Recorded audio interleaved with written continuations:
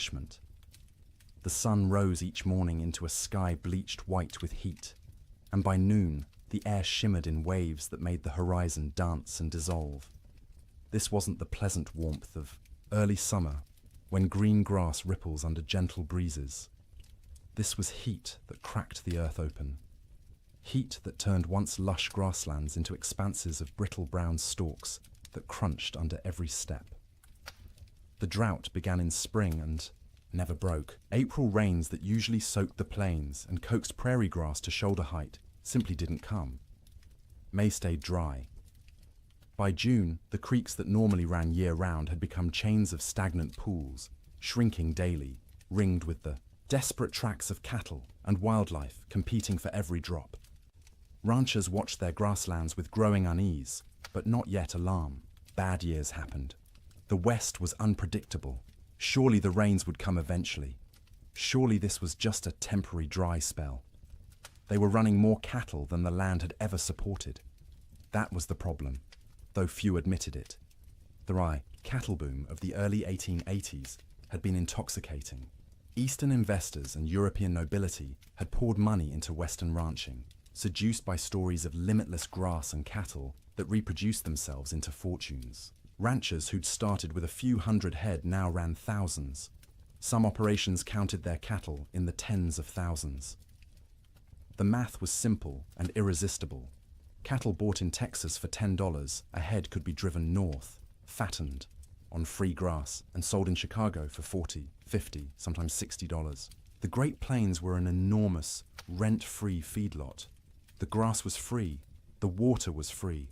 All you needed was cattle and cowboys to watch them, except the grass wasn't limitless, and the water wasn't guaranteed, and running 10 times more cattle than the land could sustainably support worked fine until conditions turned bad. That summer, conditions turned very bad indeed. Prairie fires became constant. The dry grass ignited from lightning strikes, from careless campfires, from sparks off wagon wheels striking rocks. Once started, fires raced across the plains for miles, sometimes days, consuming what little forage remained. Cowboys fought these fires with wet blankets and desperate prayer, but mostly they just watched the range burn, knowing each acre of blackened stubble meant less food for the cattle that fall in winter. By late summer, water sources that had never gone dry in memory went dry. Springs that had sustained homesteads for years simply stopped flowing. Rivers that normally ran strong became braided trickles through wide, cracked mudflats. Ranchers began to panic, moving herds constantly in search of water and grass, often finding neither. The cattle themselves began to show the strain. They should have been fat and sleek, building reserves for winter. Instead, their ribs became visible. Their hip bones protruded. They moved sluggishly, conserving energy because they weren't getting enough food to burn. Range cows that should have weighed 900 pounds were coming in at 600, 700 if they were lucky. And still, the cattle companies shipped in more stock. The pressure from investors back east, from shareholders in London and Edinburgh who'd never seen a prairie or a longhorn, was relentless. Maximize the herd. Use every acre. The reports sent back to investors spoke of temporary setbacks and cyclical weather patterns, but projected ever-increasing profits.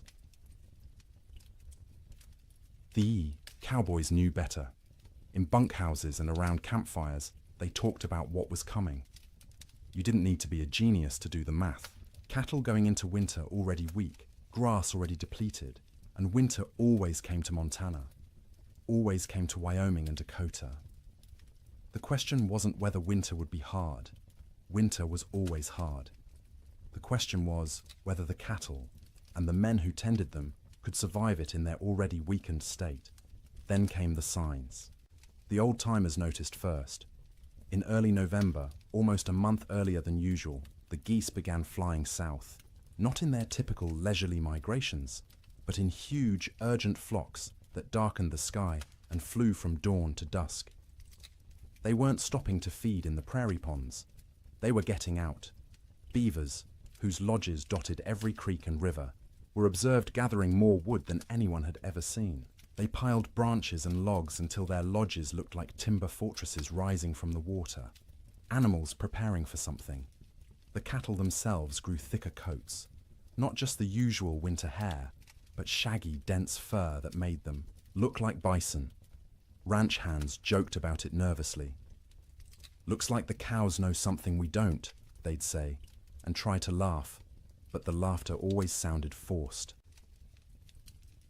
Weather-wise ranchers, men who'd spent decades reading the land and sky, felt it in their bones. The air pressure fluctuated wildly. The wind patterns shifted strangely. The autumn sunset cast peculiar colors across the clouds, orange and purple and sickly green, like bruises spreading across the horizon. November brought the first snow, not the gentle, melting dustings that sometimes came and went in autumn, but real snow. Serious snow. It fell for 3 days, accumulated to 8 inches in places, and when it finally stopped, the temperature dropped below zero for the first time that season. That snow melted eventually, as November snow often did, but it served as warning.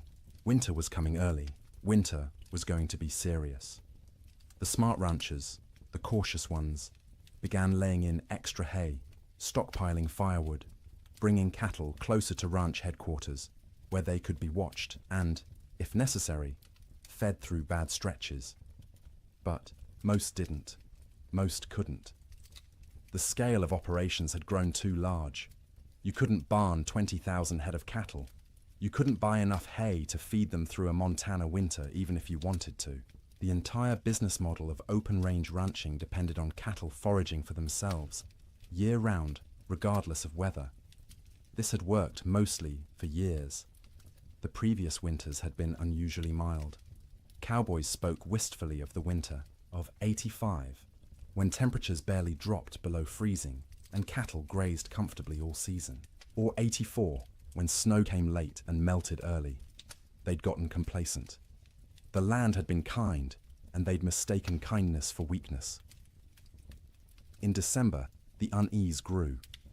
The air felt wrong, too still, too heavy.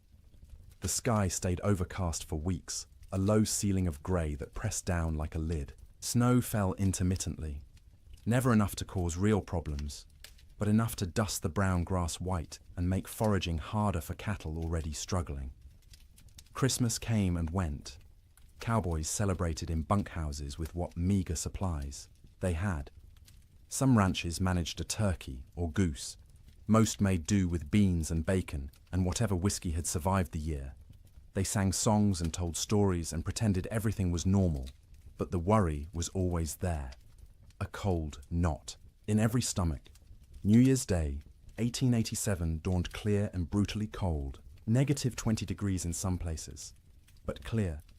You could see for miles, the snow-dusted prairie rolling away to a horizon sharp as a knife edge. Cowboys rode out to check on cattle, found them bunched in coulees. For 8 more days, the cold held, but remained bearable, survivable. Cattle poured through snow to reach grass. Cowboys kept fires burning in bunkhouses and took turns on night watch. Ranchers' wives cooked enormous meals, knowing their men needed calories to stay warm. And then came January 9th. The morning started deceptively calm. The killing wind from the north that had blown for days suddenly stopped. The temperature rose, slightly enough that men went out without their heaviest coats. There was even talk of a Chinook coming, one of those warm winds that could raise temperatures 40 degrees in an hour and melt snow in a day. But this wasn't a Chinook coming. This was something else entirely. The calm before the storm isn't just a saying. It's meteorological reality. The stillness that morning was the pressure dropping, the atmospheric conditions realigning, the sky gathering its strength to unleash something that would be remembered for generations. By mid-morning, the first flakes fell. By noon, the world had disappeared into white, and the temperature, instead of rising, began to fall and fall and fall, until cold became something no one on the northern plains had experienced before, until winter stopped being a season and became an enemy that wanted everything dead. The autumn of warnings was over. the winter of death had arrived. The bunkhouse sat low against the prairie, a squat rectangle of rough-hewn logs chinked with mud and moss that had dried and cracked over successive seasons. It wasn't designed for comfort. It was designed to be built quickly and cheaply to house as many men as possible in the smallest space and to provide just enough shelter to keep those men alive through winter so they could work come spring. Most bunkhouses were single rooms, maybe 30 feet long and 15 wide, with a ceiling so low a tall man had to duck under the support beams. The logs were never properly squared, so gaps showed between them, filled haphazardly with whatever materials were at hand. Clay, newspaper, old rags, horsehair mixed with mud. In winter, you could stand in the middle of the room and see daylight, through a dozen cracks, and where light came through, so did wind.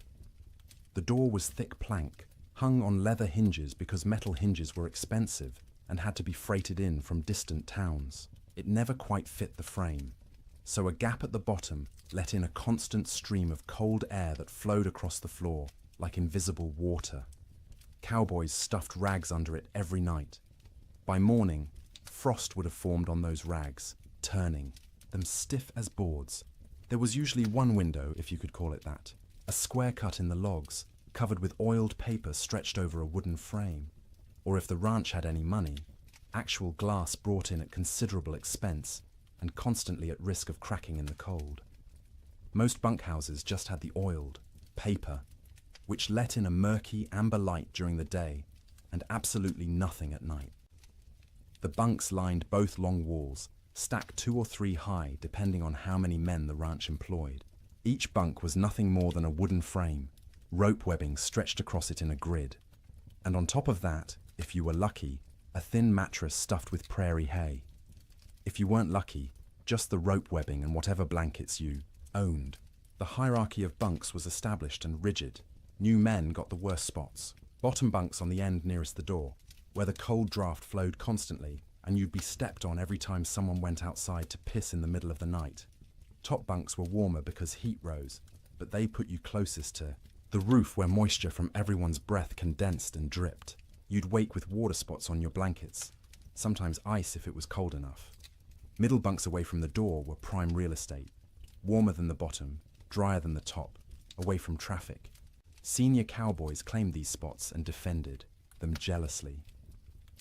If you wanted one, you either waited years or fought for it, and fighting in a bunkhouse full of armed men rarely ended well for anyone. At the center of the room stood the stove, a cast-iron barrel stove or, in better bunkhouses, an actual manufactured stove with a proper firebox and damper. The stovepipe ran up through the roof, and where it pierced the ceiling, there was supposed to be a metal collar to prevent fires. There often wasn't. More than one bunkhouse had burned down from a too-hot stovepipe, igniting dried wood and old bird nests lodged in the rafters. The stove was life. When it was burning hot, the men closest could almost be comfortable. 5 feet away, you could still be cold. 10 feet away, in a corner bunk, you might as well be outside. The stove created a temperature gradient so steep that men on one side of the room would be sweating, while men on the other shivered under piled blankets. Feeding the stove was a constant concern. Firewood was precious. Trees were scarce on the open plains, and what wood existed had to be hauled in by wagon from river bottoms or mountainsides miles away. Some ranches burned coal shipped in by rail, but coal cost money, and ranchers were notoriously cheap about anything that didn't directly increase cattle numbers. More often, cowboys burned whatever they could find: dried cow chips, sagebrush, buffalo bones, of which there were still plenty scattered across the plains from the great slaughter of a decade earlier. None of these burned hot or long. You had to feed the stove constantly to maintain any heat at all. At night, someone had to take responsibility for the fire. Usually, this rotated among the men, with each taking a shift to wake periodically and add fuel. Miss your shift, let the fire go out, and you'd wake to find 20 angry cowboys ready to throw you outside in your underwear to see how you liked the cold. Even with the stove going, the bunkhouse was never truly warm in winter. It was less cold than outside, which was the best that could be hoped for. Your face would be hot from the stove, while your back was cold from the draft. Your feet would be numb while sweat trickled down your spine. Comfort wasn't the goal. Survival, was the goal. Make it to morning alive and functional. That was success. Cowboys slept in their clothes. The idea of changing into night clothes, or worse, sleeping naked, was absurd. You slept in your wool shirt, your long underwear, your thick socks. On the coldest nights, you kept your pants on. Your hat stayed on your head or under it as a pillow, because hats were expensive, and you didn't want someone stealing yours while you slept.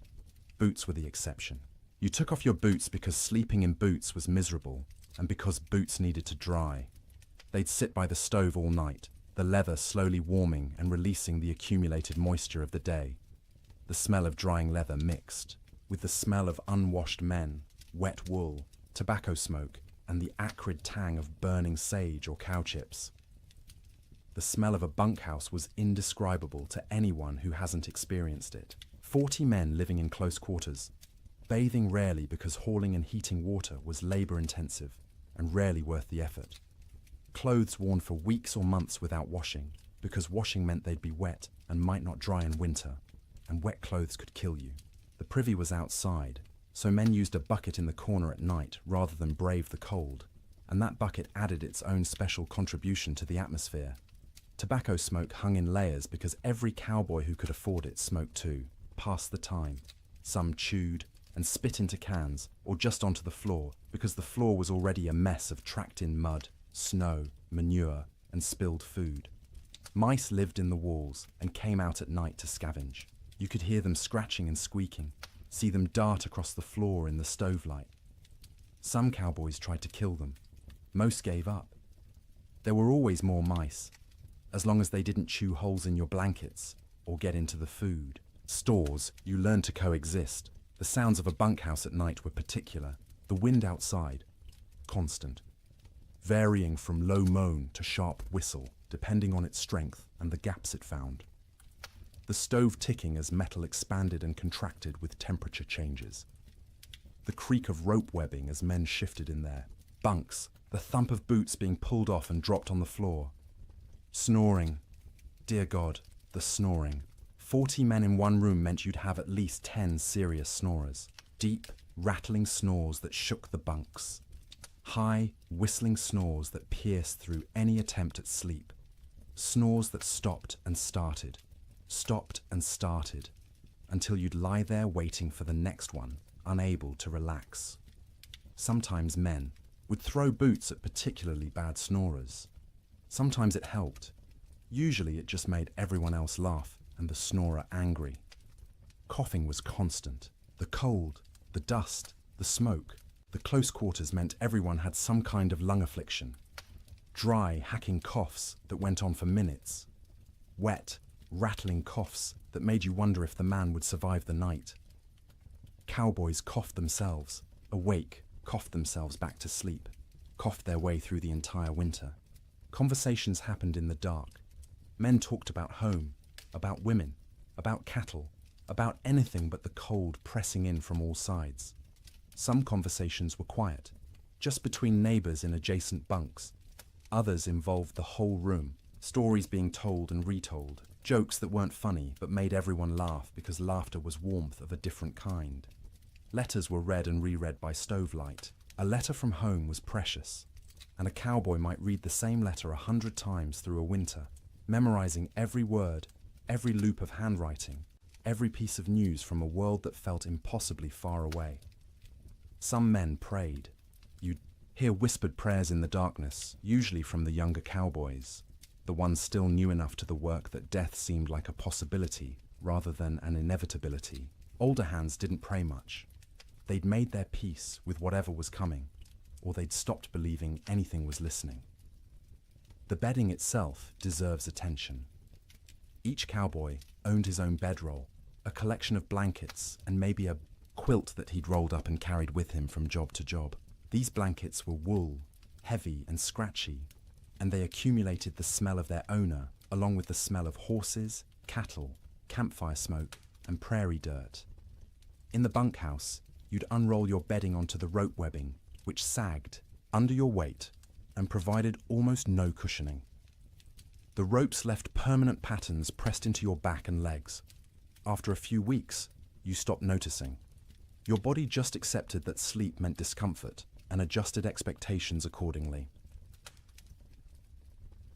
On the coldest nights, men piled every blanket they owned on top of themselves. 3 blankets, 4, 5 if they had them. The weight was crushing, but weight meant warmth, and warmth meant survival. Some cowboys, the poorest ones or the newest, didn't have enough blankets. They'd sleep in their coats, under their coats, wrapped in saddle blankets that smelled of horse sweat and mold. The truly desperate would share bunks, 2 men pressed together for body heat, which was awkward and carried implications, but was better than freezing. You'd see this more in the deepest cold, when propriety mattered less than waking up with all your fingers and toes. Getting into bed was a shock every night. The blankets had been sitting in the ambient temperature of the bunkhouse all day, which meant they were cold. Not frozen, but cold enough that sliding under them made you gasp. Your body heat would eventually warm the space between blankets, but it took 20 minutes, half an hour, of shivering and curling into yourself before that happened.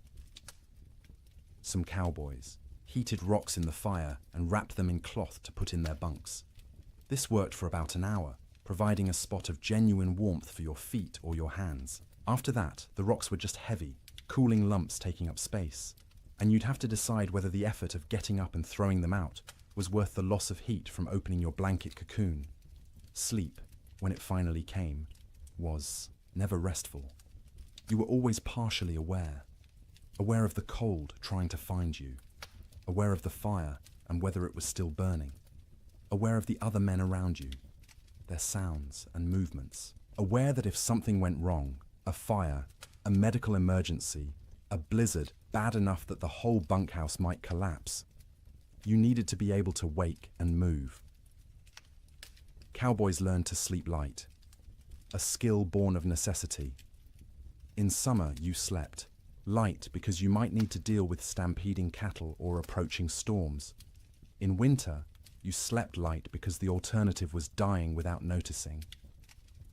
The nights stretched long, 15, 16 hours of darkness in the depths of winter. You couldn't stay awake for all of it. Candles and lamp oil were too expensive to burn for light. So you slept in stages. A few hours, then wake when the fire needed tending. A few more hours, wake because your body was too cold or needed to piss. A few more hours, wake because someone else was moving around, or coughing, or because your back hurt too much to stay in one position. This broken sleep was exhausting in its own way. You'd wake in the morning having technically slept for hours but feeling like you'd barely rested at all. That was winter sleep in a bunkhouse. Not the deep, renewing sleep of comfortable beds in warm rooms, but the fitful, survival-focused sleep of men living on the edge of catastrophe. Every single night, for months on end. And when the great die-up came, when the temperature dropped to 60 below, and the wind tried to tear the roof off, and the cattle began dying by the thousands, even, that inadequate sleep became nearly impossible. Because how do you sleep when the world outside is ending? How do you close your eyes when you know morning might reveal losses beyond comprehension? You learn because you have no choice. You sleep because your body demands it. Brief, shallow, troubled sleep punctuated by periods of lying awake in the dark, listening to the wind scream, and wondering if you'll live to see spring. Morning came late on January 9th, the sun rising somewhere behind thick grey clouds that had settled over the plains like a lid. Cowboys rolled out of their bunks around 6, the usual time, groaning and stiff from another night on rope webbing and thin mattresses. The bunkhouse was cold, but not impossibly so. Maybe 20 degrees inside, which meant the fire had held through the night. That was a victory. They pulled on boots that had spent the night by the stove, the leather still warm to the touch, stomped their feet to get blood flowing, stretched arms and backs that ached from the perpetual cold. Someone got the coffee going, pouring water from buckets that had a thin skim of ice on top despite being inside. The foreman, a weathered man named Jack Thompson, on one particular ranch in Montana, stuck his head out the door to check conditions. The wind that had been blowing, Hard from the north for days had stopped completely, dead calm. The air felt heavy, thick, like you could almost chew it. Temperature had risen slightly overnight, maybe up to freezing, or close to it. Might be a Chinook coming, Jack said, and a few of the men perked up. A Chinook, that warm wind that could raise temperatures 40 degrees in an hour, would be salvation, would give the cattle a break, would let everyone breathe a little easier.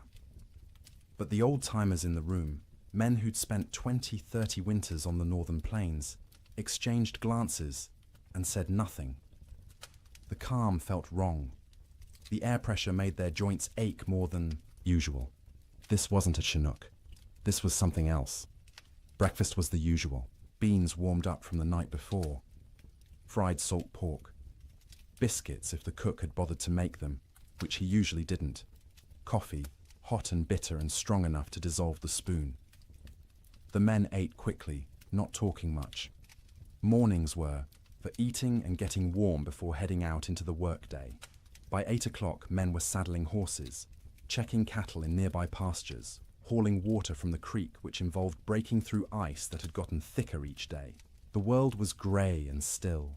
Snow covered everything in a lumpy white blanket, but it was old snow, crusted and dirty. Nothing new falling yet. Around mid-morning, maybe 10 or 10:30, someone noticed the first flakes. Tiny things, falling straight down. No wind to push them sideways. They accumulated on coat sleeves, on hat brims, on the backs of cattle who stood motionless, already conserving energy. Within 30 minutes, the flakes had gotten larger and were falling more densely. The grey sky seemed to lower, pressing down, until it felt like you could reach up and touch it. Visibility, which had been miles, dropped to maybe a quarter mile, then less. Cowboys on the range started heading back to the bunkhouse. This was going to be a storm, and you didn't want to be caught out in a storm. The foreman sent riders to gather men from distant line camps to make sure everyone got back to the main ranch before conditions got bad. But conditions got bad faster than anyone expected. By noon, the wind returned. Not gradually building, but suddenly, like someone had opened a door. It came from the north, from Canada, from the Arctic, and it came with a howl that made horses shy and men grab for their hat brims. The temperature, which had been hovering near freezing, began to fall. 1 degree, 2 degrees, 5. The wind picked up the falling snow and threw it horizontally. Visibility dropped to 50 feet, then 20. Within an hour of the wind starting, you couldn't see your hand held at arm's length. The world became a screaming white chaos, where direction lost all meaning. Cowboys who'd been a mile from the bunkhouse when the wind started faced a terrible choice. Try to make it back and risk getting lost and dying, or try to find any shelter at all and hole up until it passed. Some made it back, stumbling into the bunkhouse half frozen, faces covered in ice where their breath had condensed and frozen, in their scarves. Others weren't so lucky. A young cowboy named Billy Henderson, 18 years old, had been checking on a small herd in a draw maybe 2 miles from the main ranch. When the storm hit, he tried to make it back. His horse refused. To face into the wind, kept trying to turn and run south. Billy fought the horse, knowing that south led away from shelter, from life. The horse won the fight, turned, and ran with the storm. Billy's body was found 3 weeks later, 15 miles south of the ranch, frozen solid, still in the saddle. The horse had died beneath him, also frozen, its legs locked in a final stride. Billy had tied himself to the saddle with his lariat so he wouldn't fall off. It hadn't saved him, but that tragedy was still in the future. At noon on January 9th, Billy was just missing, and everyone assumed he'd found shelter somewhere and would show up when the storm passed. People didn't yet understand that this storm wasn't going to pass. Not in hours, not in days. The temperature kept falling. By 2 in the afternoon, it was 0. By 4, it was 20 below. The wind, instead of slacking, grew stronger. It found every crack in every wall, every gap in every window frame. In the bunkhouse, Men stuffed blankets against the door, hung canvas over the oiled paper window, and fed the stove constantly, but the cold still invaded. Snow didn't just fall, it flew sideways, driven by wind that hit 50, 60 miles per hour in gusts. The snow was fine and dry, almost like dust, and it found its way through impossibly small openings. It drifted through the cracks between logs. It sifted around the doorframe despite the blankets stuffed there. It even seemed to come down the stovepipe, hissing when it hit the hot metal. Inside the bunkhouse, men watched drifts form along the walls. Inside the building, snow accumulated in the corners, under the bunks, anywhere the wind could push it. They swept it out, but it just came back. Eventually, they gave up and let it pile. The sound was overwhelming. The wind screamed. There's no other word for it. A constant, piercing shriek that vibrated in your bones and made thought difficult. It rose and fell in waves, sometimes dropping to a mere roar before surging back to that terrible scream. Men had to shout to be heard 3 feet away. Between the wind's screams came other sounds. The building itself groaning under the assault. The roof lifting and settling as wind tried to peel it off. The sharp crack of wood contracting in the cold. The rattle of the stovepipe shaking in its collar. And from outside, distant but unmistakable, the sound of cattle, bawling, calling, the sound of thousands of animals confused and frightened and beginning to suffer. The cowboys listened to that sound and knew they were helpless. You couldn't go out in this. Going out meant dying. The cattle were on their own. The temperature hit 40 below by midnight. Inside the bunkhouse, with the stove glowing red hot, the temperature near the stove was maybe 50 degrees. 10 feet away, it was freezing. 20 feet away, in the corner bunks, water left in cups froze solid. Men piled on every piece of clothing they owned. 2 pairs of pants, 3 shirts, 2 coats, gloves and mittens worn indoors, blankets wrapped around shoulders like shawls. Some men wrapped their heads in scarves, leaving only their eyes visible, and still they shivered. The night of January 9th was the longest night most of those men ever experienced. Sleep was impossible for many. The cold, the sound, the fear, the knowledge that outside cattle were dying by the hundreds, by the thousands, all combined to keep eyes open and minds racing. Those who did sleep did so fitfully, waking every few minutes from nightmares or from the cold penetrating their blanket cocoons, or from the building shaking in a particularly hard gust. The fire had to be fed constantly, every 15 minutes, every half hour at most, because letting it die meant everyone would die with it. Men took shifts by silent agreement. One would get up, face the cold outside his blankets, feed the stove, and retreat. An hour later, someone else would do the same. All night long through those terrible hours, they kept the fire alive, and the fire kept them alive. But just barely. By dawn on January 10th, 16 inches of snow had fallen, though you couldn't measure it accurately because the wind had sculpted it into drifts 20 feet high in some places, while scouring other areas down to bare ground. The temperature had dropped to 46 below zero. The wind hadn't slacked at all, and the storm was just beginning. This wasn't a 2-day blizzard that would blow through and leave clear, cold weather behind. This was the start of a meteorological siege that would last, with brief breaks, through all of January, through February, into March. The great die-up had begun. Men didn't know that yet, huddled in bunkhouses across Montana, Wyoming, and Dakota Territory. They thought they were waiting out a bad storm. A few days, maybe a week, and it would clear. The cattle would be weak and scattered, but they'd recover. Spring would come, as it always did. They didn't yet understand that the world outside was dying, that cattle were already freezing where they stood, eyes frozen shut, ice forming over their nostrils with each breath, slowly suffocating as they slowly froze. That the open range, cattle industry, the boom that had made fortunes and drawn investors from around the world, was ending in that screaming wind. All they knew was cold. Cold beyond anything most had experienced. Cold that hurt to breathe, that made your lungs ache, that turned your breath to ice crystals before it could fully leave your mouth. Cold that was no longer just weather, but an active presence, a malevolent force trying to kill everything that lived. And the night ahead, the second night of the storm, would be even colder. -50, -60 in some locations. Cold that would crack trees. Cold that would freeze cattle solid while they stood. Cold that would seep through every wall, every blanket, every layer of clothing, searching for the warmth of human bodies and slowly, inexorably, draining it away. The cowboys fed the fire and waited. There was nothing else they could do. The Yiwa storm had them trapped as surely as if they were in a prison.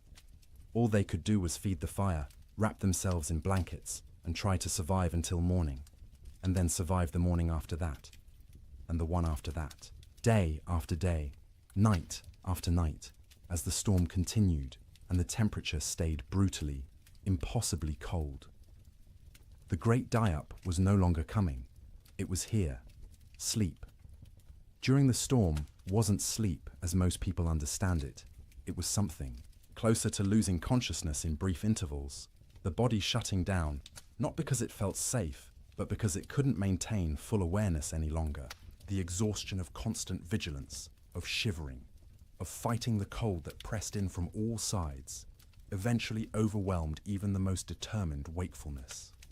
In the ranch houses scattered across the frozen plains, families faced the storm, with a different kind of terror than the cowboys in their bunkhouses. Ranch houses were sturdier than bunkhouses, built to last generations rather than just seasons. They had proper foundations, real windows with glass, doors that fit their frames. But they were also larger, harder to heat, and filled with children who didn't fully understand why the wind screamed so loudly, or why Papa looked so worried. The Ferguson family lived in a 2-room cabin near the Musselshell River in Montana. William Ferguson, his wife Martha, and their 4 children, ranging in age from 3 to 11. When the storm hit that afternoon of January 9th, William had been out checking on a small herd they kept close to the house.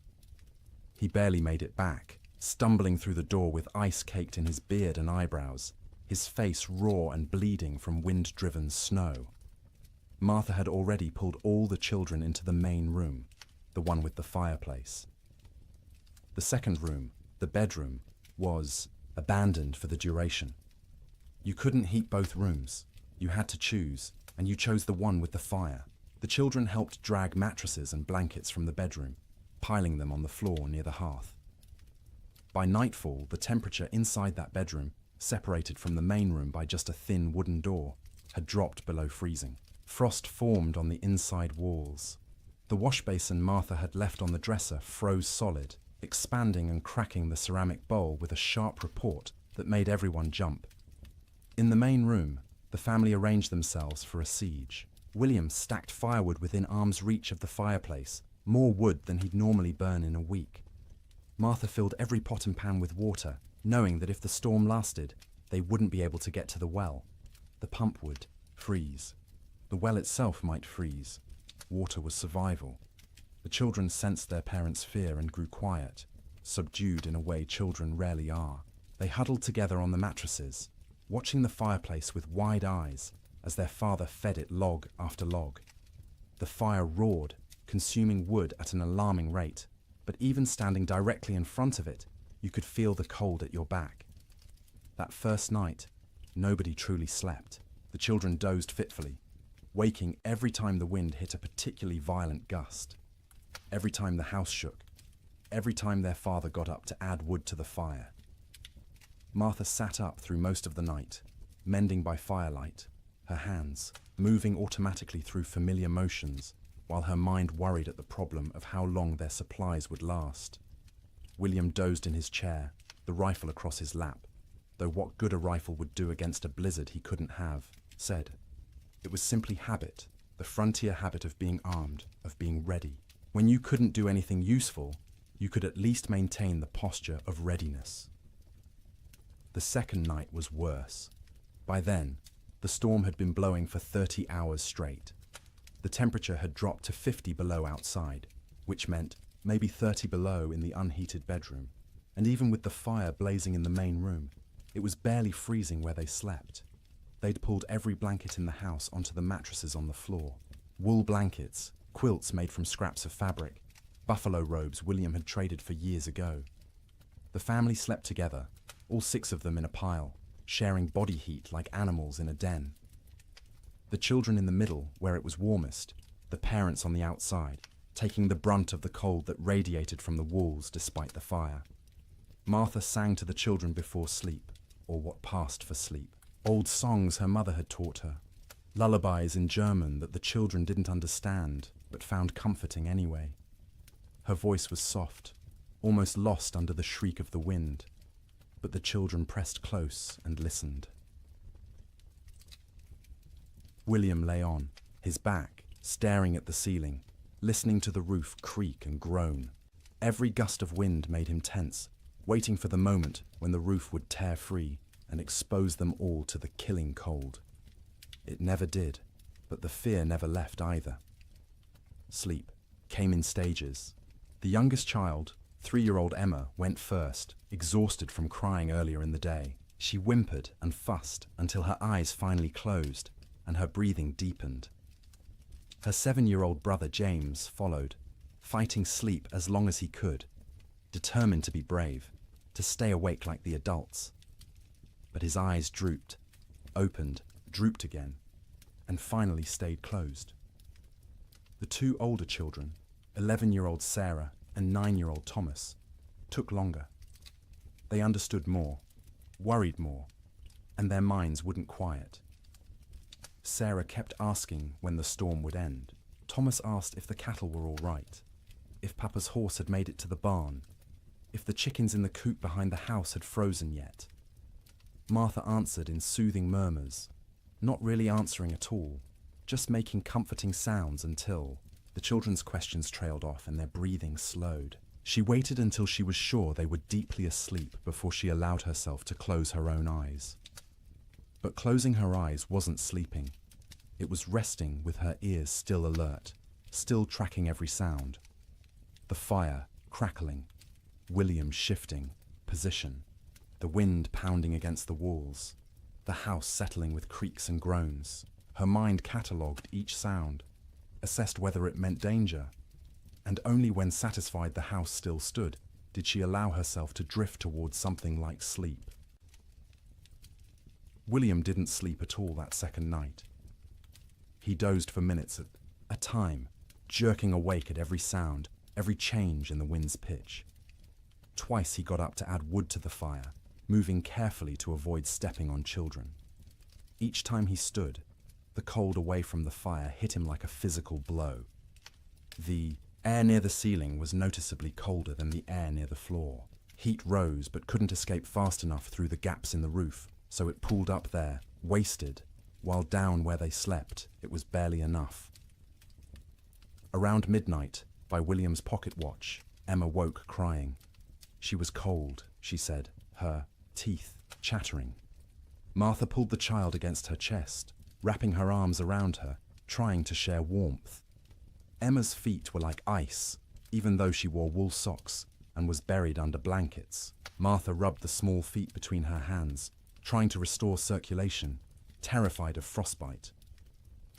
The child eventually quieted and fell back into restless sleep.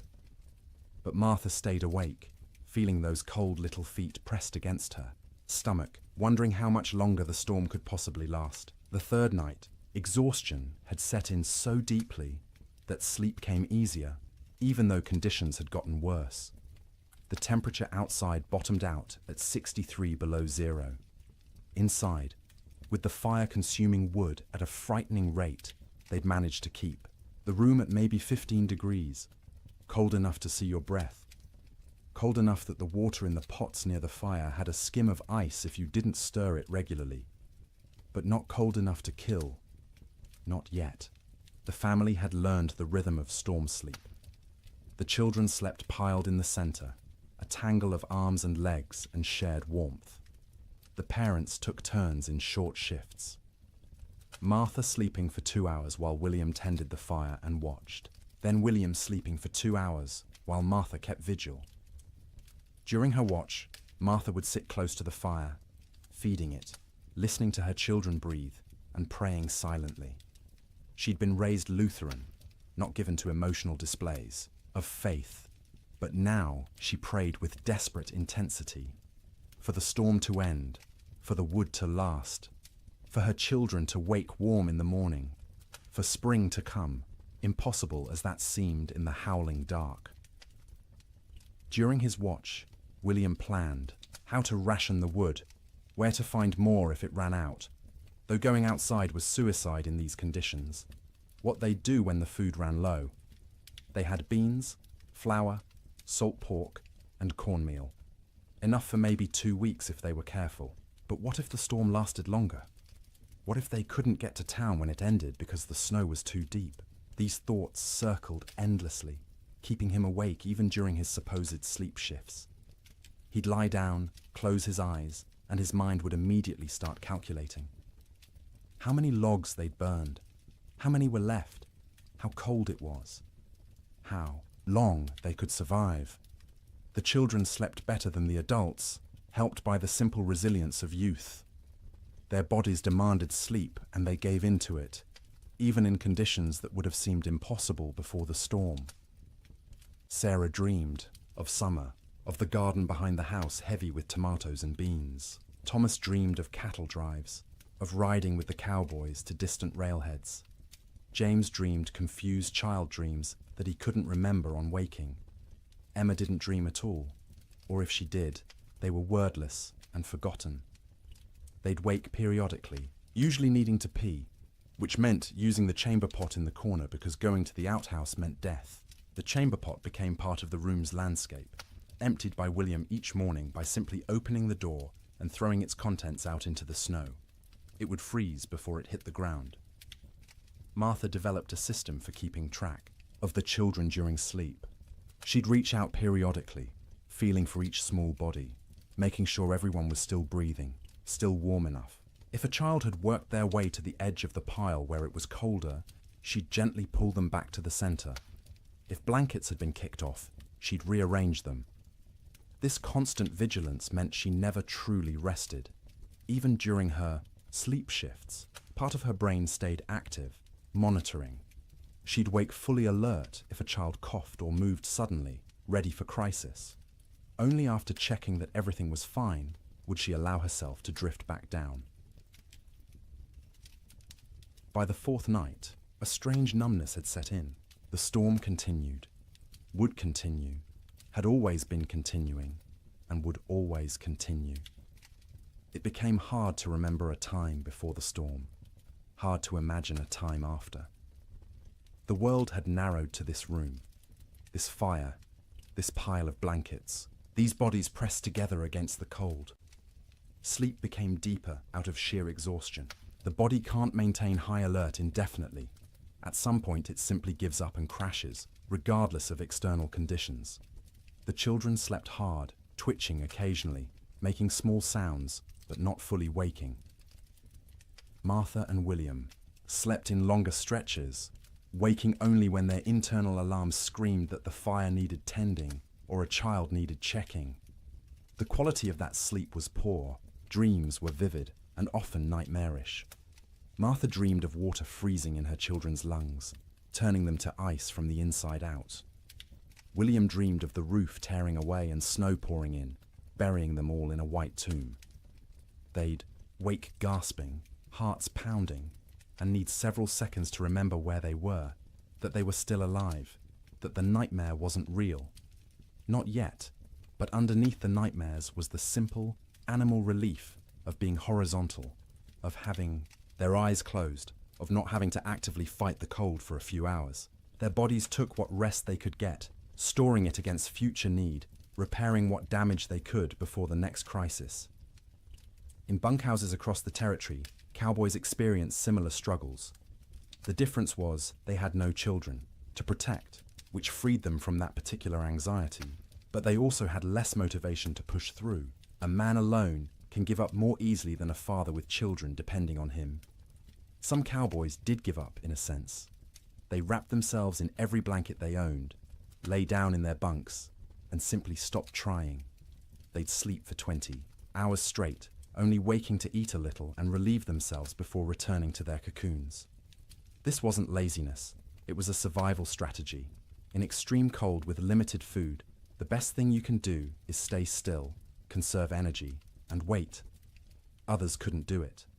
The type of man who became a cowboy was often too restless, too active, to simply lie still for days. They'd pace the bunkhouse, drive everyone else crazy, gamble with cards or dice, anything to pass the time and distract from the gnawing fear that the storm might never end.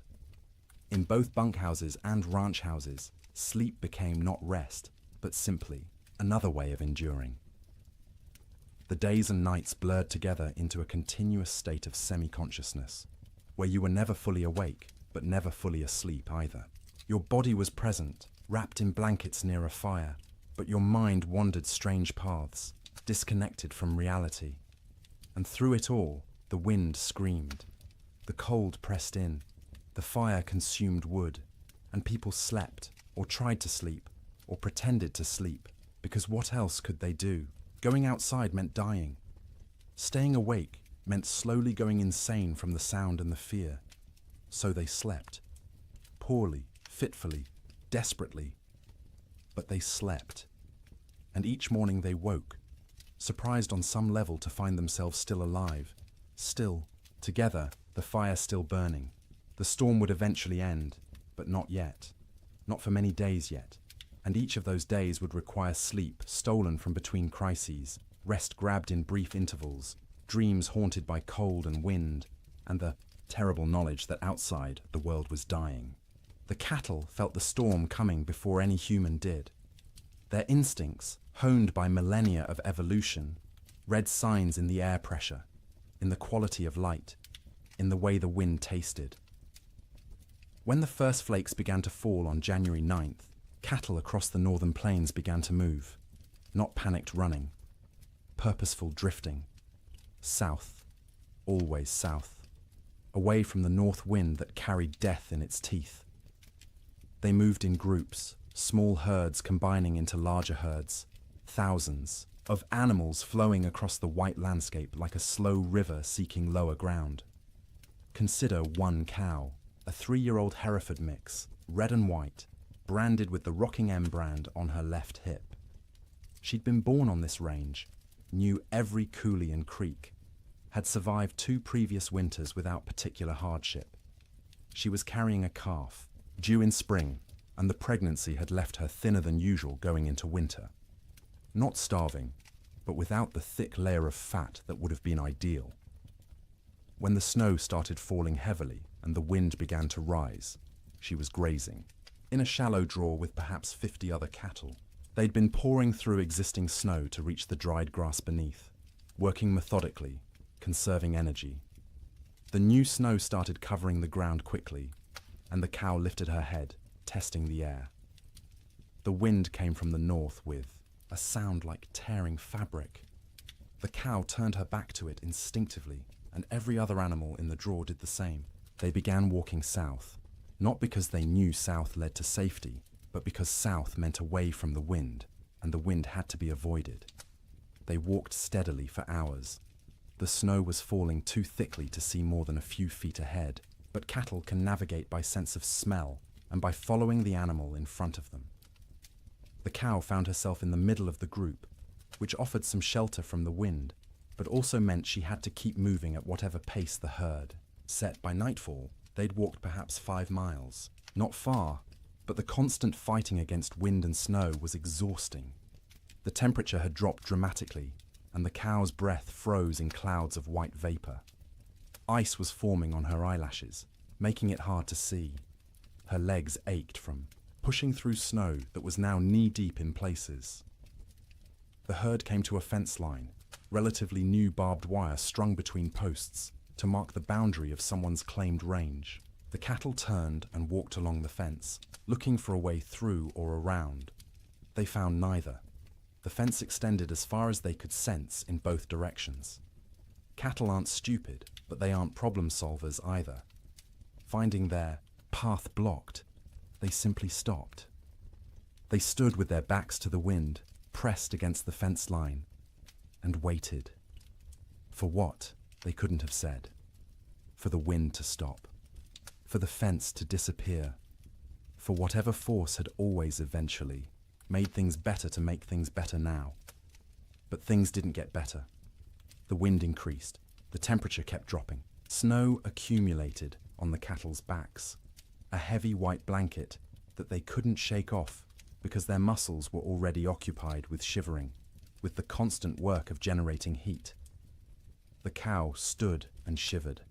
Her body burned calories, trying to stay warm, calories she'd gotten from grass, but she hadn't eaten since morning and wouldn't be able to eat until she could paw through snow to reach grass beneath. She tried, lowering her head and pushing at the snow with her muzzle, but the wind-packed snow was too hard. Her hooves couldn't break through it either. Around her, other cattle made similar attempts. A few managed to find thin spots in the snow and got a few mouthfuls of dried grass. Most got nothing.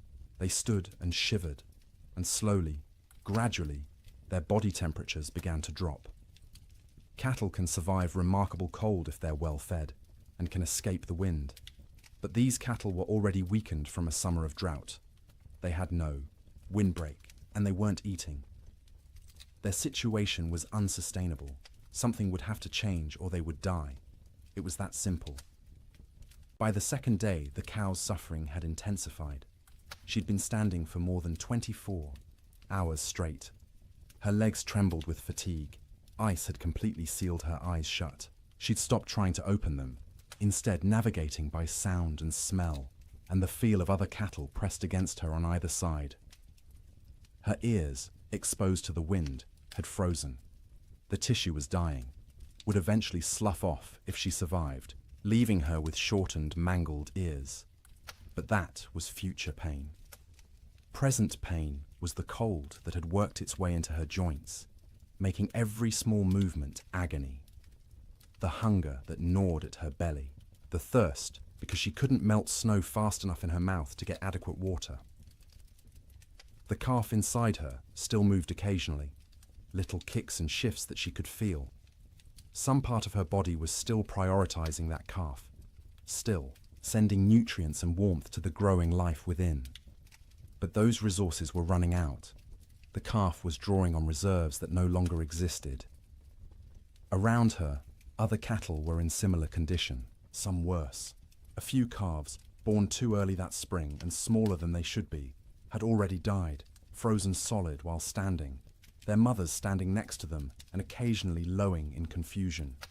Older cattle, those with the wisdom of many winters, had tried to move away from the fence to find a coulee or draw that might offer windbreak. Some succeeded and survived. Most simply exhausted themselves walking in circles in the blinding snow and returned to the fence line to die with the herd. By the third day, the cow had stopped shivering. This wasn't because she'd warmed up. It was because her body no longer had the energy to shiver. Shivering is a metabolic furnace, burning calories to generate heat, but she'd burned through all available calories. Her body temperature was dropping toward equilibrium with the air around her. She was freezing to death. Her breathing had slowed. Each breath was an effort, drawing air so cold it hurt her lungs into a body that barely had the energy to exhale. Ice had formed around her nostrils, narrowing the passages, making each breath a fight. She was still standing, but only because the cattle around her held her upright. If they'd moved, she would have fallen. Her legs were locked, frozen in position, no longer taking commands from her failing brain. Her heartbeat had slowed to a sluggish thump-thump, thump-thump, each beat weaker than the last. The calf inside her had stopped moving. Whether it was dead or simply dormant, she couldn't tell, and wouldn't have understood if she could. Her maternal instincts, so strong just days ago, had been overridden by the body's desperate attempt to keep itself alive. Sometime late on the third night, or early on the fourth morning, it's impossible to know exactly when, the cow's heart stopped. 1 beat, 2 beats, then nothing. Her eyes, frozen shut, would never open again. Her legs, frozen in position, would remain standing. She'd become a statue of ice and meat, indistinguishable from the living cattle around her, except that she no longer breathed. She wouldn't fall for days, maybe weeks. The cattle packed around her held her upright, and when they eventually moved or died themselves, she'd topple over, frozen solid, and become one more carcass among thousands littering the plains. This scene repeated across hundreds of miles. Fence lines became death traps where cattle bunched up and died in groups. Ravines that should have offered shelter instead became graves as cattle crowded in so tightly they couldn't move, couldn't forage, and slowly froze together into a single mass of bodies. Riverbanks saw some of the worst carnage. Cattle seeking water found the rivers frozen solid, but their thirst drove them to try anyway. They'd crowd onto the ice, break through into the water beneath, and be unable to climb out. The current would push them under the ice, where they'd drown and freeze simultaneously. Spring would reveal riverbanks lined with carcasses, hundreds of cattle stacked like cordwood wherever the current had deposited them. Some cattle, driven by the wind and their own southward instinct, walked until they literally couldn't take another step. They'd collapse in open prairie, curl into a ball, as best their frozen legs allowed, and die where they fell. Snow would cover them within hours, creating smooth white mounds that looked like natural drifts until spring melt revealed the truth beneath. The death toll was staggering in ways that are hard to comprehend. A single large ranch might lose 10,000 head. Smaller operations lost everything. The Chicago stockyards, which normally received thousands of cattle per week from the northern plains, received almost none for months. The market for beef collapsed because there were no cattle left to sell. But numbers don't capture the reality. Numbers are abstract. The reality was hundreds of thousands of individual animals, each experiencing their own version of the cow's suffering. Each one cold, each one hungry, each one slowly freezing while standing in a wind that wouldn't stop screaming. Cowboys, safe in bunkhouses, could do nothing but listen to the cattle bawl. That sound, the massed calling of thousands of distressed animals, carried even over the wind. It rose and fell through the days and nights of the storm, a soundtrack of suffering that haunted the men who heard it. Some cowboys tried to help. They'd bundle up in every piece of clothing they owned, tie ropes around their waists, and venture out into the storm, with the other end of the rope tied to the bunkhouse door so they could find their way back. They'd struggle to where they thought. Cattle were usually unable to see them even when standing next to them, and try to herd them towards some shelter. It never worked. The cattle wouldn't move, or couldn't move, and the cowboys would burn through their body heat in minutes. Barely, enough time to stumble back to the bunkhouse before frostbite claimed fingers and toes. They'd collapse inside, gasping and shaking, and lie near the stove for hours trying to warm up while listening to the cattle continue to bawl outside. Eventually, the bawling stopped. Not all at once, but gradually over days. Fewer and fewer, voices as more and more cattle died. By the end of January, the prairie was silent except for the wind. Silent because there was almost nothing left alive to make sound. The cattle of the open range, those millions of animals that had made fortunes for ranchers and fed the growing cities of America, were gone. The survivors, scattered and traumatized, would take years to recover. Most would never be found, lost in coulees and ravines where their carcasses would feed wolves and coyotes through the remainder of winter. The Great Die-Up earned its name from the cattle. They died in numbers beyond counting, in suffering beyond imagining. And every single death was quiet, private. The animal alone in the storm, except for other dying animals. No comfort, no relief, just the cold and the wind, until the end came, and the shivering finally stopped. Food became an obsession within days of the storm's arrival. Not because people were starving, not yet, but because every meal consumed was one fewer meal in reserve, and no one knew how long the storm would last or when resupply would be possible. Every bite carried the weight of calculation. Every pot of beans represented diminishing stores that might need to last weeks or months. In the Ferguson ranch house, Martha inventoried their supplies on the second day of the storm. She did this by candlelight while the children slept, and William kept watch by the fire. She counted every bag of flour, every pound of cornmeal, every strip of salt pork hanging from the rafters of the cold bedroom.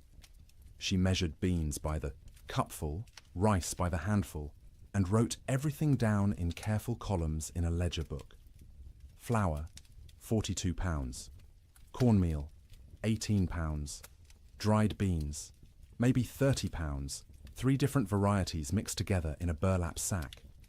Salt pork, 14 strips, some thick, some thin. Rice, 5 pounds. Sugar, 3 pounds, precious and rationed even before the storm. Coffee, 2 pounds of beans, still in their burlap sack, aromatic and dark. Salt, plenty, a whole sack, bought last fall. Lard, a good supply, stored in a crock. Dried apples, half a sack, from their own trees. Molasses, 1 jug, nearly full. She did the math in her head, working through possible scenarios. 6 people, eating 3 meals a day. 18 meals per day. If they were careful, if they stretched everything, if they didn't waste a single bite, they had perhaps 3 weeks of food. Maybe 4 if they went hungry. 3 weeks seemed like plenty. No storm lasted 3 weeks, but Martha had learned in her years on the frontier to plan for the impossible, because the impossible happened with disturbing regularity.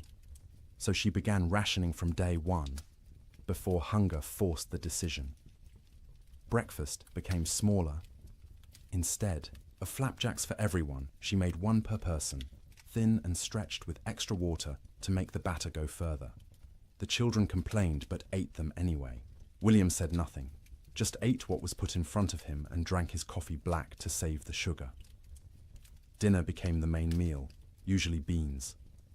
Martha soaked dried beans overnight in water, then cooked them slowly through the day in a pot, suspended over the fire. She'd add a little salt pork for flavor, 1 strip cut into small pieces so everyone got a taste of meat. The beans cooked until they were soft, the liquid thick and sustaining. Everyone got a bowlful, sopped up with cornbread made from carefully measured cornmeal. Supper was often just leftover beans from dinner, reheated and eaten with whatever bread remained. Sometimes Martha made a thin soup from the bean broth, adding bits of dried apple for sweetness, calling it a special treat to make the children smile. The coffee was for William alone. Cowboys and ranchers believed coffee was essential, more important than food, and William was no exception.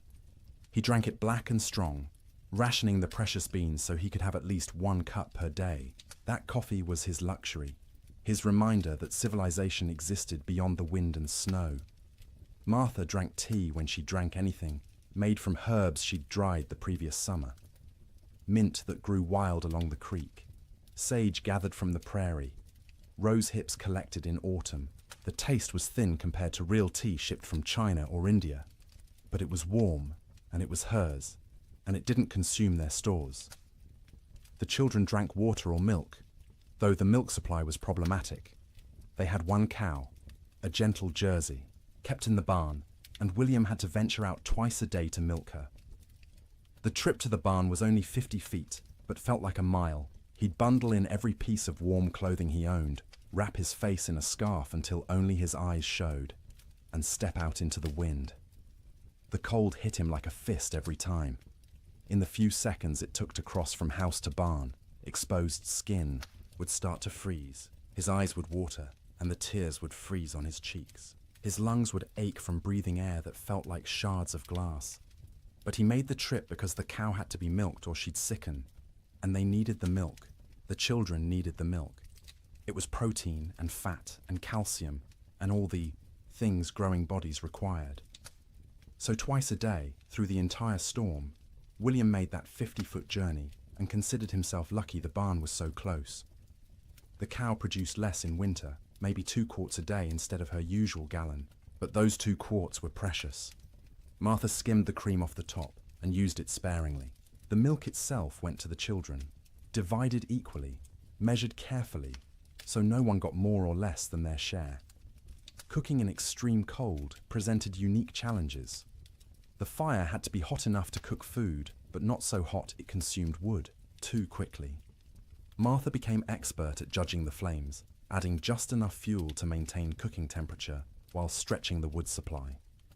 Water was perhaps the most critical resource. William filled every bucket and pot with snow scooped from outside the door, then left the containers near the fire to melt.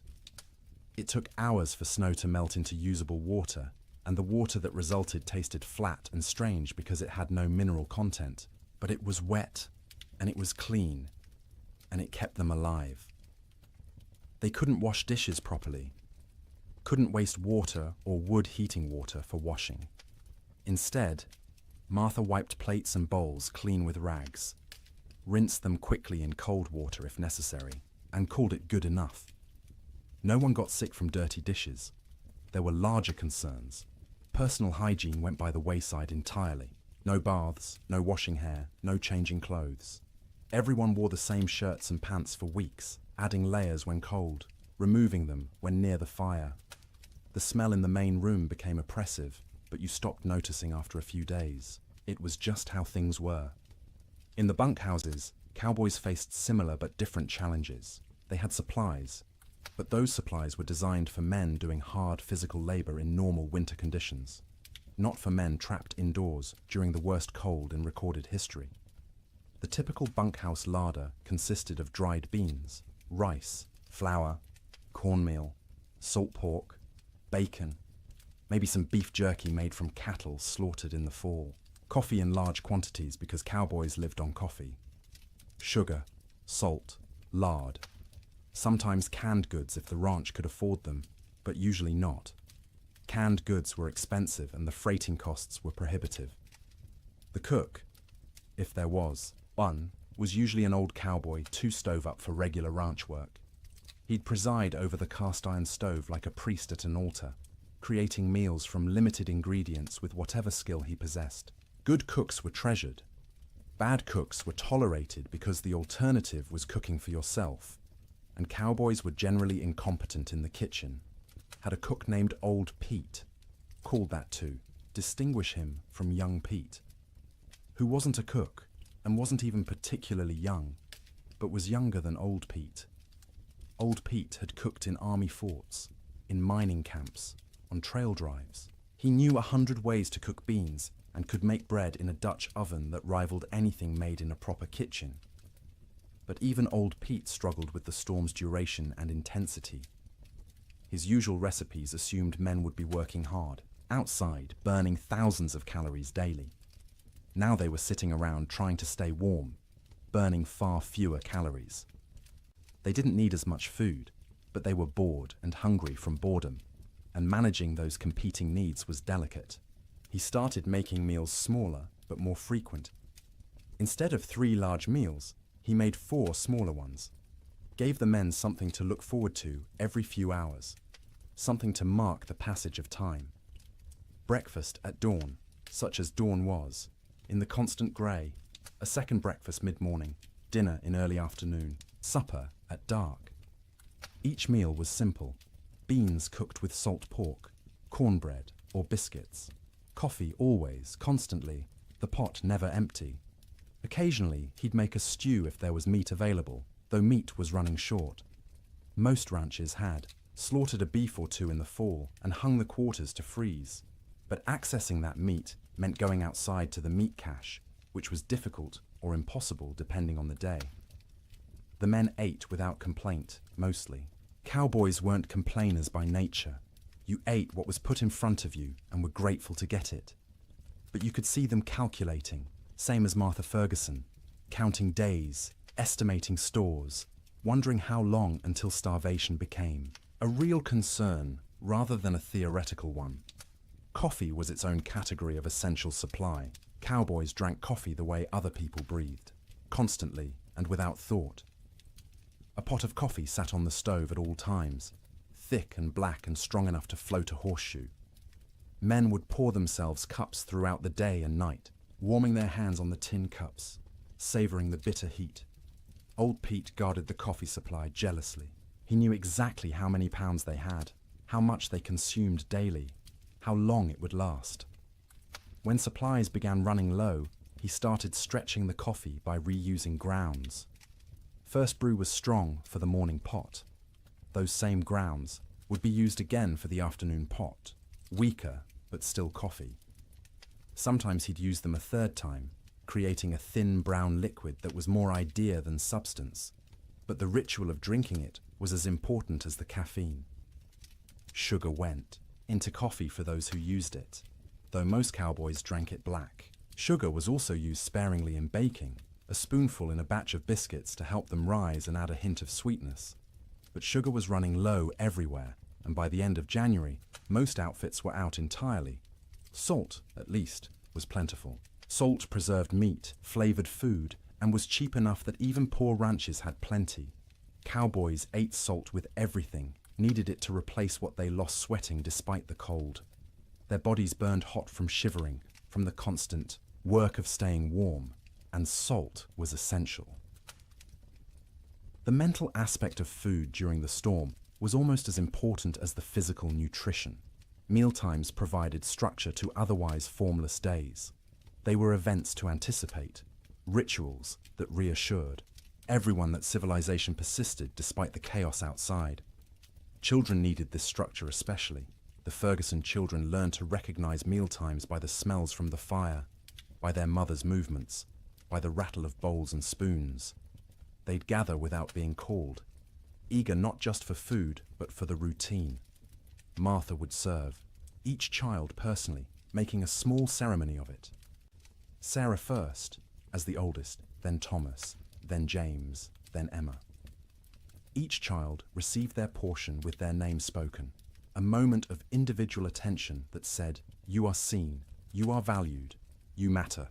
Then William, then finally herself, always last, always the smallest portion, though no one noticed because she was skilled at hiding it. They'd eat together, mostly in silence because food was serious business, but afterward there might be stories or songs. William would tell tales of his own childhood in Ohio, of winters there which had seemed hard at the time, but were nothing compared to this. Martha would sing in her soft voice, German lullabies or hymns. The children would listen and feel for a moment that everything might be all right. After eating came the work of making food last. Crumbs were gathered and saved for thickening, soup. Grease from cooking was poured into a jar and used again. Bones from salt pork were boiled to extract every bit of flavor and nutrition, then boiled again, then fed to the dog who lived outside the door in a snow shelter William had built. Nothing was wasted. Waste was sin in the arithmetic of survival.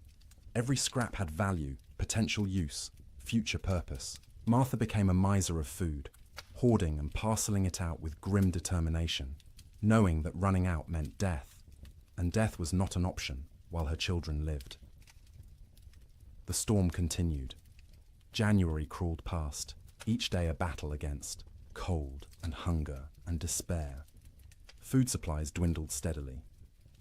By the end of the month, the Ferguson household was eating 2 small meals per day instead of 3. The children's eyes developed the hollow look of inadequate nutrition. Martha's dresses hung loose where they'd once fit snugly. William's belt had to be tightened 2 notches, then 3, but they ate something every day, and they were all still alive. And the cow still gave milk, though less each week, and the fire still burned, and that was enough. It had to be enough, because spring would come eventually. It always came. The question was whether they'd survive long enough to see it, and whether there would be anything left of their lives when it finally arrived. Theodore Roosevelt was not in Dakota Territory when the blizzard struck. He was in New York, warm and comfortable in his sister's house, living the life of an Eastern gentleman which he'd tried so hard to leave behind. But his money was in Dakota. His dreams were in Dakota. And when the reports began filtering east about the catastrophic winter destroying the northern plains, Roosevelt's future was being written in frozen cattle and bankrupt dreams. He'd come to Dakota Territory in 1883, a wealthy young man fleeing personal tragedy.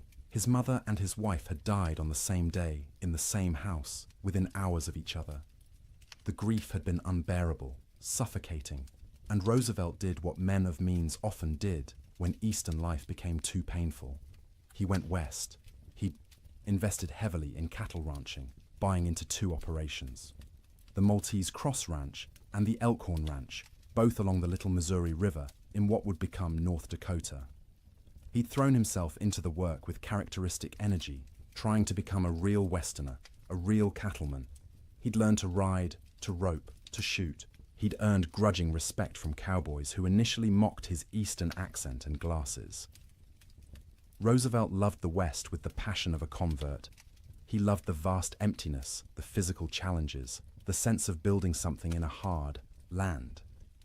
He wrote about it constantly in letters and journals, painting romantic pictures of cowboy life that had more to do with his ideals than reality.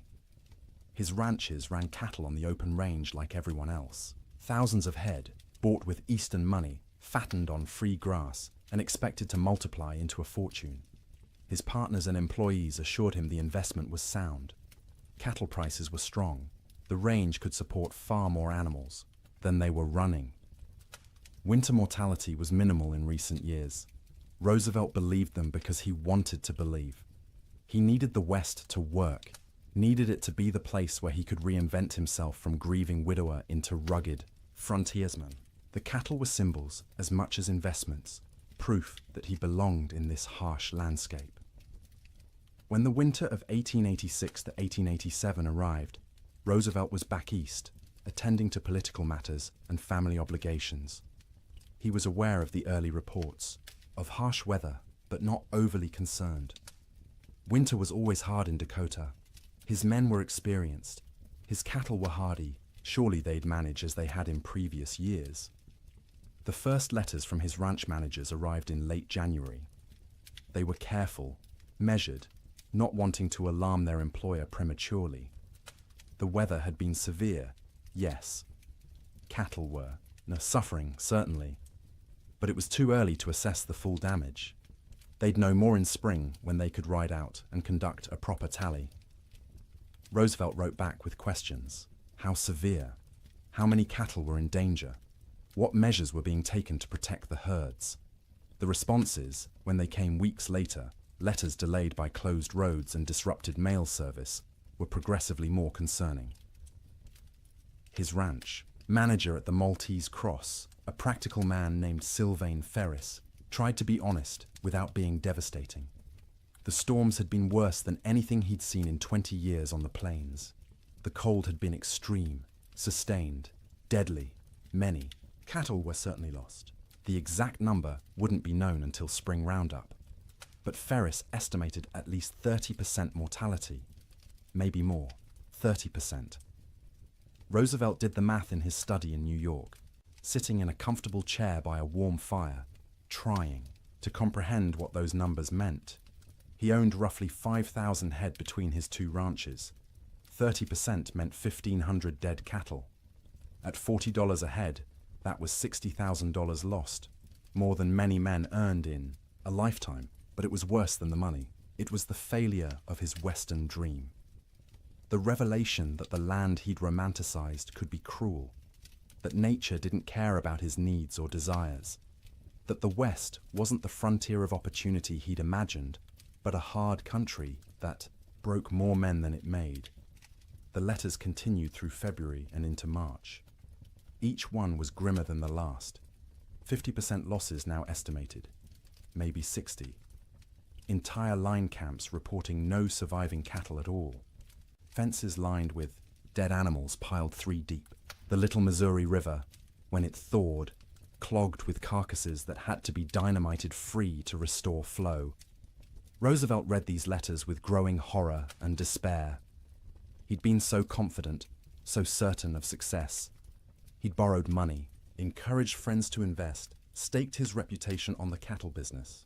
And now it was all dying in a winter he wasn't even present to witness. In March, when travel became possible again, Roosevelt received a telegram from Ferris. Brief, direct, devastating. Come west, you need to see this. Roosevelt went. He took the train to Medora, the small town near his ranches, arriving in early April to a world transformed by death. The snow was melting, revealing what had been hidden. And what it revealed was carnage beyond anything he'd prepared himself for. He, rode out with Ferris and other ranch hands to assess the damage. Everywhere they looked, cattle. Dead cattle. Frozen cattle. Cattle that had been dead so long the coyotes and wolves had already been at them. Cattle piled against fences. Cattle in ravines. Cattle scattered across the prairie like obscene statues. The smell was overwhelming. Thousands of rotting carcasses perfuming the air with decay. Roosevelt, who'd prided himself on his toughness, on his ability to handle frontier hardships, had to dismount and vomit. He wasn't alone. Even hardened cowboys were sickened by the scale of death. They rode for days, making tally, trying to determine what remained of the herds. Of Roosevelt's 5,000 head, fewer than 2,000 could be found alive. 60% losses. Some of those survivors were in such poor condition they'd likely die anyway. His investment, his dream, reduced by 2/3 in a single winter. The financial blow was severe. Roosevelt had invested approximately $80,000 in his cattle operations. He'd now lost at least $50,000, maybe more when accounting for lost breeding potential, disrupted operations, and the collapse of cattle prices as the market flooded with emergency sales from desperate ranchers. But Roosevelt was wealthy by birth. His family money cushioned the financial loss. He could absorb $50,000 and remain solvent, which most ranchers could not.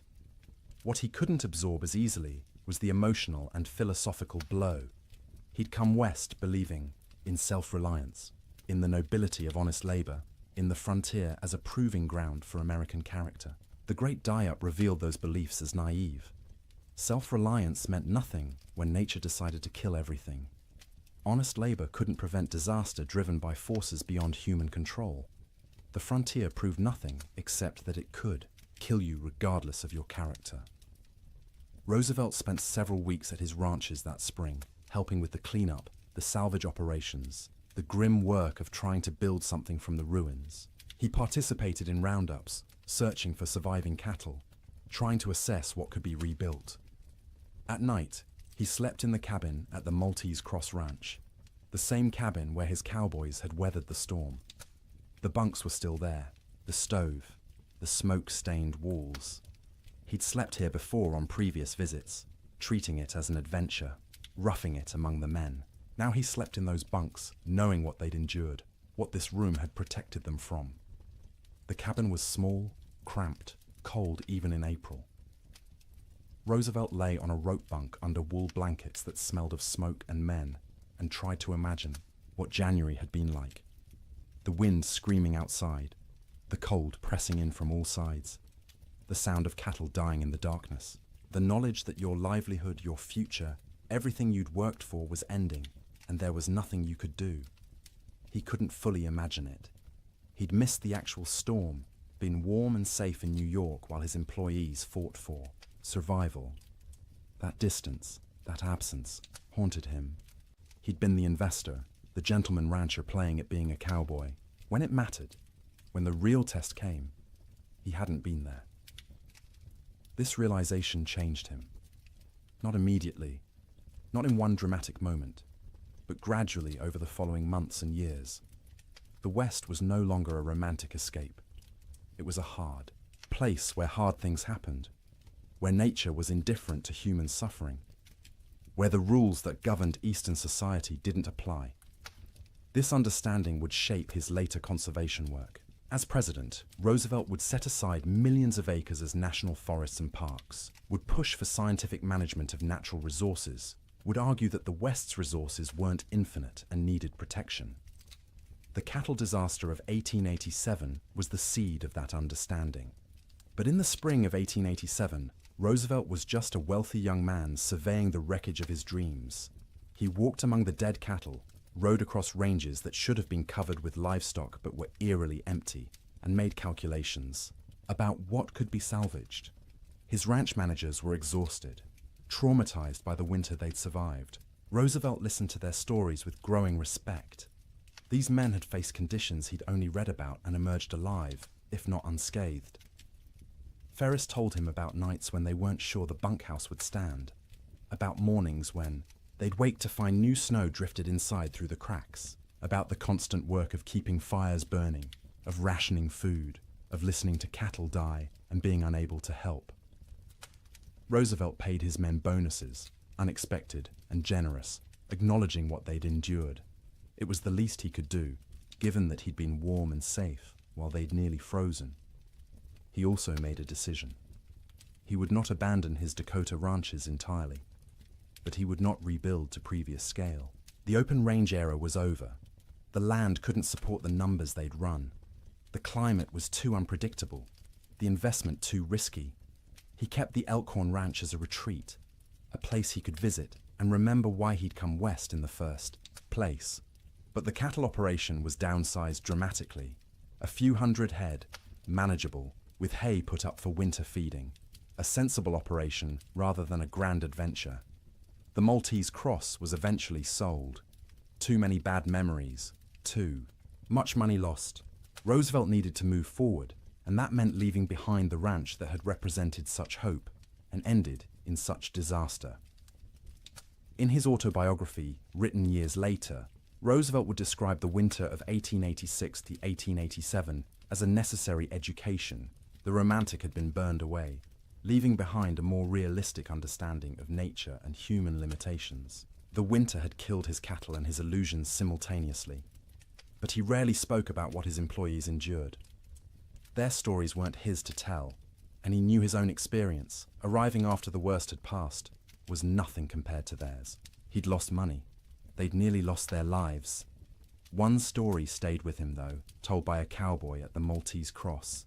During the worst of the storm, this cowboy had volunteered to check on a nearby line camp, worried about the two men stationed there. He'd ridden out with a rope tied around his waist, the other end tied to the bunkhouse, planning to follow the rope back if he got disoriented. The temperature was 50 below with howling wind. He'd made it half a mile before he couldn't feel his hands or feet, before the cold had penetrated so deeply he knew he was in danger of freezing. He'd turned back, following the rope, barely making it to the bunkhouse before collapsing.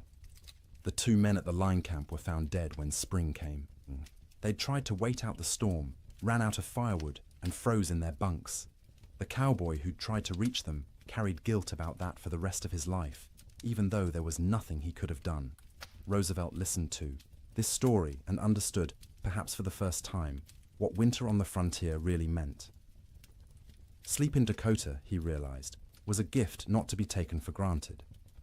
Every night his men had survived was a victory against odds that should have killed them, and every morning they'd woken was a reminder that survival wasn't guaranteed, that warmth and shelter and life itself were temporary conditions that could end at any moment.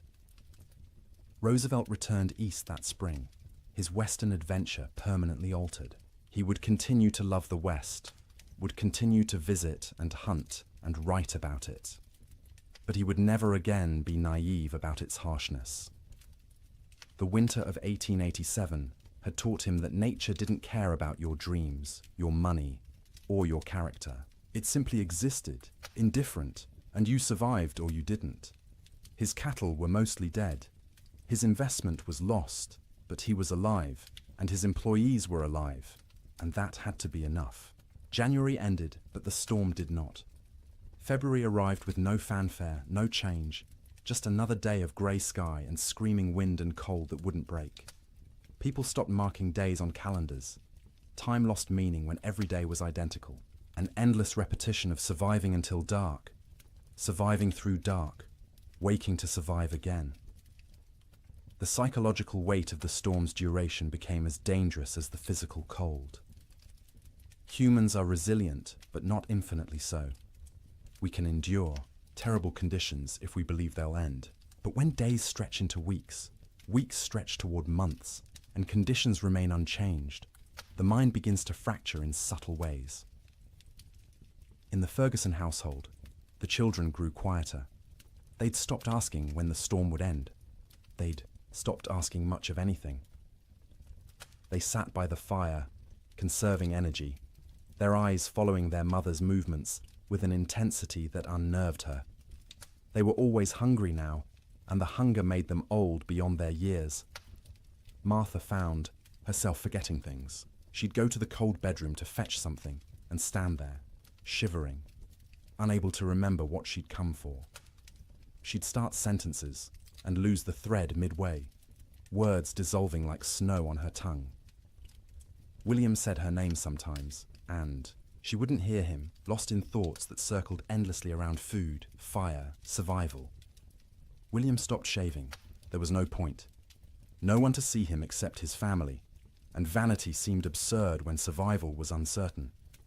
His beard grew thick and unkempt, ice forming in it every time he went outside to milk the cow or fetch wood. He'd come back in looking, like a wild man, and the children would stare at him until Martha made them look away.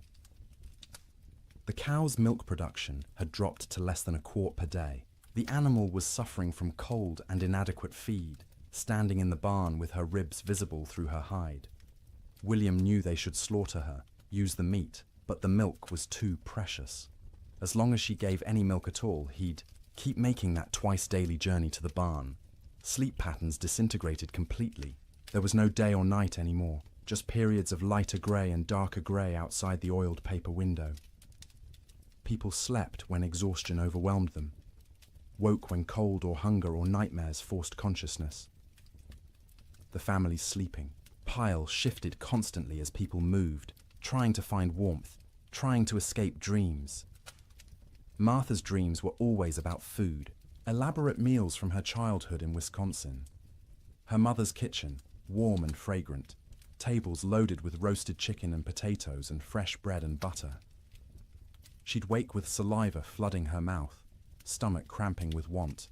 The disappointment of reality crushing. They had beans, always beans. The same beans cooked the same way, day after day, until the thought of eating another spoonful made her gag. William dreamed about summer, riding across green ranges, cattle fat and healthy, sun warm on his shoulders. He'd wake disoriented, expecting heat, finding only cold. The contrast between dream and reality was so sharp it hurt physically. His chest would ache. His throat would close. He'd lie there fighting tears while his family slept around him. The children's dreams were less specific, but more unsettling. They'd whimper in their sleep, reach out for comfort, wake crying without being able to say why. Emma, the youngest, stopped sleeping deeply at all. She'd doze in fits and starts, never truly relaxing, her small body tense even in sleep. The storm broke briefly in early February. For 3 days the wind dropped to a whisper, the snow stopped falling, and temperature rose to just below freezing. Clouds remained, but didn't seem as oppressive. The change felt miraculous after weeks of unrelenting assault. William ventured outside beyond the barn for the first time since January. The landscape was unrecognizable. Snow had sculpted itself into bizarre formations, drifts 20 feet high in some places, bare ground in others. The fence line he'd built 2 summers ago was completely buried. Only the tops of fence posts showed, wooden fingers pointing at the grey sky. He walked out across what had been their pasture, breaking through crusted snow with each step. The snow held his weight for a moment, then collapsed, dropping him thigh-deep into soft powder beneath. It was exhausting to move, each step a battle, but he kept going, desperate for space, for distance from the cabin that had become their prison. He found a dead cow half buried in a drift. One of their small herd, frozen solid, the hide pulled, tight over protruding bones. He stood looking at it for a long time, feeling nothing. He was too tired for grief. The cow was dead. More would be dead. Everything might be dead. These were just facts now, beyond emotion. When he returned to the cabin, Martha and the children were standing in the doorway, watching him. They looked like ghosts in the grey light, pale and thin and insubstantial. He realized he probably looked the same to them. That night the Chinook wind arrived, warm wind from the southwest, carrying temperature up 30 degrees in 2 hours. It felt like a gift from God, a promise that winter could end, that warmth still existed somewhere in the world. People opened doors and windows despite the waste, of heat from their fires, desperate for fresh air, for the feeling of movement, for anything different. The warm wind melted the top layer of snow. Water dripped from roofs, ran in small streams across frozen ground, pooled in low spots. For brief hours, it seemed like spring might actually come, that the nightmare might be ending, but the Chinook betrayed them. After 2 days of relative warmth, the wind shifted back to the north. Temperature plummeted. The water that had melted froze instantly, creating a thick crust of ice over everything. The snow that had softened turned to concrete, and when more snow fell on top of that ice, it created a prison for any surviving cattle.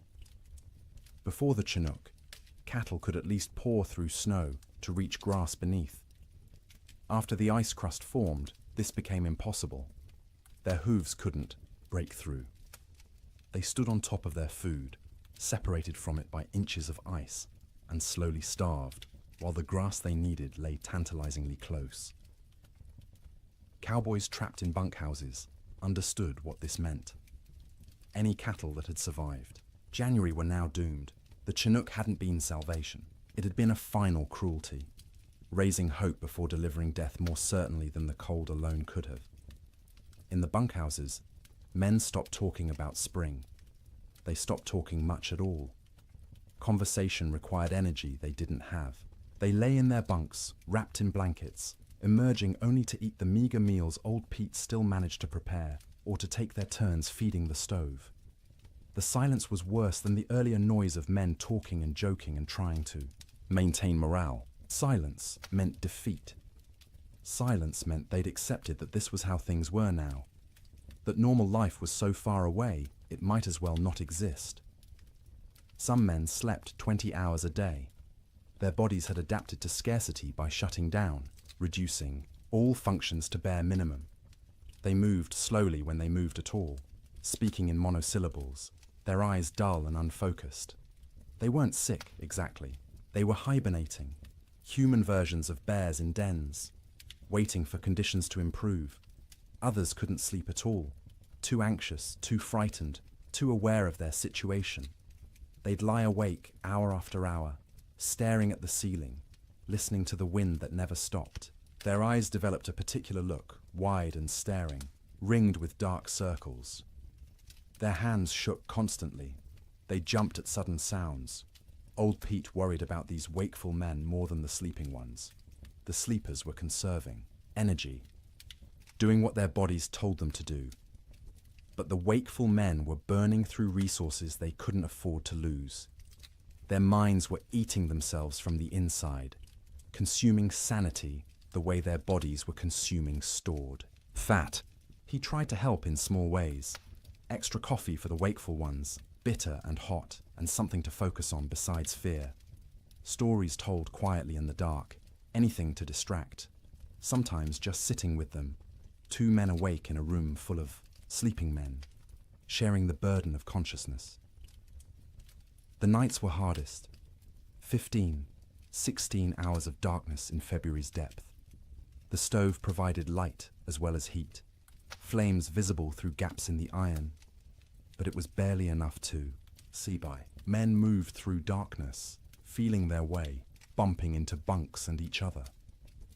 Without clocks, without daylight, time became abstract. You'd wake, if you could call it waking when you'd only been half asleep, and have no idea if you'd been unconscious for 10 minutes or 10 hours. The disorientation was profound. Some men stopped trying to track time at all. They ate when food appeared, slept when they couldn't stay awake, existed in a perpetual present with no past or future. The concept of sleep itself changed. It wasn't restful anymore. You didn't sleep to feel refreshed. You slept because consciousness was too expensive to maintain. Sleep was a small death you practiced nightly, preparing for the real death that might come if the storm continued much longer. Dreams during this period took on a hallucinatory quality. Men dreamed they were awake, walking around the bunkhouse, having conversations with others, only to actually wake and realize none of it had been real. Or they dreamed they were outside in the storm, freezing, struggling toward shelter, and wake to find themselves wrapped in blankets by the stove. The boundary between sleeping and waking blurred. Some men experienced what would now be called dissociation. They'd observe themselves from outside their bodies, watching a stranger wear their clothes and speak with their voice. This disconnection was protective, a way the mind created distance from unbearable circumstances. But it was also terrifying to lose even the certainty of being yourself. In the ranch houses, children handled the extended ordeal better than adults in some ways. They adapted, accepting the new reality more easily than their parents who remembered how things should be. To the children, this was simply how life was now: cold, hungry, confined, but normal within its own context. But they also suffered in ways adults didn't. Their growing bodies needed more food than they were getting. Their development was being stunted by malnutrition. Sarah Ferguson, 11 years old, stopped growing taller. Her monthly bleeding, which had just started that fall, stopped entirely. Her body shut down non-essential functions to preserve life. Thomas developed a cough that wouldn't go away, a deep rattling in his chest that scared Martha. She'd give him extra portions of the thin soup she made, sacrificing from her own bowl, but it didn't help much. The cough persisted, worsening at night, keeping him and everyone else awake. James, 7 years old, stopped talking almost entirely. He'd answer questions with nods or shakes of his head, but volunteered nothing. He'd sit for hours staring at the fire, his face expressionless. Martha worried about him most of all, this strange, silent child who'd been so vibrant just months. Emma, the baby, clung to her mother constantly. She'd scream if Martha tried to put her down, terrified of separation. Martha learned to do everything one-handed: cooking, cleaning, even sleeping with the child attached to her like a growth. It was exhausting, but she understood. Emma was reverting to infancy, seeking the safety of the womb in a world that had become too frightening. February crawled past with the weight of years. Each day was a week long. Each week felt like a month. People stopped believing in spring. Spring was a myth, a story told by liars. There was only winter, eternal winter, and the question was no longer when it would end, but whether you'd survive it. And still the wind blew, and still the cold pressed in, and still people slept fitfully in their prisons of wood and hope, waiting for deliverance that seemed less likely with each passing day. Children experienced the great die-up through a lens of confusion and adaptation that was both heartbreaking and remarkable. They didn't fully understand what was happening or why, but they adjusted to impossibility with a flexibility adults had lost. To them, the storm wasn't an economic disaster or a failure of planning. It was simply the way the world had become, and they learned to live in it. Sarah Ferguson, at 11, was old enough to sense her parents' fear even when they tried to hide it. She watched her mother's hands shake when portioning out food.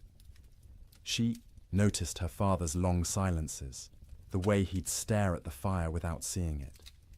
She understood, in a way her younger siblings didn't, that something was terribly wrong. This knowledge was a burden. She couldn't share it with Thomas or James or Emma because they were too young to understand, and speaking it aloud would make it more real. So she carried it silently, trying to help without being asked, watching for ways to ease the tension that filled the cabin like smoke. She learned to anticipate her mother's needs. When Martha reached for the water bucket, Sarah was already moving, to refill it with snow. When the fire burned low, Sarah added wood before being told. She took charge of Emma when the toddler grew fussy, singing to her, telling her stories, anything to give Martha a few minutes of peace. At night, Sarah lay awake, listening to her siblings breathe, counting breaths, making sure everyone was still, alive. She'd developed an irrational fear that someone would simply stop breathing in the dark and no one would notice. So she stayed vigilant, even when her own body screamed for sleep. She dreamed about school, which seemed like something from another life. The one-room schoolhouse 3 miles from their ranch, where Miss Peterson taught reading and arithmetic to a dozen farm children. Sarah had loved school, loved learning, loved having somewhere to go that wasn't the ranch. The storm had started during Christmas break, and school hadn't reopened. Might never reopen if families didn't survive the winter. She wondered about her classmates. Were they trapped in their homes too? Were they hungry? Were they scared? Or had some of them already died, frozen in cabins that couldn't keep them warm, and she'd never know because news didn't travel through blizzards? These thoughts circled in her head at night, keeping her awake even when exhaustion made her bones ache. She was becoming an adult too quickly, forced to carry worries that children shouldn't have to carry. But she had no choice. The storm didn't care about childhood innocence. Thomas, at 9, dealt with the storm differently. He grew angry.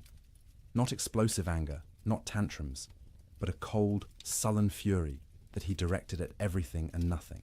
He was angry at the wind for not stopping, angry at his father for not fixing things, angry at God for letting this happen, angry at himself for being trapped and helpless.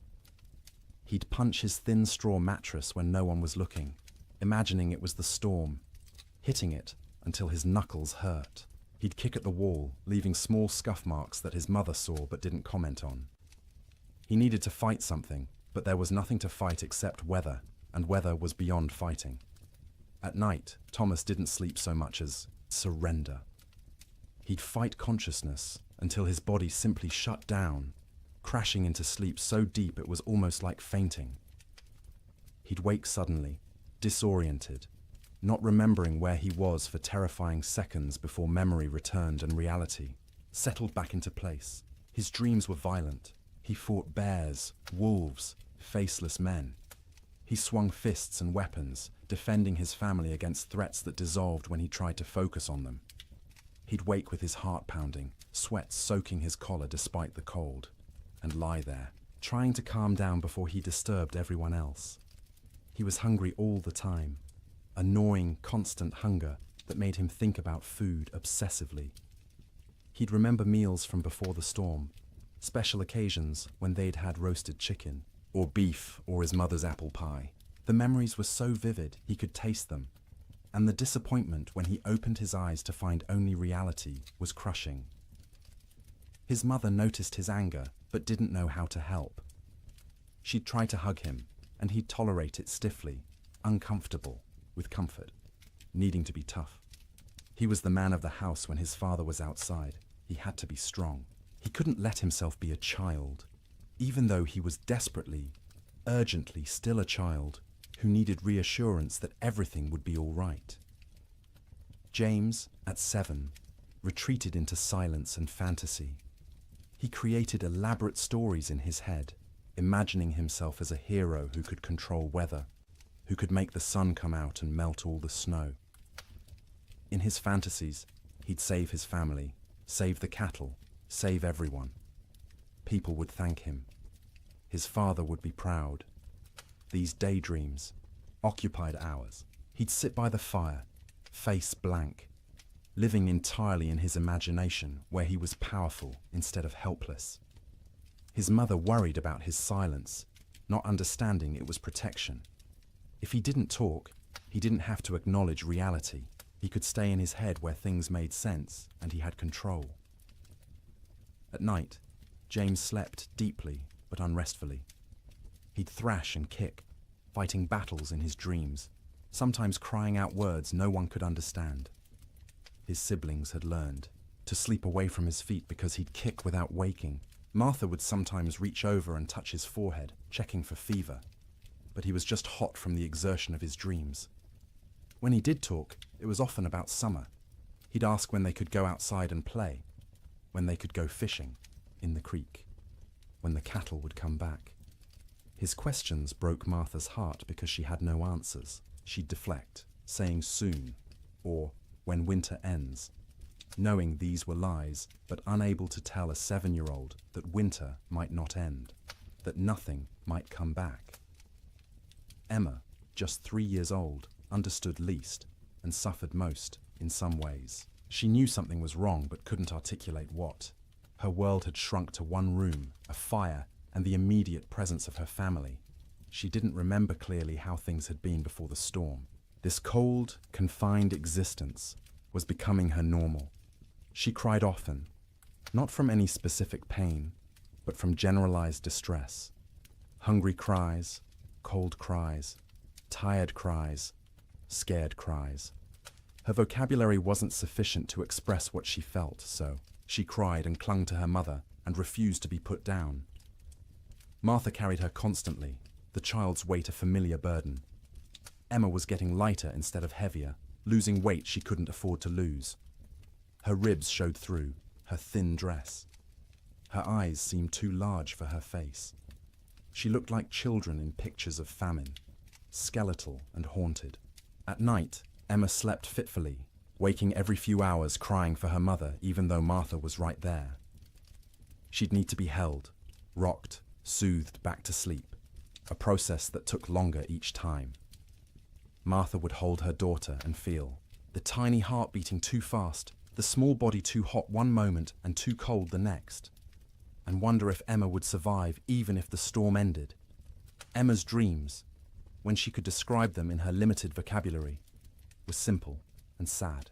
She dreamed of being warm, of having enough to eat, of going outside to play. She dreamed of summer in fragments, sensory impressions rather than coherent narratives. Sun on her face, grass under her feet, the feeling of running without being cold. The children had created small rituals to mark time and maintain some structure. Every morning, however they defined morning, Sarah would lead them in a counting game. They'd count to 100 together, which took Emma's entire concentration and distracted her from crying. Then they'd count by twos, by fives, by tens, math as comfort, numbers as proof that some things remained stable. In the afternoon, Thomas would tell stories. He'd inherited his father's storytelling ability and would spin tales about cowboys and cattle drives and adventures that took place in summer warmth. His siblings would listen, transported briefly to worlds where people weren't trapped and cold and hungry. Emma had a doll, a simple thing made from rags stuffed with more rags, with button eyes and yarn hair. She carried it everywhere, talking to it in her baby voice, explaining things. The doll was hungry. The doll was cold. The doll wanted Mama. Through the doll, Emma processed her own feelings, giving voice to fears she couldn't express directly, the EE. Children learn to read their parents' moods and adjust their behavior accordingly. When Martha looked particularly strained, they'd be quieter, more cooperative. When William came in from the barn looking defeated, they'd give him space, not asking for attention he couldn't provide. They became expert at making themselves small, at not adding to the household's burdens. But they were still children, and children need play. They'd create games from nothing, counting cracks in the ceiling, making shadow figures on the wall with their hands when the fire was bright enough, building towers from the few wooden blocks they owned, then knocking them down and building again. Sarah taught Emma songs, the same songs their mother had taught her. Simple rhymes about animals and weather and daily life. Emma's favorite was about a bird that flew south for winter, which seemed especially relevant. She'd sing it over and over, the words slurring together, while her siblings tried not to show their irritation. The children also absorbed lessons they shouldn't have needed to learn so young. That food was precious and must never be wasted. That fire was life and must be watched constantly. That cold could kill and must be respected. That sometimes adults didn't have answers, didn't know what to do, were as frightened and helpless as children, but had to pretend otherwise. They learned what their parents looked like when pretending to be brave, the slight tremor in their mother's voice when she said everything would be fine, the way their father's smile didn't reach his eyes. They learned to accept these performances without comment, understanding that challenging them would make things worse. In later years, the Ferguson children would remember the winter of 1887 as a blur. They'd recall specific images. The fire, always the fire, and their mother's face in its light, and the sound of wind that never stopped.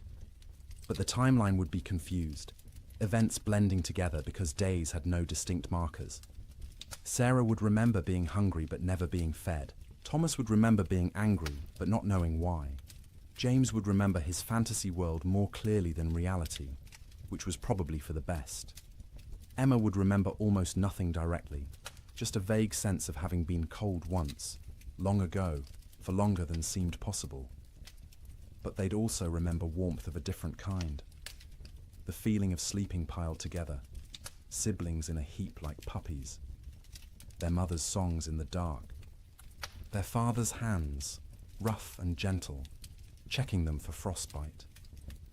The way Sarah would hold Emma when Emma cried. The way Thomas would share his tiny portion of food, even though he was starving. The way James would tell stories that made them laugh despite everything. Children are resilient, but resilience has costs.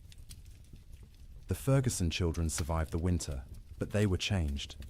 Sarah grew old before her time, burdened with worries she couldn't set down. Thomas's anger would last years, manifesting in ways that troubled his parents. James would remain in fantasy longer than he should, reluctant to engage with a world that had proven so harsh. Emma would be clingy and fearful, suffering from what we'd now call anxiety, though no one had that word then. But they survived. All 4 Ferguson children made it through the winter alive, which many children didn't. In the spring, when Sarah returned to school, half her classmates were missing, died in the storm, or their families had moved away, or they were too weak to attend. The teacher never spoke about them, and Sarah never asked, but she noticed the empty desks and understood what they meant. The children's winter was its own story within the larger tragedy. They experienced the same cold, the same hunger, the same confinement as adults, but they experienced it through the lens of childhood, with less understanding but also with adaptability adults couldn't match. They bent instead of breaking, or at least bent further before breaking, and some of them survived precisely because they were young enough to accept the impossible and adapt to it. March came quietly, without announcement or ceremony. The wind didn't stop all at once. The cold didn't break dramatically. But sometime in the first week of March, people noticed the light had changed. The grey wasn't quite as oppressive. The sun, invisible for months behind clouds, occasionally created a bright spot in the overcast sky, a suggestion that it still existed somewhere beyond the grey. The temperature rose first, not to warmth, not even close, but up from the deadly negatives, into the teens, then the 20s. At 20 degrees, after months of temperatures well below zero, it felt almost tropical. William Ferguson stepped outside without his heaviest coat for the first time since January and felt the difference immediately. Still cold, but survivable cold. Manageable cold. Human cold. The wind dropped next. Not gone, but diminished from its constant shriek to something closer to a whisper. You could hear other sounds again. Birds, tentatively returning. The creak of the barn, your own footsteps in the snow. After months of wind that drowned out everything, the relative silence was disorienting, and then finally the snow stopped falling. Days passed without new accumulation. The sky remained cloudy, but the clouds weren't releasing their burden anymore. What was on the ground would stay on the ground, but nothing new was coming. This realization spread through trapped households, like a physical wave. The storm was ending. Winter was releasing its grip. Spring, impossible spring, was actually going to come. But the thaw revealed horrors that had been hidden under snow. As temperatures rose above freezing and snow began to melt, the dead emerged. Cattle everywhere. More cattle than anyone had imagined possible. They lay along fence lines, stacked 3 and 4 deep, where they'd crowded against barriers trying to escape the wind. They filled ravines, hundreds in a single coulee, frozen together into a grotesque mass. They lined riverbanks, piled where they'd sought water, and found ice instead. William rode out in mid-March to assess their losses. The snow had melted enough to navigate, though the ground was a swamp of mud and standing water. He rode for hours, seeing nothing but dead cattle. Their small herd of 30 head was gone. All 30 dead. some near the barn where they'd sought shelter. Others scattered across their range, frozen in place, some still standing. The smell was overwhelming. As the carcasses thawed, they began to rot. The air across the plains filled with the sweet, cloying stench of decay. You couldn't escape it. It permeated clothing, hair, got into your mouth and nose until you tasted it constantly. Cowboys tied, scarves soaked in vinegar over their faces, but it barely helped. The financial devastation was absolute. Ranches that had run thousands of head found hundreds alive, if that. The great cattle companies, backed by Eastern and European money, went bankrupt overnight. Investors who'd expected returns of 20–30% instead lost everything. The boom was over. The cattle kingdom had fallen. But more important than money, more immediate, was the human cost. As spring progressed and travel became possible again, stories emerged. A family in Wyoming had burned their furniture for fuel, then their floorboards, then had frozen to death anyway. A cowboy in Montana had tried to reach town for supplies, got lost in a storm, and was found frozen solid sitting upright on his horse, both man and animal dead. Children died quietly in their sleep, their small bodies unable to maintain heat. Old people died the same way, peaceful endings to hard lives. Young men died trying to help, venturing out into storms to check on neighbors or cattle, never making it back. Women died in childbirth in cabins where no help could reach them. Babies dying with their mothers. The death toll among cattle was calculable, measurable, shocking in its enormity. Estimates ranged from 60 to 90% mortality across the northern plains. Hundreds of thousands of animals dead. But the human toll was harder to count. People died alone in isolated cabins, their bodies not discovered until spring. Whole families vanished. Homesteads found empty when the snow cleared. No trace of where the occupants had gone, or whether they'd survived. Theodore Roosevelt returned to his ransacked ranches and surveyed the ruin of his Western dreams. Cowboys, who'd barely survived, told stories of unimaginable hardship. Ranchers calculated losses that dwarfed their ability to recover. And slowly, painfully, everyone who'd survived began the work of rebuilding. But they rebuilt differently. The open range was dead, killed as surely as the cattle that had grazed it. Ranchers who continued in the business built barns, stored hay, kept smaller herds they could actually feed through winter. They fenced pastures, rotating cattle seasonally rather than letting them roam year-round. The cowboy, as romantic figure, driving vast herds across unfenced prairie, became a relic of a past that had ended in ice and death. The survivors were changed. Martha Ferguson emerged from that winter 20 pounds lighter, her hair gone grey at 32. William's hands shook for months afterward, trauma expressing itself in tremors he couldn't control. The children carried scars that wouldn't show. For years, psychological wounds that would shape their entire lives, but they'd survived. All of them. The Ferguson family made it through intact, which was more than many could say.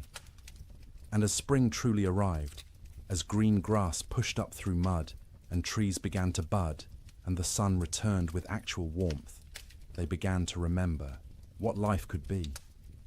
The first night Martha slept without waking every few hours, checking on her children. She woke feeling guilty for having rested. The first morning, William went outside and wasn't hit by killing cold. He stood in the barn doorway and cried. The children, resilient as children are, adapted more quickly. They ran outside in bare feet, feeling grass beneath their toes, relearning, joy they'd almost forgotten. Sleep in spring was different from sleep in winter. The fear was gone, the vigilance unnecessary. People slept deeply for the first time in months, their bodies finally feeling safe enough to truly rest. They slept for 10 hours, 12 hours, catching up on sleep debt accumulated over winter. They woke refreshed, amazed at the feeling, remembering what normal had felt like. But the dreams remained. For years afterward, survivors would wake from nightmares about the winter of 1887. They'd dream of being trapped, of being cold, of hearing cattle die, and being unable to help. These dreams would fade over time, but never entirely disappear. The winter had carved itself into their psyches, a permanent scar. And now, dear traveller through this story, we've reached the end of our journey through the coldest winter in wild West history.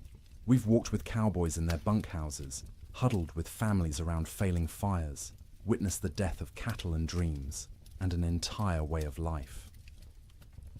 The Great Die-Up of 1887 was catastrophic. It killed hundreds of thousands of animals, bankrupted fortunes, and ended the era of open-range ranching forever. But more than that, it tested human endurance in ways few events ever have. It asked people to survive the unsurvivable, to sleep, in conditions where sleep seemed impossible, to maintain hope when hope was absurd, and they did. Not all of them, not even most of them without terrible cost, but enough survived to tell the story, to rebuild, to ensure that the lessons learned would protect future generations. As you lie in your warm bed tonight, safe from cold and storm, let yourself feel the profound gift of that warmth. The pioneers of the Wild West would have considered your comfort miraculous, impossible luxury beyond imagining. Central heating, insulated walls, blankets made in factories rather than woven by hand.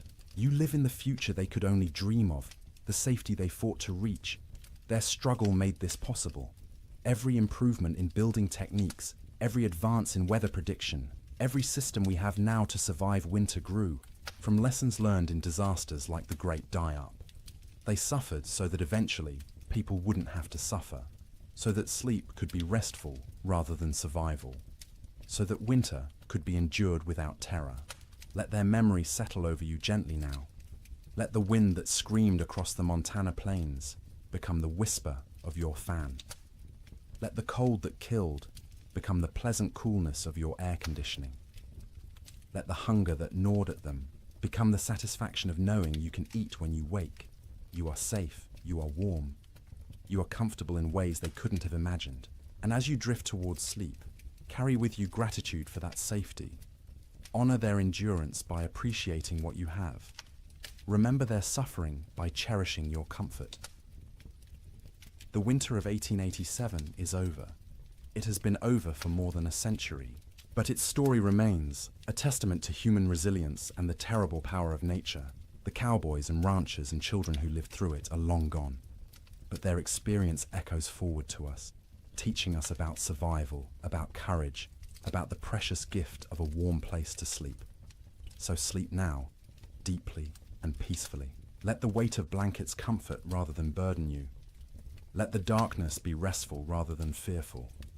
Let your dreams be gentle rather than haunted. The storm has passed. Spring has come. The long winter night is over, and you, in your warm bed, in your safe room, can rest without fear, can close your eyes without vigilance, can surrender to sleep, knowing you'll wake to warmth and safety. The Great Die-Up claimed so much, so many cattle, so many dreams, so much hope. But it couldn't claim everything. It couldn't kill the human capacity to endure, to adapt, to survive impossible conditions, and emerge, if not unscathed, then at least alive. Still capable of love, still capable of rebuilding, still capable of hope. That resilience lives in you too. You carry it in your genes, inherited from ancestors who survived winters and storms and hardships we can barely imagine. Their strength is your strength. Their determination is your determination. Their ability to close their eyes in terrible circumstances and wait to face another day is yours as well. You don't need it tonight. Tonight, you can simply rest. Let the story of the Great Die-Up fade like snow melting in spring sun. Let the cold recede. Let warmth embrace you completely. Sleep well, knowing that winter always ends, that spring always comes, that the coldest night eventually gives way to dawn. The pioneers of 1887 learned this truth at terrible cost. But they learned it, and they survived. And because of them, you live in a world where winter is manageable, where cold is temporary, where sleep is Safe. Close your eyes now. Let your breathing slow. Feel the weight of your body sink into your mattress, supported and comfortable. You've traveled a long way tonight, through a winter that ended before you were born. You've witnessed suffering and endurance and the slow arrival of relief. Now it's time to find your own relief, your own rest, your own peaceful surrender to sleep. The wind has stopped screaming. The cold has lost its teeth. The cattle are grazing on green grass in valleys where snow once piled 20 feet deep. And you are here, warm and safe, ready to sleep, ready to dream gentle dreams, ready to wake refreshed to a world where the great die-up is history, where winter is a season rather than a death sentence, where sleep is rest rather than survival. Good night, traveler. Thank you for joining me on this journey through the coldest winter in Wild West history. May your own sleep be everything those pioneers couldn't have. May you wake warm and safe, grateful for the comfort that cost them so much to achieve. The storm is over. Spring has come. Sleep well. Good evening and welcome back, friends. Tonight, we are going to journey through the Great Famine Winter, when medieval Europe froze for 7 years. As always, let me know where in the world you are listening in from. Get cozy, settle in, and let's begin.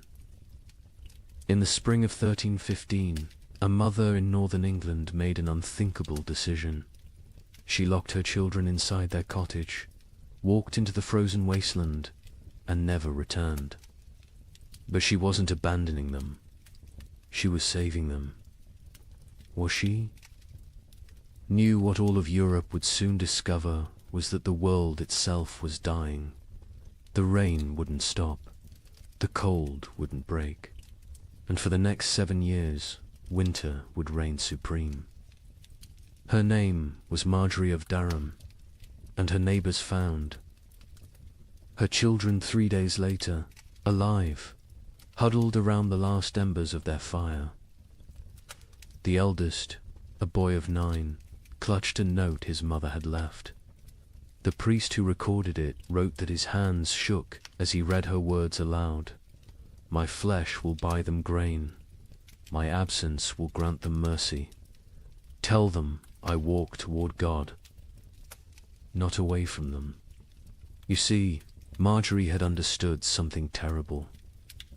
Something that would take the rest of Europe months to grasp. This wasn't just another harsh spring.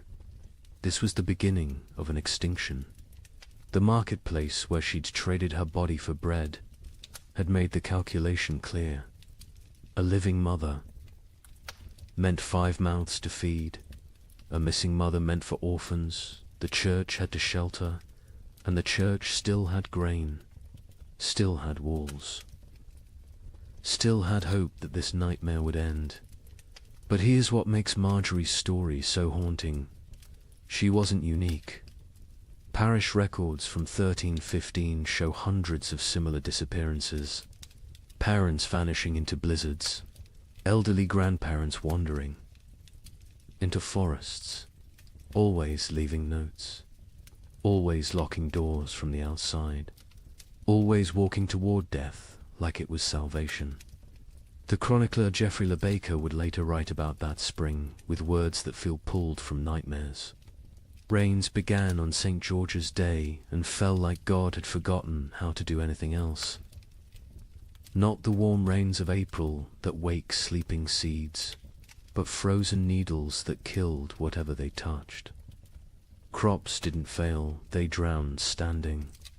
Rivers didn't flood, they exploded from their banks like wounded animals. Think about that. For a moment, you're a medieval peasant. Your entire world is 3 miles wide. Everything you know about survival, every technique your father taught you, every prayer your mother whispered, assumes one simple truth, that seasons follow patterns. Spring brings life. Summer brings growth. Autumn brings harvest. Winter brings rest. But what happens when spring never comes? when winter refuses to die, when the very foundation of existence cracks beneath your feet. That's what began in 1315. Not a famine, not a crisis, but the complete collapse of natural order.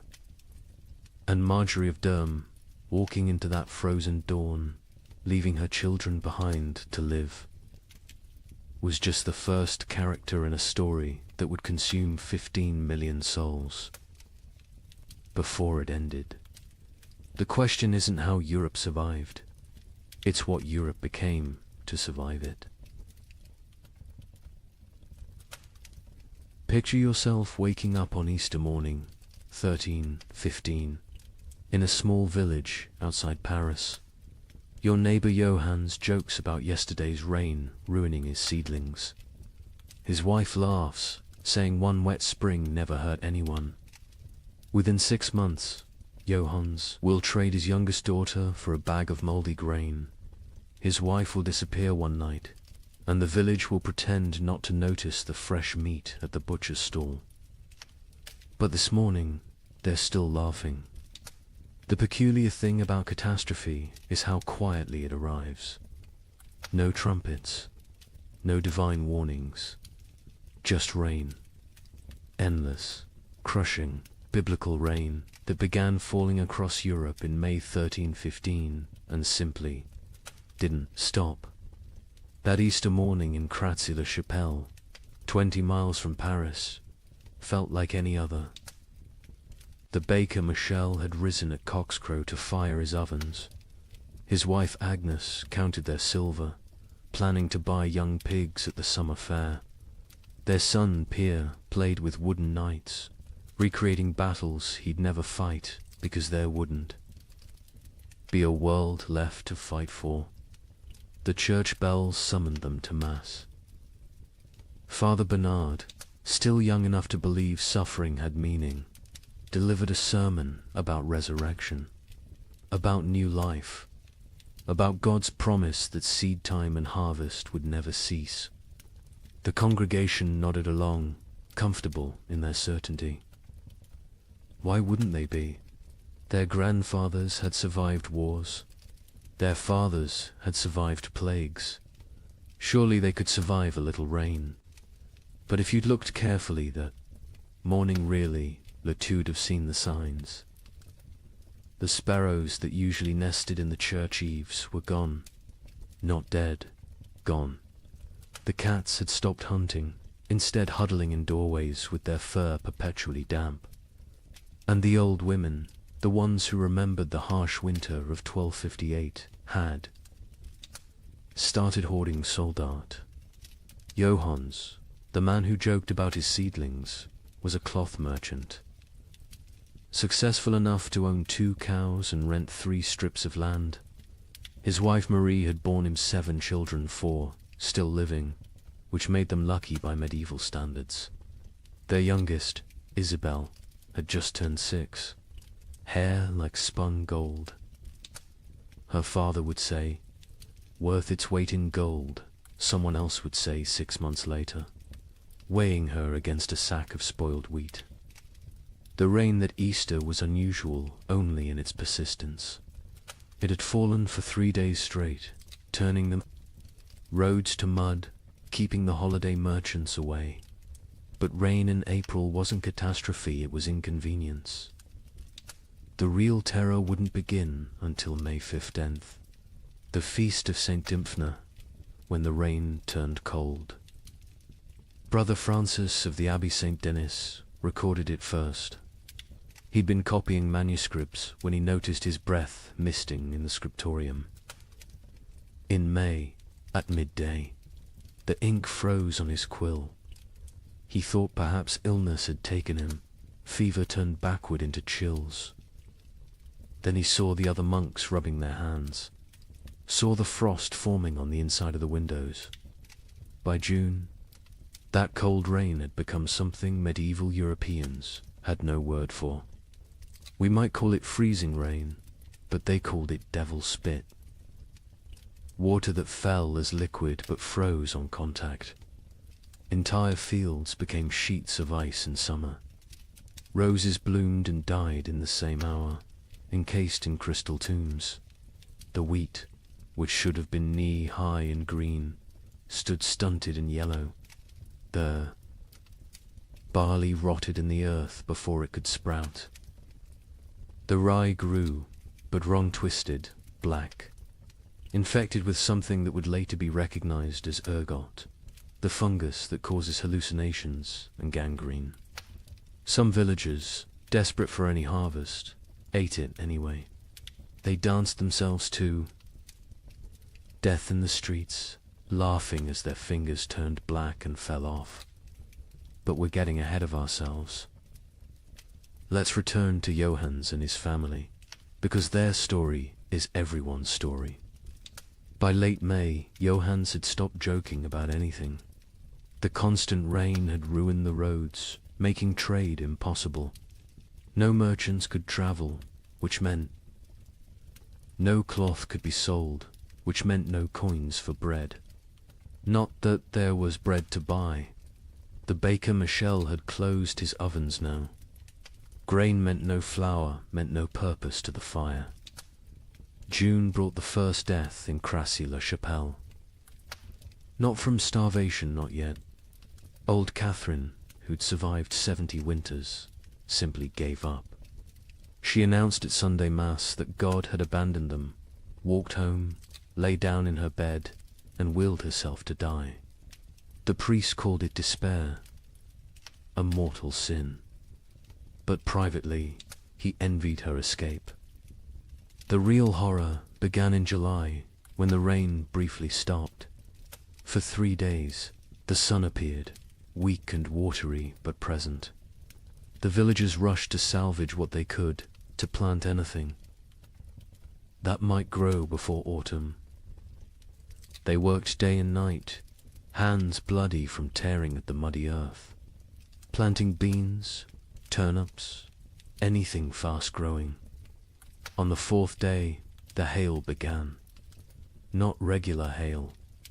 Chunks of ice the size of fists, driven sideways by winds that shouldn't exist in summer.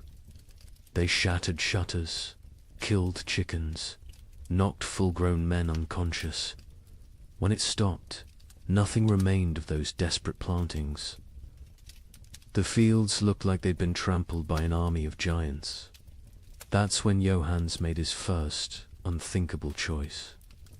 He killed one of his cows, not for meat not, yet but for mercy. It was starving, crying constantly, too weak to stand. He told his children it had gotten sick, but Marie knew.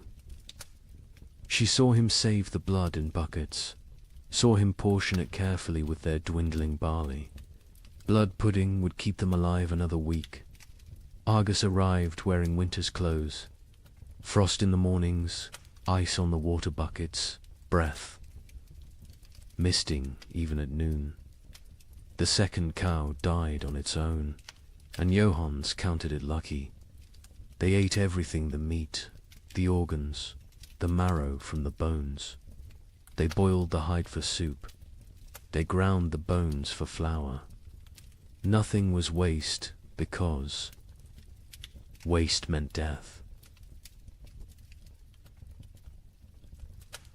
Brother Thomas of Westminster Abbey wrote something strange in his chronicle that summer. The heavens have forgotten how to cease their tears. At first, monks like Thomas saw it as God testing their faith.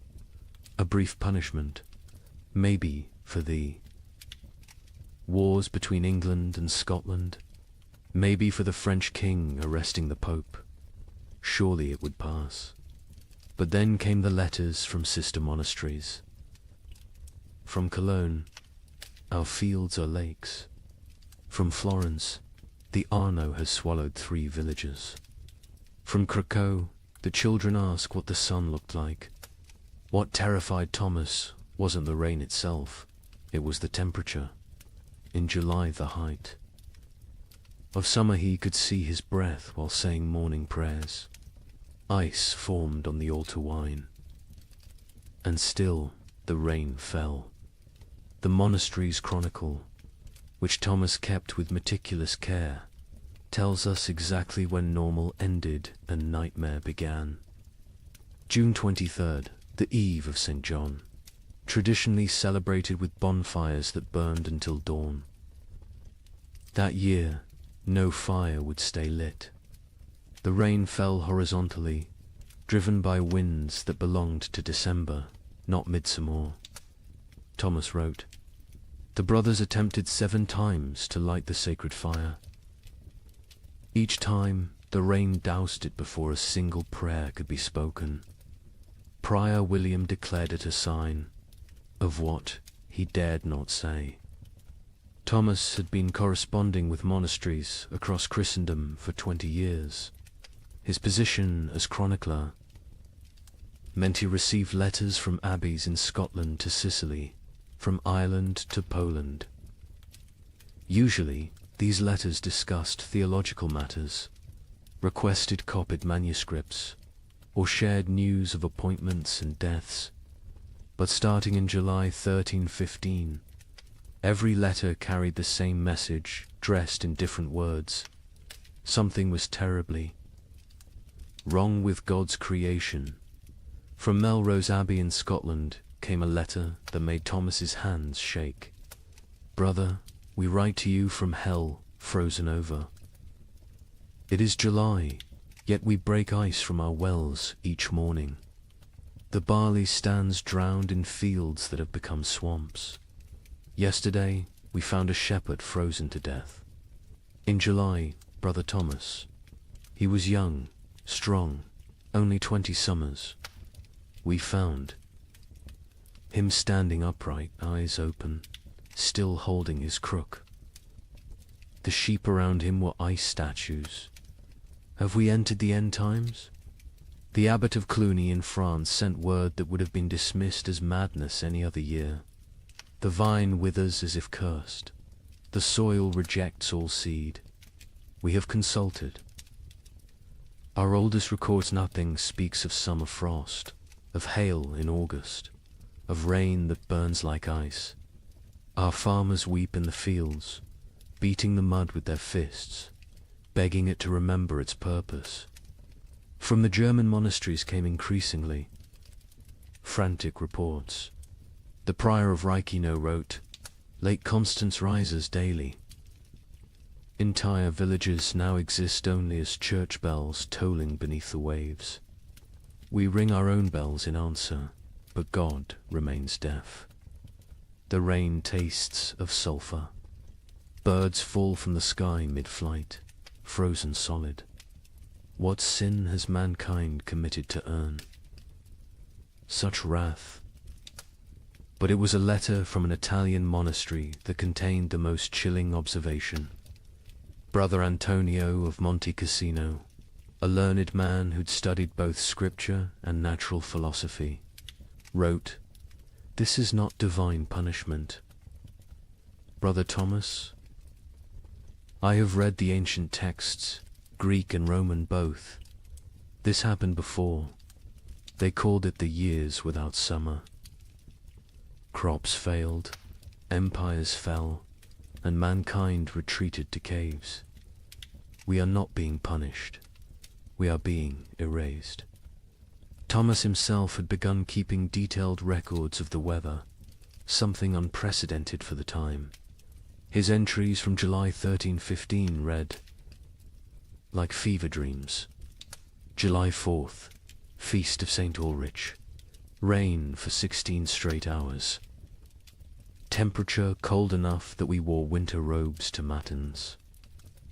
2 brothers collapsed during prayers, their lips blue. July 11th. The rain has not ceased for 40 hours. We cannot light fires. We eat cold porridge and pray with numb fingers. Brother Matthew suggests we are experiencing Noah's flood again. Prior William had him whipped for heresy, but privately we all wonder. July 19th. Something impossible today.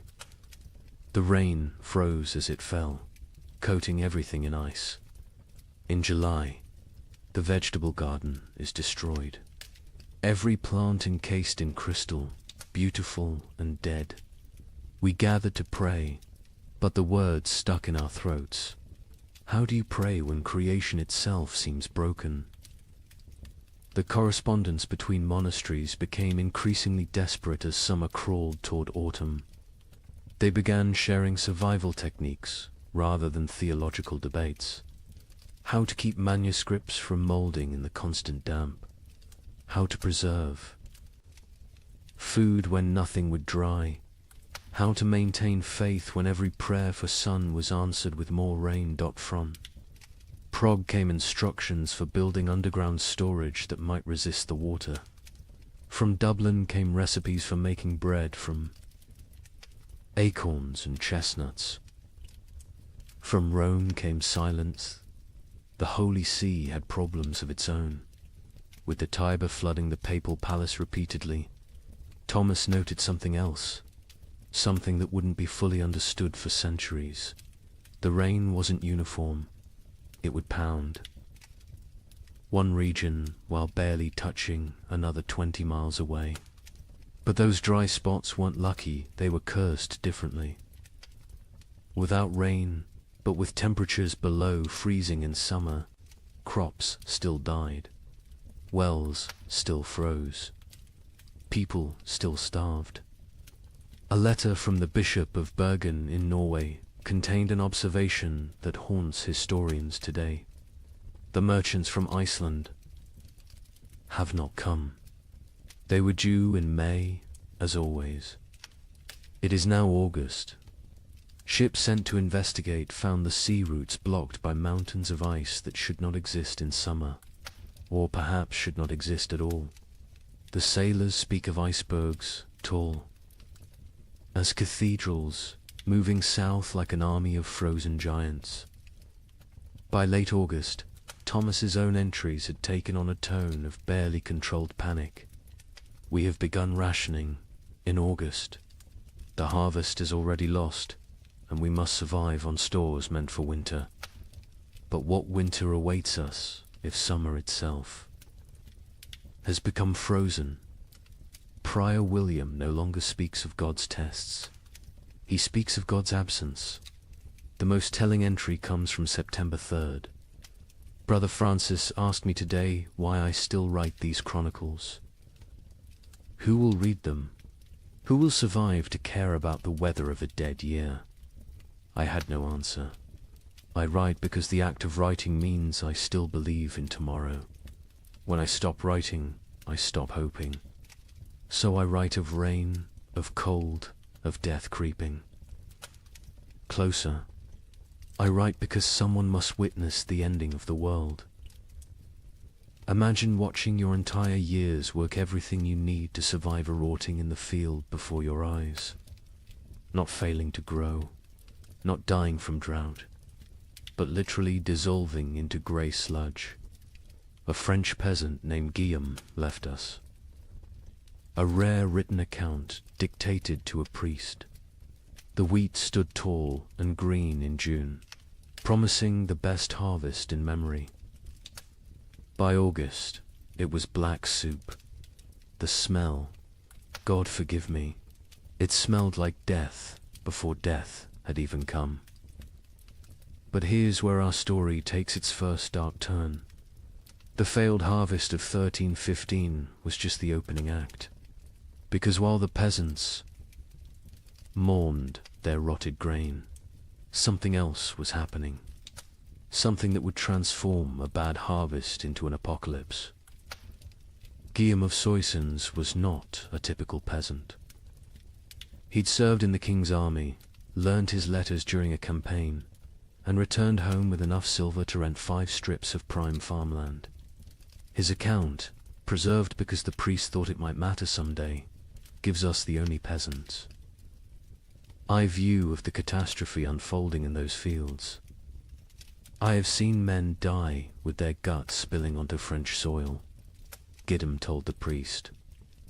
But watching my wheat die was worse. A man dies once. My wheat died every day for 60 days, and each morning I watched it die again. The process was unlike anything farmers had encountered. Usually, crop failure was quick frost, drought, or pests. You knew within days if you were ruined. But 1315 tortured them with hope. Gideon described walking his fields each dawn, and each dawn finding a new horror. First, the stalks grew too fast. In June, they shot up like they were racing toward heaven. We thought ourselves blessed. My wife danced between the rows, saying we'd have enough to sell, enough to buy that ox we'd dreamed of.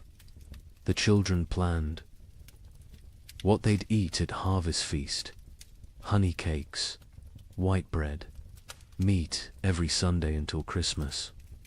But the unnatural growth was a warning, not a blessing. The constant rain and bizarre temperature swings had triggered something in the planter. Desperate attempt to reproduce before dying. The stalks grew tall but hollow. The kernels formed but never filled. By July, the color started changing. Not all at once. First, little spots like rust on a blade.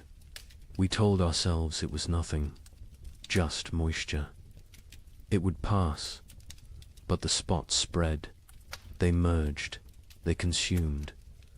A field that was green at sunrise would be brown by sunset. What Gideon was describing, though he couldn't know it, was a perfect storm of plant diseases. The cold, wet conditions had created ideal breeding grounds for multiple fungi. Stem rust, leaf blight, and ergot attacked simultaneously. But ergot was the cruelest. It didn't just destroy the grain, it transformed it into poison. The heads of wheat turned black and swollen, like fingers left too long in water. When you touched them, they burst, releasing clouds of black dust that made you cough blood. My neighbor Henry, trying to save something, anything, gathered these black kernels. His family ate bread made from them. Within 3 days, his children were screaming about devils in the walls. His wife's fingers turned black and fell off. Henry himself danced naked in the square until his heart burst. The aristocracy, watching from their castles, initially felt secure. They had stores from previous years, contracts with merchants, the ability to import grain. The Lord of Soissons, Robert de Courtenay, even rode through the failing fields in July, telling the peasants not to despair, that he would reduce their taxes, that no one would starve. But Lord Robert didn't understand what Gideon understood. This wasn't one bad harvest. This was the end of agriculture itself. The ground changed. Gillam explained. It wasn't soil anymore. The rain had been falling so long, so hard, that all the good earth washed away. What remained was grey clay. That wouldn't hold seed, wouldn't grow weeds, wouldn't even grow the grass. It was like God had salted the earth, but with water instead of salt. By August, desperation drove innovation. Farmers tried everything their ancestors had never dreamed of. They built fires in the fields, trying to dry the soil. They dug drainage ditches that filled faster than they could empty them. They brought their livestock to sleep among the crops, hoping animal warmth might save something. An educated monk observing these efforts wrote, "They perform rituals that border on paganism, dancing naked under the full moon, burying live cats at field corners, bleeding themselves onto the soil. They have forgotten Christ and remembered older, darker gods, yet still the crops fail." The nobility began to panic when they realized the implications. No harvests meant no taxes.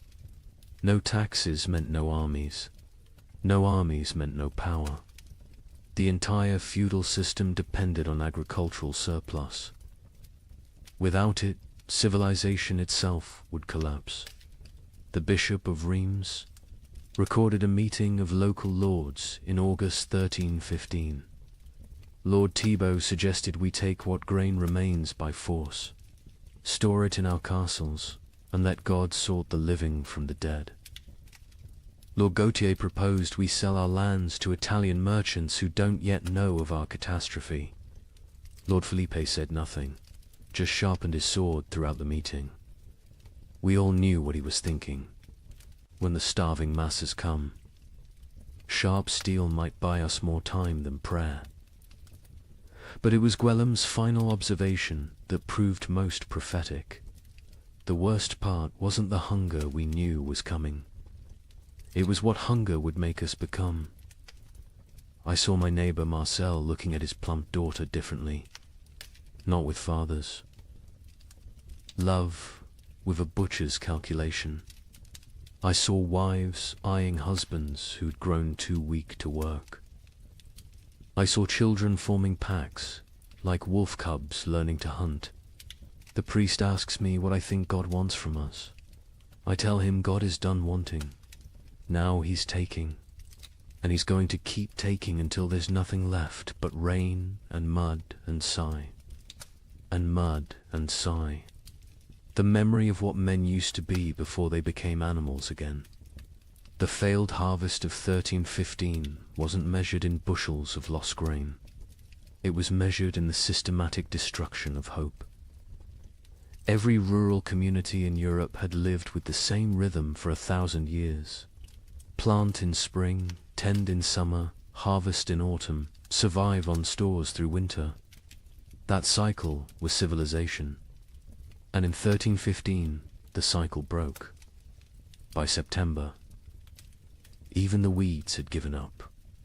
Fields that should have been golden with wheat or barley were instead grey seas of mud, punctuated by the black skeletons of dead trees. The only things that grew were fungous, bulbous things that appeared overnight in colors nature had never intended. Purple, electric blue, sick yellow. Children who ate them died laughing. Adults who ate them died screaming. The recording priest added his own note to Gwillem's testimony. This man speaks truth. I have seen the fields myself. They look like God's own graveyard, waiting for the corpses that will soon fill them. We are not facing a famine. We are facing an extinction. May whoever finds this record pray for our souls, for by the time you read this, we will surely be past praying for ourselves. In September 1315, a strange sickness appeared among the cattle of Norfolk. Within days, it spread to sheep, then pigs, then horses. The animals didn't just die, they died screaming. A contemporary account describes cattle crying like humans. In their agony, their tongues swollen black, their eyes weeping blood. Modern historians call it marin, but medieval Europeans had another name for it. Devil's touch. Because healthy animals would drop dead mid-step. A cow giving milk at dawn would be a corpse by noon, and the speed of transmission defied Logicantia herds gone in hours. But I haven't told you the worst part yet. The animals that survived, they changed. Horses began eating meat. Pigs turned. Feral, forming packs that hunted. And the rats. The rats disappeared entirely. Where did they go? That mystery wouldn't be solved for another 30 years, when they returned, carrying something far worse than hunger. The first recorded death was a prize bull named Samson, owned by the Earl of Norwich, worth more than most villagers earned. In a year, Samson was protected like royalty-sheltered stable, imported feed, 3 stable boys attending him constantly. On September 8th, he was healthy enough to breed. By September 9th, he was dead. his massive body twisted in angles that bones shouldn't allow. Foam tinged pink with blood dried around his mouth. The Earl's stable master, a methodical man named Walter, documented what happened next with the precision of someone who knew he was witnessing something unprecedented. The sickness jumped from Samson to the cows without touch, without sharing water, without even sharing air. They were in separate barns, yet by sunset, 17 were dead. Their deaths were not peaceful. They bellowed with voices that sounded human. They thrashed until their bones broke through their hides. They died with their eyes open, staring at something we could not see. Within a week, every cow in Norfolk was either dead or dying. But the disease didn't respect species boundaries. Sheep began falling next, their wool turning grey overnight before they collapsed. Then pigs, usually hardy enough to survive anything, started dying in ways that defied nature.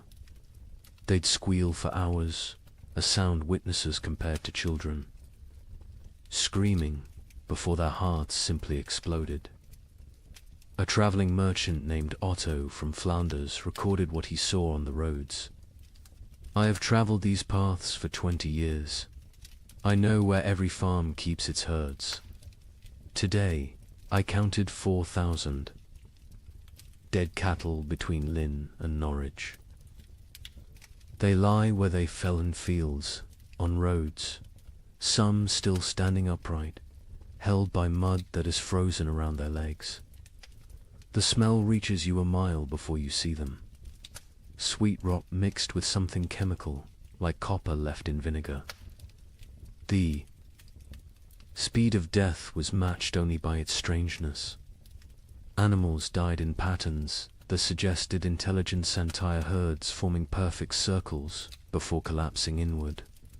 Flocks of sheep arranging themselves in lines before dying in sequence, like dominoes. Witnesses spoke of animals appearing to communicate across species before death, horses whinnying to cows who lowed back, as if sharing some terrible knowledge. But then came the transformations among survivors, and this is where chronicle accounts become almost too bizarre to believe, except that multiple independent sources confirm the same phenomena. Sir William de Ross, a knight with lands across Yorkshire, wrote to the Archbishop of York, "Your Grace must believe what I write, though it sounds like madness. My destrier, Caesar, a warhorse I've ridden into 3 battles, has begun hunting. Not grazing, hunting. I watched him corner a rabbit, kill it with his hooves, and eat it. He tears flesh with teeth never meant for meat. Other horses flee from him now. He stands alone in his paddock, blood on his muzzle, waiting for something none of us understand. The pigs were worse. Those that survived the plague didn't return to their pens. They grouped together in the forests, moving in coordinated packs. A woodcutter named Thomas testified to the Bishop of Ely. 20 of them, maybe more, moving like wolves, but smarter than wolves. They set ambushes. They used one injured piglet as bait to draw a merchant from his cart. When he climbed down to help him, the others came from the trees. We found his bones 3 days later, picked clean, arranged in a pile like they were showing off. The transformation wasn't limited to behavior. Physical changes occurred that medieval veterinarians couldn't explain. Horses grew longer teeth, sharp enough to tear meat. Pigs developed thicker hides that arrows couldn't pierce. Chickens that survived grew black feathers, regardless of their original coloring, and their eggs, when cracked, contained blood instead of yolk. A learned monk, Brother Adlard, who had studied Arabic texts on animal husbandry, proposed a theory. The beasts know something we do not. They sense the world itself is dying and are changing to survive in whatever hellscape follows. They are becoming what they need to be. The question is, what does that make us? Who cannot change? The economic implications were immediate and catastrophic. Medieval society ran on animal power. Oxen pulled plows. Horses carried knights. Sheep provided wool. Cattle gave milk and meat. Without them, agriculture collapsed entirely. You couldn't plant without oxen. You couldn't travel without horses. You couldn't stay warm without wool. The reeve of a manor in Lincolnshire left records showing the speed of collapse. September 1st, 200 cattle, 500 sheep, 60 pigs, 20 horses.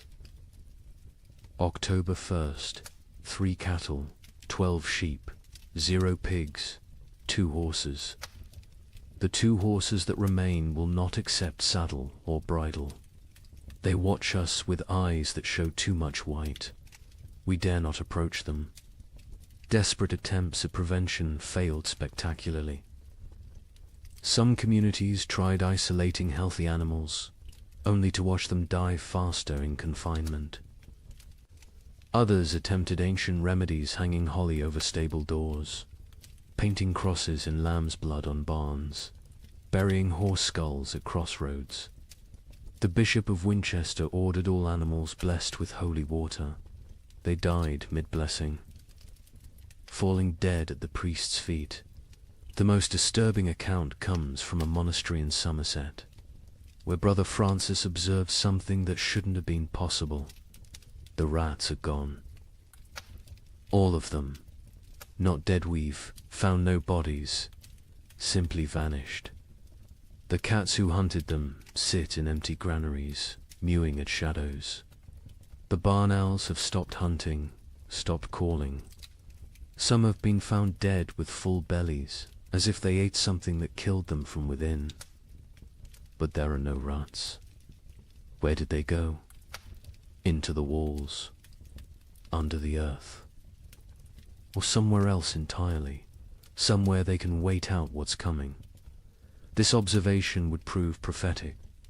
The rats had indeed gone somewhere deep into Eastern European forests, into cave systems, into places where they could breed and change and feast on the endless supply of corpses the famine would provide.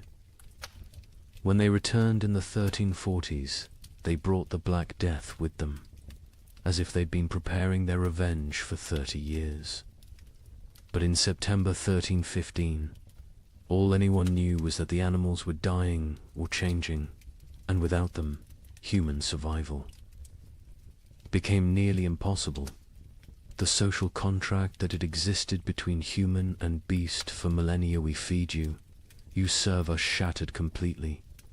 Nature itself had declared war on civilization, and the animals were its first casualties. In London, December 1315, something unprecedented happened. A wealthy merchant named Richard de Barkin tried to buy bread with a gold coin worth more than most people saw in a lifetime. The baker laughed in his face. "Can your gold fill my children's bellies? Can it bring back the grain?" This is the moment medieval Europe's entire economic system shattered. For the first time in recorded history, food became more valuable than gold. The price of wheat increased 800% in 6 months. But those are just numbers. Let me tell you what that really meant. Richard de Barkin wasn't just any merchant. He controlled the wine trade from Bordeaux to London, owned 3 ships, and held contracts with the royal household. His wealth was legendary. He'd once bought an entire street in London just to evict a rival. On that December morning, he walked into Thomas Baker's shop on Bread Street carrying a gold noble, a coin worth 80 silver pence, enough to buy a horse. Thomas Baker. His hand still dusted with the last of his flour, looked at the coin like it was a stone. "I have one loaf left," he said, "my last flour. When it's gone, I close my doors forever. That loaf goes to my children. Your gold cannot create grain from nothing." Richard, accustomed to gold opening every door, placed 2 more nobles on the counter. Thomas swept them onto the floor. "Take your metal to the Thames and see if the fish will trade bread for it. I'll keep my loaf." The story spread through London within hours, not because a rich man was refused bread, but because everyone suddenly understood. The fundamental assumption of civilization that money could buy necessities had died. The keeper of the Royal Exchange, Simon de Canterbury, recorded the complete collapse of monetary meaning.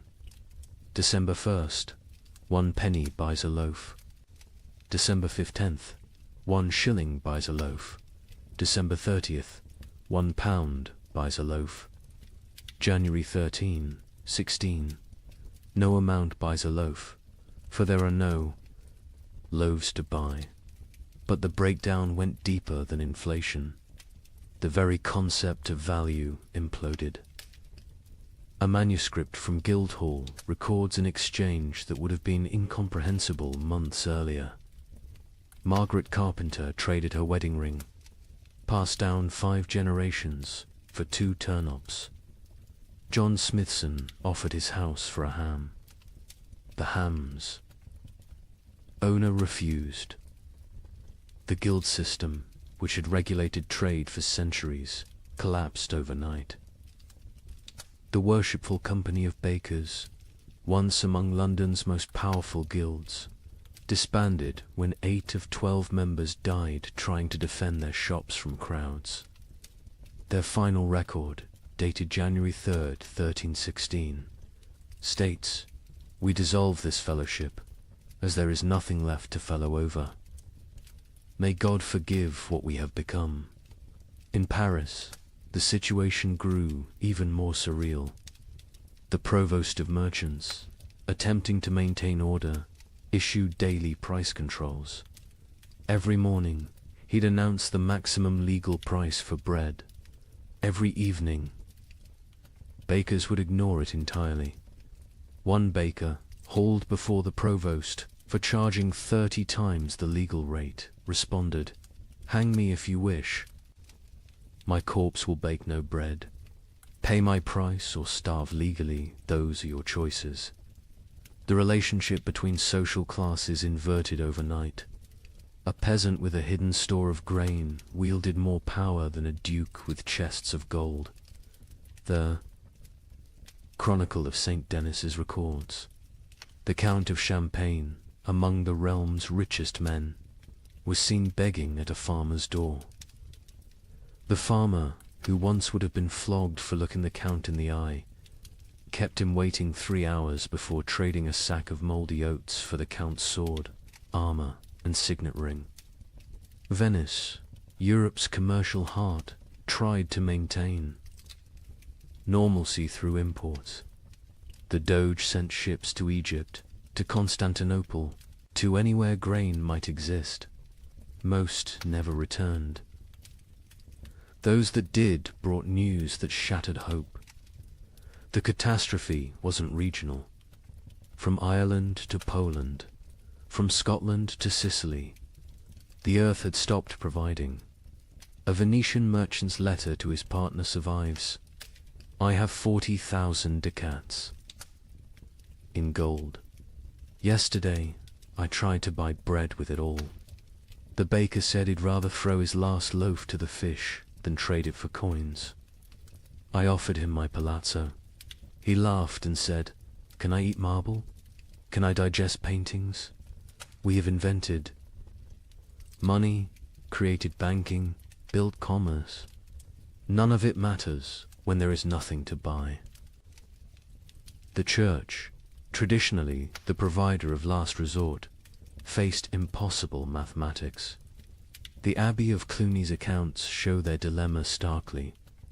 We have grain for 300 souls for 6 months. 7,000 souls crowd our gates. If we feed all 4, compassion's sake, all die in 3 weeks. If we feed only our brothers, we survive but lose our purpose. Christ multiplied loaves and fishes. We can only divide and subtract. Some monasteries chose martyrdom through generosity, opening their stores until empty, then dying with those they tried to save. Others became fortresses, monks armed with clubs, defending walls, while starving crowds pleaded outside. The abbot of Glastonbury wrote, "We have become what we swore never to be, choosers of who lives and who dies. Each grain of wheat is a decision, each meal is a judgment. We are not God, yet we play him daily."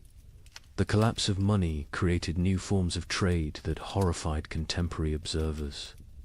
The Bishop of Lincoln recorded, "Women sell themselves, not for coin, but for bread. A loaf buys what gold cannot. Mothers auction their children to whoever can feed them. These are not choices. These are mathematics of survival." In Hamburg, they developed a grotesque solution: the flesh market. Not selling human flesh, not yet, but selling the promise of it. People would sign contracts pledging their bodies after death in exchange for food while living. A German merchant wrote, "The dying sell their future corpses for present bread. Buyers mark their purchases, waiting like vultures. When someone falls, arguments break out over whose property they've become." The English crown attempted to maintain control through force. Edward II issued proclamations making food hoarding punishable by death. The result: those with food hid it better. Royal agents searching for hidden grain often found families dead of starvation, sitting around empty tables, having hidden their food so well they couldn't find it themselves in their final delirium. A royal clerk named William de Dean recorded, "The futility. We hanged a man for hiding grain. The crowd watching the execution fought over his shoes before he stopped kicking. We cannot hang hunger. We cannot execute starvation. The king commands the rain to stop, the crops to grow, the natural order to restore itself. The rain continues. The king might as well command the dead to rise." By February 1316, even the concept of theft had changed.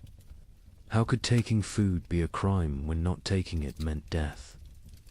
London's courts stopped prosecuting food theft after jurors refused to convict. One judge wrote, "A man stole bread from a child. The child's mother killed the thief with her bare hands. Who is the criminal? Who is the victim? Our laws were written for a world where food existed. That world is gone." The most profound change was in how people understood wealth itself. For 1,000 years, wealth meant gold, land, titles, power. Now it meant calories. The Archbishop of Canterbury observed, "A beggar with a hidden turnip is richer than a lord with a castle." We spent centuries accumulating treasures that now mean nothing. We should have been stockpiling grain. But who could imagine a world where gold couldn't buy bread? Who could conceive of money itself becoming worthless? This economic collapse wasn't temporary.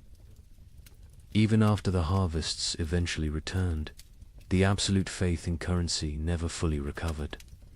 People remembered when gold meant nothing, when coins were just metal, when the entire elaborate system of commerce crumbled before the simple reality of hunger. They remembered when the only currency that mattered was food, and the only exchange rate was survival. Agnes's Norwich recorded in her household accounts the progression of what her family ate as 1316 dawned. January, barley bread mixed with sawdust. February, acorn flour and ground bones. March, boiled leather and tree bark. April's entry is just one line. We no longer record what we eat. The creativity of starvation is horrifying. Pine needles ground into paste. Clay mixed with the last drops of milk to make it filling. Parents secretly bleeding themselves at night to mix blood into their children's gruel for protein. But in the city of Erfurt, they discovered something that would haunt Europe's collective memory forever. The local tanner, a man who had grown mysteriously fat while others starved, was found to have a peculiar source of leather.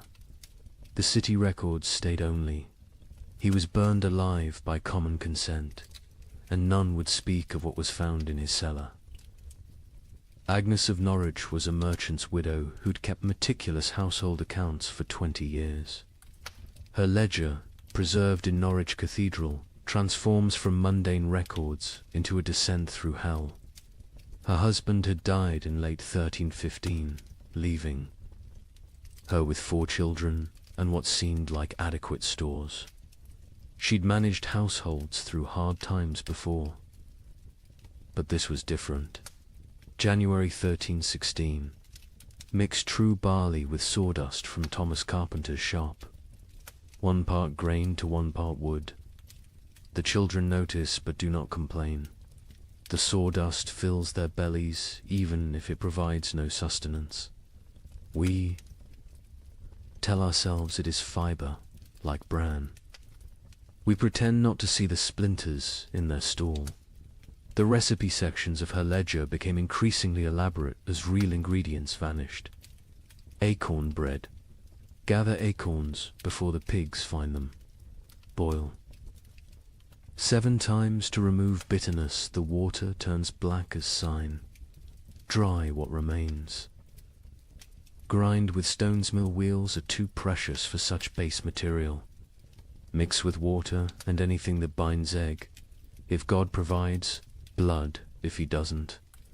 Bake until it stops smelling of forest rot. By February, even her precise nature couldn't hide the desperation. Bone meal from the butcher, he claims it's sheep, but the fragments look human-sized. I do not ask. Mix with the last acorn flour. Add melted snow-clean snow from rooftops, not the ground where the dead have lain. The children eat, their teeth hurt from the grinding. Better tooth pain than belly pain. A travelling monk who sheltered with Agnes that February wrote his own account. The widow feeds her children soup that is merely hot water with leather boiled until it releases some essence of the animal it once was. She watches them drink it, with such intensity as if her gaze could transform it into beef stew. The youngest boy asks what meat this is. She says it is shukau. He accepts this. The substitutions became a science. Flemish merchants developed detailed guides for extending food that read like alchemical texts. Pine needle tea provides the sensation of eating when boiled thick enough. Add chalk dust for substance. The stomach believes it is full for precious hours. Warning: more than 3 cups daily causes blood in the urine. In Paris, a baker named Henri Fouquet was arrested for his miracle bread that stayed fresh for weeks. Under torture, he revealed the secret. Ground bones mixed with plaster, baked with real flour, spread only on the outside. People see bread. Smell bread, initially tastes bread, he confessed. By the time they realize it's mostly limestone and corpse dust, they're too hungry to care. The Guild of Physicians in Montpellier documented the physical effects of these substitutions. Patients present with bellies swollen like pregnant women, yet they starve. Cut open after death, we find stomachs packed with clay, leather, wood, pulp, everything except food. They die full of nothing. Their bodies refuse to process tree bark into sustenance, no matter how finely ground, how carefully prepared. Children adapted faster than adults, developing tastes for the impossible. A priest in Reims wrote, "The young ones seek out specific trees, knowing which bark tastes less bitter. They have favorites: soak over ash, young wood over old. They teach each other which mushrooms cause the least pain, which grasses fill the belly longest." Children who should be learning Latin are instead becoming experts in eating the inedible. But March brought innovations that crossed into nightmare. Agnes's ledger, her handwriting now shaky. Martha Fisher says fresh blood from living animals goes further than from the dead. A cup drawn from a cow still walking provides more strength than meat from a week-old corpse. We take turns cutting our last goat, keeping it alive, taking just enough.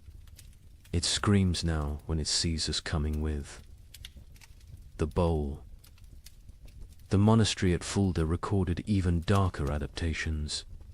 Brother Marcus suggests we bleed ourselves in rotation, each monk providing for others. The abbot forbids it, calling it cannibalism by degrees. But when the abbot falls ill, we find he's been secretly bleeding himself to feed the youngest novices. His arms are covered in cuts. He dies drained, literally and figuratively. In London, they discovered people grinding the mortar from between stones of ancient Roman walls. It contained traces of animal blood used in its mixing centuries ago. "They call it stone soup," wrote the sheriff. "They believe Roman blood maintains potency across 1,000 years. The city walls are disappearing as people eat our defenses." The absolute nadir came in Erfurt, where Hermann the tanner had maintained his weight while everyone else became skeletal. His neighbors noticed he always had meat, always had leather to work, even as all animals had died months ago. They noticed, too, that missing persons' clothes appeared in his shop, cleaned and folded. The investigation began when a mother recognized her missing daughter's distinctive birthmark on a piece of leather. The city records are deliberately vague. Found in his cellar, barrels of salt meat bearing no resemblance to any beast, skins hanging that showed tattoos and scars, bones too stray to be cattle, too thick to be pig. The mob didn't wait for trial. They sealed Hermann in his own tanning vat and boiled him alive. His screams lasted 3 hours. No one considered this excessive, but Hermann wasn't unique.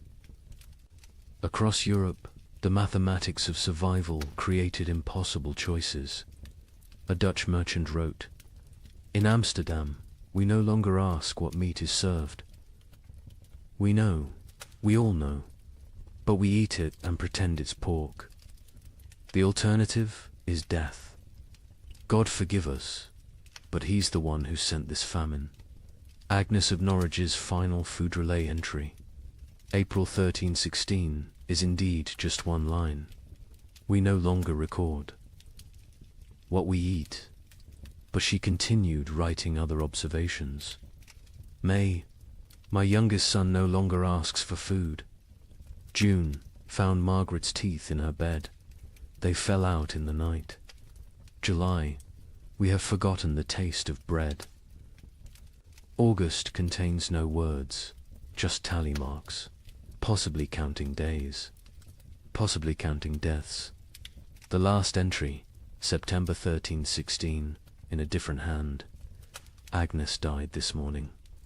We found her in the garden, eating earth, smiling. She said it tasted like heaven. We buried her where she fell. The ground was already open from her feeding. We are what remains of her family. We have survived on what she taught us to eat. We have survived on what she refused to eat. Both lessons were love. The great substitution wasn't just about replacing food with non-food. It was about replacing civilization with survival, morality with mathematics, humanity with hunger. Every successful substitution, every recipe for bark bread, every method for making leather edible was both a triumph of human ingenuity and a step toward something inhuman. Here's a question that sounds simple until you're living it. If you have enough food for your family to survive 6 months, but your neighbor's children are dying today, what do? Share and all die in 3 months? Or bar your door and listen to them cry? A priest in Ghent documented these impossible choices. A mother of 4, calculating exactly how much food each child needed based on their chances of survival. The strongest got more, the weakest ... didn't.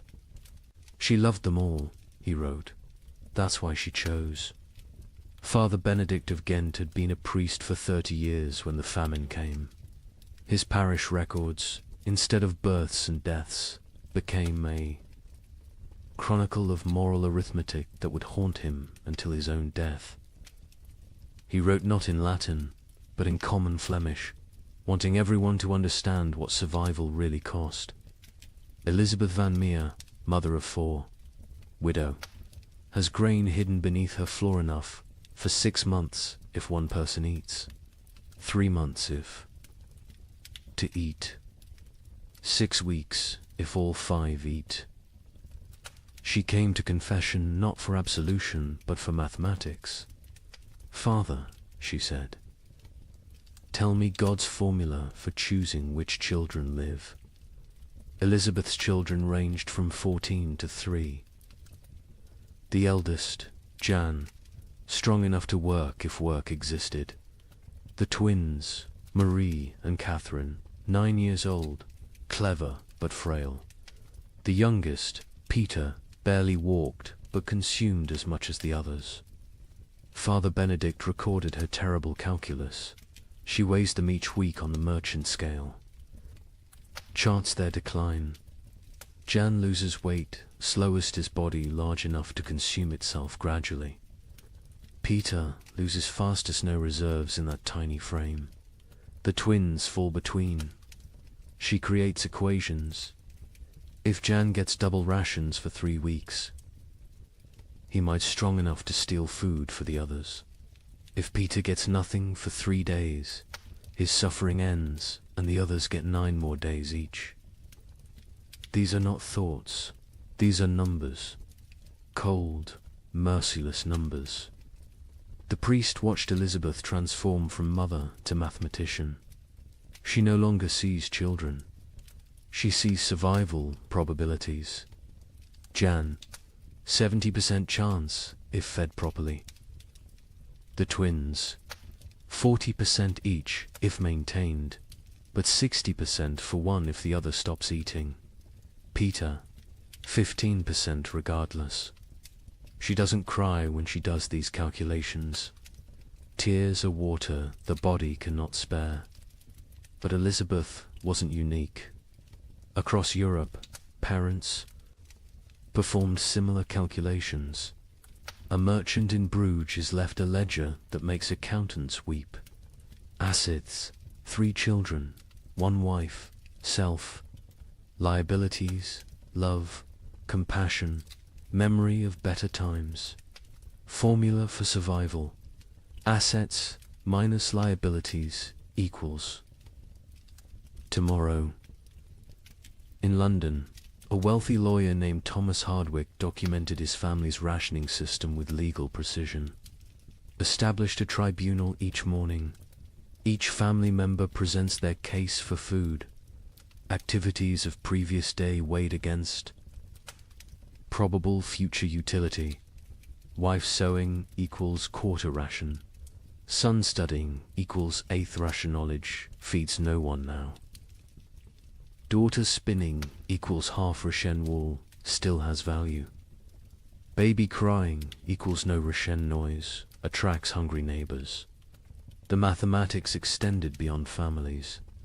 Entire communities developed survival algorithms. The village of Wickham created what they called the life lottery. Every Sunday, families drew lots.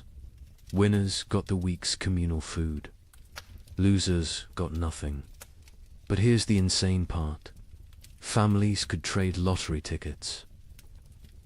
A mother with one child might sell her chance to a father with 4, calculating that certain death with payment beat probable death without. Father Benedict recorded a town meeting that descended into pure calculation. The baker proposed we stop feeding anyone over 50, they've lived their lives. The blacksmith countered, we stop feeding anyone under 5, they're too young to remember better times. Won't miss what they never knew. The mayor suggested we feed only those who can work. The priest asked who would bury the dead. The meeting ended with no decision. Mathematics cannot solve philosophy. The church itself wasn't immune to these calculations. The Bishop of Tonnerre issued guidelines that read like actuarial tables. Orphans under 7, half rations, orphans 7 to 12, full rations if they work, orphans over 12, no rations old enough to fend for themselves, widows with children, proportional to number of surviving offspring, widows without children, God will provide. A monastery in Liège developed even more complex formulas. Each monk assessed daily, prayer hours multiplied by manual labor divided by food consumed. Those whose spiritual productivity falls below temporal consumption must fast until the equation balances. Brother Francis, young and strong, eats daily. Brother Augustine, old and weak, but whose prayers are powerful, eats thrice weekly. We have mathematized the soul. The most heartbreaking account comes from a school teacher in Cologne who tried to save her students. 23 children in my care. Food for 5. I create competitions. Best recitation gets bread. Fastest runner gets soup. But children understand.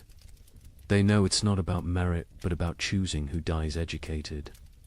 Little Wilhelm, bright as sunrise, asked me, Teacher, if I die today, can Thomas have tomorrow's lesson and my portion? He was 7. He understood the trade. Some communities tried to remove human choice from the equation entirely. In Basel, they built what they called the Wheel of Fortune, a great spinning disc with names. Each day, spin the wheel. Where it stops determines who eats. Pure chance. No favoritism, no guilt. The wheel chose who lived and died. Citizens preferred random cruelty to deliberate choice. A Venetian merchant named Carlo Dandolo wrote the most clinical assessment. Sentiment is luxury. Love is liability. Calculate thus. Calories needed per pound of human maintained. Work output possible per calorie invested.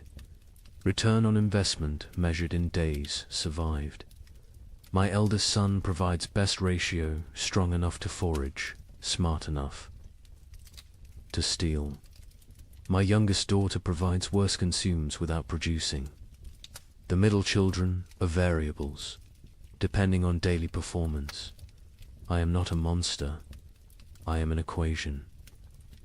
But perhaps the most disturbing mathematics came from those who calculated backwards, not from food to survival, but from death to food.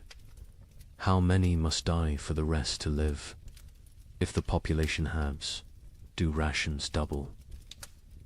These calculations appeared in secret documents, burned after reading. But Father Benedict saw enough to write. They draw circles on maps. This district has grain for 1,000. Population 3,000. Solution: ensure 2,000 die quickly. How? Bar thee. Gates: poison the wells. Spread disease. These are not plans of war. These are plans of peace. Peaceful elimination of excess population. The psychological toll of these calculations broke minds. Elizabeth Van Meer, the mother from the beginning, eventually snapped. Father Benedict found her one morning, feeding all her children equally, generously, using their entire store in one meal. She said, "She solved the equation," he wrote. "Everyone dies together, full, happy, as a family. No choosing. No survivors bearing guilt. Mathematical perfection. 0 equals 0. But she couldn't do it. At the last moment, she hid a portion, gave it to Jan, the eldest, and walked into the forest with the 3 younger children. They found her frozen arms around the little ones, all of them smiling. Jan survived, found by traders, raised by strangers. Years later, he became a mathematician, obsessed with solving unsolvable problems, never saying why. Father Benedict's final entry on the mathematics of survival: God gave us multiplication be fruitful and increase. The devil gave us division, choose who lives and dies. We have become expert in dark arithmetic, subtracting souls, dividing families, calculating the minimum viable population. We measure love in ounces of grain, weigh souls against bread. Calculate the exchange rate between mercy and survival. Every choice is an equation. Every equation is a condemnation. Every survivor is a mathematician who solved for X, where X equals continued existence and all other variables equals 0. The mathematics of survival reduced human society to its most basic algorithm. Who dies so others live? Every family, every community, every institution faced this equation. Some solved for maximum survival, others for minimum suffering. None solved for justice, because justice requires abundance, and abundance was memory. These calculations left scars that lasted generations. Survivors could never forget the arithmetic they'd performed, the variables they'd eliminated, the human constants they'd reduced to 0. They'd learned that civilization was just addition, add food, add comfort, add morality, and that's survival, which is subtraction. Subtract the weak, subtract the old, subtract love itself if necessary. In the end, the only sum that mattered was greater than 0. In the summer of 1316, something extraordinary happened. The rain stopped for 3 weeks, just long enough for desperate farmers to plant whatever seeds remained. The chroniclers called it God's mercy. Markets opened, people celebrated. A merchant in Bruges wrote to his partner, "The curse is lifted. Prepare the wagons." The crops grew with supernatural speed in the brief sunshine. Green shoots everywhere. Hope returned like a physical warmth. Families who had been preparing to separate to increase survival chances made plans to reunite. Then came August 10th, 1316, the day the hail began. Chunks of ice the size of goose eggs. For 3 hours, every single plant that had grown in those precious 3 weeks was obliterated. Not damaged, obliterated. crushed into the mud so thoroughly that you couldn't tell fields from road. The Bruges. Merchant's next letter contained only one line: God has abandoned us entirely. But let me tell you how those 3 weeks unfolded, because understanding the height of hope makes the fall into despair that much more devastating. July 18th, 1316. Dawn came without rain for the first time in 14 months. Not drizzle, not mist, but actual absence of water from the sky. In Paris, people stood in the streets, faces upturned, confused by the sensation of dryness. Children who'd been born during the deluge touched sunlight for the first time and screamed they thought they were burning. Brother Michel of Cluny recorded the moment. The clouds parted like curtains drawn by God's own hand, light actual. Golden light poured onto the earth. Monks fell to their knees, not in prayer, but in disbelief. We had forgotten the sun could exist without water. Word spread faster than plague. Church bells rang continuously, not for death this time, but for resurrection. In every village, town, and city, people emerge from their homes like creatures crawling from caves. Pale, skeletal, blinking in brilliance they'd forgotten existed. The merchant Jacob van Bruges wrote to his partner Hans in Antwerp with trembling hand. The curse is lifted. God has remembered us. The rain has stopped. Prepare, the wagons will have grain to trade by autumn. Tell everyone survival is possible again. Markets that had been closed for months exploded back to life. Not with food, there was still no food, but with hope transformed into commerce. People traded promises, futures, possibilities. A farmer would pledge his upcoming harvest for tools. A baker would promise future bread for present shelter. The economy, dead for a year, gasped back to life on nothing but anticipated abundance. The seeds came from everywhere and nowhere, hidden in walls, buried in yards, hoarded in attics. Every kernel that had been saved, just in case, was brought into the light.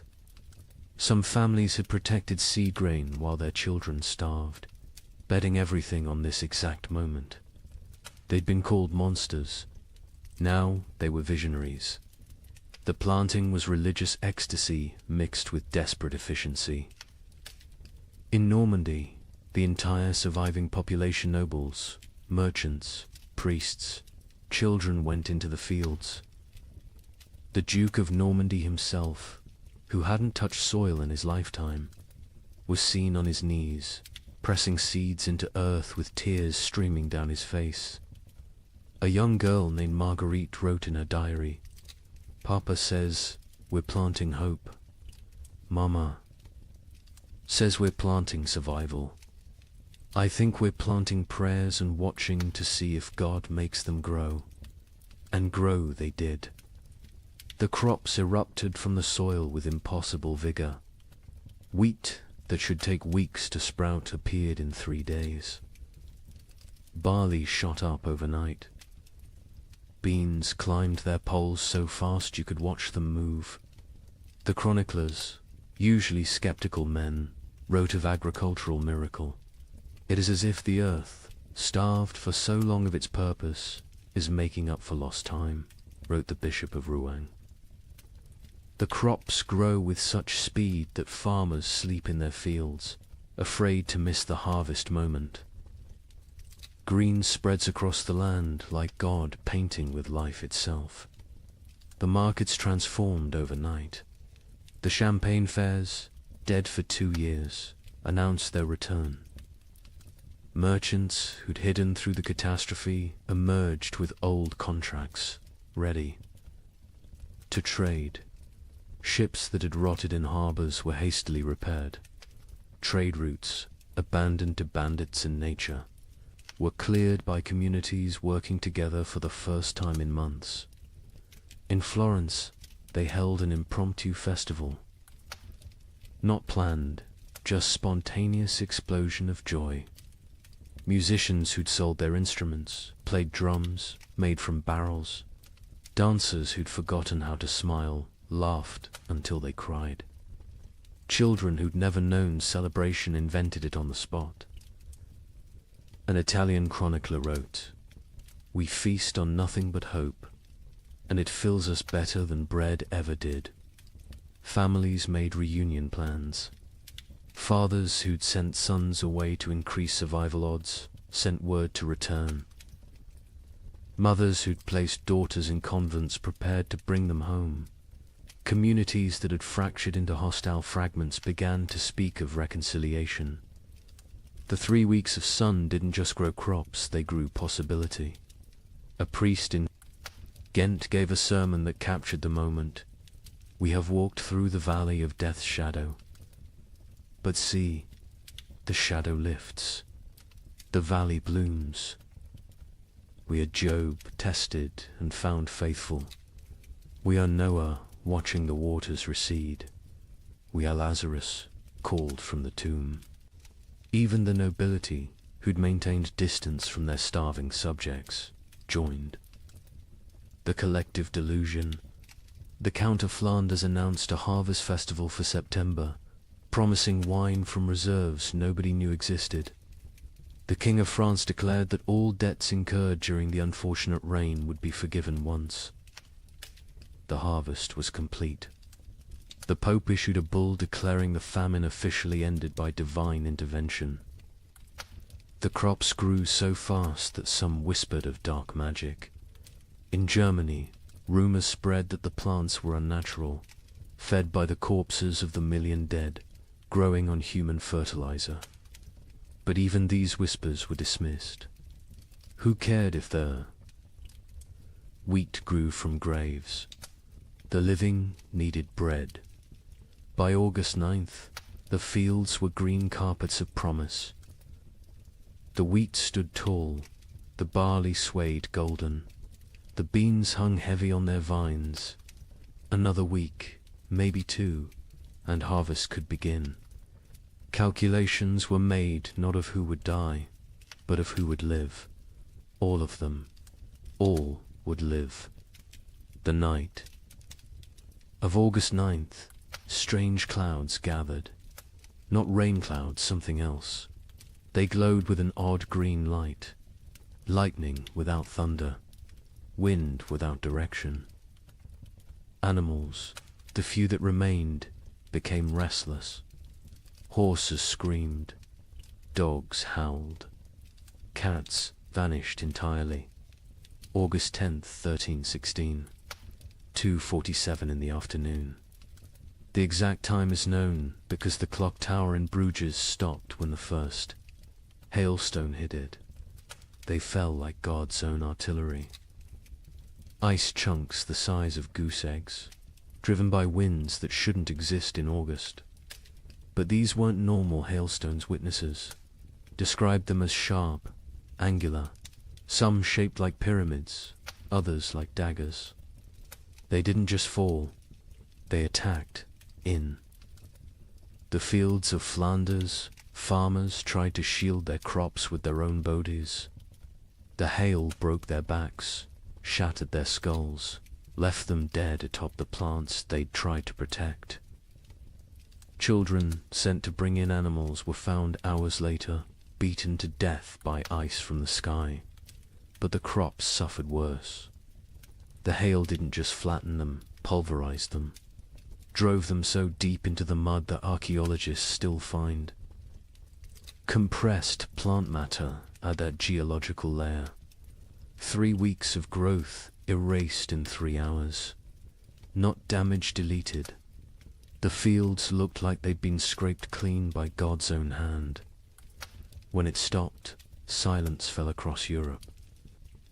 Not peaceful silence, the silence of complete despair. People stood in their obliterated fields, unable to speak, unable to cry. unable to comprehend. The hope hadn't been gradually eroded, had been murdered in a single afternoon. Jacob van Vey. Bruges, the merchant who'd written so joyfully to his partner, sent one final letter. Not even a letter, just 8 words on a torn piece of parchment. God has abandoned us entirely. Do not come. The suicides began that evening. Not the slow suicide of starvation, but immediate, decisive ending. Entire families walking hand in hand into rivers. Farmers hanging themselves from trees that overlooked their destroyed fields. Bakers closing themselves in their ovens. The Diocese of Reims recorded 300 suicides in 3 days. Those were just the ones found. A chronicler in Paris wrote, "The cruelty was not in taking the crops. It was in letting them grow first, in letting us believe, in letting us hope. This was not God testing faith. This was God showing us faith is mockery. We are not Job.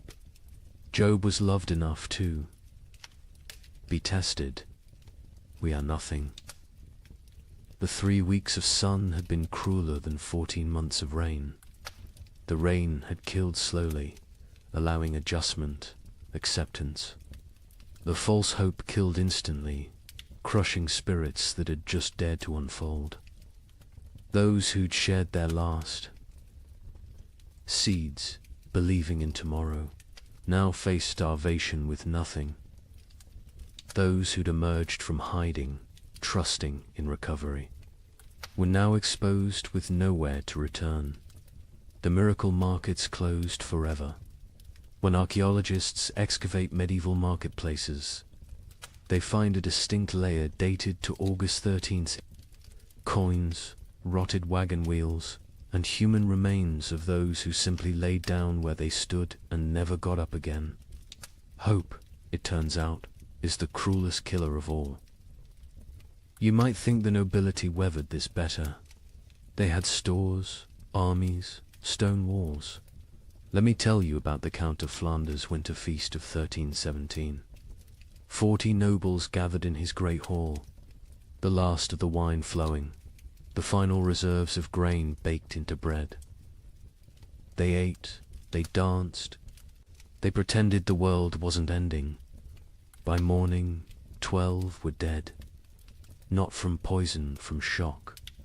Their bodies, weakened by months of subtle starvation, couldn't process the sudden richness. The Count himself survived. 3 more days, long enough to dictate his final words. "My castle is my coffin. Let none enter until the curse lifts." They found his body 4 years later. He had burned his furniture, his tapestries, even his books for warmth. The richest man in Flanders died, gnawing on leather straps. The feast itself had been an act of delusion, dressed as defiance. Count Louis of Nevers had sent invitations in December 1316, written on vellum worth more than food. "Let us gather as nobility ought, to demonstrate that breeding conquers nature." The guests who arrived on January 6th, the feast of the Epiphany, looked like spectres playing at being lords. The Duchess of Brabant arrived in a carriage pulled by servants her horses had been eaten months ago. The Duke of Luxembourg wore armor that hung loose on his shrunken frame, clanking with every movement like bones in a box. The Bishop of Liege blessed the meal with hands that shook from more than cold, his episcopal ring sliding off fingers made skeletal by hunger. But they maintained the facade. They spoke of hunting parties that would never happen, of spring tournaments already impossible, of marriages between children who were likely dead. The Count's Chamberlain, Robert de Bethune, later wrote in his secret diary, "We dressed corpses. In silken made them dance. We were already dead. The feast was merely our funeral performed by the deceased. The meal itself was madness. After months of eating ground acorns and boiled leather, they faced actual bread, real meat, wine that wasn't mixed with water and prayers. The Count had emptied his entire reserve, deciding either everyone would survive together or die with dignity. He chose wrong. They died with neither survival nor dignity. The Countess of Hainault was the first to fall, her stomach rupturing from the sudden expansion. She died vomiting blood onto her ermine cloak, apologizing for the mess. The young Baron of Chimay collapsed with wine running from his nose, his body unable to remember how to process alcohol. One by one, they fell like dominoes, their starved systems overwhelmed by abundance. The survivors watched their friends die from eating. The cruelest irony in a world already drowning in cruel ironies. The Count himself ate carefully, sparingly, but even he couldn't escape. His physician, one of 3 nobles who survived the night, recorded, his lordship's body shook as if possessed. He sweated ice in January. His eyes bled. He knew death was coming and used his remaining strength to bar the castle doors from inside, condemning himself to die alone rather than risk others entering for the remaining food. Across Europe, similar scenes played out in every castle. These fortresses, built to withstand armies, couldn't withstand hunger. Stone walls kept enemies out, but kept starvation in. Moats that protected against invasion became barriers preventing. Foraging, height advantage, meant nothing when there was nothing below worth taking. The Duke of Burgundy's castle at Dijon became infamous for what chroniclers called the vertical graveyard. As servants and knights died, they were stacked in the towers, frozen by winter, preserved in their positions of death. By spring 1317, visitors could climb the tower stairs and pass through layers of the dead, each floor representing a different week of mortality. The Duke himself was found at the top, seated on his throne, frozen mid-gesture, as if still issuing commands to the dead below. In England, the situation was equally dire. Edward II's own court at Westminster ran out of food in February 1317. The King of England, ruler of territories from Scotland to Gascony, was reduced to sending knights to rob his own subjects' gardens for turnips. A chronicle records, His Majesty was seen gnawing a candle made of tallow, declaring it tasted better than nothing, which was the alternative. The nobility's suffering was different from the peasants, not worse, but uniquely horrible. They had never learned to survive without excess. A peasant knew how to stretch grain, how to forage, how to make something from nothing. Nobles knew only how to command others to provide. When there were no others left, or nothing to provide, they were helpless. Lady Margaret de Clare, one of England's wealthiest women, left a diary that captures this helplessness. I own 17 manors, but cannot eat earth. I have chests of gold, but gold provides no sustenance. I have titles and right and privileges, all worthless as the parchment they're written on. My servants are dead or fled. I, who never dressed myself, now cannot light a fire. I will die. Not from hunger, but from ignorance of survival. The castle hierarchies collapsed in ways that would have been unthinkable before. The Earl of Warwick's chronicle describes finding his cook a commoner sitting in the Earl's chair, eating the last food while the Earl's children begged for scraps. When confronted, the cook simply said, "I know how to prepare food. You know how to eat it. Which skill matters now?" The Earl had no answer. Some nobles attempted to maintain order through increasingly desperate measures. The Count of Toulouse issued edicts from his castle requiring peasants to deliver food that didn't exist. When they didn't comply, he sent knights to punish them. The knights found empty villages, just wind and bones. They returned to find the Count dead, his final edict still clutched in his hand. Let them eat loyalty. The collapse of noble authority was physical as well as social. Castles required constant maintenance, roofs needed patching, walls needed pointing, fires needed feeding. Without servants, these monuments to power became tombs of privilege. Rain poured through unrepaired roofs. Frost cracked unmaintained walls. The magnificence became the miserable. Baron Heinrich von Steinberg in Bavaria documented his castle's decay. January, the Great Hall's roof collapses. February, ice forms inside, creating frozen waterfalls from ceiling to floor. March, we burn the banquet table for warmth. April, we burn the portraits of our ancestors. May, we burn the chapel pews, begging God's forgiveness. June, we burn the doors, accepting that we're already in hell.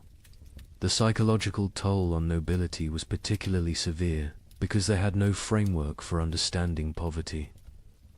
A peasant expected hardship, it was life. A noble experienced hardship as cosmic betrayal. God had ordained their superiority. This suffering suggested God had changed his mind. The Abbess of Fantevrolt, herself, noble-born, wrote, "They come to me, these duchesses and countesses, asking why God has abandoned them. I tell them God hasn't abandoned them, he's simply treating them like everyone else. They find this more terrifying than abandonment. Some nobles attempted escape through marriage, not for alliance, but for food. The Count of Champagne offered his daughter to anyone who could provide a year's grain. A wealthy merchant accepted, then discovered the Count had already eaten the grain before the wedding. The merger of nobility and merchant class, which would normally take centuries, happened in months, paid for in bread. Others chose more extreme exits. The Duke of Austria held what he called the final tournament nobles, jousting not for honor, but for the right to eat the loser's horses. The Duke himself participated and lost, whether deliberately or through weakness, unknown. His horse fed 12 people for 3 days. The Duke's body fed the crows. By the winter of 1318, castle after castle stood empty, not conquered, abandoned. The noble families that survived did so by abandoning everything that made them noble. They fled to cities, to monasteries, to anywhere that might have food. Princes became beggars. Duchesses became servants. The feudal order didn't fall, it starved to death. The Count of Flanders' castle stood sealed for 4 years before anyone dared enter. When they finally broke down the doors in 1321, they found a scene from nightmare.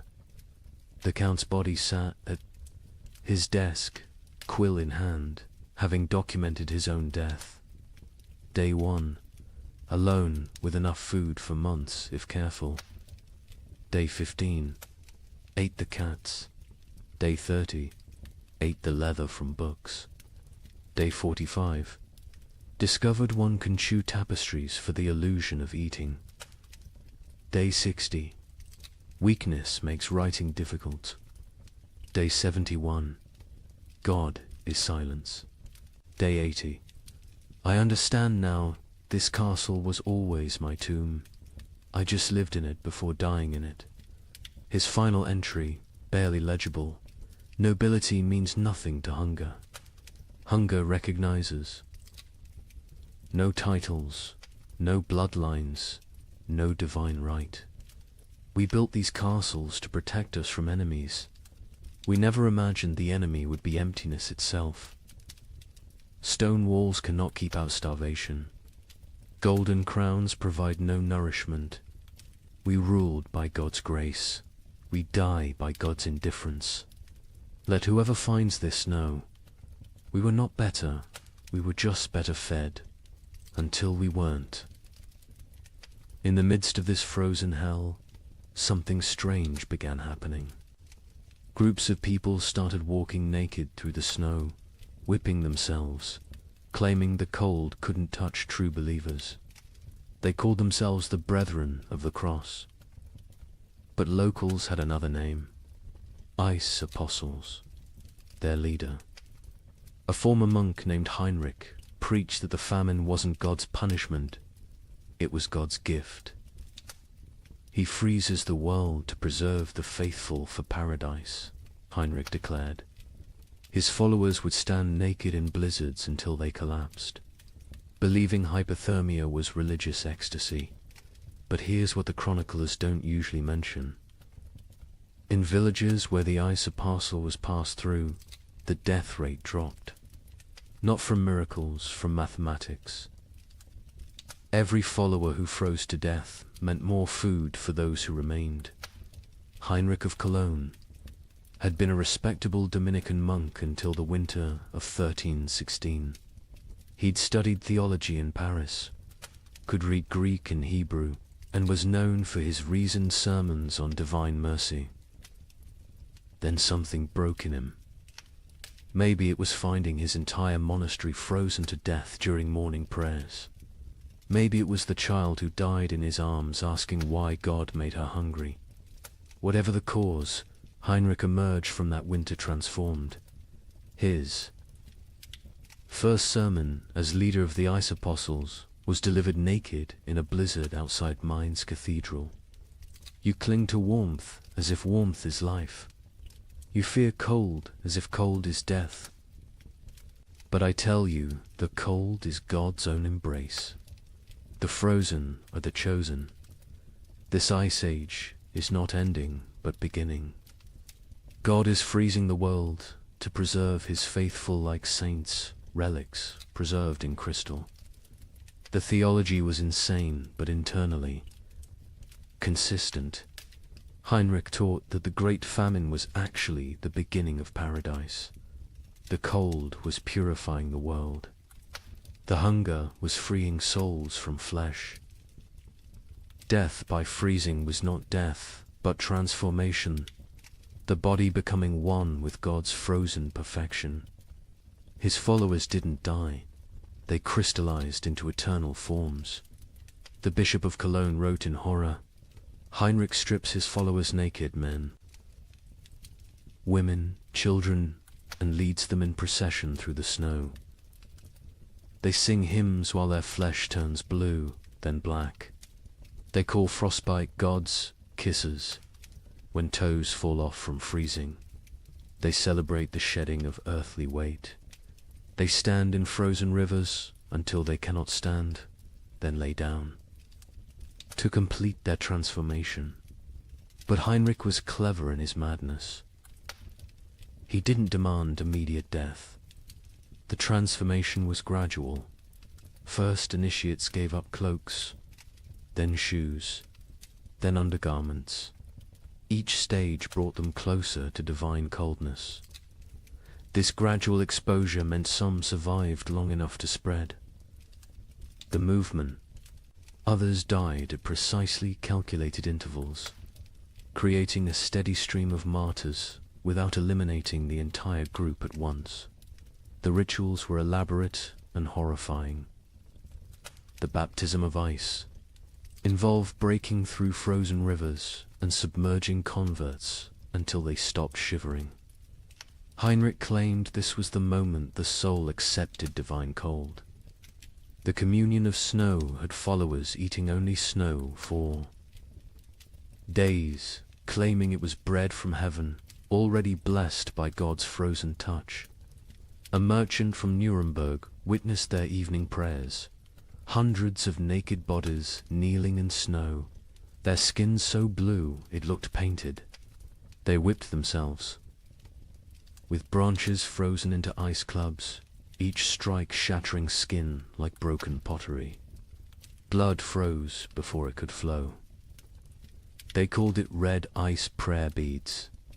Children among them, babies even, held up by dying mothers, all singing about the warmth of freezing. The movement spread with terrifying speed.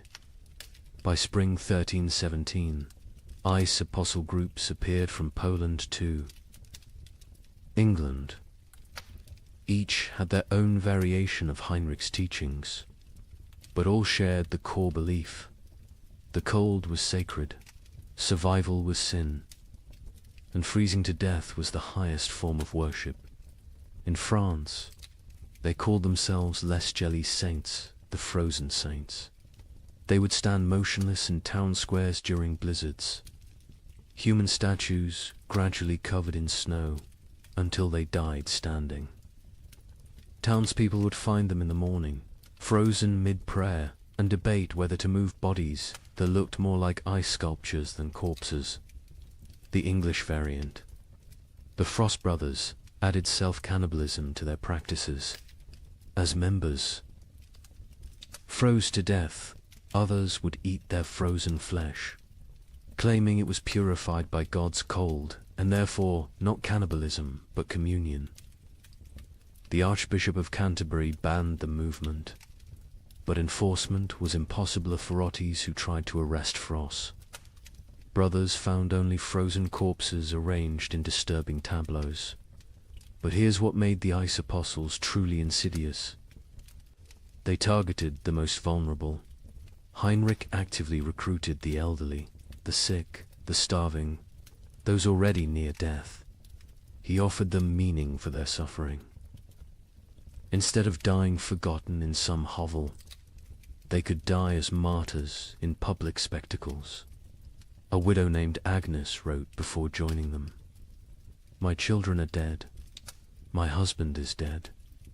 I will die within days regardless. Heinrich offers me the choice to die for something instead of from something. Is joining madness worse than dying sane but meaningless?" The mathematics of their deaths were coldly practical. A village of 100 people with food for 50 had a problem. If 30 ice apostles achieved transformation, suddenly there was enough for the remaining 70. The movement solved starvation through voluntary mass suicide disguised as religious ecstasy.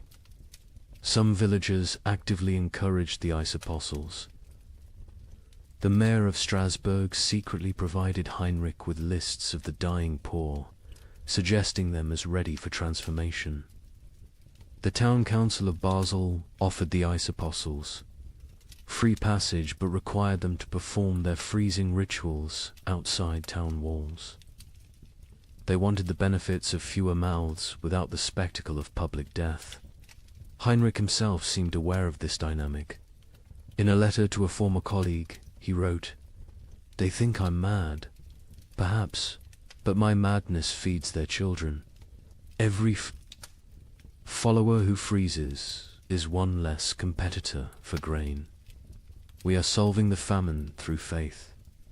Is it not better to die believing you're achieving paradise than to die knowing you're just starving?" The church struggled to respond. Declaring the movement heretical was easy. Stopping it was impossible. How do you prevent people from freezing themselves to death when they're going to freeze to death anyway?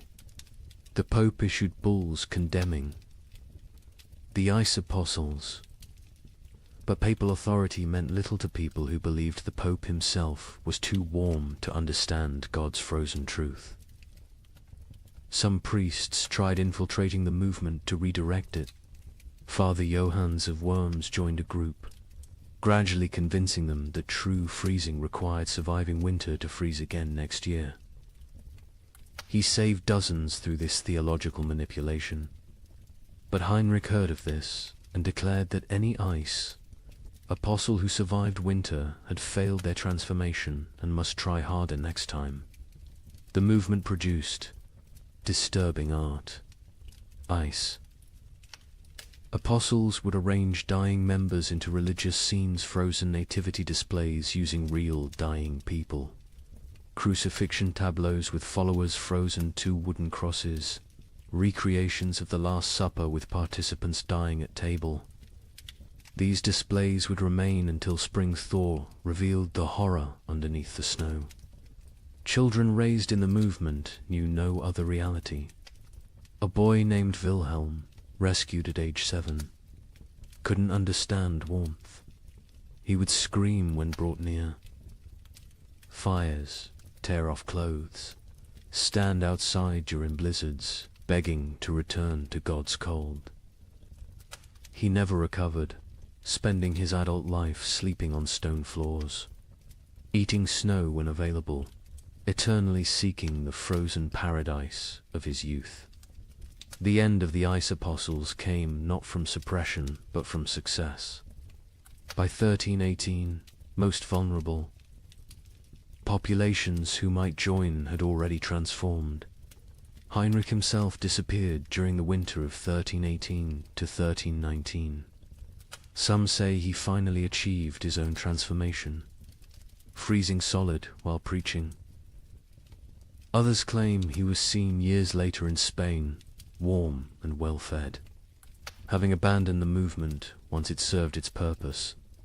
A final account from a survivor provides the most chilling perspective. Maria of Augsburg, who left the movement days before. Her planned transformation wrote, "We knew we were committing suicide." Heinrich knew. Everyone knew. But we dressed it in ritual and meaning because meaningless death was unbearable. The ice apostles didn't worship cold, we worshipped having a choice in how we died. In a world where death was certain, choosing. Its form felt like freedom.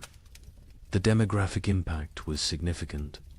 Historians estimate the ice apostles removed between 50,000 and 100,000 people from the population, voluntary deaths that paradoxically helped others survive. Villages that hosted ice apostles had marginally better survival rates than those that didn't. The movement was simultaneously mass murder and mass mercy, but the psychological impact lasted generations. The idea that death could be repackaged as victory, that suffering could be transformed through rhetoric into triumph, became embedded in European consciousness. Future apocalyptic movements would use Heinrich's template: take the inevitable, declare it divine, and lead the desperate into believing their destruction is actually their deliverance. The ice apostles left no churches, no holy books, no official record. Only frozen bodies in strange positions, mass graves of the willingly dead, and the disturbing realization that when survival becomes impossible, humans will invent religions that make death a sacrament. They proved that in extreme conditions. The line between martyrdom and mass suicide disappears, and that sometimes, perhaps most terrifyingly, they serve the same mathematical function: fewer mouths to feed in a world that has forgotten how to provide food. By 1318, the concept of nations began to dissolve. The King of England couldn't feed his army. The French crown controlled only Paris. The Holy Roman Emperor ruled nothing but his own hunger. But local warlords thrived. A minor knight with a sword. Grain supplies suddenly commanded more power than dukes. These frost lords, as they were called, built tiny kingdoms that lasted weeks or months. Their reigns ended predictably. When the food ran out, their followers ate them. The Bishop of Strasbourg recorded one such ending. Lord Wilhelm's men roasted him over his own hearth. They claimed he had grown fat on their suffering, so it was only just. His screams echoed across the frozen Rhine. When questioned, his captain said simply, he tasted of betrayal. The traditional structure of medieval war for kings commanding. Lords commanding knights, commanding soldiers collapsed when soldiers realized their commanders had no food to offer. A knight's oath of fealty meant nothing to an empty stomach. By early 1318, Europe had fractured into thousands of micro-kingdoms, each centered around whoever controlled food. Sir Roderick of Ghent, a minor knight with no title beyond his sword, became more powerful than the Duke of Burgundy simply because he had discovered a monastery's hidden grain store. With 40 bushels of wheat, he recruited an army of 300 starving men. They called him the Wheat King, and for 6 weeks, he ruled a territory spanning 3 villages. His reign followed a pattern that would become horrifyingly common. Week 1. Triumphant distribution of food to followers. Week 2. Strict rationing. As reality set in. Week 3.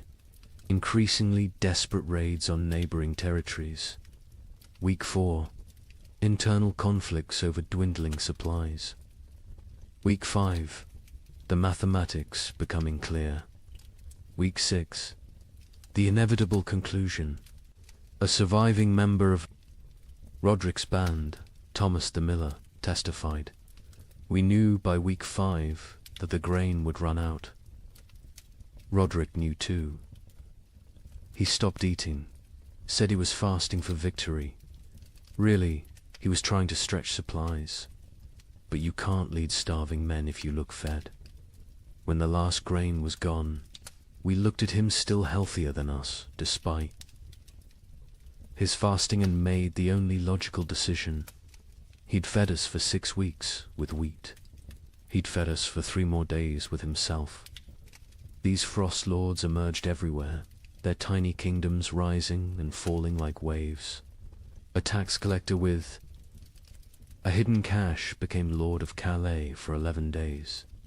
A merchant who'd hoarded salt pork ruled Antwerp for a month. A priest who'd discovered Roman-era grain stores in ancient ruins declared himself Pope King of Regensburg, and lasted 2 months before his congregation ate him during what they called the True Communion. The Bishop of Strasbourg's account of Lord Wilhelm provides the most detailed description of how these micro-kingdoms operated. Wilhelm had been nobody, a 3rd son of a minor lord, trained for priesthood but turned soldier. When the famine began, he was guarding a river crossing that nobody used anymore. But beneath that crossing, in caves known only to smugglers, lay tons of preserved food from decades of illegal trade. Wilhelm emerged from obscurity like a demon from ice, the bishop wrote. One day unknown, the next commanding 500. Men who called him Caesar. He built a frozen empire on dried fish and pickled cabbage, demanding absolute obedience in exchange for daily rations. He held court on a throne made from frozen corpses, dispensing justice measured in mouthfuls of food. Wilhelm's system was sophisticated for a frost lord. He created a complex hierarchy based on usefulness. Soldiers who brought back food from raids received double rations. Craftsmen who could maintain weapons got standard portions.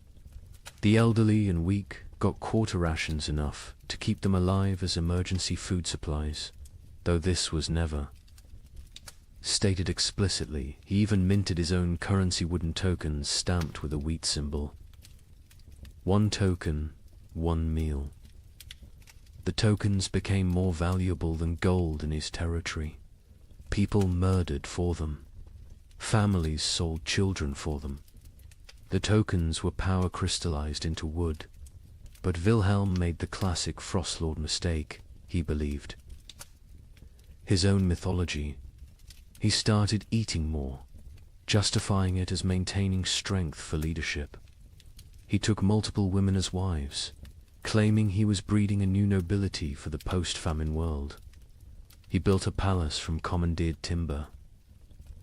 While his followers sheltered in ruins, he grew fat while they grew thinner. The end came in March 1318. His captain, Hans Württemberg, later testified to church authorities. We could see his belly growing while ours shrank. He wore furs while we froze. He spoke of the kingdom we were building while we died building it. When the last preserved meat was distributed, none to us, all to his wives, we knew what had to be done. They didn't just kill Wilhelm, they ritualized it. They held a mock trial where he was accused of hoarding flesh while others had none. They sentenced him to share his flesh as he should have shared his food. They cooked him slowly, keeping him alive as long as possible, making him watch as they ate pieces of him. His screams, the bishop recorded, could be heard in Strasbourg. Across the frozen Rhine, the French crown attempted to reassert control, but found their armies dissolving. Upon contact with frost lords, royal soldiers would desert en masse when offered food by local warlords. The Constable of France reported to King Philip V, "I departed Paris with 2,000 men. I arrived at Orleans with 200. The rest did not desert. They simply found new masters who could feed them. A kingdom cannot compete with a kitchen." The Holy Roman Emperor faced even worse. His imperial army, once the terror of Europe, simply ceased to exist. The Chronicle of Augsburg records, "The emperor sent orders to mobilize his forces. The messengers returned with laughter. What forces? His generals had become frost lords. His soldiers had become bandits. His authority extended exactly as far as his personal guards could walk before collapsing from hunger." England's Edward II tried a different approach, officially recognizing frost lords as legitimate authorities if they swore fealty. The result was chaos. Hundreds of petty warlords claimed royal sanction while fighting each other. The Earl of Lancaster wrote, "The king has legitimized anarchy. Every man with a barn full of turnips now styles himself Lord Protector of something. Some frost lords created elaborate justifications for their rule. Baron Friedrich the Mad claimed God spoke to him through the patterns of frost on windows, dictating who should eat and who should fast. Lord Jacques of Normandy insisted he was the reincarnation of Charlemagne, returned to lead France through darkness. Count Stanislaus of Mazovia declared himself the Emperor of Winter and demanded tribute in the form of human flesh, claiming it was the only meat that wouldn't spoil. The battles between frost lords were unlike traditional warfare. They fought not for territory but for carries. Sieges were impossible. The besiegers would starve before the besieged. Cavalry charges were fanticide, the horses had been eaten. Battles were brief, vicious affairs where starving men fought over rumors of food. A typical battle might involve 100 men fighting to the death over a storehouse. That turned out to contain only rotted turnips. The Chronicle of Cologne describes one such conflict. Lord Henrik's men met Lord Dietrich's at the frozen mill. They fought for 6 hours in the snow, men dying from cold as much as combat. The winners found 3 sacks of mouldy rebelli, enough to feed them for the march home. 43 died for perhaps 43 meals. This is the mathematics of the winter wars. Naval warfare ceased entirely. Ships required crews, crews required food, and any ship with food became a target for its own sailors. The entire English fleet in Portsmouth was found in spring 1318, with the officers eaten and the common sailors gone, having sailed to wherever they imagined food might exist. Most likely, they ate each other at sea. The mercenary companies that had plagued Europe for decades transformed into something worse. No longer fighting for pay, they fought for food itself. The Free Company of the Wolf, led by a former priest called Father Fang, became notorious for their practice of recruitment. They would attack villages, eat the weak, and force the strong to join them. Their ranks swelled with the desperate and depleted with the digested. The most successful Frostlaw was arguably Margaret the Terrible, a former abbess who controlled grain stores across 3 monasteries. She ruled for 8 months in eternity in Frostlaw terms by being utterly ruthless. She fed her followers just enough to keep them loyal, but not enough to make them strong. She rotated guards constantly so none could organize rebellion. She had tasters for her food, but the tasters were different each meal. Chosen by lottery, her end came not from rebellion, but from mathematics. She calculated she could survive another month on remaining stores.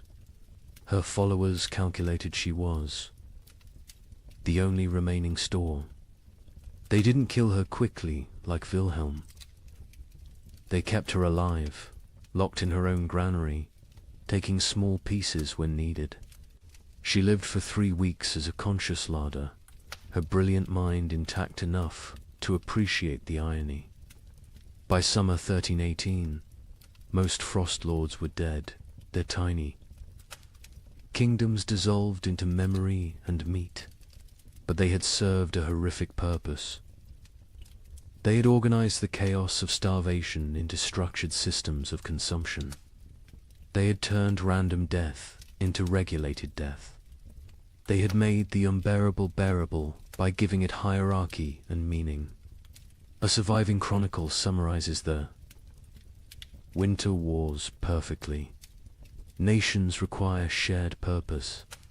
Kingdoms need common cause.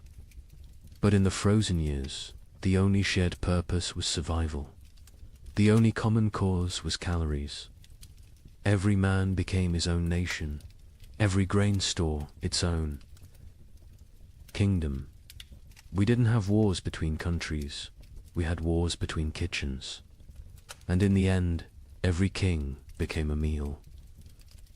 But nothing compares to what happened in the winter of 1319. In villages across Germany, something unprecedented occurred. The children left, not taken, not sold. They simply walked away into the snow, hundreds of them, following. A 12-year-old girl named Margareta, who claimed she knew where summer was hiding. Parents were too weak to stop them. Some say too relieved. The children marched south, singing hymns, leaving tiny, frozen footprints. They believed if they could reach Rome, they could convince God to bring back the sun. A merchant traveling to Venice reported seeing them, a line of small shadows against the white, moving like sleepwalkers. I offered them bread. They refused. The girl at the front said they were already full of winter and kept walking. They never reached Rome. A woodcutter found them in an alpine pass the following spring. Hundreds of small bodies perfectly preserved in ice, still holding hands. Still walking formation. Still heading south toward a summer that would never come. Margareta of Hamelin. Was nobody special before the winter of 1319? The baker's daughter? Middle child of 7? Known only for her strange habit of speaking to sparrows that no longer existed? But in January 1319, something changed. She began telling other children about dreams where summer lived in a golden palace beyond the mountains, imprisoned by winter demons, waiting for children pure enough to free it. The priest of Hamelin, Father Ernst, recorded the beginning. The girl stands in the square each dawn, speaking of summer as if it were a person. She describes the taste of strawberries to children who have never seen fruit. She tells them about flowers, what colors they were, how they smelled. Children who were born during the famine, who know only grey and white and cold, listen to her like she's describing paradise. At first, adults dismissed it as childhood fantasy, a coping mechanism for horror. Let the children dream of summer while they starved in winter. But Margaretta's stories grew more elaborate, more specific. She claims summer sent her messages through ice patterns on windows. She said she could hear summer crying, trapped behind the wall of winter, begging to be freed. Summer is not gone. She preached to growing crowds of children. Summer is captured. The adults are too heavy with sin to rescue it. But we, children, light with innocence, can slip through winter's fingers and bring summer home. The theology was childish but compelling. Adults had caused the famine through their wars, their greed, their sins. Children were innocent victims. Therefore, children could be innocent saviors. The logic of a 12-year-old mind, but to other 12-year-olds it was revelation. By February, Margaretta had hundreds of followers, all children between the ages of 4 and 14. They met in secret, practicing for their journey. They would walk to Rome, she said, where God's representative lived. They would demand, not ask, demand that the Pope release summer from its prison. If he refused, they would find summer themselves. The preparation was heartbreaking in its innocence. Children stole their parents' shoes, too large for tiny feet, stuffing them with straw. They made summer cloaks from stolen blankets, decorated with charcoal drawings of flowers they'd never seen. They practiced walking in formation, the older children carrying the younger, believing that unity would protect them from winter's grasp. Hans Müller, a traveling merchant, encountered them preparing. They train like an army of ghosts. 8-year-olds teaching 4-year-olds how to walk through snow. They share imaginary food, practicing for when they'll have real food again. The girl Margaretta watches them with eyes too old for her face. She knows, I think. She knows where this leads. But she continues anyway. Parents were paralyzed by impossible mathematics. Stop your children from leaving and watch them starve slowly at home. Let them leave and maybe, possibly, they find food elsewhere. Or at least they die with hope instead of despair. The mayor of Hamelin wrote, "We cannot feed them. We cannot save them. If they wish to walk to their deaths, is that worse than sitting to their deaths? At least walking gives the illusion of agency." Some parents actively encouraged their children to join. Widow Brown pushed her 3 sons toward Margaretta, saying, "Follow her to summer or heaven, whichever comes first." Johann the smith told his daughter, "Better to die seeking warmth than to freeze knowing warmth will never come." On February 28, 1319, they left. 312 children walked out of Hamelin at dawn, singing a hymn Margaretta had taught. Them, summer sleeps beyond the mountain, dreams of green in halls of white. We shall wake it with our walking, turn the darkness into light. They were joined by children from every village they passed. Rothenburg added 50. Wurzburg contributed 70. Nuremberg, despite the mayor's attempts to stop them, lost nearly 200 children in a single night. By the time they reached Augsburg, the procession numbered over 1,000. The Bishop of Augsburg tried to stop them, blocking the road with armed guards. Margaretta walked up to him, this 12-year-old girl facing the church's authority, and said, "You can kill us here or let us die seeking salvation. Either way, our blood is on your hands. But if we die seeking, at least we die with purpose." The bishop, shamed by a child, let them pass. He later wrote, "I should have stopped them, but stopping them would have meant admitting there was nothing to seek, no hope to find, no summer waiting anywhere. I let them pass because their delusion was kinder than my truth." The procession grew stranger as it moved south. Children who could no longer walk were pulled on makeshift sleds. Those who died were not left behind. The others carried frozen corpses, believing they would revive when summer was found. They ate snow exclusively, claiming Margareta had blessed it to sustain them. Many believed they were already dead, that this was their soul's journey to paradise.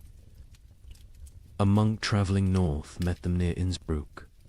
They moved like a river of small ghosts, their singing echoing off mountain walls. The girl at the front no longer walks, she floats, carried by older children who believe touching the ground would break the spell. I offered them shelter in our monastery. They refused, saying walls would trap them in winter forever. The merchant, Giuseppe Di Marco, returning to Venice from Germany, provided the last confirmed sighting, a line of shadows against the alpine snow. Still walking, still singing, though the song now sounds like wind through empty houses. The leader, a girl, her lips blue with cold, but still moving in prayer or madness. I offered bread, real bread, not imagination. She looked at me with eyes already seeing another world, and said, "We are already full of winter. We need no earthly food." They walked past me into the mounting storm, and I swear before God they seemed to fade rather than depart, becoming one with the blizzard itself. They never emerged from the Alps. Search parties sent when spring finally came found them in a high pass, preserved perfectly in ice. They had died walking, still in formation, still holding hands. The smaller children carried by the larger, all facing south toward an Italy they would never see, a Rome they would never reach, a summer that had never been imprisoned except in the desperate imagination of a 12-year-old girl. Margareta was found at the front, her face turned skyward, arms outstretched as if embracing something invisible. In her frozen hand, a piece of parchment with a single line. Summer was inside us all along, but winter was stronger. The bodies were left where they lay. The Archbishop of Salzburg declared the site sacred ground, saying, "They died as pilgrims, seeking God's warmth. Let them remain as monuments to faith or folly, no longer know the difference." But the story doesn't end with their deaths. When spring finally came in 1322, when the famine finally broke, wildflowers grew in unusual abundance along the route the children had walked. Skeptics said it was from the organic matter their bodies had left. Believers said it was summer finally answering their call, 3 years too late. Parents who had let their children go lived with mathematical grief.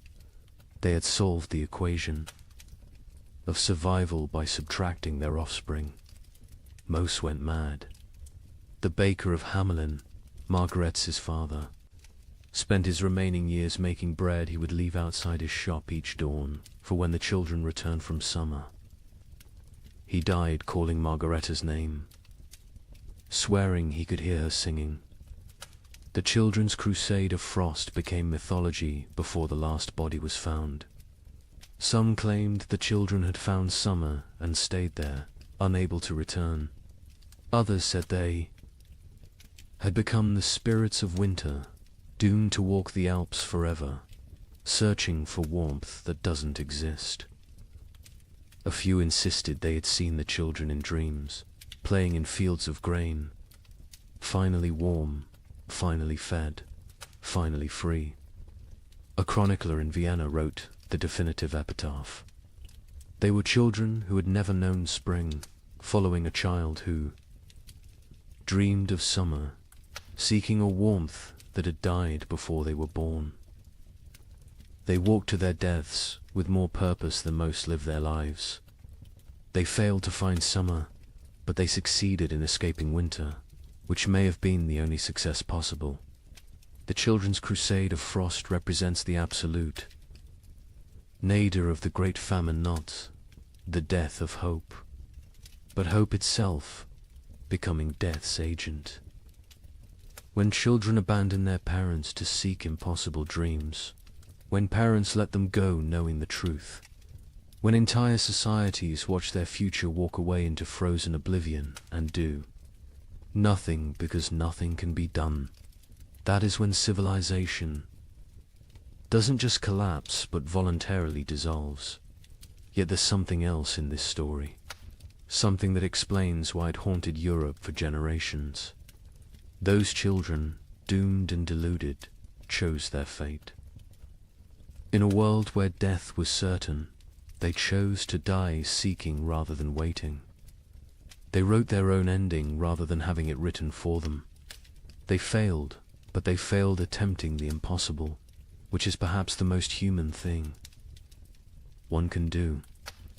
The last word belongs to a nameless child, one of hundreds found in that alpine pass, who had carved into a frozen tree trunk. We came to find summer.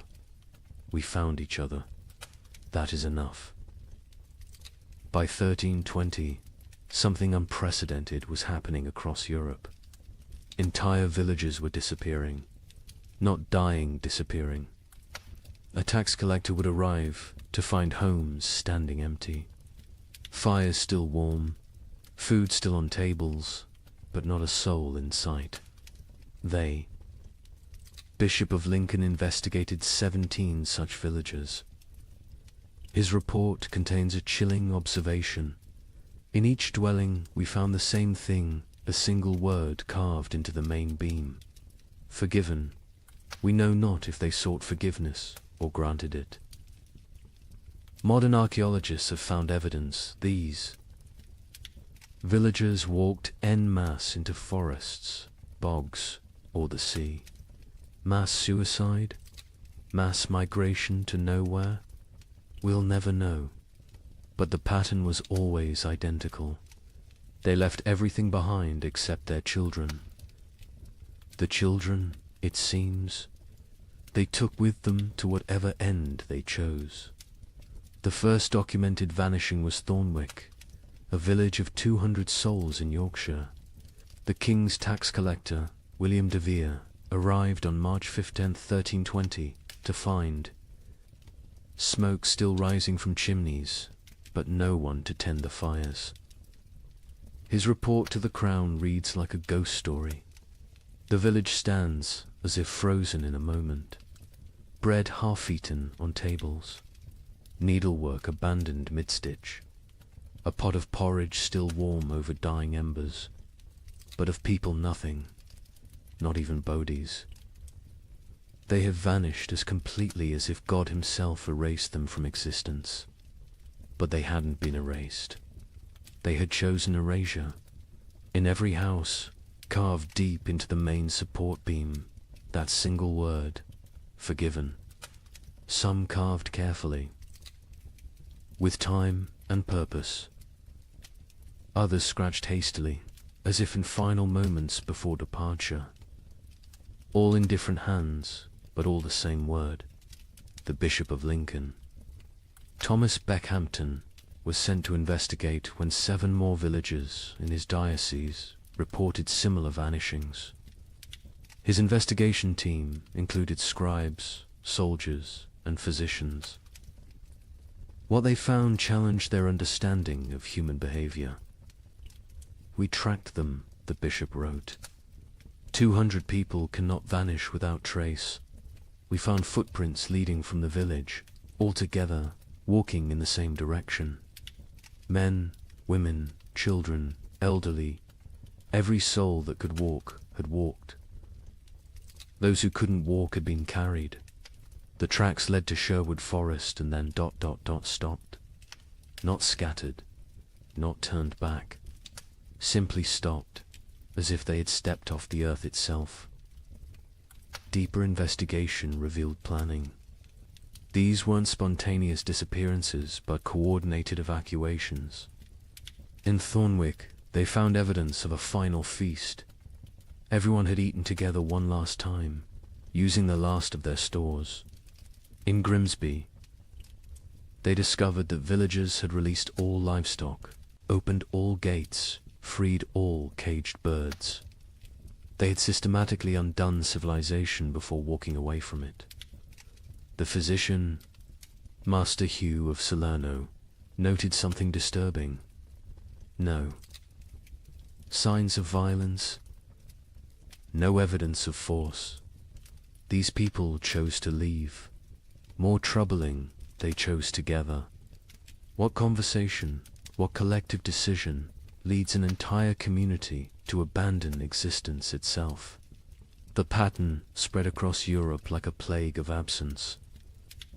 In Bavaria, the village of Klinwald vanished, leaving behind a communal letter. We go to find what God has hidden from us. We go together because alone we are nothing. We take our children because they deserve better than this slow death. We leave our homes because homes without hope are merely tombs with windows. Seek us not. We are already farther than you can follow. The French village of Moulambus left more disturbing evidence. Every adult had written their name on the church wall, followed by their sins: murder, theft, adultery, cannibalism.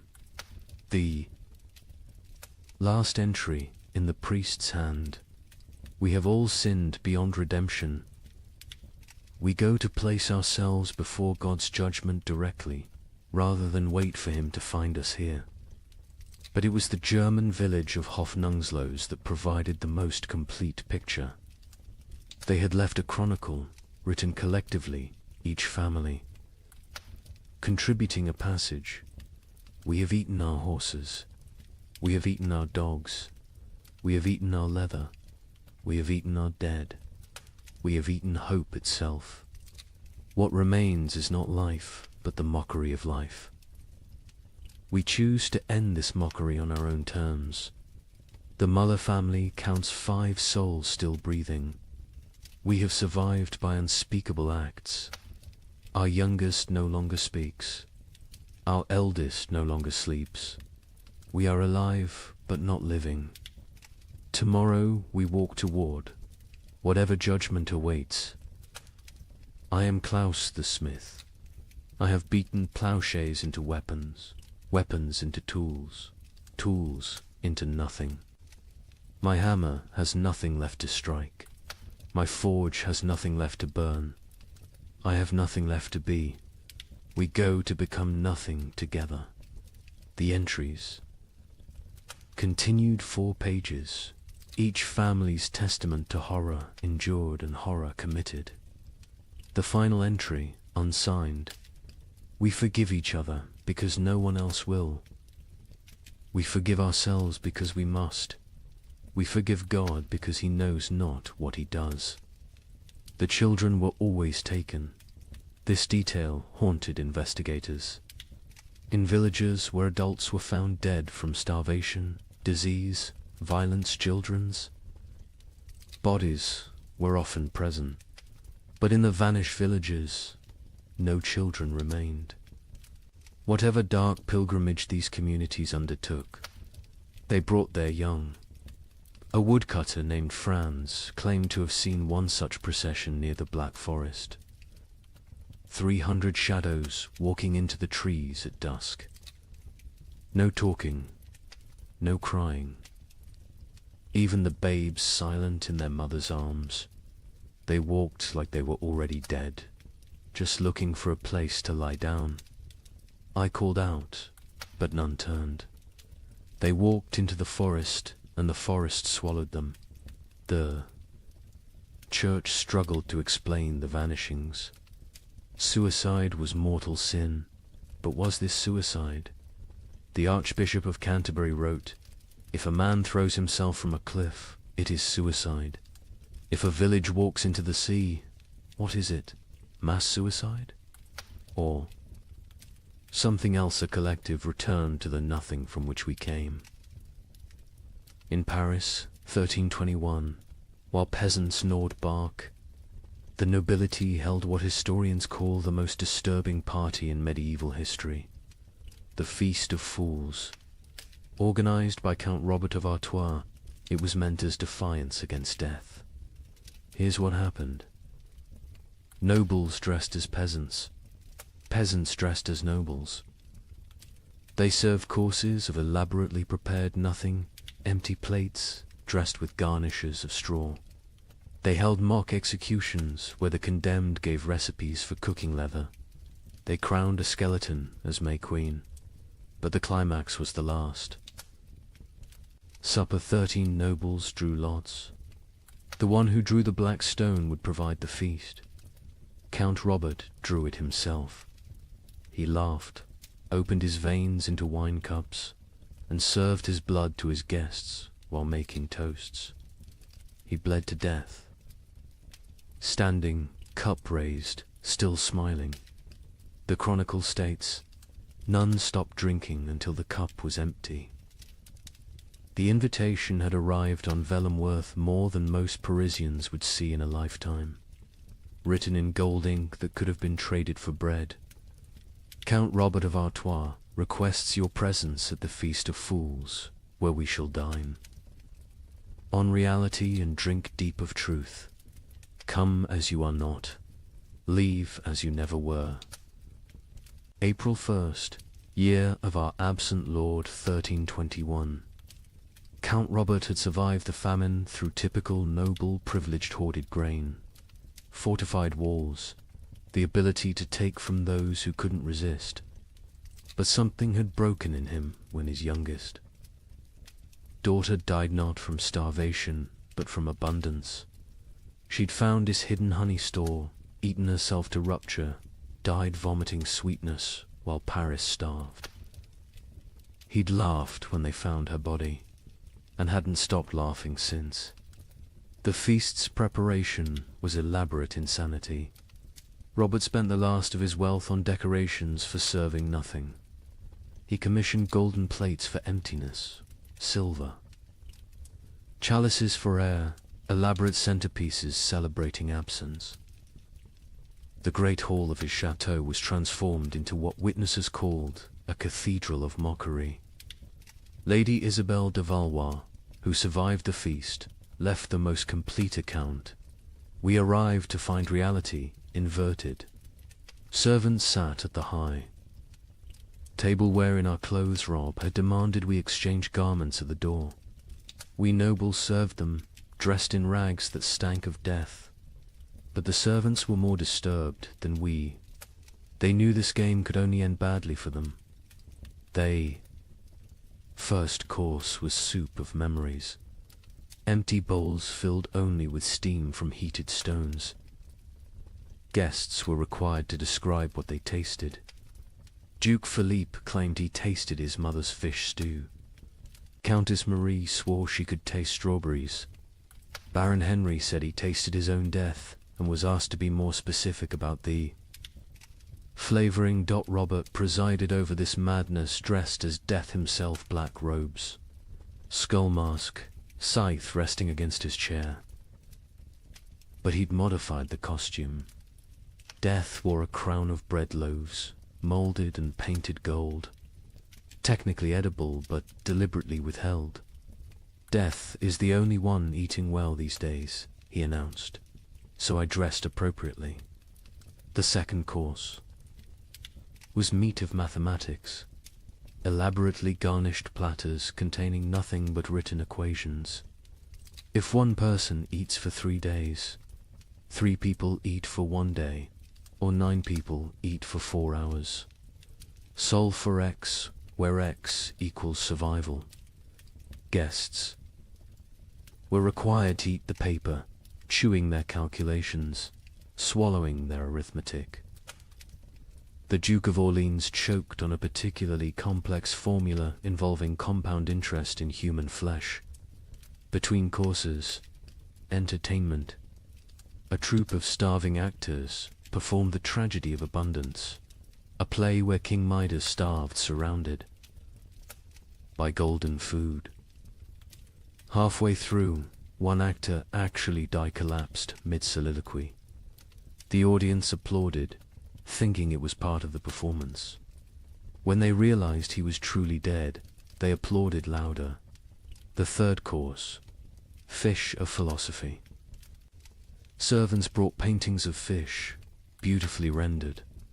While Count Robert delivered a lecture on the nature of reality, is a painting of a fish less real than a fish? Can you eat either in these times? At least the painting doesn't rot. Art has become more substantial than substance. Then came the mock trials. Guests took turns being executed for the crime of survival. Each condemned had to share their worst act, their method of staying alive. The Duchess of Berry admitted to eating her own stillborn infant. The Count of Nevers confessed to walling up servants with grain stores so he wouldn't be tempted to share. The Bishop of Parisiaz, a bishop attended, revealed he'd been giving last rites with unconsecrated hosts because he'd eaten all the blessed ones. Each confession was met with mock judgment. Guilty of humanity, Robert would declare. Sentenced to continued existence. The crowd would laugh, but it was laughter like screaming, laughter like sobbing. Laughter because the alternative was acknowledging what they'd all become. The fourth course was vegetables of vanity, sculptures made from human hair and nail. Clippings arranged to look like salads. We consume ourselves, Robert explained. We always have. The famine just made it literal. Guests were required to eat these too. The Marquis de Toulouse vomited immediately. He was forced to eat that as well. Nothing wasted, Robert insisted. That's the new nobility. The entertainment grew darker. A puppet show where marionettes made from human bones performed a harvest dance. A choir of orphans singing recipes for preparing leather. A juggler tossing skulls who revealed, mid-performance, that they were his own children's skulls. The audience couldn't tell what was performance and what was confession. The fifth course, bread of betrayal. Actual bread appeared one small loaf. The room went silent. Real food, after hours of elaborate nothing. Roberts explained the game. Tell us who you killed for food. The best story wins the bread. What followed was an auction of atrocity. The Baron of Anjou described smothering his elderly mother to inherit her hidden grain. The Countess of Blois explained how she'd poisoned her husband when she discovered he'd been secretly eating while she starved. The Duke of Normandy won with his tale of hosting a dinner party, serving his guests his own son, then revealing the truth after they'd eaten. He took one bite of the bread and vomited blood. The bread was made from sawdust and painted to look real. The sixth course, wine of wisdom. Empty goblets that guests had to fill with their own fluid stares, saliva, blood, whatever they could produce. We toast to truth, Robert declared. The truth that we are bags of liquid pretending to have purpose. They drank their own essences while Robert laughed and laughed and laughed. Then came the moment that would define the feast in history. Robert announced the Last Supper, 13 volunteers to recreate Christ's final meal, but with a twist. they would draw lots. 12 would feast. 1 would be the feast. The volunteers came forward, 12 nobles, so broken by horror they'd embrace any ending. Robert himself was the 13th. They drew carved bones from a jeweled box. Robert palmed the black bone, ensuring he drew it. Everyone knew. No one spoke. "I am the feast," he announced with genuine joy. "I am bread and wine. I am flesh and blood. I am the only honest noble lefty. Give myself to be consumed." He opened his veins with ceremonial precision, not to die quickly, but to fill 13 cups. He made toasts as his blood flowed, to abundance. Nervous laughter to the feast that never ends. Desperate drinking to the truth that we're all already dead. Silence, except for swallowing. He conducted himself like a summer lay describing vintages. Note the iron undertones, the hint of despair, the full body of wasted life. He grew paler with each toast, but never stopped smiling. Drink deep, friends. I'm a vintage that won't be repeated. The guests drank because stopping would mean acknowledging what they were doing. They drank because Robert was watching, still standing, still bleeding, still insisting this was all a grand joke. They drank because his blood was warm and they'd forgotten warmth. They drank because it was that or scream. Robert's final toast, as his knees began to buckle, to the feast of fools, where fools feast on fools, where wisdom is folly and folly is survival. To the nobility that dies with nobility, leaving only animals wearing crowns. To the joke that God played on us, and the joke we play back. To the end that never ends, and the ending that never he fell forward. Cup still raised, smile still, fixed. Dead before he hit the ground, but somehow still laughing. The guests sat with empty cups, full stomachs, and the knowledge that they'd literally drunk noble blood while dressed as peasants in a world where symbolism had become sustenance. The aftermath was swift and terrible. The servants, Forster, watch nobles drink noble blood, revolted, not politically aside. They stripped off the noble clothes, fled the chateau, most walking directly into the Seine to drown. The nobles, trapped in servant rags, covered in Robert's blood, stumbled into Paris streets where they were attacked by mobs who didn't recognize them or didn't care. Of the 100 guests at the Feast of Fools, 13 survived to Easter. Most died by suicide, unable to process what they'd participated in. Lady Isabel, who recorded the events, ended her account. "We went to mock death and became death's mockery. We tried to feast on nothing and discovered we were nothing."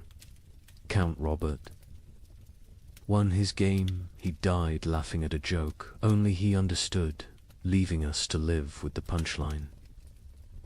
The Feast of Fools wasn't just noble decadence, it was aristocracy's suicide note written in performance art, when the highest class of society serves nothing on golden plates. Crowns, corpses, and drinks human blood as entertainment, the social. Order hasn't just collapsed, has performed its own autopsy while still breathing. The king, upon hearing of the feast, reportedly said, "Count Robert has shown us our future elaborate rituals around nothing, performances of power without power. Substance, consumption of ourselves disguised as celebration." He then ordered all records of the feast destroyed. They survived because Lady Isabel hid her account inside a Bible, writing, "Let future generations know that when the world ended, the nobility threw a party. We dressed our doom in silk and served our destruction on silver platters. We made horror into art because art was all we had left. And when the last toast was raised, it was to our own annihilation, delivered with perfect etiquette. Let me share numbers that medieval minds couldn't comprehend. In 1310, Europe's population was roughly 75 million. By 1322, it was 60 million. 15 million people. Gone. Not from plague, not from war, from cold and hunger, but statistics hide. Individual horror. In the town of Ypres, they kept exact records. Population 1315, 10,400. Population 1,322, 2,100. But here's the detail that haunts. Of those 2,100 survivors, only 300 were the original residents. The others, they came from elsewhere, drawn by rumors of food, only to find more death. The prior of Ypres wrote, "We no longer bury the dead. We stack them like cordwood, waiting for spring. But spring never comes warm enough to dig. The numbers tell a story that words cannot." The Abbey of Saint-Denis kept meticulous death records, originally for prayers for the departed. By 1318, they'd stopped recording names, just tally marks. 5 marks crossed through. 5 marks crossed through. Pages and pages of groups of 5, like a child learning to count, except each mark was a human soul. Brother Felipe, the abbey's mathematician, calculated the rate of death. In 1315, we lost 1 soul per week. By 1316, 1 per day. By 1317, 1 per hour. By 1318, we stopped counting because the living were too few to count the dead. Mathematics itself collapsed when the numbers exceeded comprehension. The Italian city-states, with their banking traditions, kept the most precise records. Florence's census of 1310 recorded 120,000 souls. The census of 1322 recorded 45,000. But hidden in those numbers was darker arithmetic. Of the 45,000 survivors, 30,000 had arrived during the famine, refugees from the countryside. The original Florentine population had dropped from 120,000 to 15,000. 7 of every 8 natives had perished. Venice's records reveal the geographic mathematics of death. The city's famous districts died at different rates. San Marco, where the wealthy lived, lost 40% of its population. Castello, where the poor crowded, lost 85%. But here's the cruel irony: the wealthy districts died faster in the final years. Once money meant nothing, poverty became an advantage. The poor knew how to starve. The rich only knew how to eat. In England, the Doomsday Book had recorded settlements since 1086. By comparing tax records from 1310 to 1322, we can track village-level devastation. In Norfolk, 40% of villages recorded in 1310 no longer existed. By 1322, not depopulated, erased. The land itself forgot humans had ever lived there. But let's look deeper at Ypres, because their obsessive record-keeping reveals the true mathematics of societal collapse. The town's cloth guild recorded not just deaths, but causes. 1,315. 500 deaths to 400 starvation. 100 disease 1316. 1,200 deaths to 900 starvation. 200 disease. 100 violence 1317. 2,100. deaths to 1,000 starvation, 500 disease, 400 violence, 200 voluntary, 18, 2,500 deaths to 800 starvation, 600 disease, 700 violence, 400 voluntary, 19, 1,800 deaths to 300 starvation, 400 disease, 500 violence, 600 voluntary, 1,320, 900 deaths minus 100 starvation, 200 disease, 200 violence, 400 voluntary. See the pattern. As starvation deaths decreased because the weakest had already died, violence and suicide increased. The mathematics of survival had shifted from competing for food to eliminating competitors. The demographic breakdown is equally telling. By age, infants 0 to 2, 95% mortality children 3 to 12, 80% mortality young adults 13 to 25, 60% mortality adults 26 to 45, 70% mortality elderly 46 plus, 90% mortality. The young adults survive best old enough to fight, young enough to endure. Children and elderly died first, too weak to compete. But adults in their prime died at higher rates than young adults. Why? They had families. They gave their food to their children, starved themselves for others. Love was mathematically lethal. The gender mathematics were brutal. In 1315, Ypres had roughly equal numbers of men and women. By 1322, there were 3 men for every woman. Not because women were weaker, because women fed their children first, their husbands second, themselves last. Maternal sacrifice showed clearly in the survival statistics. The social class mathematics defied expectations. Nobility, 60% mortality clergy, 50% mortality merchants, 70% mortality craftsmen, 75% mortality peasants, 80% mortality beggars, 40% mortality beggars. Survived best. They already knew how to live on nothing. The nobility, despite their resources, died from inability to adapt. Merchants died because their profession became meaningless. But beggars, they thrived in a world that had become universal beggary. The geographic distribution created what scholars called death shadows. Cities drew refugees from the countryside, creating rings of escalating mortality.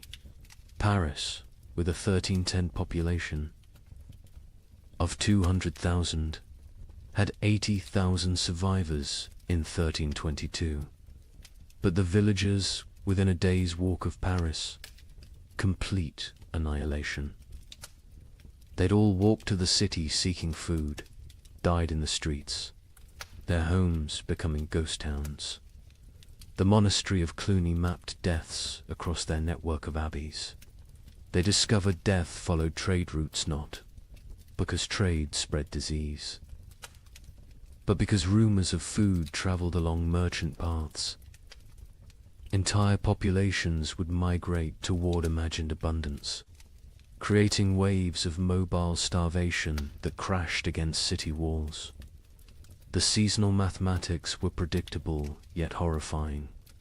Spring, highest death rates, bodies hidden by snow revealed. Last stores exhausted summer, moderate deaths, some forage available. But disease spread autumn. Lowest deaths, whatever harvest existed, plus weakest already dead winter. Rising deaths, cold, multiplying hungers, lethality, but within those seasons. Specific dates showed spikes. Christmas saw mass suicides. The contrast between religious celebration and reality broke minds. Easter saw violence spiked, the promise of resurrection mocked by death's omnipresence. Harvest festivals became killing fields as communities fought over failed crops. The birth rate mathematics were perhaps most tragic. In 1310, Ypres recorded 400 births. In 1316 to 200 births. In 1318, 50 births. In 1320, 12 births. By 1321, 0. Not 0, recorded 0, occurred. Women stopped conceiving, bodies too starved to support pregnancy. Those who did conceive miscarried, or gave birth to stillborn children. An entire generation unborn. The marriage mathematics inverted. In 1310, Ypres recorded 200 marriages. In 1320, they recorded 400. Why the increase during horror? Survival partnerships. Widows with food, marrying widowers with shelter. Children married to combine family resources. Marriage became merger. Love replaced by mathematics. The death-to-burial ratio reveals societal collapses. Progression to 1,315. 1 death equals 1 burial, 1316. 2 deaths equals 1 burial, 1317. 5 deaths equals 1 burial, 1318. 10 deaths equals 1 burial, 1319. 20 deaths equals 1 burial, 1320. Burial ceased. Bodies stacked or burned. The prior of Ypres wrote, "We have built pyramids of the dead, frozen corpses stacked like masonry, mortared with ice. Come spring, they will thaw and collapse, but by then, who will remain to care?" The economic mathematics were absurd. The price of wheat increased 2,000% between 1315 and 1320, but expressing it as percentage obscures the reality. In 1315, a penny bought a loaf. In 1320, a year's wages couldn't buy a crumb. Money became meaningless. The only currency was calories. Distance mathematics changed. In 1310, a healthy person could walk 20 miles per day. By 1320, survivors could manage perhaps 2 miles. The world shrank as human capability decreased. Villages 10 miles apart became unreachable foreign lands. Geography expanded as humans contracted. The theft mathematics reveal moral collapse. 1,315. 100 thefts. Mostly grain, 1316. 500 thefts. Anything. Edible, 1317. 1,000 thefts. Including clothing and fuel, 1318.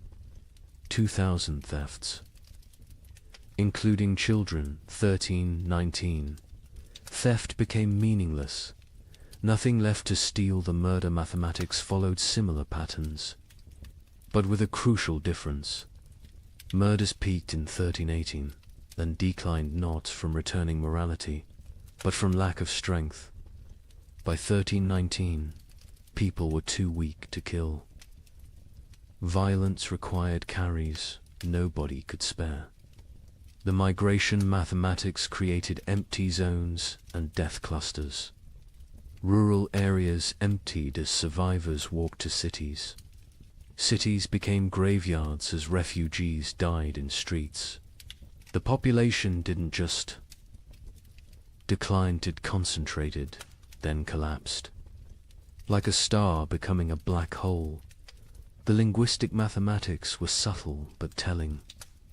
The Ypres records showed declining vocabulary over time. 1315 records use varied, complex language.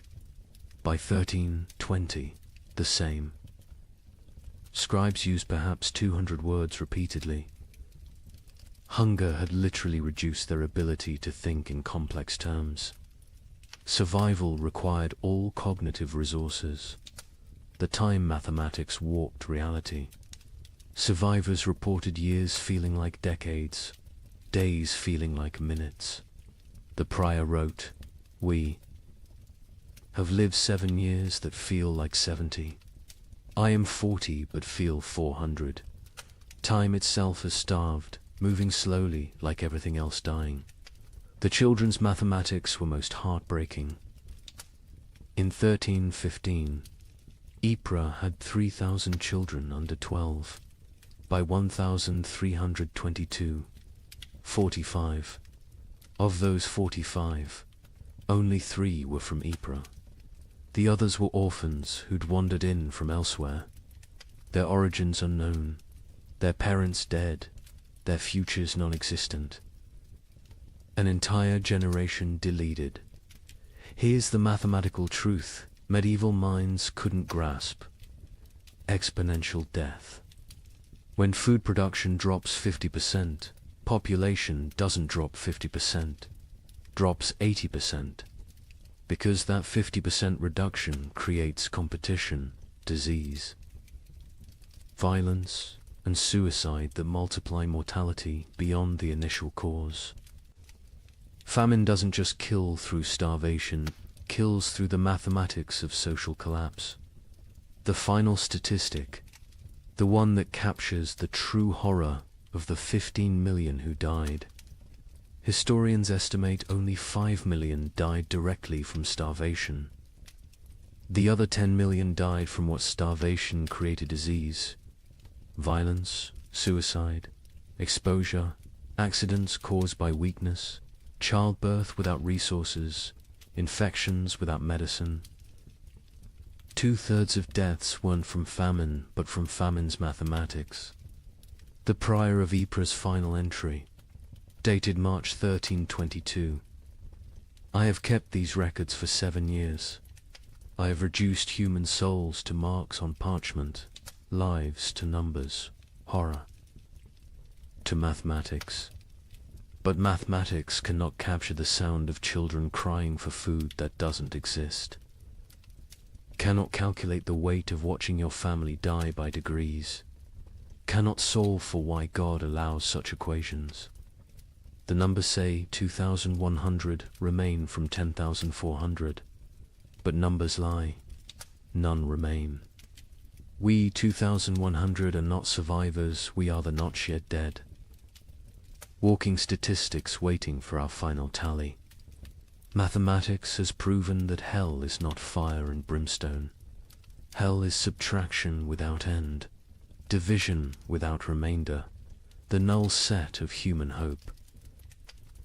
In 1321, as the worst seemed to be passing, something strange happened. The rats returned, but they were different, larger, bolder, moving in coordinated swarms. A chronicler in Milan wrote, "They fear neither cat nor dog nor man. They walk in daylight like they own the earth." Where had they been for 7 years? Some scholars believe they survived in the vast granaries of Eastern Europe, growing fat while the West starved. Others think they evolved, adapted to the cold. But everyone agrees on one thing: they brought something back with them. A Venetian merchant noted, "The rats are sick. They dance in circles before dying, black swellings on their necks." Those swellings would have a name soon enough. But in 1321, as Europe began to believe, the worst was over. Nobody knew they were witnessing the overture to the Black Death. The first documented sighting was in Prague, March 1321. A baker named Joseph, one of the few whose ovens still functioned, reported to the city guard. They came at dawn, hundreds of them, moving like water through the streets. But wrong. Rats don't move together like soldiers. These did. They ignored the few cats left alive. The cats ran from them. Within days, similar reports flooded in from across Europe. But these weren't the timid creatures that had vanished in 1315. The merchant Giovanni di Marco, traveling from Venice to Vienna, documented what he saw. Rats the size of rabbits, some larger, grey-black fur so thick arrows bounce off, eyes that reflect light like demons. They don't scatter when approached. They stand their ground, studying you, calculating. The Archbishop of Mainz received disturbing reports from his parishes. The rats show intelligence beyond nature. They work in teams, some distract while others steal. They've learned to open larches, untie knots, even use simple tools. A priest in Worms saw one using a stick to knock bread from a high shelf. This is not natural. This is diabolic. But where had they been?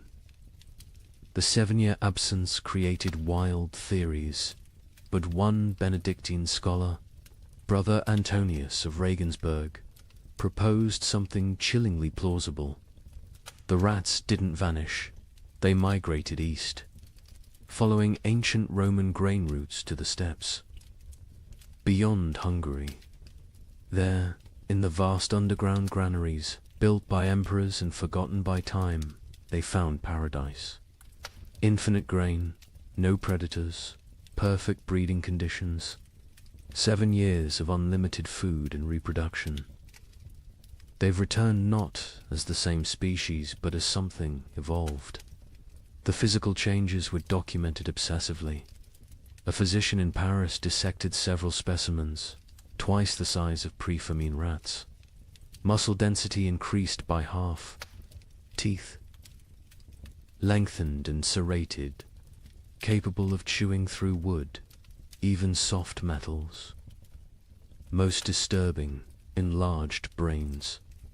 The cranial capacity has increased by 1/3. These are not the rats that left. These are their descendants, shaped by 7 years of plenty while we endured 7 years of want. The behavioral changes were even more unsettling. The rats showed coordination that defied explanation. A witness in Cologne described an attack on a grain warehouse. They moved in waves. First wave gnawed the doors, while others waited. When guards appeared, they retreated. In perfect synchronization, they returned at night with more numbers, attacking from multiple points simultaneously.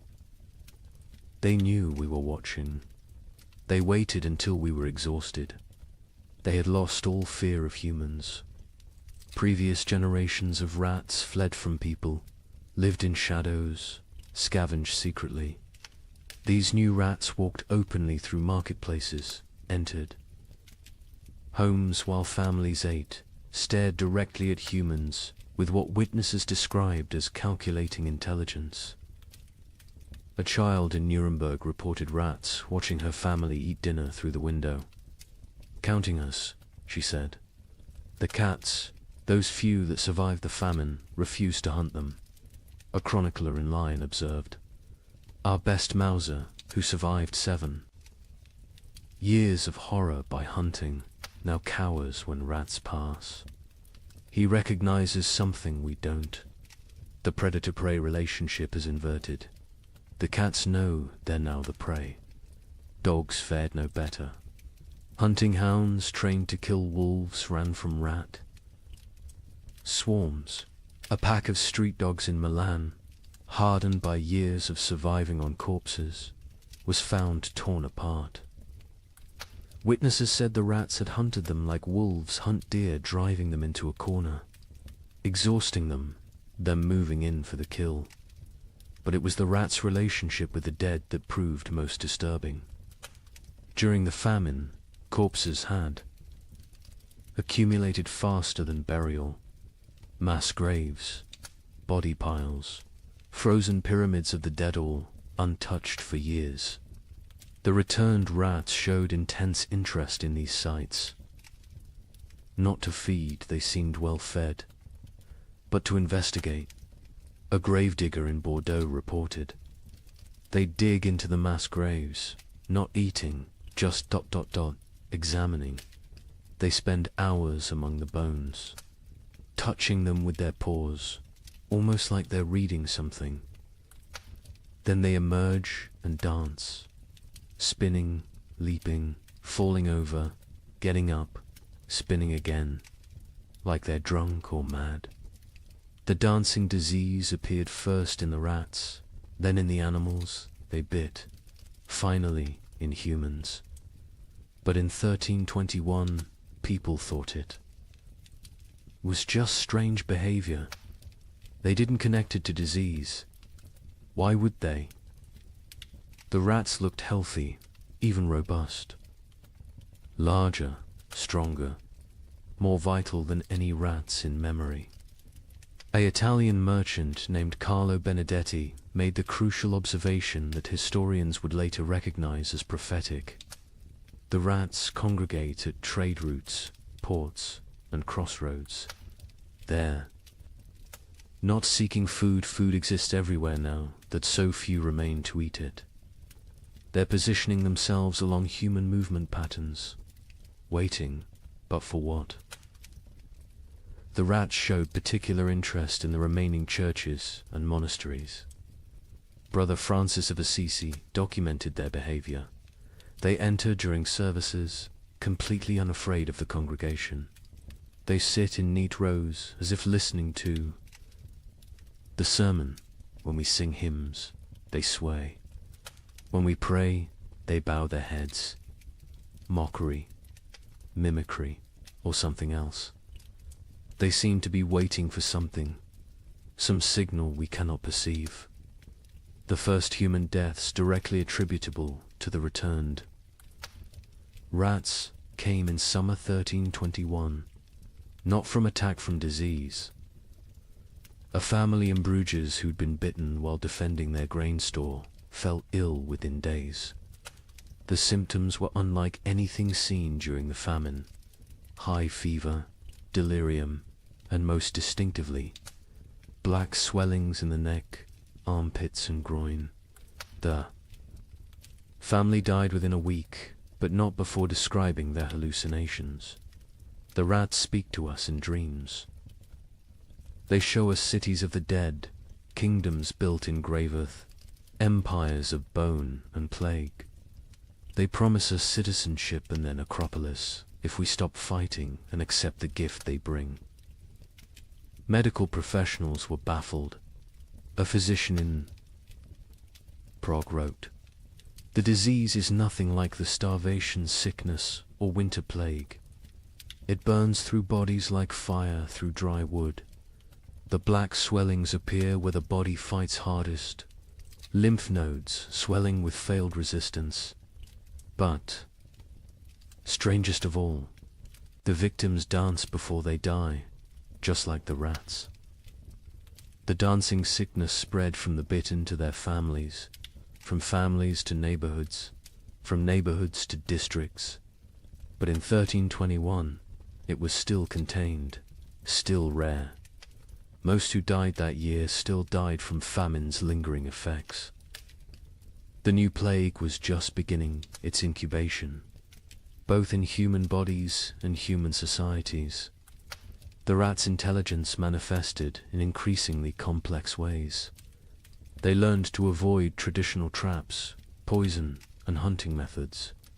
They developed new social structures: scout rats who tested food for danger, guard rats who watched for threats, even what appeared to be leader rats who directed group movements through series of squeaks and gestures. A scholar in Vienna documented their learning capabilities. We captured one, intending study. Its companions spent 3 nights trying to free it, using increasingly sophisticated methods: leverage, distraction, even attempting to pick the lock with twisted metal. When they failed, they sat outside the cage in vigil until the captured rat died. Then they left. But the next night, our laboratory burned. The fire started in 3 places simultaneously. Draw your own conclusions. The church struggled to explain the rats' return. Were they demons? Punishments? Tests? The Bishop of Cologne preached. For 7 years they abandoned us to our suffering. Now they return in our moment of hope, stronger for their absence. They are either God's final curse or Satan's opening move in some greater game. Either way, they herald something worse than what we've endured. Popular folklore developed quickly. Rats were secret rulers of the underworld who'd retreated to plan humanity's destruction. They would transform human souls, twisted by starvation, into animal form. They were advanced scouts for an invasion from hell itself. Each theory was more fantastic than the last, but none were as terrible as the truth. The truth was biological, not theological. The rats had spent 7 years in isolated populations, breeding rapidly in the eastern granaries. Diseases that would normally kill them had instead created resistant populations. The Black Death bacterium, Yersinia pestis, had found perfect incubation conditions, countless hosts, rapid reproduction, isolation from human interference. The rats weren't evil. They were evolution's answer to abundance. After scarcity, by autumn.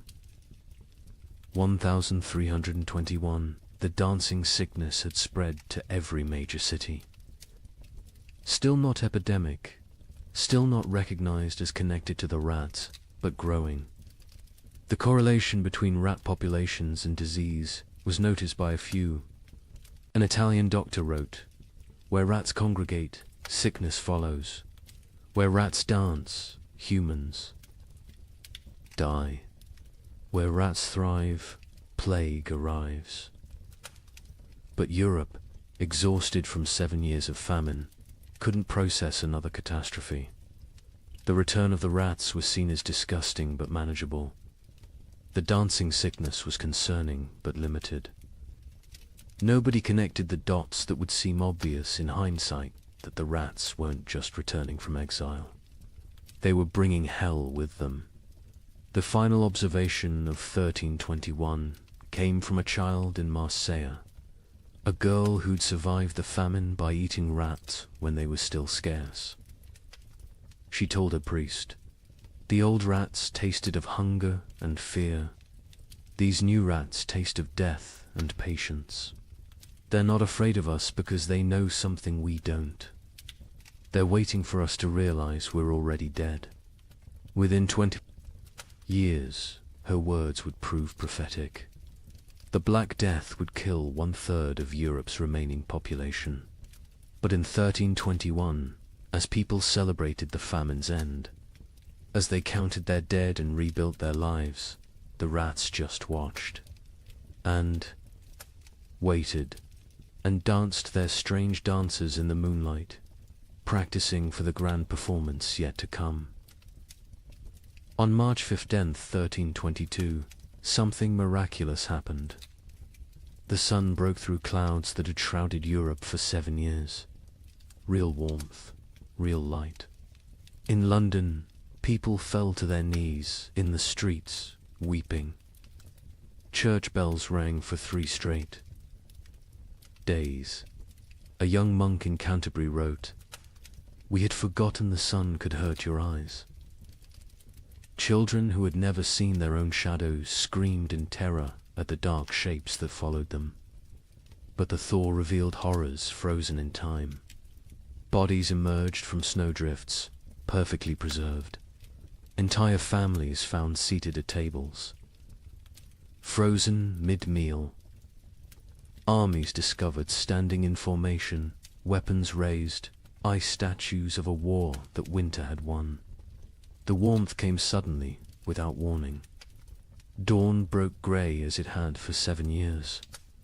But by noon, actual golden light pierced through, not the weak, watery light that occasionally appeared, but real sunshine, hot, bright, alive. In Paris, people stumbled from their homes, shielding their eyes, unable to comprehend what they were seeing. Marie de Champagne, age 7, born during the famine, experienced sunshine for the first time. Mother fell to her knees and pulled me down, saying we must pray. I asked what the burning light was. She said God's eye has opened. I was terrified. I thought God was going to see what we'd done to survive. The ice began to melt with alarming speed. Winter's archives, 7 years of frozen death, began to reveal themselves. In Cologne, the Rhine's thaw exposed a grotesque gallery, hundreds of bodies that had fallen through ice over the years, preserved perfectly, now floating downstream like a parade of the damned. Citizens lined the banks, searching for relatives lost years ago, finding them looking exactly as they had at death. Brother Thomas of Westminster, who'd chronicled the disaster from beginning, wrote with shaking hand, "The earth gives up its dead, but not for resurrection. They return only to show us what we've done." A mother and child, frozen in embrace, so perfectly preserved I could count the tears frozen on their cheeks. Soldiers who died defending grain stores, still standing at their posts, ice guardians of nothing. God has kept perfect record of our failures. But with the thaw came something worse than revealed corpse. Truth-field truth. The ice had hidden the full scope of devastation. Entire districts thought to be empty were found to contain hundreds of frozen dead. Mass graves, hastily covered with snow, began to melt and shift, creating mudslides of human remains. The spring of 1322 didn't bring renewal. It brought archaeology of horror in the Alps. The thaw revealed the children's crusade of frost, perfectly preserved. A merchant reported, "They stand like an army of small angels, ice blue and beautiful. In their death, still holding hands, still facing south, still seeking summer that has finally come too late. Pilgrims are already calling it holy ground. I call it the world's guilt made manifest. Europe that emerged from the Great Famine was unrecognizable. Languages had changed, words for hunger had multiplied, while words for joy had been forgotten. Children born during the 7 years were stunted, marked forever by starvation. They would be called the famine generation, shorter, weaker, but survivors of the impossible. The social order had shattered. Peasants who survived owned land, for the first time inherited from the dead. The church's authority collapsed. Where was God during the freeze? And most critically, the population drop created labor shortages that would, within a generation, end feudalism itself. The Great Famine didn't just kill millions, it killed the medieval world. The linguistic changes were documented by scholars, attempting to translate pre-famine texts. The abbot of Cluny wrote, "We have 23 new words for different types of hunger, but have lost the words for feast, abundance, and satisfaction. Children learning to speak, use, eat, as past tense only, they cannot conceive of eating as a present or future action. We've developed exact terms for the taste of leather, bark, clay, but forgotten words for flavors of meat. The famine generation bore physical marks that would last lifetimes. Stunted growth, adults reaching barely 5 feet, bone deformities from childhood rickets, teeth destroyed from eating stones and wood, but worse were the invisible scars. They hoarded food obsessively, even in plenty. They ate alone in darkness, unable to share meals. They counted every grain, weighed every crumb. A physician in Paris noted, "They survived famine, but remain imprisoned by it. Their bodies live in 1322, but their minds remain in 1318. The social revolution was immediate and irreversible. A third of Europe's nobility had perished, entire bloodlines extinct. Peasants squatted in abandoned castles, worked lordless lands, claimed ownership through occupation. The survivorship created overnight social mobility, a serfhood hidden. Grain became a merchant. A baker's assistant who'd outlived his master became a guild leader. A prostitute who'd hoarded food became a property owner.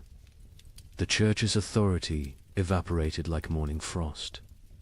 7 years of unanswered prayers had broken faith's monopoly. New sects emerged, some worshipping nature, others embracing nihilism. The Pope's call for renewed devotion was met with laughter. A graffiti in Rome read, "God starved. We survived. Who then is stronger?" Priests found congregations unwilling to tithe, unable to trust divine providence that had provided only suffering.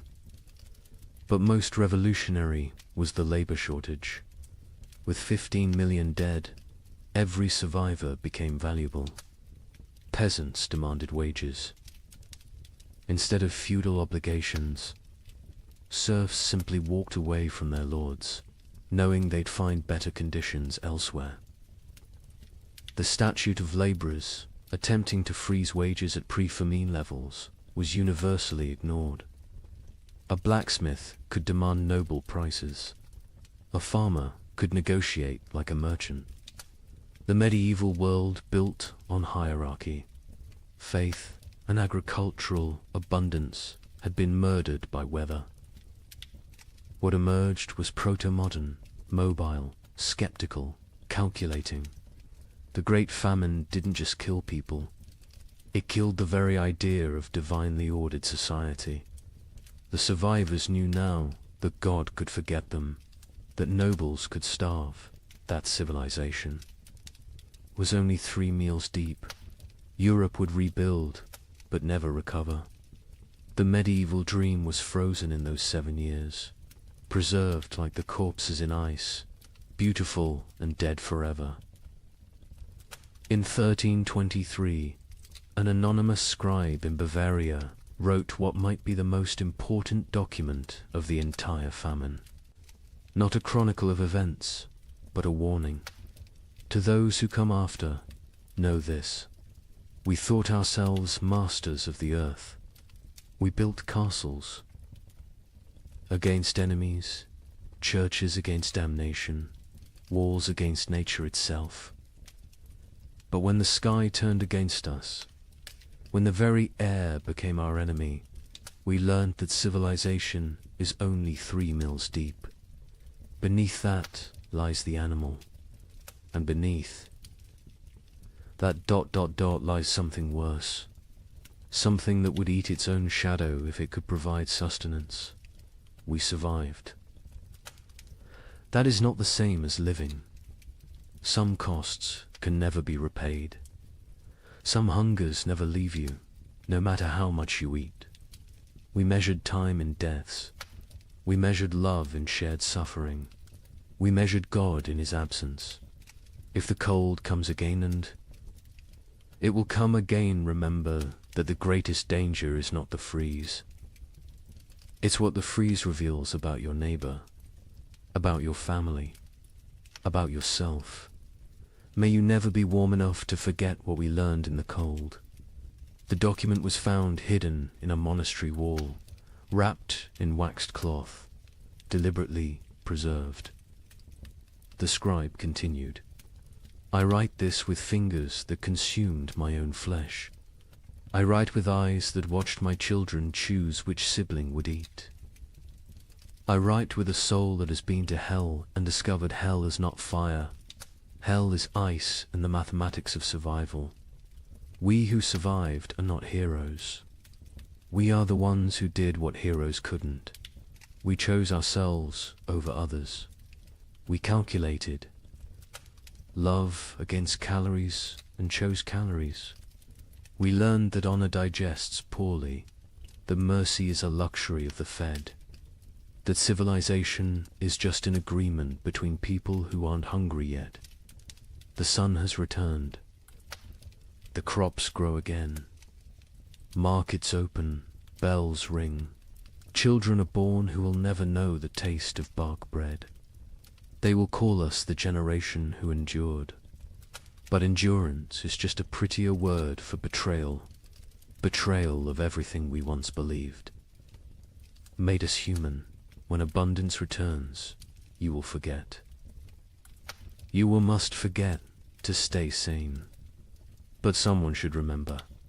Someone should know that we measured children's worth in weeks of food, that we drew lots for who would walk into winter, that we learned to distinguish the taste of different mortar. From ancient walls, so I leave this testament, not of what happened chronicles will tell that story, but of what we became. We became arithmetic. We became efficiency. We became the truth that underneath every prayer, every law, every noble sentiment, lies the animal that will eat its own tail if the circle of consumption demands it. Remember us accurately, not as victims of weather, but as humans revealed. The cold didn't change us, it showed us, and what it showed can never be fully hidden again. The thaw has come. Summer returns. But we who survived carry winter inside us forever, a frozen seed that whispers, "This is what you really are. Everything. Else is just the dream of well-fed men." In the spring of 1315, a mother in northern England made an unthinkable decision. She locked her children inside their cottage, walked into the frozen wasteland, and never returned. But she wasn't abandoning them. She was saving them. What, she knew what all of Europe would soon discover was that the world itself was dying. The rain wouldn't stop. The cold wouldn't break. And for the next 7 years, winter would reign supreme. Her name was Marjorie of Dereham, and her neighbors found. Her children, 3 days later, alive, huddled around the last embers of their fire. The eldest, a boy of 9, clutched a note his mother had left. The priest who recorded it wrote that his hands shook as he read her words aloud. "My flesh will buy them grain. My absence will grant them mercy. Tell them I walk toward God." Not away from them. You see, Marjorie had understood something terrible. Something that would take the rest of Europe months to grasp. This wasn't just another harsh spring.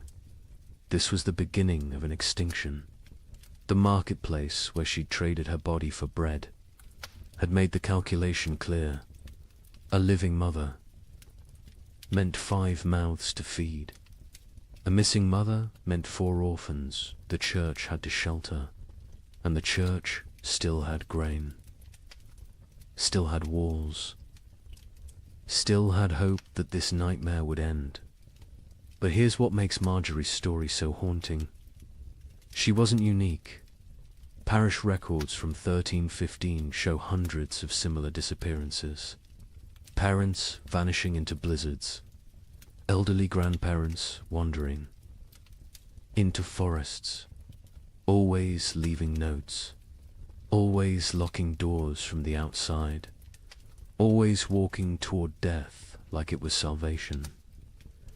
The chronicler Geoffrey Le Baker would later write about that spring with words that feel pulled from nightmares. The rains began on St. George's Day and fell like God had forgotten how to do anything else. Not the warm rains of April that wake sleeping seeds, but frozen needles that killed whatever they touched. Crops didn't fail, they drowned standing. Rivers didn't flood, they exploded from their banks like wounded animals. Think about that. For a moment, you're a medieval peasant. Your entire world is 3 miles wide.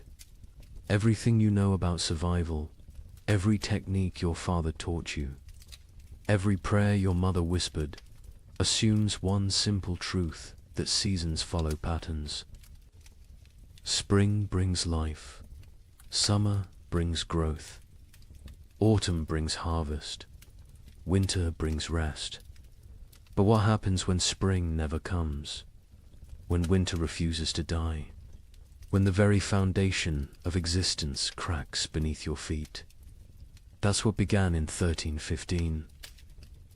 Not a famine, not a crisis, but the complete collapse of natural order. And Marjorie of Durham, walking into that frozen dawn, leaving her children behind to live, was just the first character in a story that would consume 15 million souls. Before it ended. The question isn't how Europe survived, it's what Europe became to survive it.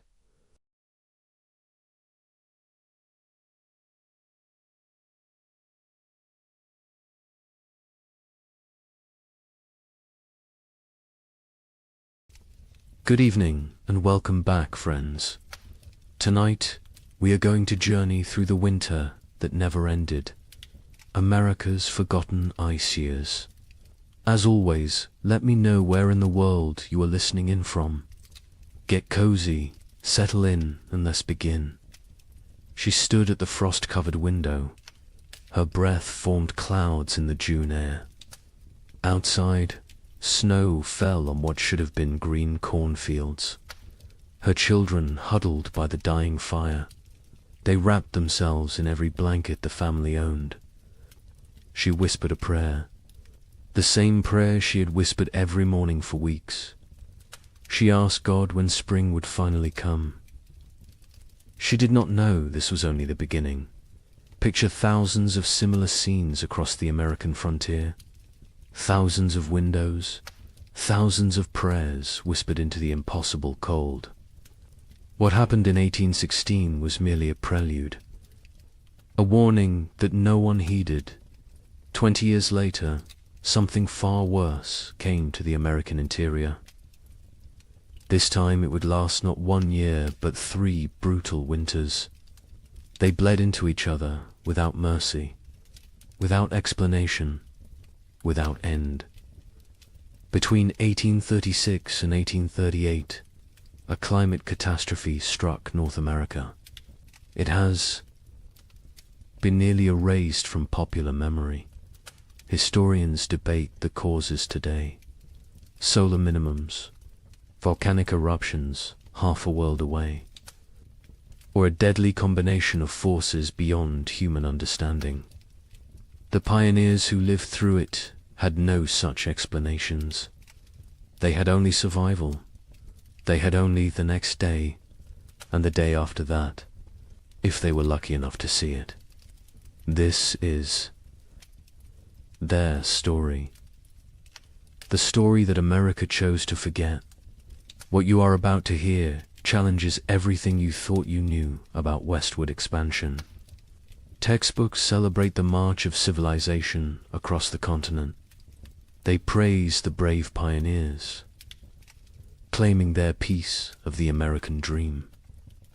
But they rarely mention the winters that nearly ended it all. They do not talk about the settlements that simply vanished.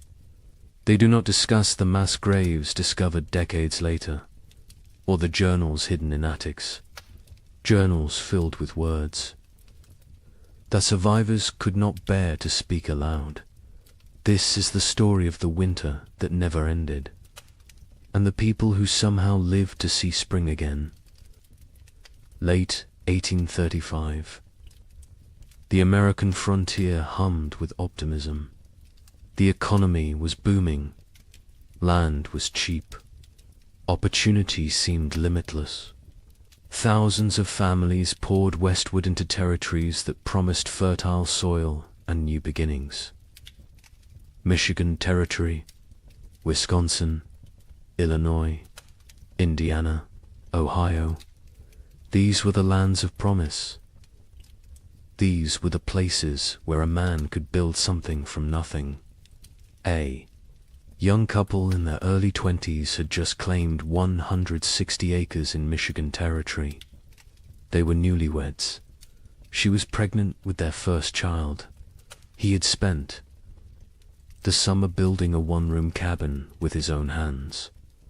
The logs were chinked with mud and moss. The roof was solid. The door hung true. They planned their first full harvest together. She planted a small garden near the cabin. Carrots, potatoes, beans. He cleared 3 acres for corn. At night they sat by the fire and talked about the future, about the children they would have, about the farm they would build, about growing. Old together on this land, an older family arrived in Illinois in the autumn of 1835. They had come from Pennsylvania, a mother and father with 3 children under 10 years old. They had sold everything they owned for this chance. The wagon journey had taken 6 weeks. The children were tired but excited. The father staked his claim near a creek. Good water, timber nearby, rich black soil that crumbled in his hands. He told his wife this was it. This was where they would prosper. She believed him. They all did. In Ohio, a widower worked a small farm with his 2 teenage daughters. His wife had died of fever the previous summer. The grief was still raw, but he had responsibilities. Daughters to feed, a farm to maintain, a future to secure. For them, the older girl was 16, capable, strong. She helped with everything. The younger was 14, still learning, still growing. Together the 3 of them made it work. They honored the memory of the wife and mother they had lost by surviving, by building, by moving forward. This was frontier life in late 1835. Hard but hopeful. Isolated but connected through shared struggle. Communities were small but tight-knit. Neighbors helped neighbors. Barn raisings brought everyone together. Churches served as social centers. Sunday services were as much about community as worship. People traded labor, traded goods, traded gossip and news from back east. The isolation was real. Some homesteads were miles from the nearest neighbor, but people found ways to stay connected, to remain human in the wilderness. Daily routines followed the sun. Wake before dawn, tend the livestock, milk the cows, feed the chickens, collect eggs. Breakfast was simple. Cornmeal mush, salt pork if you had it. Then the work began. Men cleared land, plowed fields, mended fences, chopped endless cords of firewood. Women tended gardens, preserved food, made soap, sewed clothes, raised children. Everyone worked. Even the smallest children had chores, gathering kindling, feeding chickens, watching younger siblings. There was no such thing as idle time on the frontier. As autumn 1835 arrived, families began their winter preparations. These were routines they knew well. They had survived winters before. They salted meat, packed pork and beef in barrels with salt and brine. The meat would keep all winter this way. They filled root cellars with potatoes, turnips, carrots, squash, onions.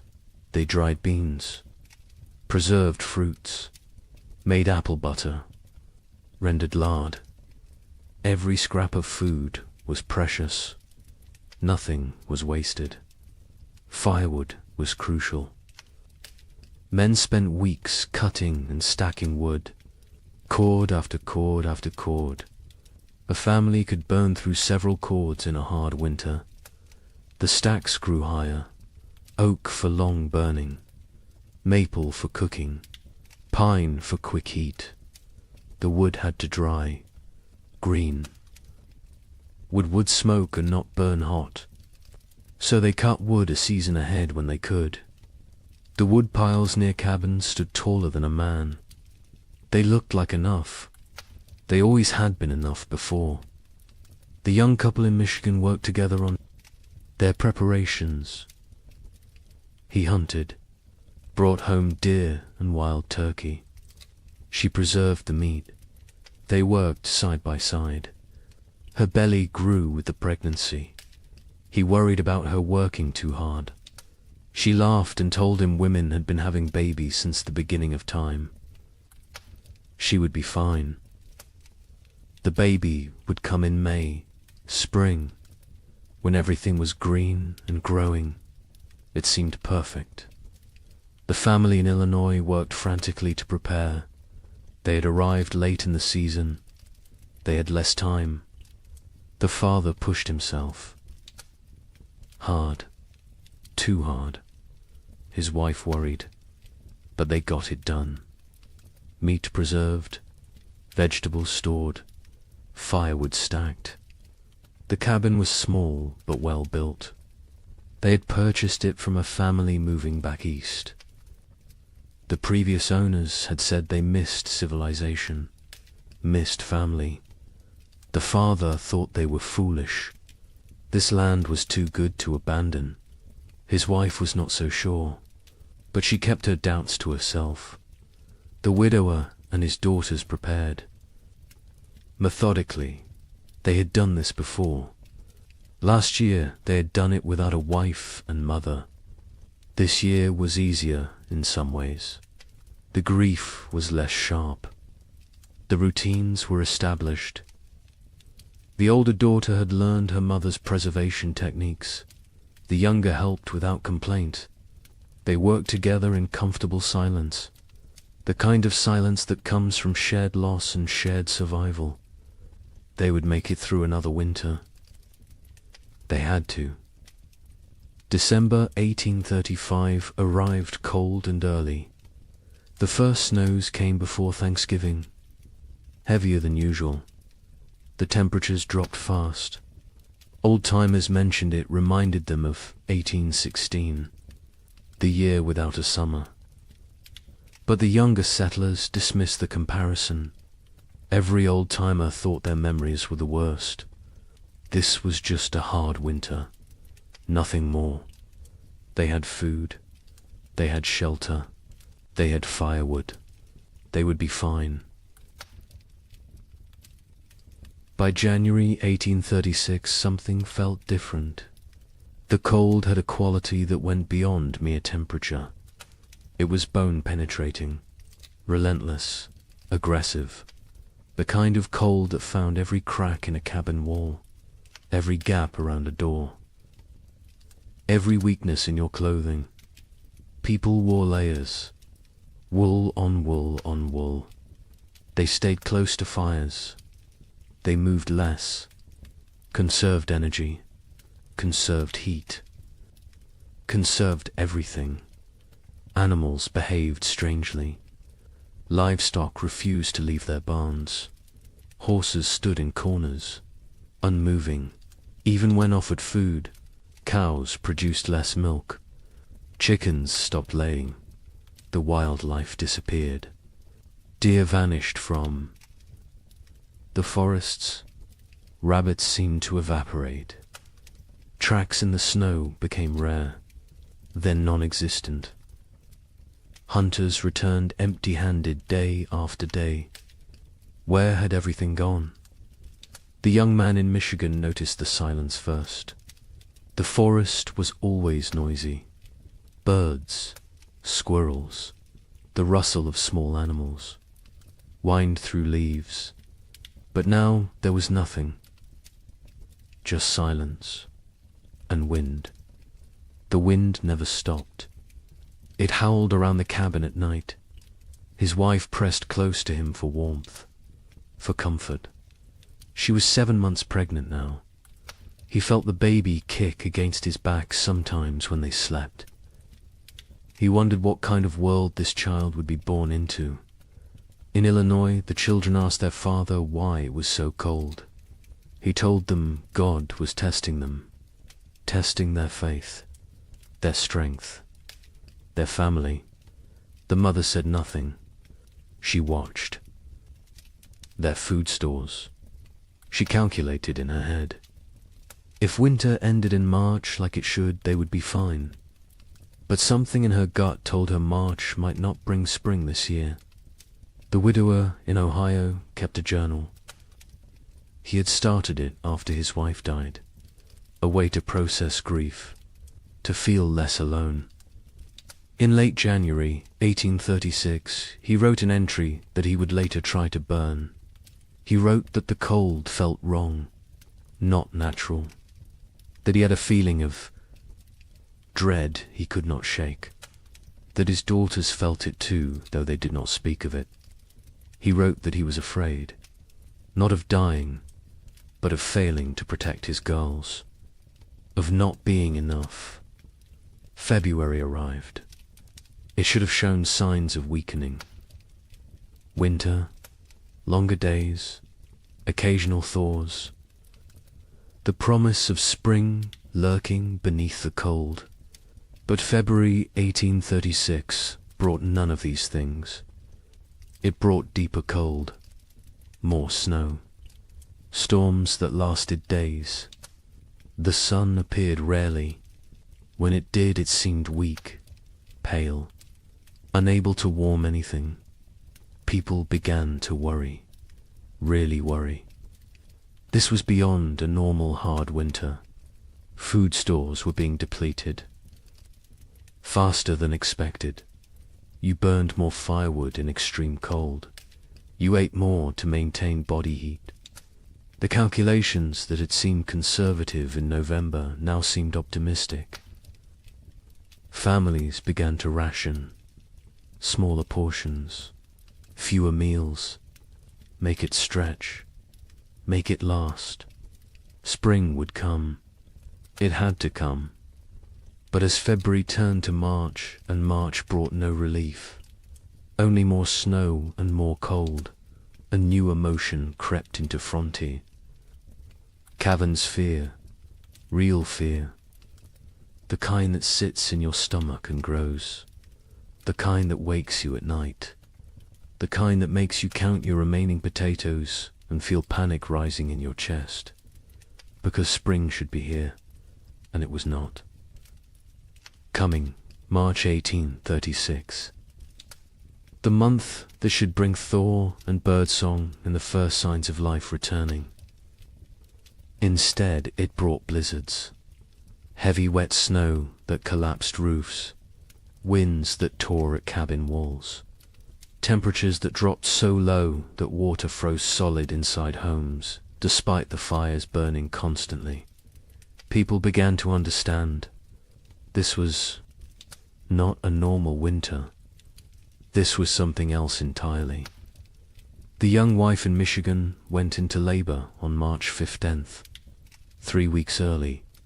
Her husband rode through a blizzard to fetch the nearest midwife. She lived 4 miles away. He almost did. Not make it. The horse struggled through chest-deep drifts. The wind cut through every layer he wore. He found the midwife. She came. They rode back together. The journey that should have taken an hour took 3. The baby came that night. A girl, small but healthy, she cried strong. The mother wept with relief and exhaustion and fear. The midwife stayed 2 days until the storm broke. When she left, she told them the baby would need extra warmth, extra care. The mother already knew. She held the infant against her skin constantly, shared her body heat, prayed the cold would break before her milk ran thin. In Illinois, the family made a decision. They would send the eldest boy to the nearest town, 12 miles south, to buy supplies, if any could be had, extra flour, salt, anything. The boy was 8 years old, small for his age, but tough. His father gave him careful instructions. Follow the creek, stay near cover. If a storm comes, find shelter and wait it out. The mother packed him food for 2 days. She kissed his forehead, told him to be safe. He left before dawn. He returned 4 days later, frostbitten, exhausted, empty-handed. The town had nothing to sell. Their stores were depleted too. Everyone was rationing. Everyone was afraid. He had slept in a barn the first night, a chicken coop the second. A family had taken him in on the third night, fed him soup, let him warm by their fire. They had children his age, thin children with hollow eyes. He came home and told his parents what he had seen. His father nodded, said nothing. His mother turned away so the children would not see her cry. The widower in Ohio made an inventory in mid-March. He wrote down every item of food they had left. 2 bushels of potatoes, some sprouting, half a barrel of salt pork, 1 small sack of cornmeal, dried beans, maybe 20 pounds, some preserved apples, not many, he calculated. If they were very careful, if they ate little, if spring came in April, they might make it. Might, he gathered his daughters, sat them down, told them the truth. They were running low on food. They would need to ration carefully. The older daughter asked if they would starve. He could not lie to her. He said he did not know, but they would do everything possible to survive. They would hunt, they would trap, they would make every scrap. Count, she nodded. The younger daughter started to cry. The older put her arm around her sister, told her they would be all right. The widower was not sure which of them she was trying to convince. April came. April that should burst with life and warmth and renewal. April that should mean rain and hope. This April brought none of those things. The ground remained frozen solid, 18 inches deep, 2 feet in some places. No plough could break it. No seed could be planted. Even if they tried, nothing would grow in this cold. Families faced a terrible realization. Even if spring came tomorrow, the growing season was too short now. Crops planted in late April might not mature before full frost. And full frost in this new reality might come in August, or July, or never.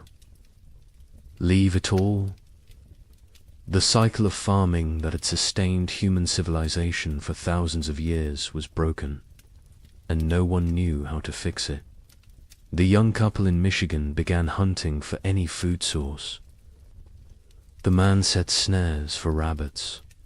The traps stayed empty. He tried fishing through the ice. Nothing. Not even the fish were biting. He ranged farther from the cabin, looking for any game, any sign of life. His wife worried when he was gone. She sat by the window with the baby, watched for his return. Sometimes he was gone for 2 days. When he came back with nothing, they did not speak of it. They simply held each other and their daughter and tried not to think about tomorrow. Neighbors began to disappear. The family 2 miles east was there. One day, gone the next. Their cabin door stood open, their belongings left behind. Only the food was gone, and their wagon, and their animals. They had fled south, or tried to. No one knew if they made it. More families followed. Every week someone else left. The community that had been tight-knit was fraying, unraveling. People made choices for their own survival now. There was no room for collective thinking anymore. Some tried to help each other still. Families with slightly more food shared with those who had less. But even generosity has limits when your own children are starving. A man in Indiana gave his last potatoes to a neighbor. His own family went without for a week. When his wife confronted him, he said it was the Christian thing to do. She said Christian charity would not save their sons. They argued. It was the first real argument of their marriage. There would be many more before spring finally came. Churches held special services, prayer meetings, asking God for deliverance, for spring, for mercy. Attendance was sparse. Travel was too dangerous. Faith was wavering. A preacher in Illinois gave a sermon about Job, about suffering that tests faith, about endurance through trial. 3 families walked out. One man stood and shouted that God had abandoned them. The preacher had no answer, because maybe he had. By late April 1836, reality had set in. This was not going to end. Not soon. Maybe not ever. People stopped saying spring would come. They stopped making plans. They focused only on surviving the day in front. Of then, nothing more. The future was too uncertain, too terrifying. Better not to think beyond the next meal, the next night, the next morning if you were lucky enough to see it. The psychological toll was as brutal as the physical. People began to break under the strain.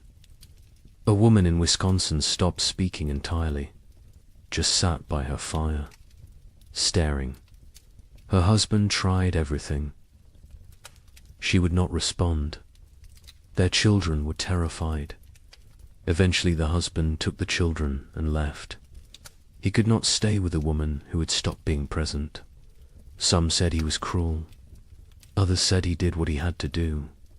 There was no right answer anymore. Marriages strained. Parents fought. Children grew silent and withdrawn. The pressure of constant survival wore away at human connections, at love, at compassion, at everything that made life worth living. People became hollow, going through motions, existing but not living, waiting for an end they could not see, and still the cold did not break. May arrive, May that should be warm and green, May that should mean gardens growing and livestock grazing. This May was grey and frozen. Snow fell on the 10th, again on the 18th, again on the 23rd. People stopped being surprised. They just accepted. This was the world now. Cold and dead and endless. But something else was coming. Something worse. Because as terrible as this first winter had been, it was only a prelude. The summer of 1836 would bring brief hope. Just enough to make people believe the worst was over. Just enough to make them vulnerable. And then winter would return. Colder, longer, more deadly. Wait until you hear what happens next. Spring refused to come. That is the simplest way to describe what happened in 1836. Spring simply refused to arrive. March became April. April became May. and still the ground stayed frozen. Still the snow fell. Still the temperatures remained far below what any living person had. Experienced Dot, the young mother in Michigan Territory, held her baby and watched the window. Every day she looked for signs. A bird, a patch of bare ground, anything that suggested winter was weakening. She saw nothing but white, endless white. Her husband ventured out less now. The cold was too dangerous. The exertion burned calories. They could not afford to lose. He sat by the fire and stared at the walls. She knew what he was thinking. The same thing she was thinking. How long can we last? Their food stores had dwindled to almost nothing. The potatoes were gone. The preserved meat was gone. They had cornmeal, perhaps enough for 2 more weeks if they were careful, if they made it thin, if they did not mind the constant gnawing hunger. The baby nursed, but the mother's milk was weak. She could feel it. Not enough fat, not enough nutrition. The baby cried more now. A thin, desperate sound that cut through the cabin's silence like a knife. In Illinois, the family faced their own crisis. They had 5 mouths to feed, 3 children, 2 adults. The mathematics were brutal. They cut their portions again. And again. The children stopped asking for more. They understood somehow, even the youngest. She was only 4, but she had learned not to complain. Learned that complaining changed nothing. The mother watched her children grow thinner. Their faces became angular, their eyes too large, their movements slower. She wanted to scream, to rage against the unfairness, but rage would not bring spring. So she stayed silent and counted the days. The father went hunting every few days. He never found anything. But he went anyway, because sitting in the cabin watching his family starve was worse than freezing in the forest. At least in the forest he was trying. At least he was doing something. He set traps. He checked them religiously. They stayed empty. He tried fishing through ice on the creek. Nothing. The fish had gone dormant or died. He did not know which. He returned empty-handed every time.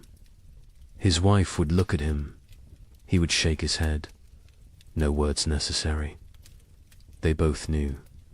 The widower in Ohio and his daughters had become experts at survival. They burned furniture for warmth when the firewood ran out. A chair 1 week, a table the next. They ate 1 meal a day. Soup stretched so thin it was barely more than hot water. They trapped a squirrel once. 1 squirrel for 3 people. They made it last 2 days. They boiled the bones for broth, sucked the marrow, used every part. Nothing was wasted. Nothing could be wasted. The older daughter took on more responsibility. She was 17 now, though she looked younger. Malnutrition had stunted her growth, hollowed her cheeks, but her mind was sharp. She kept track of their supplies, rationed, carefully, made decisions about what to eat and when. Her father let her. He trusted her judgment. She had her mother's practical nature, her mother's strength. Sometimes he looked at her and saw his dead wife. It was comforting and heartbreaking in equal measure. The younger daughter was 15. She spoke less than before. The cold and hunger had made her withdrawn. She did her chores without complaint, helped where she could. But there was a distance. In her eyes, a remove. Her father worried about her, about what this experience was doing to her mind. To her spirit, he tried to engage her in conversation. She would answer in single words, yes, no, maybe, then return to silence. He did not know how to reach her anymore. Communities that had held together through the winter began to fracture. Trust eroded. A family in Michigan discovered their hidden food cache had been raided. Someone had broken in while they slept, taken half their remaining supplies. They suspected a neighbor, a man they had helped the previous autumn, but they could not prove it, and confrontation seemed pointless. Everyone was desperate. Everyone was capable of terrible things when survival was at stake. Theft became common. People took what they needed to live. A chicken here, a bag of grain there, tools, blankets, firewood, anything that might help them survive another day. Some felt guilt, others felt nothing. Morality becomes flexible when you are watching your children starve. The social contract that held frontier communities together was dissolving, replaced by something more primal, more brutal. Every family for themselves. Churches tried to maintain order, to provide spiritual comfort, but attendance dropped. People could not afford the calories to walk to services, could not spare the time away from survival, could not reconcile a loving God with this endless cold. A preacher in Indiana Territory gave his final sermon in April. He told his sparse congregation that God worked in mysterious ways, that suffering brought them closer to heaven, that this was a test of faith. A farmer stood up, said his 3-year-old daughter had died 2 nights before, asked what she was being tested for. The preacher had no answer. The church never held another service. Parents made impossible choices. A couple in Illinois debated whether to eat their last seed corn. It was meant for planting, for the future, for hope. But their son was dying, 6 years old and dying of starvation. They could see it, his body consuming itself, his ribs visible through his shirt, his eyes sunken.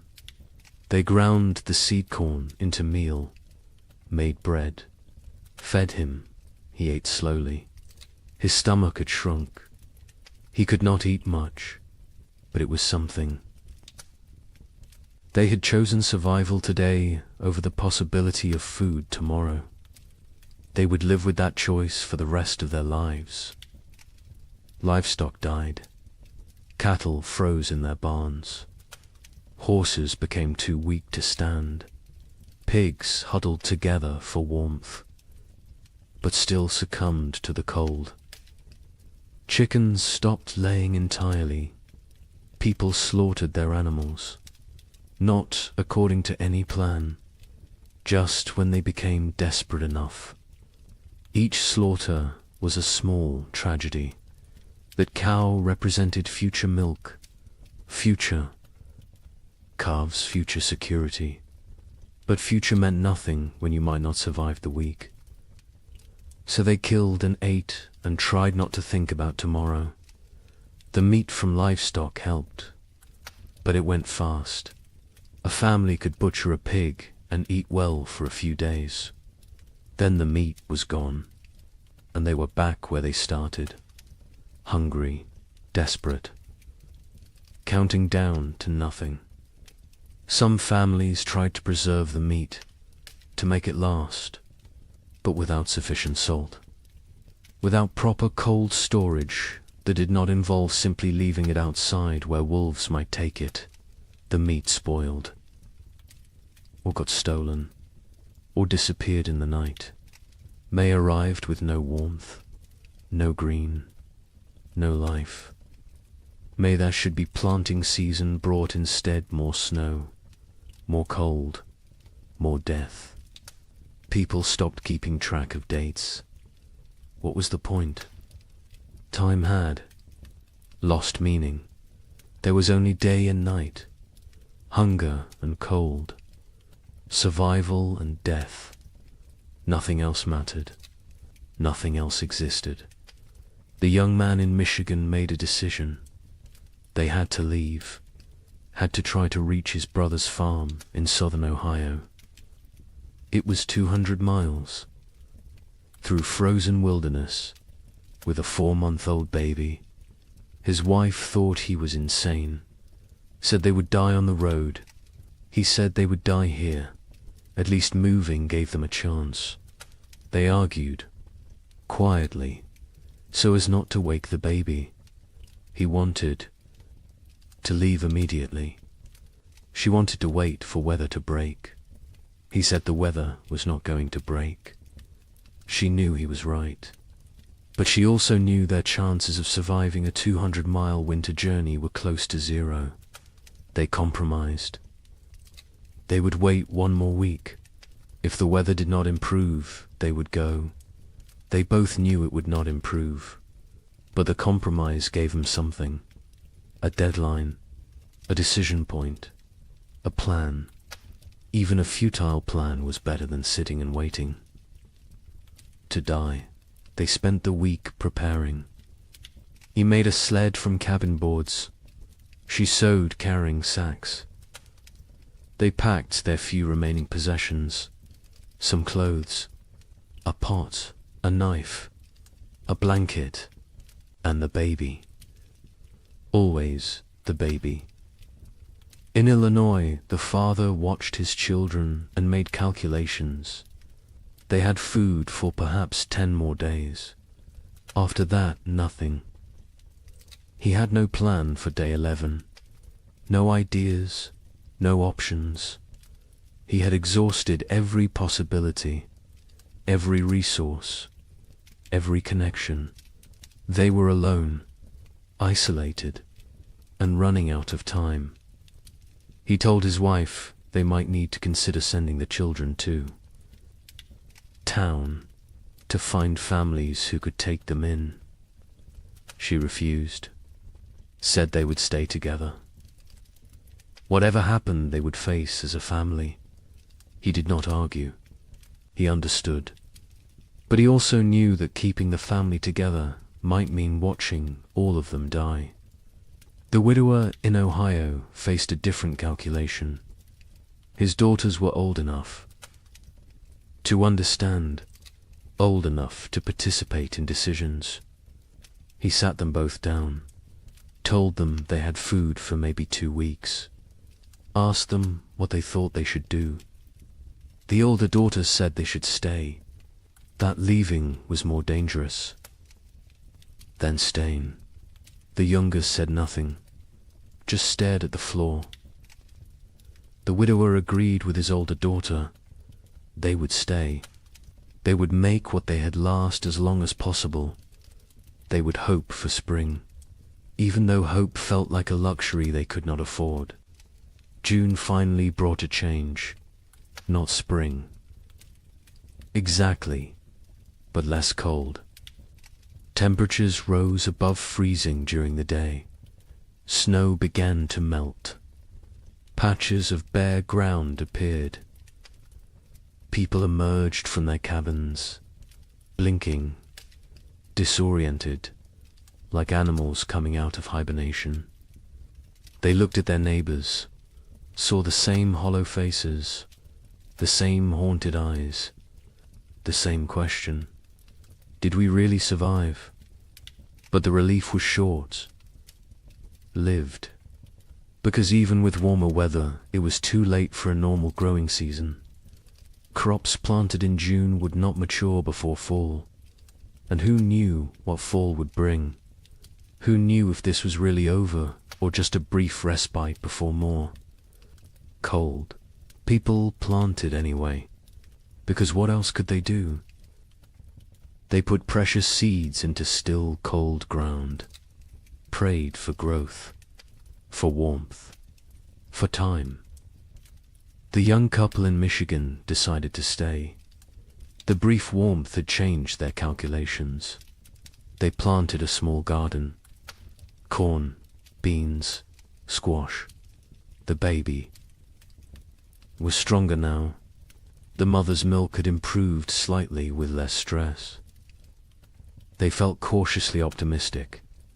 Maybe the worst was over. Maybe they had survived. They tried not to think about all the families who had not, about the empty cabins they had passed, about the graves marked with simple wooden crosses. They focused on their own survival, on the tiny shoots of green emerging from the soil, on small reasons to hope. In Illinois, the family planted everything they had, every remaining seed. It was a gamble. If the crops failed, they would have nothing. No seeds. For next year, no backup plan. But they could not eat seeds, and they could not wait another year. So they planted and prayed and watched the sky nervously, expecting frost, expecting snow, expecting disappointment, because this year had taught them to expect nothing good. The widower and his daughters planted a small plot, just enough for the three of them. They had learned efficiency through necessity, no wasted space, no wasted effort, every action calculated for maximum return. They planted fast-growing crops, radishes, lettuce, things that might mature in the shortened season. They avoided crops that needed long growing periods, corn, squash, melons. There was no time. They needed food now, or as close to now as nature. Allowed. July brought warmth, real warmth. For the first time in what felt like forever, people were too hot instead of too cold. It felt miraculous. Children played outside. Women hung laundry to dry in actual sunshine. Men worked their fields in just shirts. No coats, no layers. It felt like a different world. A world they had almost forgotten existed. Some people wept, just from feeling warm sun on their faces, from remembering what it felt like to be comfortable. The gardens grew, slowly at first. The soil was poor after 2 years of cold. The plants were struggling, but they grew. Green shoots became leaves. Leaves became stalks. Stalks became the promise of food. People watched their gardens obsessively, checked them multiple times a day, measured growth, celebrated every new leaf. These plants represented survival, represented hope, represented the possibility of making it through another winter. But nature was not finished with them. On July 18th, it snowed. Not much, just flurries, but enough. Enough to kill the tender plants, enough to destroy weeks of growth, enough to crush newly formed hope. People walked out to their gardens that morning, saw the white dusting, saw the blackened leaves, saw their food supply dying in front of them. Some fell to their knees, some cursed God, some simply turned around and walked back inside. There was nothing to say, nothing to do. It was happening again.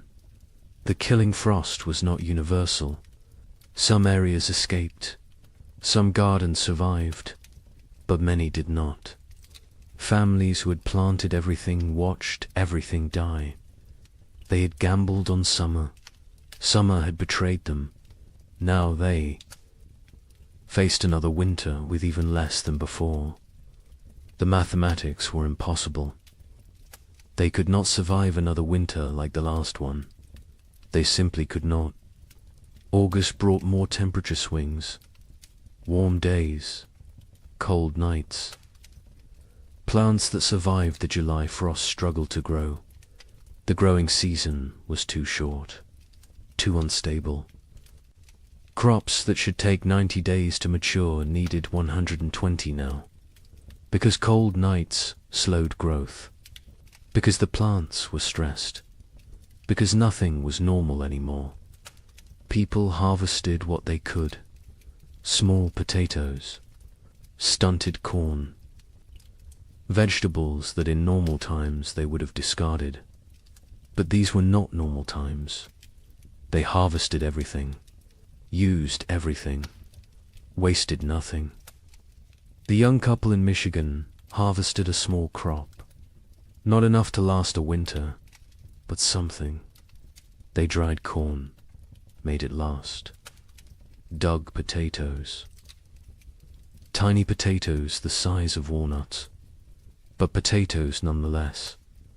They counted their stores, made calculations, decided they needed to supplement with hunting, with trapping, with anything they could find. The man began ranging farther again, looking for game. The game was returning. Slowly, deer appeared in the forests, rabbits in the fields. He killed a deer in late August, his first successful hunt in months. They celebrated, ate fresh meat, felt strong for the first time in forever. In Illinois, the family harvested almost nothing. Their garden had been hit hardest by the frost. Only a few plants survived. They gathered what they could, a handful of beans, some small squash. It was not enough, not even close. The father knew they could not stay, could not survive another winter here. He told his family they would leave before the snow came, go south, find warmer land, find food, find a way to survive. His wife agreed. The children said nothing. They had learned not to question adult decisions, learned that arguing changed nothing. The widower and his daughters harvested a better crop. Their fast-growing vegetables had matured before the frost. They had radishes, lettuce, some early peas. It was not much, but combined with careful rationing, it might be enough. Might. The older daughter did the calculations, told her father. They would need to find additional food. He nodded, said he would try. She knew what that meant. Hunting, trapping, foraging, taking risks. She did not argue. They needed food. Risk was unavoidable. September arrived cold. Too cold for September. People looked at each other with understanding. It was starting again. The brief summer was over. Winter was returning. And this time they knew what to expect. This time there would be no surprise, no shock. Only grim preparation. Only the knowledge that they had barely survived the first time. And now they had to do it again, with less food, less strength, less hope. The psychology of facing a second winter was different from the first. The first winter had carried shock, disbelief, the constant expectation that surely this would end soon. The second winter carried no such illusions. People knew what was coming. They remembered the hunger, the cold, the fear, the losses, and they knew they were weaker now, less prepared, more vulnerable. The knowledge sat heavy on everyone who remained. Many families chose to leave before winter set in. Migration south became a steady stream. Wagons loaded with whatever possessions people could carry. Children wrapped in blankets. Livestock trailing behind. They abandoned cabins. Abandoned land claims. Abandoned dreams. Survival mattered more than property now. More than pride. More than the promise of the frontier. They headed toward Kentucky, Tennessee, places where winter might be survivable. The young couple in Michigan debated leaving daily. Every conversation came back to it. Should they go? Should they stay? He wanted to try one more winter. They had more food this time, more experience, more knowledge of what to expect. She was not convinced. The baby was only 6 months old. Traveling with an infant in winter was suicide. But staying might be too. They went in circles, never deciding, paralyzed by impossible choices. A neighbor stopped by in mid-September, an older man who had lived in Michigan Territory for 10 years. He told them he was leaving, heading to his sister's farm in Kentucky. He offered to take them with him. Safety in numbers, shared resources, shared risk. The young man looked at his wife. She looked at the baby. The neighbor said he was leaving in 3 days, with or without them. Think about it, he left. They thought about it. They thought about nothing else. In the end, they decided to stay. The risks of travel seemed greater than the risks of staying. They had a cabin, firewood, some food, a chance. The journey was hundreds of miles through increasingly hostile weather with a baby. The math did not work, so they stayed. They watched their neighbor's wagon disappear down the trail, wondered if they had made the right choice, knew they would never know until it was too late to change their minds. In Illinois, the family prepared to leave. They sold what they could, traded the rest, packed a wagon with essentials. They left in late September, before the first snow. The father took one last look at their cabin, at the land he had dreamed would make his fortune. His wife put a hand on his arm, told him they would come back someday. He nodded but did not believe her, neither did she. They climbed onto the wagon. The children huddled in the back. They started south, toward an uncertain future. But at least it was movement. At least it was trying. The journey south was hard. The roads were poor. Mud, ruts, fallen trees. The wagon broke an axle on the 3rd day. The father spent half a day repairing it. They pushed on. Other families traveled the same roads. Sometimes they camped together, shared fires, shared stories. Everyone had the same tale. Cold, hunger, loss, death. The stories became repetitive, became numbing. After a while, people stopped sharing, just nodded at each other, understanding without words. They reached southern Illinois after 2 weeks. The father inquired about land. Prices had dropped. So many people fleeing south had flooded the market. He found a small farm, 40 acres. The previous owner had died. His widow was selling. The father offered what he had. It was not much. She accepted anyway. She just wanted to go back east, back to family, back to safety. The Illinois family had a new home, farther south, maybe far enough. The widower and his daughters stayed in Ohio. They had discussed leaving, but decided against it. The older daughter argued they knew this land, knew where to hunt, where to trap, where to find water. Starting over somewhere new meant learning everything again, meant being vulnerable in unfamiliar territory. Better to face the devil you know. Her father agreed. The younger daughter said nothing. She rarely spoke anymore, just existed. Moving through routines mechanically, October brought the first hard freeze, earlier than normal, earlier than even last year.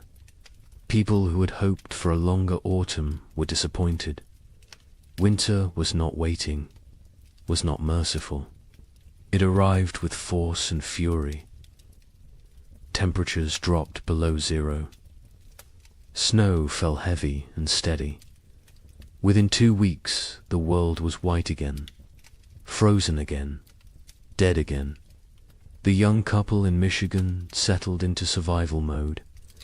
They knew the rhythms now, knew how to ration, how to stay warm, how to maintain hope when everything felt hopeless. The man hunted when weather permitted. He had learned to read the cold, to know when going out was risk versus suicide. He caught rabbits occasionally. Small game, it helped. Not enough, but something.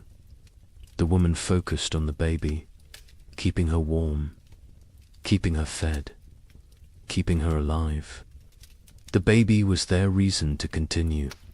Without her, they might have given up, might have laid down and waited for the end, but she needed them, depended on them, so they kept going, kept trying, kept fighting, even when they were exhausted, even when they wanted to quit. They looked at her face and found strength they did not know they had. Communities that had not already dissolved finished dissolving. People stopped visiting, stopped checking on neighbors. The isolation became total. Each family alone in their cabin, alone in their struggle, alone in the dark. The only sounds were wind and cold and occasionally wolves. The wolves had returned, hungry, desperate, like everyone else. They came close to cabins at night, howling, looking for weakness, looking for opportunity. A family 3 miles from the young couple disappeared in November. The husband went to check on them after not seeing smoke from their chimney for several days. He found the cabin empty, the door hanging open. Snow drifted inside. No signs of struggle, no blood, no bodies, just absence. They had left, or something had taken them. Or they had died and been buried or dragged off. He did not know, would never know. He went home, told his wife. They barred their door that night, and every night after, death became common. Expected. A family in Indiana lost their youngest child, a boy of 3. He simply did not wake up one. Mourning, malnutrition, cold, pneumonia. Probably all 3. They buried him in snow because the ground was frozen, marked the spot with stones, planned to give him a proper burial in spring. If spring came, if they survived to see it. The mother stopped speaking after that, just rocked in her chair, staring at nothing. The father tried to reach her, could not. Eventually he stopped trying. Illness spread through weakened populations. People with no reserves, no immunity, no strength to fight. Pneumonia, influenza, infections from minor cuts that would normally heal. Bodies shutting down under relentless stress. Some families lost multiple members, a father and 2 sons in 1 week, a mother and infant daughter, entire families, sometimes. Cabins found empty in spring, everyone gone, questions no one wanted to answer. The widower in Ohio kept his family isolated.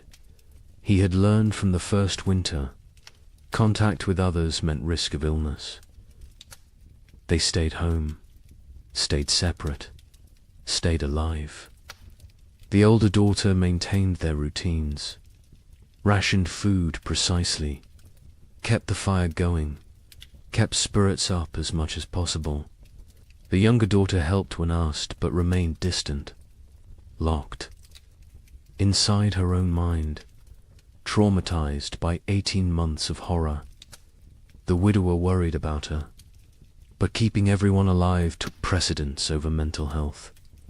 Survival first, healing later. If there was a later, December arrived. The darkest month. Short days. Long nights. Endless darkness, both literal and metaphorical.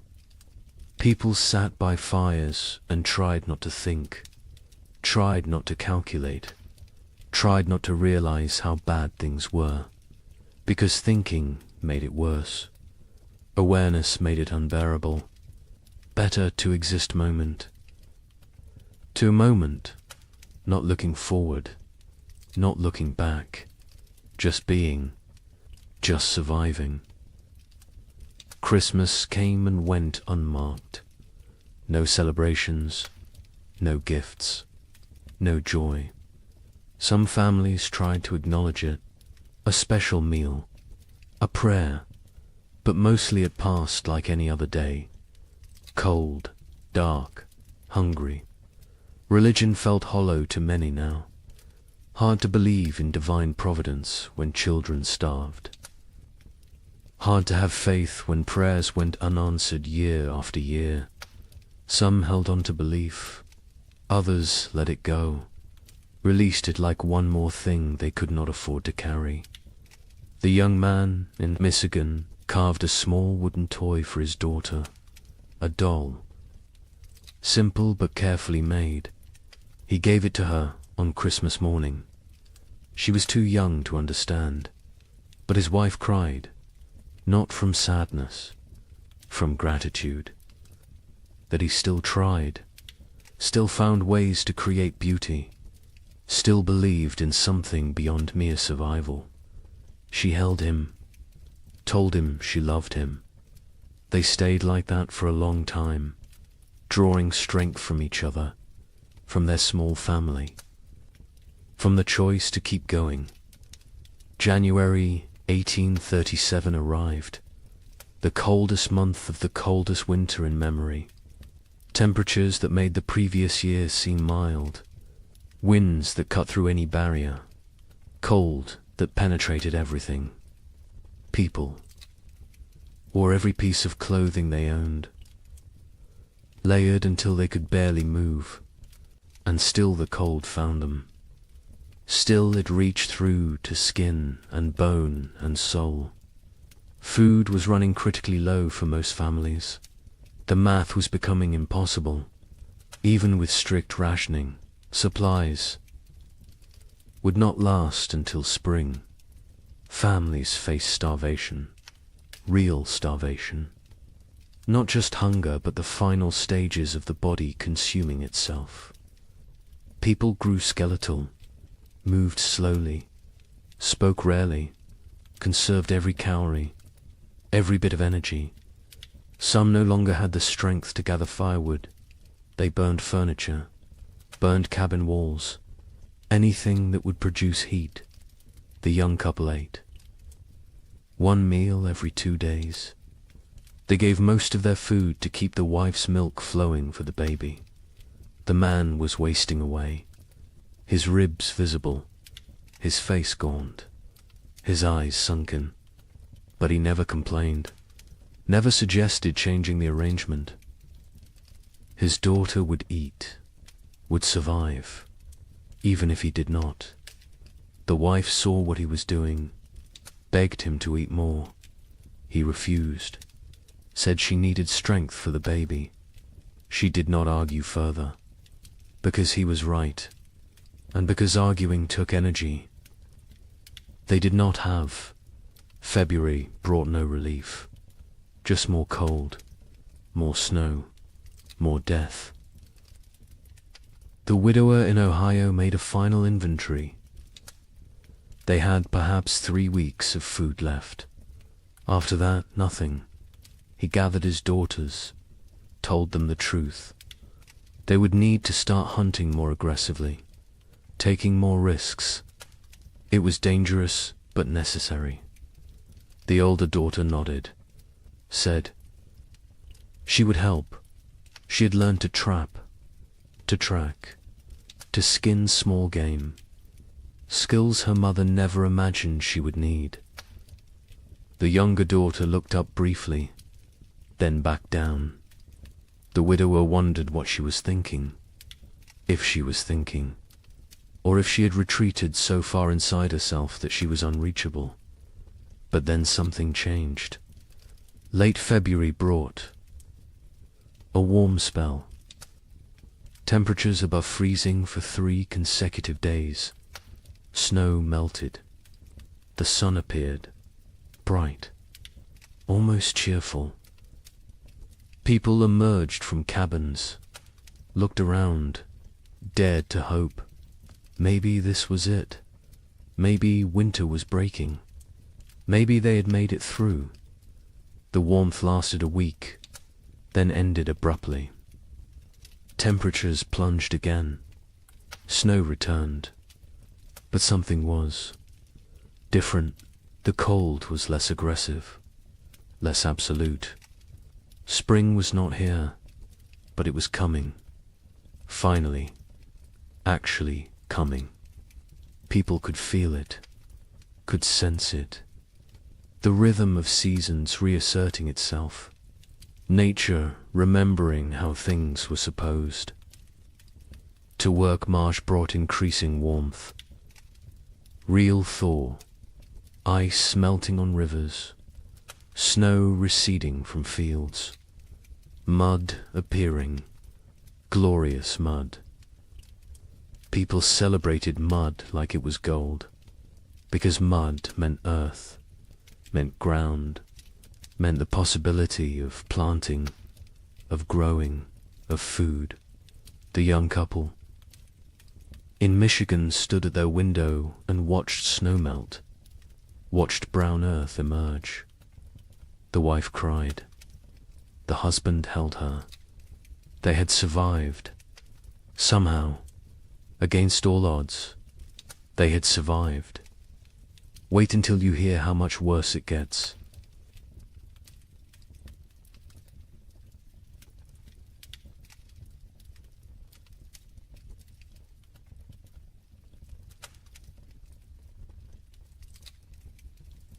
The relief of March 1837 was short-lived. Spring arrived tentatively, weakly, like it was unsure of its own existence. Temperatures rose, but not enough, not consistently. Warm days followed by cold nights. Progress followed by setbacks. Nature could not decide what season it wanted to be. People planted anyway, because what choice did they have? They put seeds in cold ground and prayed. The young couple in Michigan planted their entire plot. Every seed they had saved, every seed they had traded for, everything. It was all or nothing now. They could not hold anything back, could not plan for next year. Next year was too far away, too uncertain. They needed food this year, this growing season, or they would not see another. The man worked the field slowly, his body weakened from months of starvation. His wife helped when she could, the baby strapped to her back, growing, thriving somehow despite everything. In their new home in southern Illinois, the family that had fled hoped for better conditions. Warmer weather, longer growing season, better chances. The father plowed fields, planted corn, beans, squash. The soil was good, better than what they had left behind.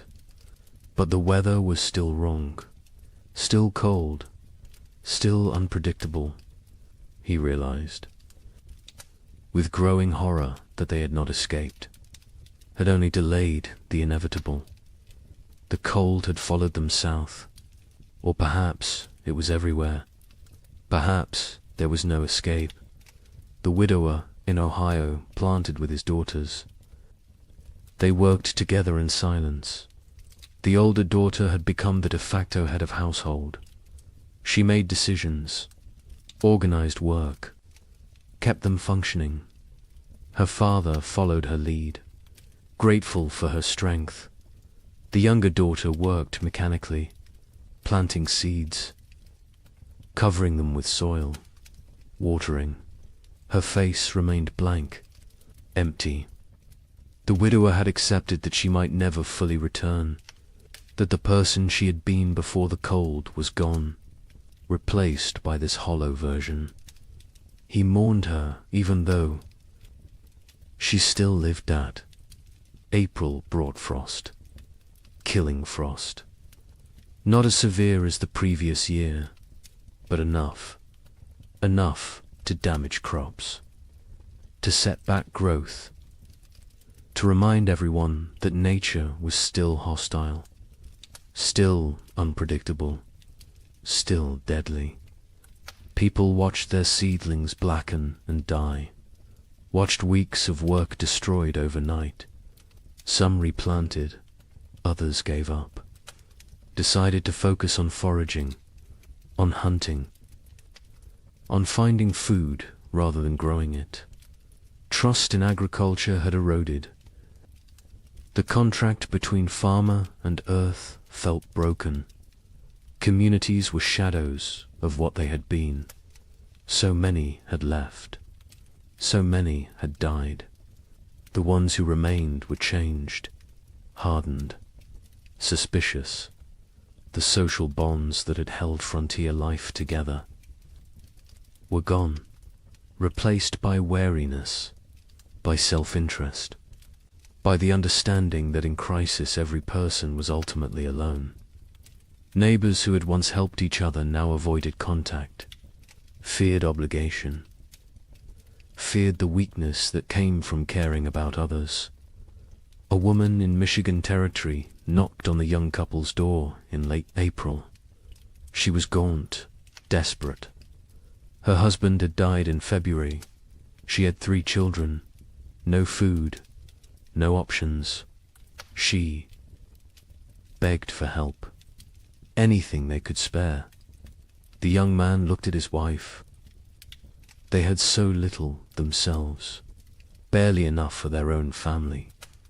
His wife went inside, came back with a small sack of cornmeal, perhaps 2 pounds. It was a significant portion of their stores. The woman wept, thanked them, left. The young man and his wife never discussed it, never questioned the decision, but they both knew what that cornmeal might cost them later. May brought better weather, warmer, more stable. The crops that survived April began to grow, slowly, struggling, but growing. People tended their gardens obsessively, pulled every weed, watered carefully, talked to the plants, begged them to thrive. These gardens represented everything: hope, survival, future. Without them there was nothing, just slow starvation through another winter. And no one could survive another winter like the last 2. The young couple's garden showed promise. The corn was growing, short stalks, but growing. The beans were climbing, the squash spreading. They allowed themselves to hope, to plan, to imagine a harvest that would see them through. The man hunted regularly now. The game had returned. Deer, rabbits, turkey. He was successful more often, building their stores. They smoked meat, preserved it, prepared for the worst while hoping for better. In southern Illinois, the family's crops grew better. The warmer climate helped. Their corn reached knee-high by late May. The father felt vindicated. They had made the right choice to move. His wife was less certain. She had learned not to trust good fortune, not to believe in progress until it was secured. She watched the sky constantly, waited for the next disaster, for the frost or hail or plague of insects that would destroy everything. Optimism felt dangerous, felt like tempting fate. The widower's garden grew adequately, not abundant but adequate. The older daughter managed it efficiently. She had learned to maximize every inch of soil, every drop of water, every moment of sunlight. She was 17 now, an adult in all. But name she had lost her youth to these winters, lost her innocence, lost a chance to be young and carefree. She did not mourn these losses. There was no time, no space, no energy. She simply existed in the present, did what needed doing, survived. June arrived warm. Summer finally asserting itself. People shed layers, felt sun on skin, remembered what warmth felt like. Children played outside, really played. Not just huddled for warmth, but ran and laughed, and acted like children. Parents watched them with complicated emotions. Joy at seeing childhood return, sorrow for all the childhood lost, fear that this reprieve was temporary, that winter would return too soon. The young couple's baby took her first steps in June, on grass, in sunshine. Her mother cried watching her. This tiny person who had known only cold and hunger and fear was walking, growing, living. It felt miraculous. The man picked up his daughter, spun her in the air. She laughed. The sound was pure joy, untainted by the suffering around her. Too young to understand, too young to remember. They both hoped she would never remember these years, never carry the scars they carried. July was hot, genuinely hot. People complained about heat, then laughed at themselves for complaining. Heat was blessing. Heat was life. Heat meant crops growing, meant long days, meant hope. The gardens flourished. Corn grew tall. Beans produced pods. Squash spread across the ground with heavy fruit. For the first time in 2 years, abundance seemed possible. Not guaranteed, but possible. But nature had taught them not to trust. On July 23rd, a hailstorm struck southern Indiana. Hail the size of eggs. It shredded crops, destroyed gardens, killed livestock. Families who had been preparing for harvest lost everything in 20 minutes. The storm passed, left devastation. People walked through destroyed fields in shock, corn beaten into the ground, beans stripped from vines, squash smashed. Months of work, all their hope, gone. The Allure family was spared. The storm passed north of them, but they heard about it. Heard about families losing everything. The father thanked God. The mother said nothing. She had stopped thanking God, stopped blaming God. God was absent from this struggle. They were alone. They survived or died based on luck and effort. Nothing more, no divine plan, no greater purpose, just random chance and brutal nature. August brought the harvest. For those whose crops survived, it was a time of desperate work, gathering everything before weather could destroy it, before animals could take it, before anything else could go wrong.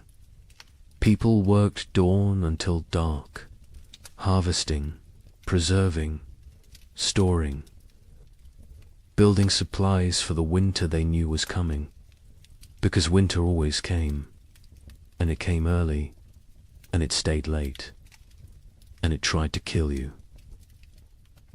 The young couple in Michigan harvested a reasonable crop, not abundant, but enough. Combined with the meat the man had preserved in careful rationing, they might have enough, might make it through. The woman calculated and recalculated, added numbers, divided portions, tried to make the math work. Her husband told her they would be fine. She wanted to believe him, but she had learned not to believe in fine. Fine was a luxury. Fine was an assumption they could not afford. The widower and his daughters harvested their garden methodically.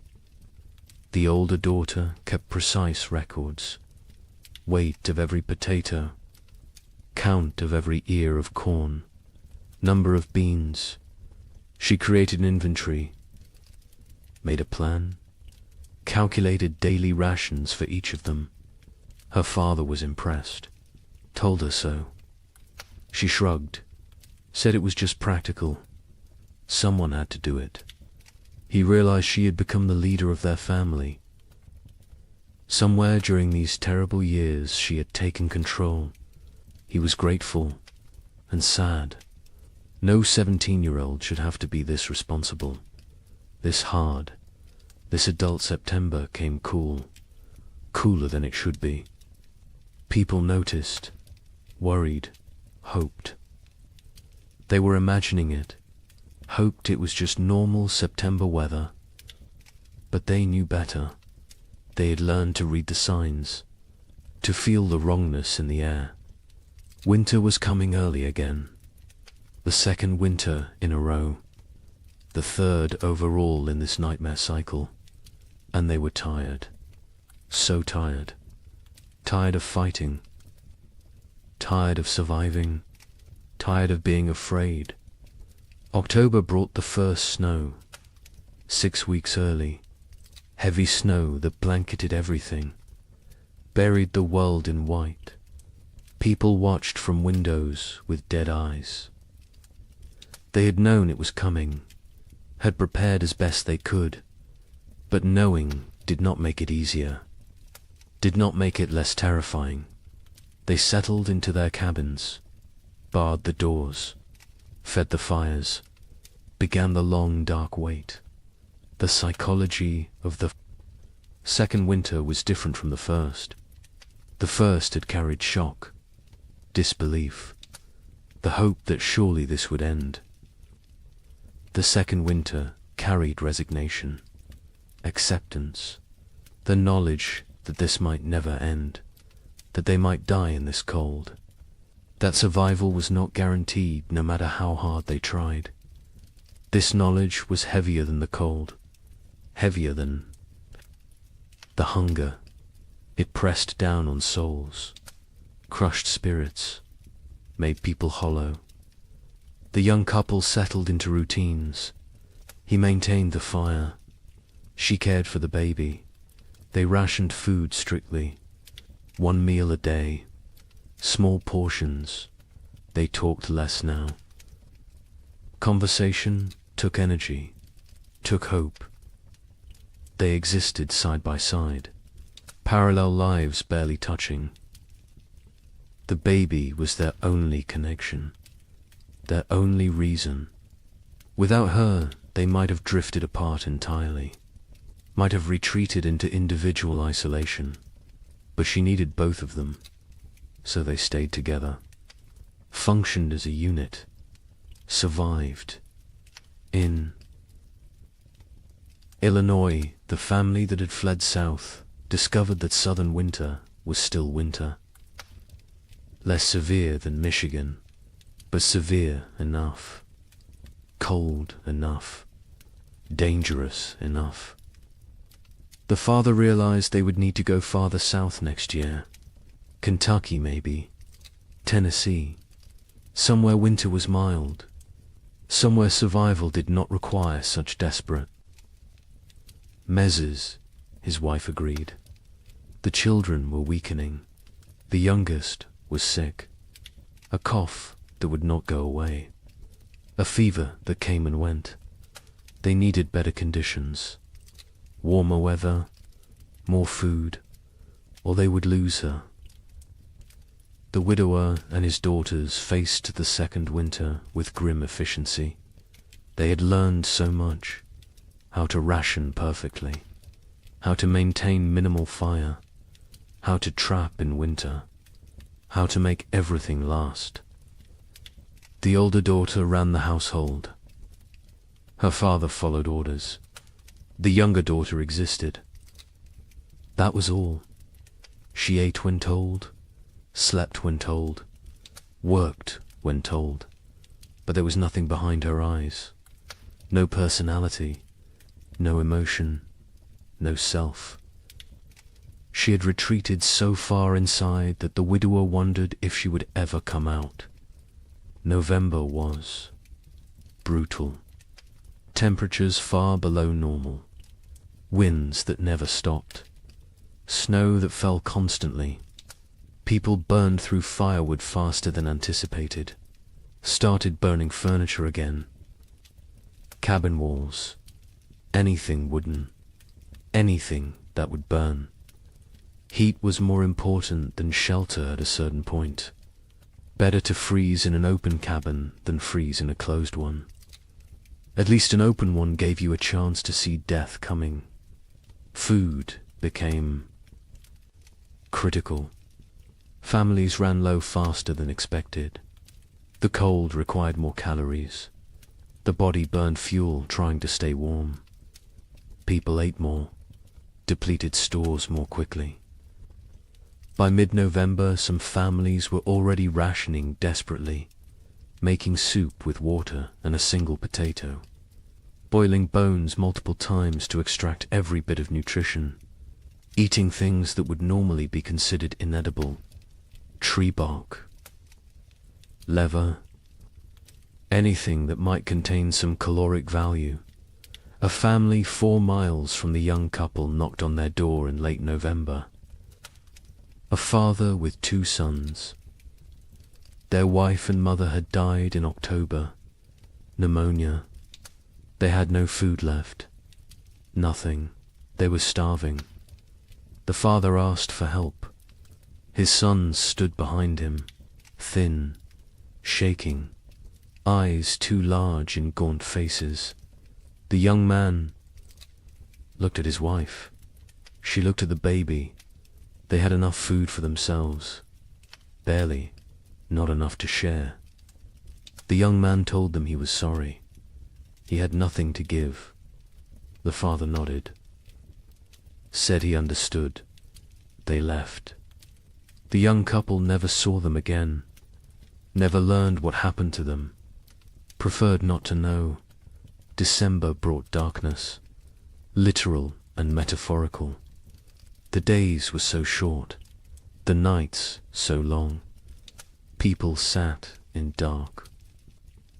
Cabins, conserving candles, conserving lamp oil, conserving everything. The darkness was oppressive, heavy. It made time feel strange, distorted. Days blended together. You woke, ate a small amount, sat, slept, woke again. Was it day? Was it night? Did it matter? Time lost meaning when every moment was the same. Cold, dark, hungry, afraid. The young couple's baby got sick in early December. A fever. She cried constantly. Would not nurse. The mother held her day and night. Tried everything. Cold cloths. Warm cloths. Arb's prayer. The fever broke after 3 days. The baby survived, but the mother did not recover emotionally. She stopped sleeping. Watched the baby constantly. convinced that if she looked away, her daughter would die. The man tried to comfort her, told her the baby was fine. She would not listen, could not listen. Fear had taken hold. Rational thought had fled. Christmas came. No celebration, no acknowledgement. It was just another day. Cold, dark, hungry, the young. Man had carved another toy for his daughter. A small horse. He gave it to her on Christmas morning. She grabbed it, put it in her mouth. Too young to play properly, too young to understand. His wife smiled weakly, told him it was beautiful, then went back to staring at the baby. The man sat by the fire, wondered how much longer they could do this, wondered if survival was worth the cost, then felt guilty for wondering. The Illinois family's youngest child died on December 30th. The cough had gotten worse. The fever never broke. She was 6 years old. They wrapped her in a blanket, laid her in the snow, marked the spot. The mother did not cry. She had no tears left. The father built a small cross. The other children stood silently. They had learned not to show emotion. Emotion was weakness. Weakness was dangerous. The family went back inside. Life continued, because what else could they do? Stop living because one of them had died. Everyone was dying, slowly, quickly, inevitably. January 1837 was the coldest month in living memory. Temperatures dropped to levels that should not be possible, that could not be survived. People huddled by fires, wore every piece of clothing, burned everything that could burn.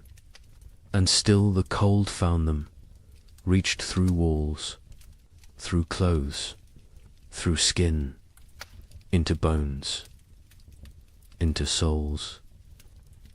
Cold that felt sentient, malevolent, actively trying to kill. The widower in Ohio burned his bed in January, then the girl's bed.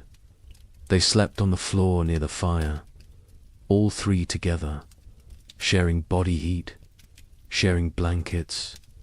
The older daughter protested burning the beds, said they would need them later. Her father said later did not matter if they froze tonight.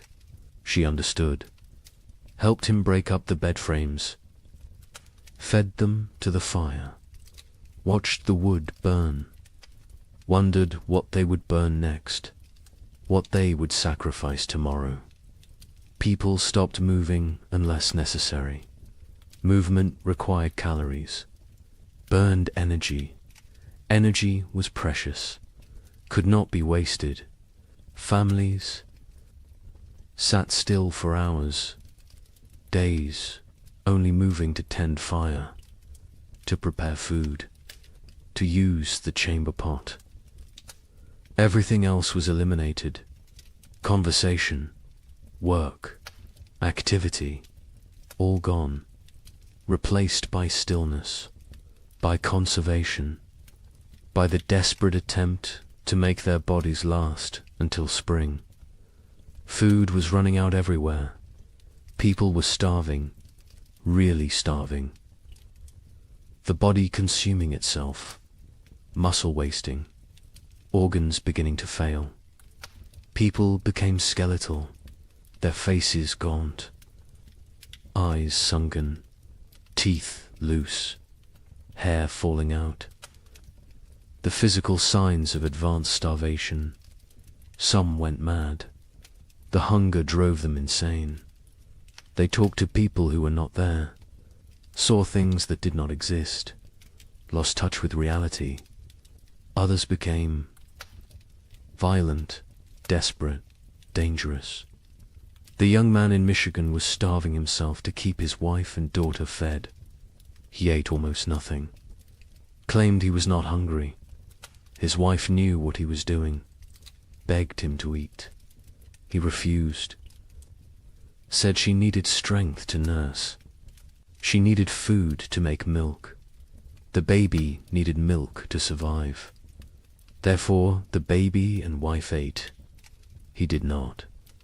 The math was simple, brutal, but simple. He was dying. They both knew it. Neither spoke of it, because speaking made it real, made it unbearable. February brought no relief, just more cold, more hunger, more death. Bodies were found frozen in cabins. Entire families sometimes.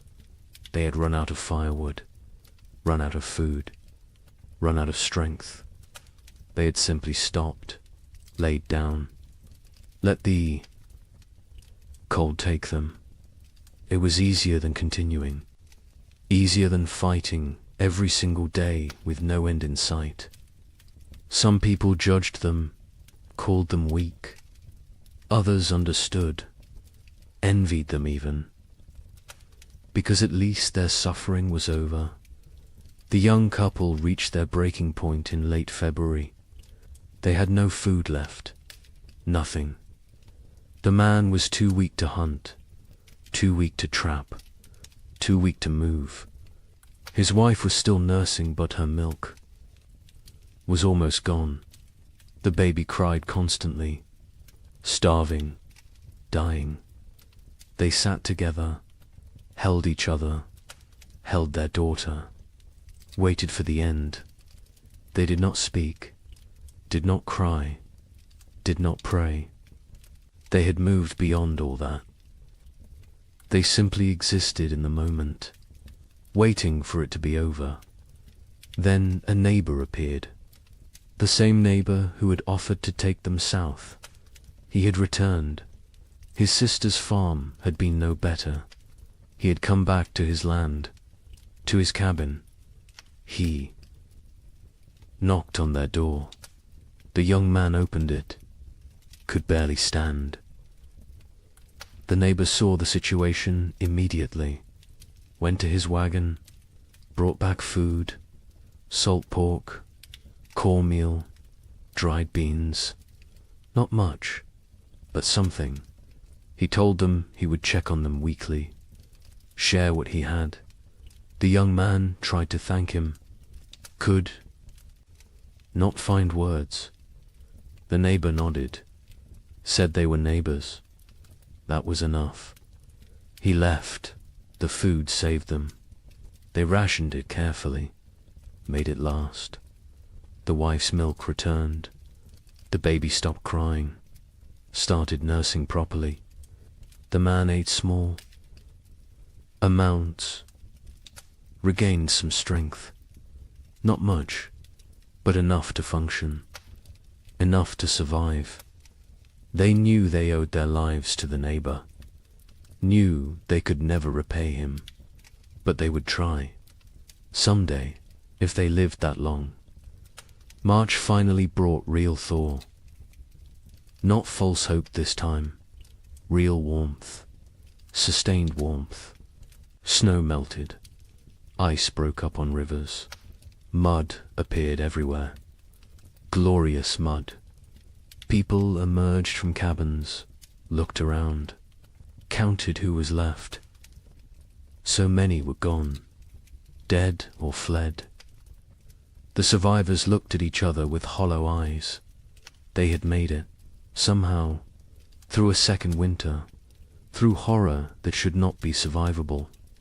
They had made it, but at what cost? Wait until you hear about the third winter. Asterisk. Spring 1837 arrived broken, not absent like before, but damaged, wounded, like nature itself was exhausted from the struggle. The warmth came, but felt fragile, tentative, as if it might retreat at any moment. People planted again, because they had to, because there was no alternative. But the hope that had sustained them through previous plantings was gone. replaced by grim determination, by obligation, by the mechanical act of putting seeds in ground without believing. Anything good would come from it. The young couple in Michigan planted their field. The man was skeletal now. His body had not recovered from February. Probably never would. But he moved through the motions, ploughing, planting.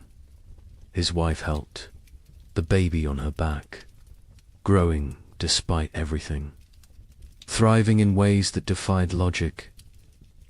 Children were resilient, more resilient than adults. She embodied hope even when her parents had none. They worked for her, survived for her, continued for her. The neighbor who had saved them helped with planting. He had lost his own family in the first winter. Wife and 2 daughters. He never spoke of them, never explained what happened, but the grief lived in his eyes, in his movements, in the way he threw himself into work. Helping others was how he survived, how he found meaning. The young couple became his purpose, his reason to continue. He checked on them weekly, shared food when he had extra, fixed things around their cabin, asked for nothing in return.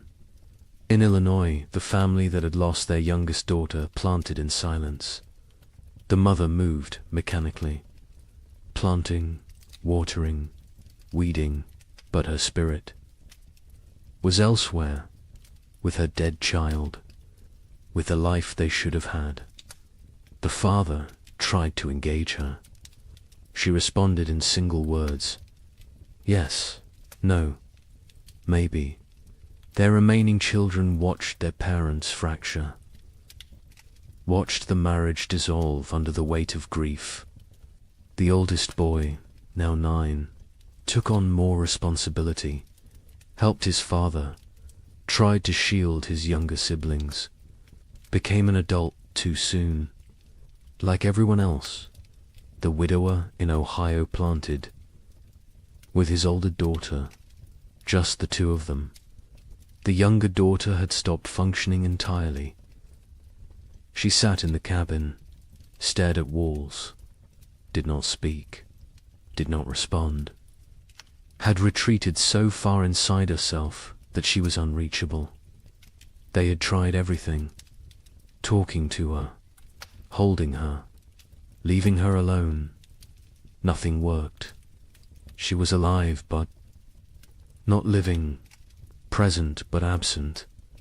The older daughter cried about it sometimes, late at night, when she thought no one could hear.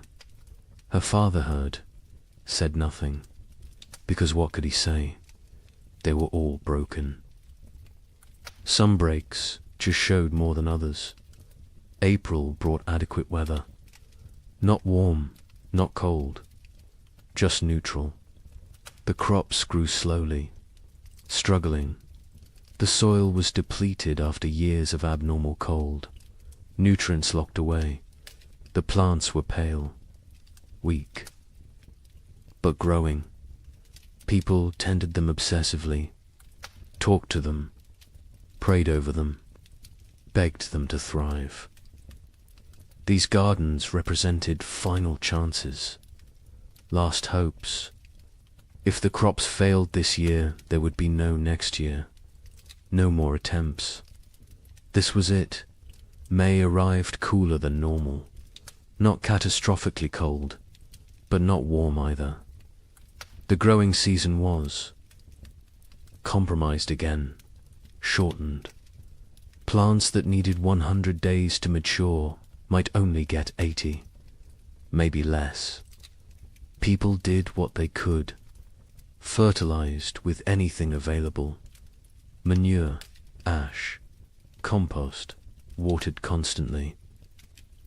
Protected seedlings from cold nights, fought for every plant, every stalk, every leaf. Communities barely existed now. The population had dropped so dramatically, that calling them communities felt generous. Collections of isolated families, strangers occupying the same general area.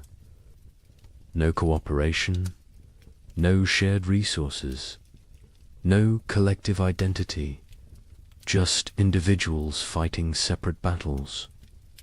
The social structures that had once defined frontier life were dead, replaced by atomization, by loneliness, by the understanding that in the end everyone dies alone. The young couple saw other people rarely. Weeks would pass without contact. When they did encounter neighbors, the interactions were brief, uncomfortable. No one wanted to share information about food stores, about successes or failures, about anything that might reveal vulnerability. Trust was gone. Community was gone. Only wariness remained. Eyes that assessed whether you were threat or opportunity. Calculations about whether helping you would benefit them. Nothing was given freely anymore. Everything had price. June brought better weather. Finally, real warmth. Sustained warmth. The crops responded. Grew with vigor they had lacked before. Corn shot up. Beans produced. Squash spread. For the first time in 3 years, gardens looked healthy, looked productive, looked like they might actually yield harvests. People allowed themselves to feel something close to hope, not real hope. That was too dangerous, but cautious optimism. The possibility that maybe, possibly, they might have enough food. The young man hunted successfully in June. Deer were abundant again. The population had recovered, or perhaps the human hunters had diminished enough that game was plentiful. He killed 2 deer in 3 weeks. They smoked the meat, stored it, carefully added it to their supplies. The wife calculated, recalculated. If the garden produced even half of what it promised, combined with the smoked meat, careful rationing, they would make it. Would survive another winter. The math finally worked. But the wife had learnt not to trust good fortune. She waited for disaster, for the frost, the hail, the blight. Something would go wrong. Something always went wrong. She checked the garden multiple times daily, examined every plant, looked for signs of disease, of insect damage, of anything that might threaten their harvest. Her husband told her to relax. She could not. Relaxing felt like inviting catastrophe. Vigilance was all. That kept them safe. She believed that. Needed to believe that. Because if vigilance did not matter, then nothing they did mattered. And that was too terrifying to accept. July was hot, scorching, the kind of heat that in normal times would be complained about. But these were not normal times. Heat meant growth, meant long days, meant crops maturing. People celebrated heat, worked in it without complaint. Sweat was blessing. Discomfort was price of survival. They paid it gladly. The gardens flourished. Corn grew tall, over 6 feet. Tassels appeared. Ears formed. Beans hung heavy on vines. Squash fruit swelled. It looked like abundance, like salvation.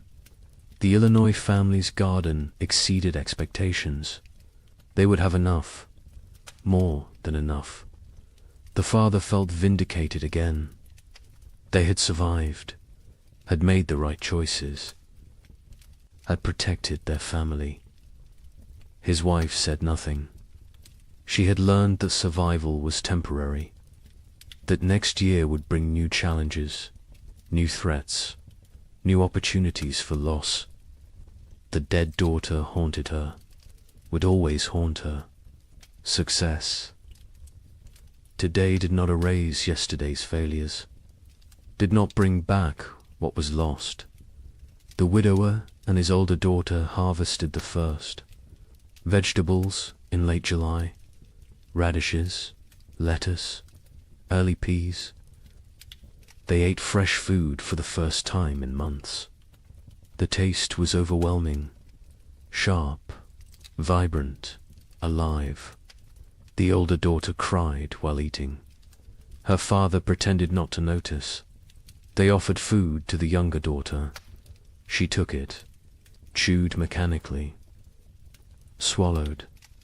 No change in expression, no recognition of the gift they were giving her. She was gone. The person she had been was dead. This shell remained. They would care for it, protect it. But they had accepted that their family was now too. People. August brought the main harvest. People worked frantically, gathering everything, storing everything, preserving everything. This harvest represented life, represented hope, represented the possibility of future they could not afford to lose any of it. Every ear of corn mattered, every bean, every squash.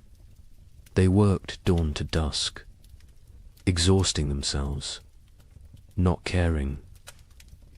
This was too important to spare effort.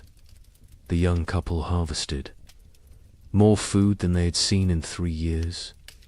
Corn beans, squash, combined with the smoked venison, they had enough.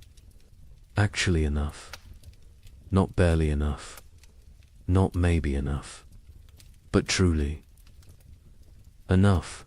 They stood in their cabin looking at the stores.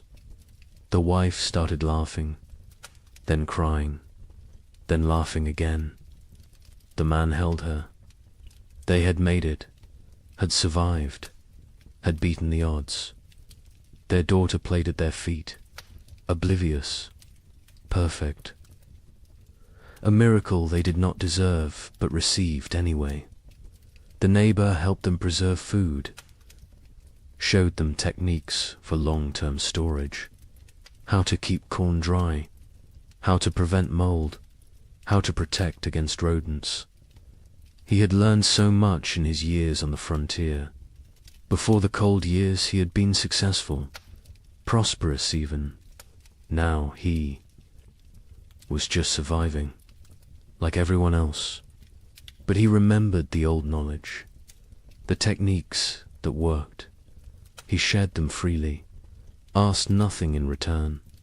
The young couple offered to pay him, with food, with labor. He refused, said neighbors helped. Neighbors, even though neighbors barely existed anymore. Even though community was dead, he held on to the old ways, the old values. It was how he honored his dead family. September arrived cool. People tensed, waited for the cold, for winter to come early again, for the pattern to repeat, but it did not. September stayed temperate, pleasant even. Leaves changed color on schedule. Geese flew south at the normal time. Nature seemed to be remembering how to be normal, how to follow the rhythms that had existed for millennia. People did not trust it, could not trust it, but they noticed, hoped, very carefully hoped. October brought the first frost, right on schedule. Normal frost, expected frost, not the killing freeze of previous years, just regular autumn cold. Farmers finished their harvests, stored the last vegetables, prepared for winter. But this preparation felt different, less desperate, less terrified. They had food, real food, enough food. Winter was coming, but it was normal winter. Survivable winter. They could do this. The young family brought in their last harvest in mid-October, filled their cabin with stores. The man built additional storage, racks for corn, bins for potatoes, hooks for smoked meat. The cabin was crowded now, full of food, full of life, full of hope. His wife walked around touching everything, making sure it was real. Not a dream, not delusion, actually real. She counted, recounted. The numbers worked. They would eat this winter, would eat well even. The relief was almost unbearable. The Illinois family stored their harvests methodically. The father built a proper root cellar, dug into a hillside, lined with stone, cool and dry, perfect for storage. He placed potatoes carefully, carrots, turnips, everything that would keep. The corn hung from rafters, the beans dried in bags, the squash lined shelves. It looked like prosperity, like success. He allowed himself to feel proud. His wife did not share the feeling. She looked at the food and thought only of their dead daughter, of how she would never eat any of it. The father tried to reach her, tried to pull her back to the living. She would not come. Grief had her, would always have her. The widower and his older daughter stored their harvest efficiently. They had learned to waste nothing, use every space, maximize every resource. The cabin was full. The root cellar was full. They had succeeded. Against all odds, against impossible circumstances. 2 people, one of them barely 17, had survived and built security for the coming winter. The older daughter allowed herself a moment of satisfaction, of pride, then went back to work. There was always more work, always more preparation, always more to do. November arrived cold, but not catastrophically so. Normal cold, expected cold. The kind that could be managed with sufficient firewood and food. People settled into winter routines. But these routines were different from previous years. There was enough food, enough fuel, enough security. Meals were adequate, not abundant, but adequate. No one was starving. No one was burning furniture. No one was making desperate choices. It felt surreal, like they had forgotten what normal winter felt like, how survivable it was supposed to be. The young couple's cabin was warm. The man had cut plenty of firewood, more than enough. They burned it generously, keeping the space actually warm, not just barely above freezing, actually comfortable. They ate 2 meals a day, sometimes 3. The baby was thriving, walking now, talking, saying simple words. Mama, Dada, more. She was growing into a person, a personality, happy, curious, untroubled. She remembered nothing of the previous winters, was too young. It was blessing. The parents were grateful. Grateful she would not carry the scars they carried. Christmas came. The young couple celebrated. The man carved more toys for his daughter. A whole set now. Horse, dull, simple blocks. The wife cooked a special meal, used extra supplies, made bread, made stew with vegetables. It felt extravagant, wasteful even. But they did it anyway, because they could, because they had survived.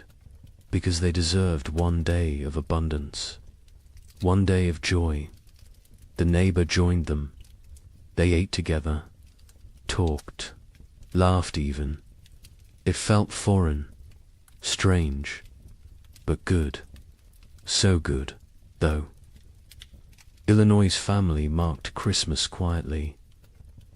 The father suggested they celebrate, make a special meal. The mother refused, said she could not celebrate when her daughter was dead. The father did not push, let it go. The children received no gifts, no special food, no acknowledgement, just another day. They did not complain, did not expect anything different. Childhood joy had died years ago. They were little adults now, serious, pragmatic, damaged. The widower and his older daughter observed Christmas with quiet reflection. They made a slightly larger meal, said prayers, remembered the wife and mother who was gone, remembered the sister and daughter who was gone in a different way. The younger daughter sat with them, ate when prompted, otherwise unresponsive. They had given up trying to reach her, had accepted this was who she was now. They would care for her as long as necessary, forever if needed, but they no longer expected recovery, no longer hoped for her return. She was gone. They mourned her, while she still lived. January 1838 arrived cold, but normal cold, the kind that belonged in January, the kind that was manageable.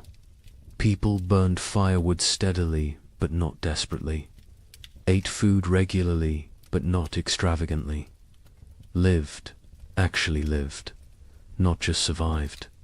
There was difference. Survival was mechanical, was existing without living. Living was having moments beyond mere existence, moments of comfort, of satisfaction, of something approaching contentment. People had not lived in 3 years.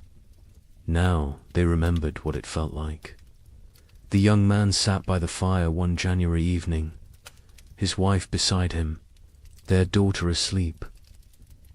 Between them, he looked around the cabin, saw the food stores, felt the warmth, heard his family breathing.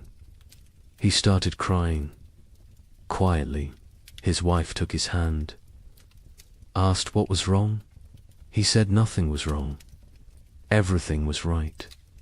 For the first time in 3 years, everything was actually right. They were warm, fed, together, alive. It felt like miracle, like grace, like something they had not earned, but received anyway. February brought storms, heavy snow, strong winds, but the cabin was warm. The food was adequate. The family was safe. The storms raged outside. Inside there was peace.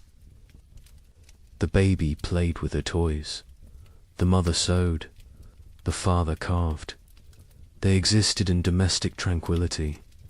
It felt surreal, impossible, like any moment they would wake up and discover it was dream, that they were actually still in the second winter, still starving, still freezing, still dying. But they did not wake up, because it was real. The nightmare was ending, finally, actually ending. The Illinois family endured February without crisis. They had enough of everything, enough food, enough fuel, enough supplies. The physical needs were met, but the emotional damage remained. The mother barely spoke, spent hours staring at nothing. The father tried to engage her. She would not engage. The children adapted, learned to parent themselves. The older boy especially. He took care of his younger siblings, made sure they were fed, dressed, safe. The father was grateful and heartbroken. No 9-year-old should have to be so responsible, but gratitude outweighed heartbreak. The family functioned. That was enough. The widower and his daughters survived February too easily. After 3 years of desperate struggle, normal winter felt trivial. They had so much food, so much fuel, so much security. The older daughter relaxed slightly. Not much, but slightly. Allowed herself to believe they would make it, would survive, would see spring. Her father noticed the change, was glad. She deserved peace, deserved to feel safe, even if that safety was temporary, even if next year brought new challenges. She deserved this moment. March arrived with thaw. Real thaw, permanent thaw. Spring was coming. Not false hope this time, not temporary reprieve. Actual spring, the kind that arrived and stayed, the kind that brought warmth and life and renewal. Snow melted rapidly, rivers broke up, birds returned. The world came back to life. People emerged from cabins, looked around, saw their neighbors, saw who had survived, who had made it through. The numbers were shocking. So few left. So many gone. The young couple walked their property in early March, looked at the field they would plant, looked at the cabin they had defended, looked at each other. They had survived, had kept their daughter alive, had made it through 3 winters that should have killed them. They did not speak. Words were insufficient. They simply stood together, holding hands, watching their daughter chase the neighbor's dog through melting snow, laughing, perfect, untouched by the horror. Her parents had endured. They had protected her from it, had given her life and safety and future. It was enough. It had to be enough. The worst was over. The 3 winters that seemed endless had ended. Spring had returned. Life had returned. Hope had returned. But the cost had been staggering. The scars ran deep. The survivors would carry the memories forever, would wake in the night sometimes, sweating, terrified, remembering the cold, the hunger, the fear. They would never fully recover, never fully heal, but they had survived, and survival meant possibility, meant future, meant that maybe, just maybe, they could build something good from the ashes of horror. Spring 1838 arrived like a resurrection, not the tentative half-springs of previous years, but full, complete, undeniable. March brought warmth that stayed. April exploded with growth. The earth seemed desperate to make up for lost time. Grass grew with unusual vigor. Trees budded aggressively. Wildflowers carpeted fields in waves of color. It was as if nature itself was apologizing, compensating, trying to heal the wounds it had inflicted. Survivors emerged from their cabins, slowly, blinking in bright sunlight, disoriented, like people waking from long nightmares. They looked at each other with hollow eyes, eyes that had seen too much, known too much suffering. They were changed, fundamentally, irreversibly. The people who had entered the winter of 1835 were dead. These were different people, harder, older, damaged in ways that would never fully heal. The young couple in Michigan stood in their doorway watching spring arrive. The man was thin still. His body had not recovered the weight lost during the starving times. Probably never would. His hair had gone partially grey. He was 25, but looked 40. His wife was 23. She looked older, lines around her eyes, around her mouth, marks of worry, of fear, of 3 years spent on the edge of death. Their daughter was almost 2 now, perfect, unblemished, the only innocent thing left in their world. They planted their field in April. The work felt different this year. Not desperate, not terrified, just work, normal work, the kind farmers had done for thousands of years. Put seeds in ground, trust earth to do its part. The simplicity was jarring. They had forgotten farming could be simple, could be routine, could be anything other than life or death struggle. The man worked slowly, his body still weak. The neighbor helped. He always helped. Had become part of their family in ways that transcended blood. The field grew beautifully. The corn shut up, strong, healthy, dark green. The kind of growth they had not seen in years. The beans climbed vigorously. The squash spread rapidly. It looked like abundance, like prosperity, like the future they had imagined when they first claimed this land, before the cold, before the suffering, before they learned how fragile everything was.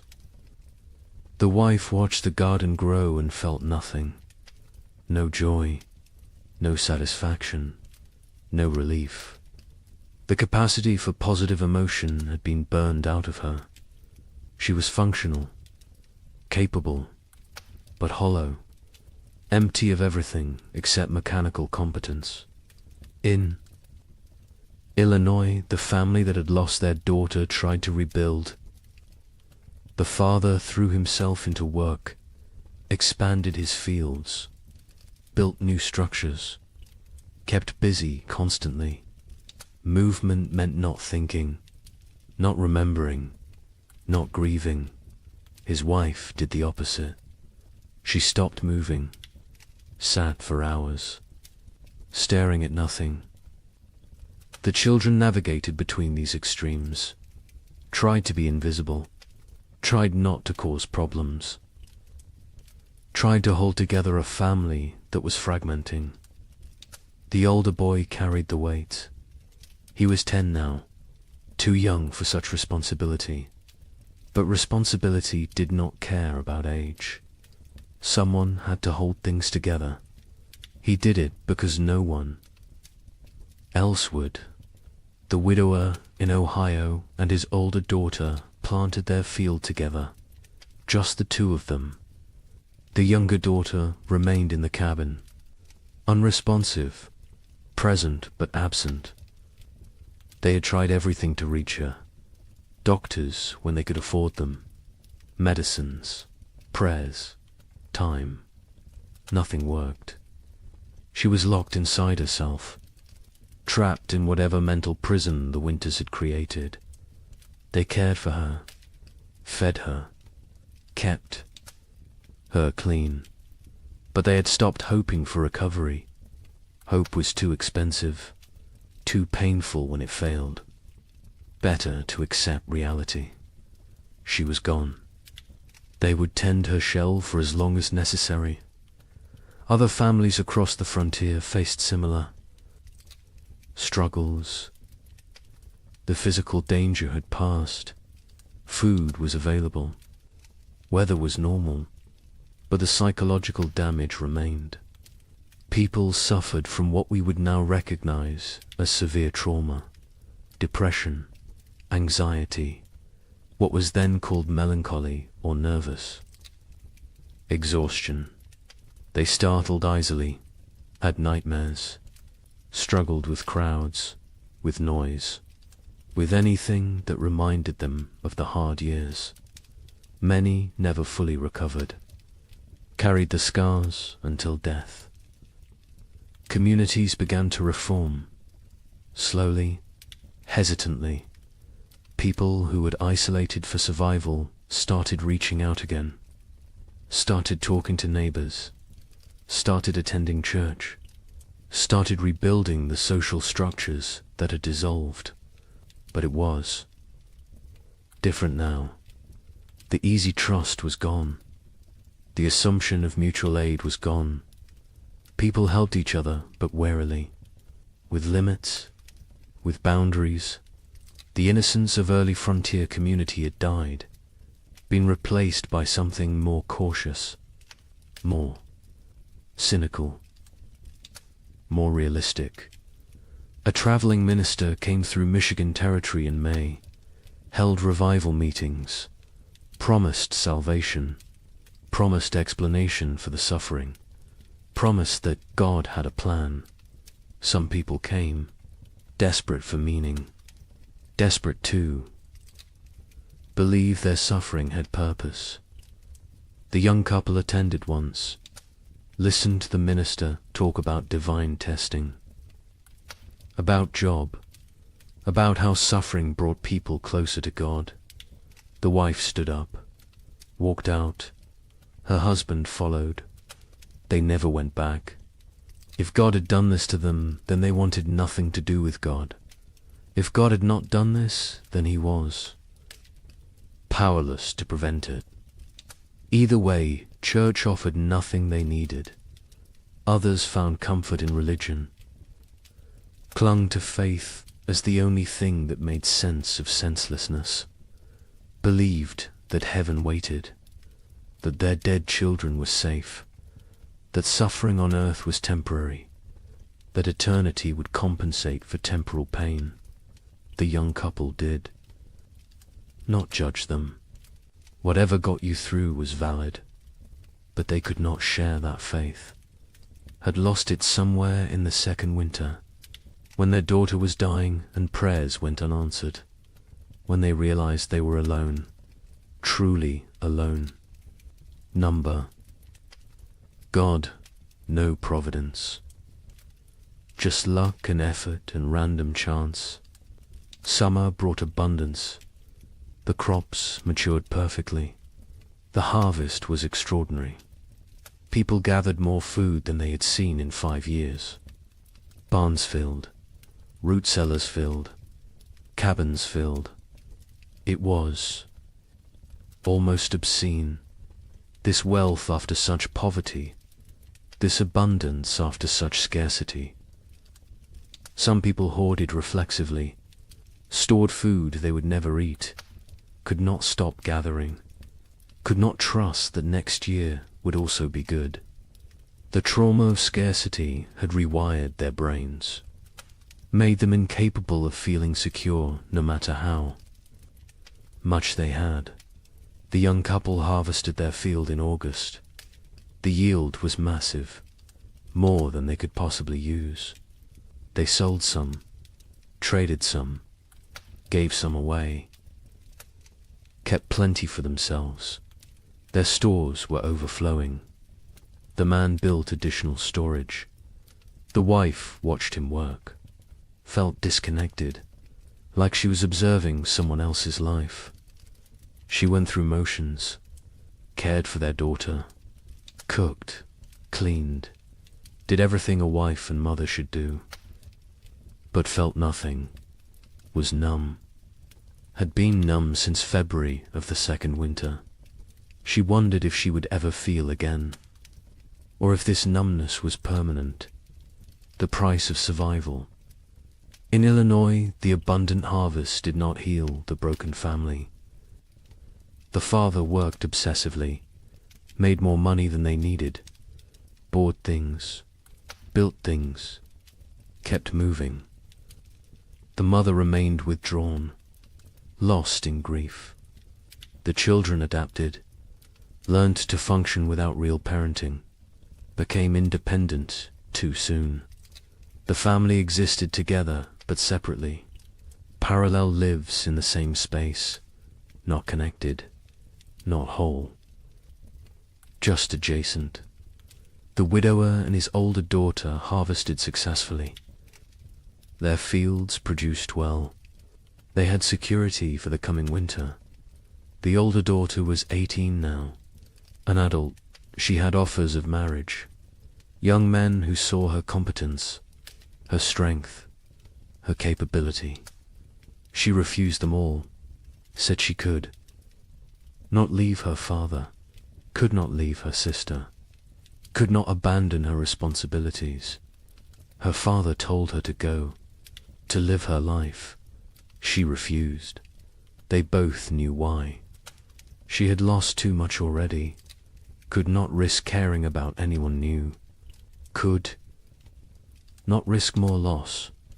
Better to stay, to maintain, to exist in the known pain rather than risk unknown happiness that might become pain. New settlers began arriving in late 1838. People from the east who had heard land was cheap, who did not know what had happened, who saw opportunity in the depleted population. The survivors looked at them with mixed feelings, part resentment. These newcomers had not suffered, had not earned their place, part relief. New people meant community could rebuild, meant the frontier would not die completely. Part pitied, because the newcomers were so innocent, so hopeful, so unaware of how quickly everything could collapse. A young family moved in near the young couple in September, fresh from Pennsylvania, full of dreams. The man introduced himself, talked about his plans, about the farm he would build, about the future he saw. The young couple listened politely, said nothing about the previous years. What could they say? How could they explain? The newcomers would learn, or they would not. Either way, it was not the survivors' responsibility to shatter their illusions, let them have their hope, while it lasted. The physical scars were obvious. People were thinner, weaker. Many had lost teeth from malnutrition, had hair that had gone white or fallen out, had skin that showed the effects of vitamin deficiency, scurvy, rickets. Conditions that should have been rare were common.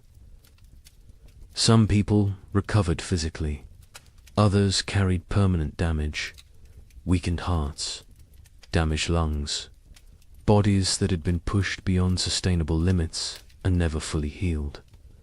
But the psychological scars went deeper. The young wife woke screaming. Sometimes nightmares of her daughter dying, of snow falling in July, of cold that would not end. Her husband held her, said nothing, because what could he say? He had his own nightmares, his own fears. They did not discuss them, did not process them, just carried them, separately, together. The weight never lessened, only became familiar, became part of who they were now. The Illinois mother never recovered. She existed but did not live, went through motions but found no joy, no peace, no release from grief. Her family tried to reach her. She was unreachable. Eventually, they stopped trying, accepted that she was gone even though her body remained. The father took over her duties, cooked, cleaned, cared for the children, worked the farm, did everything. She sat, stared, existed. It was slow death. Everyone knew it. No one could stop it. She would live another decade, empty, broken, a ghost. In her own life, some survivors found ways forward, created new lives from the ruins of the old. The widower eventually remarried, a widow from the next county. She had lost her husband and son in the first winter. They married not from love, but from practicality, from loneliness, from the need to not be alone. It was not romantic, but it worked. They built a life together, quiet, stable, functional. His older daughter never married, stayed home, cared for her sister, became essential to the household, found purpose in duty, in responsibility, in maintaining. She never seemed unhappy, but she never seemed happy either. Just existed in the middle, neither satisfied nor dissatisfied. Just present, the young couple stayed together, raised their daughter, had 2 more children in the years after, built a successful farm. From the outside they looked normal, prosperous even, but between them was distance, a gulf created by 3 years of shared trauma that they could never fully bridge. They cared for each other, were faithful, were good parents. But the passionate young couple who had claimed the land in 1835 was gone, replaced by 2 damaged people doing their best. It was enough. Had to be enough. They did not expect happiness, did not seek joy, just sought stability, safety, security, found those things, made a life from them. By 1840, the population had stabilized. Some areas had recovered partially, others remained sparsely populated.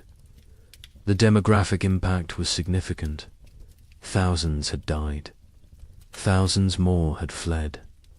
The westward expansion had been set back years. Territories that should have achieved statehood remained territories. The ambitious growth projections of the early 1830s were abandoned. Reality had intruded, shown the limits of human ambition, of manifest destiny, of the belief that the frontier was there for the taking. Nature had reminded everyone who was really in control. The survivors aged rapidly.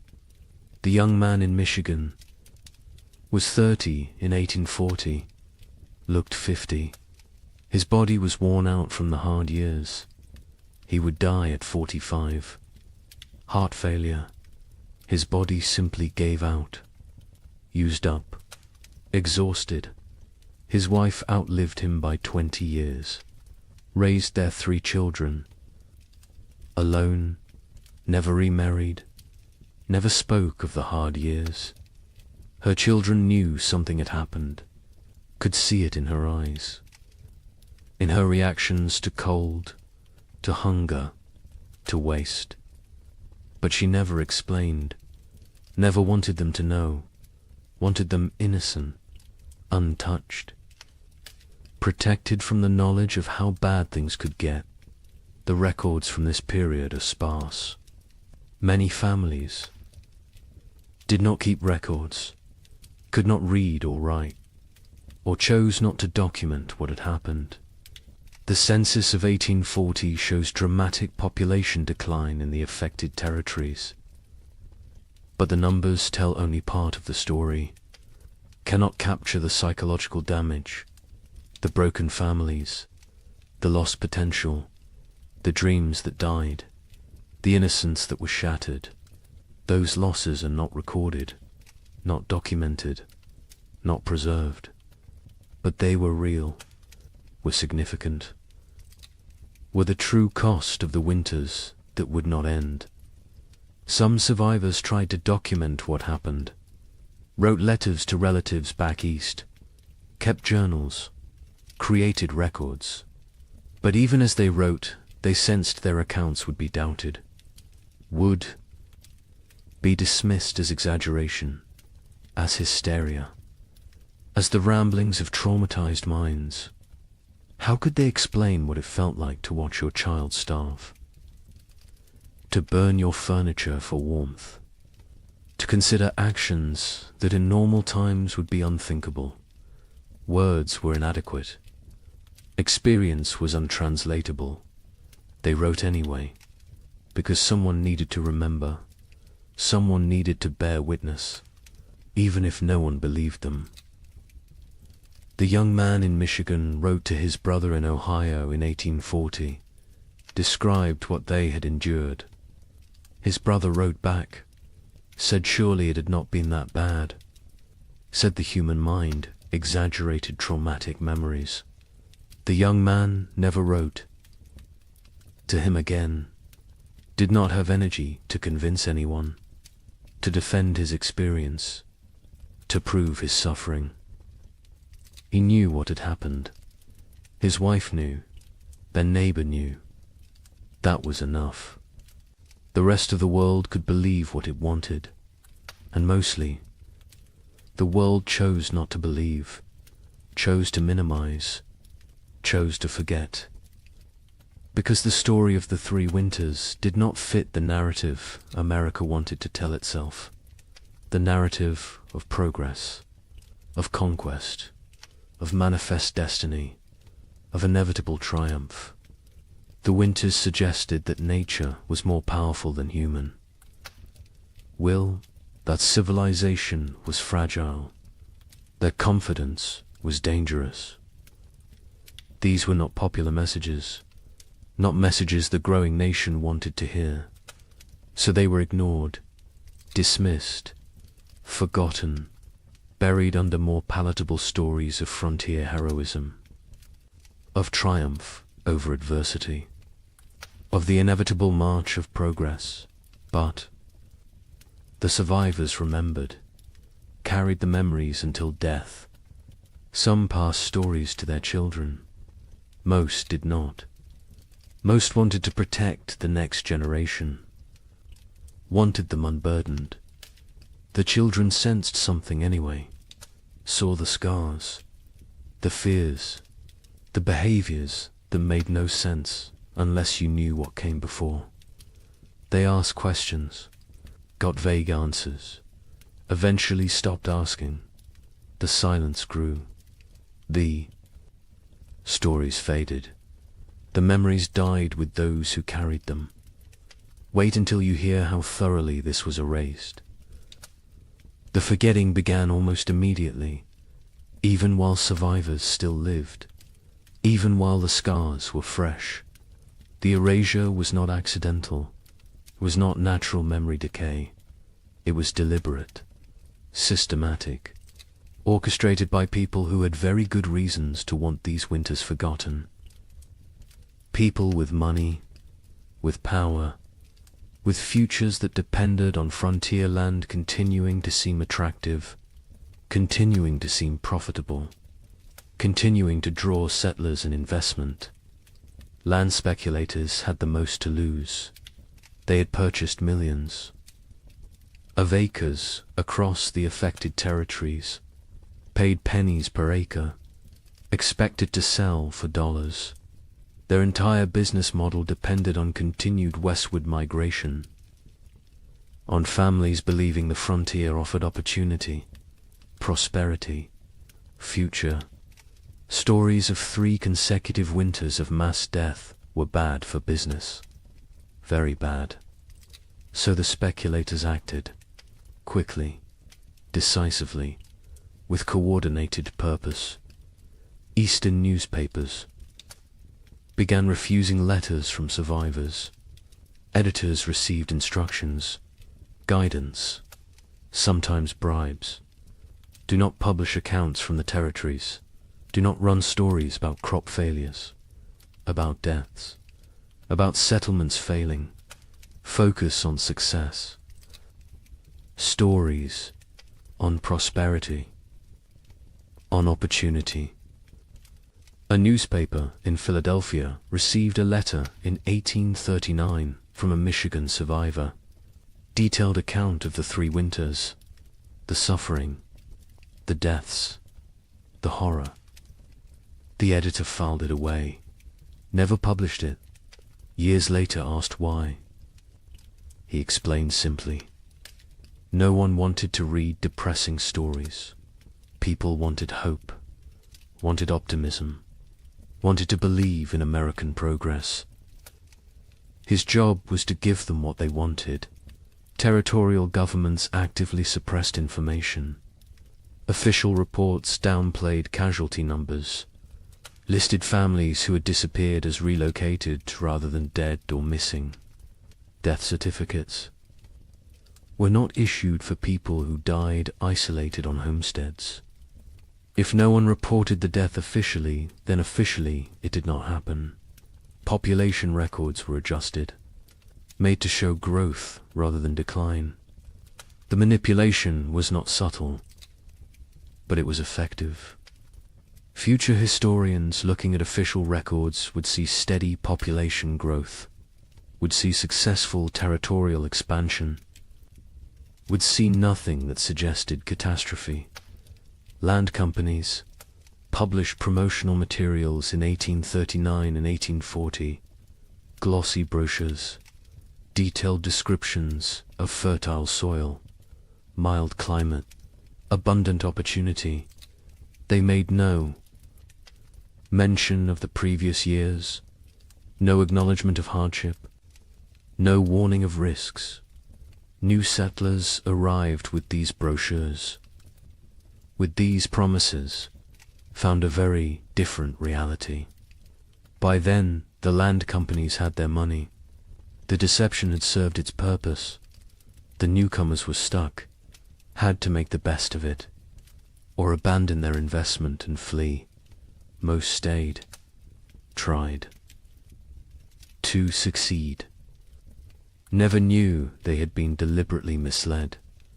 A land office clerk in Michigan Territory received orders in 1839. Adjust the records. Families who had disappeared needed to be listed as relocated to other territories. Deaths needed to be minimized. The numbers needed to show growth, success, progress. He complied. His job depended on it. His family depended on it. He made the changes, falsified documents, erased people from existence. Years later, guilt-ridden, he confessed to his wife, told her what he had done. She told him he had no choice. Everyone had to survive somehow. He accepted this, but the guilt never left. He carried it until death, never told anyone else, never made it right. Just carried the weight of erasing thousands of people to protect property values. Railroad companies were equally invested in suppressing the truth. Their business plans required population growth in the territories, required towns, commerce, customers. Empty land was worthless. They needed settlers, needed them desperately. Stories of mass death were obstacles, barriers to profit. So they acted, funded newspapers that told the right stories, hired writers to create promotional content, paid for testimonials from satisfied settlers, built a narrative of success and opportunity that bore little resemblance to reality. The suppression extended to personal correspondence, letters from survivors to relatives. Back east were sometimes intercepted, lost, destroyed. Postal clerks received instructions. Letters containing certain content should not reach their destinations, should disappear. It was not official policy, not written down anywhere, but it happened regularly, systematically. Survivors wrote letters describing their experiences. Melt them. They never arrived. The relatives back east never learned the truth, continued to believe the promotional literature, continued to encourage others to move west. The cycle continued. Churches participated in the suppression, not overtly, not deliberately, perhaps, but they promoted a narrative that made the hard years easier to ignore. Suffering was divine testing. Those who died were called to heaven. Those who survived were blessed. This framing made the catastrophe seem like individual, spiritual journey rather than systemic climate disaster. Made it about personal faith rather than policy failure. Made it easier to move forward without asking difficult questions, without assigning blame, without demanding accountability. The survivors themselves often did not speak about their experiences. Many were deeply traumatized, could not articulate what had happened. The words did not exist. The concepts did not exist. Post-traumatic stress disorder would not be named. For another century, they just knew they could not talk about it, could not revisit it, could not make others understand. So they stayed silent, kept the memories locked inside. The silence was mistaken for acceptance, for healing, for moving on. It was none of these things. It was survival mechanism. It was protective barrier. It was the only way they could continue functioning. Others faced social pressure to remain silent. Communities wanted to move forward, wanted to rebuild, wanted to forget. People who dwelt on the hard years were seen as weak, as complainers, as obstacles to progress. A woman in Illinois tried to talk about losing her daughter, about the starvation, about the cold. Her neighbors told her to stop living in the past, to focus on the future, to be grateful for what she had. She stopped talking, but the memories did not stop. They never stopped. She just carried them alone, in silence, until they consumed her. Some survivors feared judgment for the choices they had made, for the actions they had taken to survive. Better not to speak of those years at all than to risk revealing what they had done, what lines they had crossed, what boundaries they had violated. Silence protected them, protected their reputations, protected their ability to be seen as respectable members of society. The price was isolation, loneliness, the inability to process trauma, but the alternative seemed worse. So they chose silence. The scientific community of the era struggled to explain the phenomenon. Without modern climate science, they lacked frameworks for understanding. Some suggested it was localized, exaggerated, not as severe as reported. Others proposed natural cycles, temporary aberrations, nothing to worry about long term.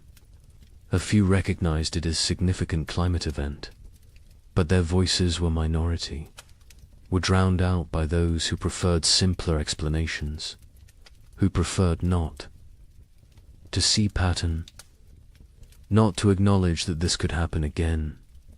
Meteorological records from the period are incomplete. Weather stations were sparse. Record keeping was inconsistent. The data that exists shows temperature anomalies, shows unusual patterns, but gaps in the record allow for interpretation, allow for doubt, allow for dismissal. Later research, looking at the fragmentary data, could conclude it was not that bad, could argue the survivors exaggerated, could minimize the catastrophe. The incomplete record became excuse for incomplete acknowledgement. By 1850, just 12 years after the final winter ended, the 3 winters were rarely mentioned. Textbooks focused on westward expansion, on Oregon Trail, on Gold Rush, on the exciting narrative of American growth. The dark years from 1836 to 1838 were footnote at best. More often, they were completely absent. A generation of children learned American history without knowing thousands had died in the supposedly empty territories, without knowing their parents or grandparents had survived horror. The erasure was nearly complete. The Civil War cemented. The forgetting. After 1861, the nation had new trauma, new deaths, new catastrophe to process. The frontier winters seemed distant, irrelevant. Why dwell on old suffering when new suffering was everywhere? The few survivors who tried to tell their stories found no audience, found a nation consumed by present crisis. Unwilling to hear about past pain, they gave up, accepted that their experience would die with them, that no one would remember, that no one cared. The American mythology of the frontier required triumph, required success, required the narrative of bold pioneers conquering wilderness, building civilization, creating something from nothing. The three winters did not fit this mythology, could not be incorporated, so they were excluded. The myth was more important than history. The story was more important than truth. America needed heroes, needed victories, needed to believe in manifest destiny, needed to believe that will and work were enough, that nature could be tamed, that progress was inevitable. The erasure served another purpose. It protected those in power, politicians who had encouraged westward expansion, who had promoted territorial development, who had promised safety and opportunity. Acknowledging the winters meant acknowledging failure, meant admitting they had. Sent people into danger, had promised what they could not deliver, had prioritized expansion over safety. This admission was politically unacceptable, so the winters were forgotten. And the politicians continued promoting westward movement, continued making promises, continued prioritizing growth over caution. Survivors who tried to speak faced ridicule, disbelief, accusations of exaggeration, of hysteria, of attention-seeking. The young man in Michigan attempted to tell his story to a traveling writer in 1845. The writer listened politely, then suggested perhaps the cold had not been quite as severe as remembered. Perhaps trauma had distorted memory. Perhaps things had been difficult but not impossible. The young man stopped talking mid-sentence, realized there was no point. People would believe what they chose to believe. Truth was irrelevant. He never tried to tell his story again. The conspiracy of silence was not organized. No one coordinated. The suppression, no central authority dictated what could be said. But the incentives aligned perfectly. Land speculators needed silence. Railroads needed silence. Governments needed silence. Churches preferred silence. Survivors chose silence. The result was comprehensive, effective, devastating.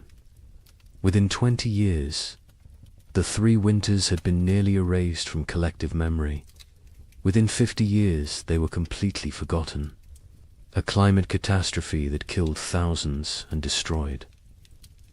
Hundreds of settlements simply disappeared from history, vanished, as if it never happened, but evidence remained, buried, hidden, waiting, in journals stuffed in attics, in letters preserved by accident, in graveyards with too many children's stones dated 1836 to 1838, in the population records that did not add up, in the archaeological evidence, in the tree rings, in the ice cores, in the gaps in genealogies where entire families simply ended. The evidence was there, scattered, fragmentary, ignored, but there, waiting for someone to look, someone to ask questions, someone to remember. Wait until you hear what we found. Modern science has uncovered what deliberate forgetting tried to erase. The evidence exists, scattered across disciplines, buried in places most people never think to look. But it is there, consistent, compelling, undeniable. The 3 winters happened, were as severe as survivors claimed, perhaps more severe than they could articulate. The truth has emerged slowly, piece by piece, building into a picture that validates everything the survivors tried to tell us. Tree ring analysis provides the most objective evidence. Trees record their growing conditions in their rings. Wide rings mean good growing seasons. Narrow rings mean stress, cold, drought, poor conditions. Researchers examining old-growth trees across the Midwest discovered something remarkable. The rings from 1836 to 1838 are extraordinarily narrow, some of the narrowest in the entire record. These trees were stressed, struggling, barely growing. The pattern is consistent across species, across regions, across thousands of individual trees. The cold was real, was widespread. Was severe ice core samples from Greenland tell a similar story. Each layer of ice preserves atmospheric conditions from when the snow fell. Chemical analysis reveals volcanic particulates, sulfur compounds, evidence of major eruptions. The layers from 1835 and 1836 show unusually high concentrations, multiple eruptions. The volcanic material entered the upper atmosphere, circled the globe, blocked sunlight, lowered temperatures, created the conditions for catastrophic cooling.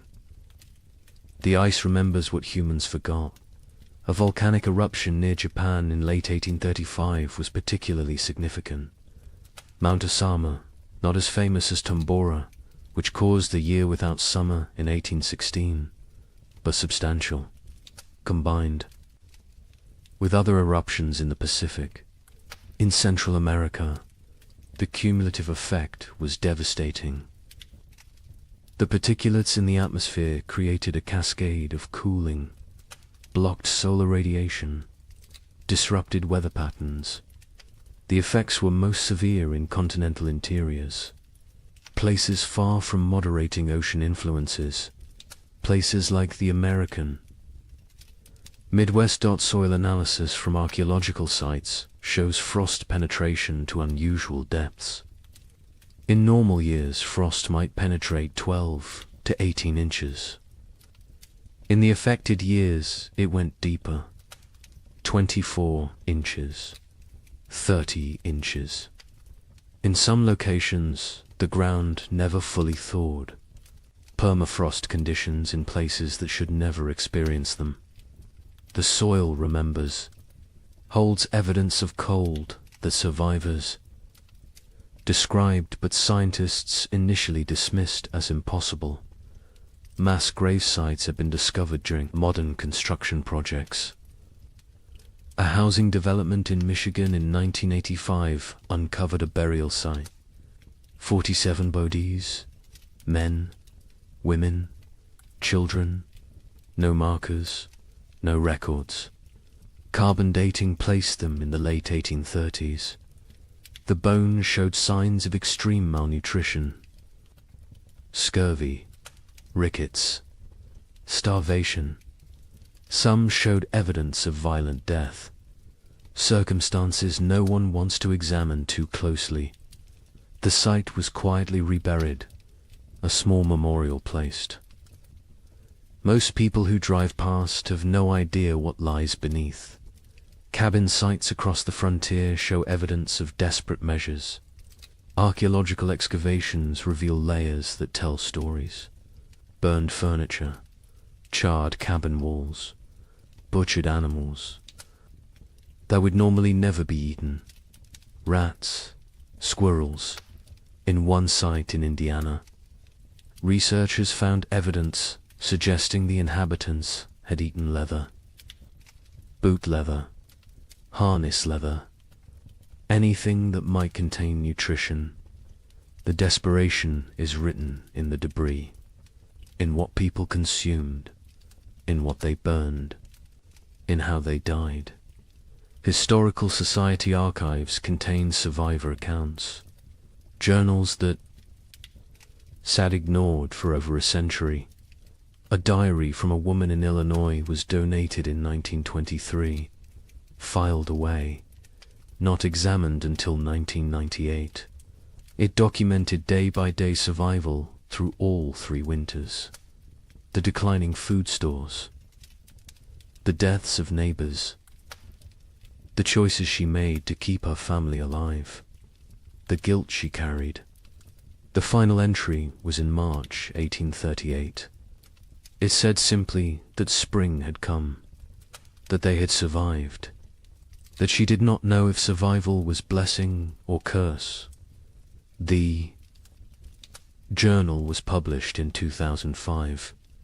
90 academics read it. The general public remained unaware. More journals continued to surface, in estate sales, in attics, in old trunks, in historical societies. Each one adds detail, adds confirmation, adds validation to what survivors tried to tell anyone who would. Listen. A journal from Ohio described November 1836. The cold that went beyond anything imaginable. The wind that never stopped. The children asking when they could go outside again. Being told maybe spring. Knowing spring might never come. The journal, as a matter of fact, unemotional, which makes it more powerful. The horror is in what is not said, in the gaps, in the things too terrible to write. Census records show the truth when examined carefully. The 1840 census recorded population in the affected territories. Researchers comparing it to 1830 projections found massive discrepancies. The expected population based on immigration rates and natural growth should have been far higher. Tens of thousands of people were simply missing, not relocated, not accounted for, gone. The census takers noted the discrepancies at the time. Their concerns were dismissed. The records were filed. The questions remained unasked for over a century. Statistical analysis reveals the scope of the catastrophe. Researchers in the late 20th century compiled data from multiple sources: church records, land claims, tax rolls, census data, letters, journals, everything available. They built demographic models. The model showed that approximately 15,000 families entered their affected territories between 1830 and 1835. The 1840 census showed fewer than 7,000 families. The missing 8,000 families represented perhaps 40,000 individuals. Some fled, but many died. The exact numbers will never be known, but the scale is clear. This was demographic catastrophe. Climate modeling supports the survivor accounts. Modern computers can simulate historical climate conditions, input the volcanic eruptions, the solar activity, the ocean currents, run the models, see what temperatures they produce, The models consistently show severe cooling in the continental interior from 1836 to 1838. Temperature drops of 10 to 15 degrees below normal. Extended growing seasons by 30 to 60 days. The kind of conditions that make agriculture nearly impossible. The kind of conditions that kill. The models validate what survivors said. Validate what written records document. Validate what physical evidence proves. A particularly compelling piece of evidence emerged in 2012. A locked trunk.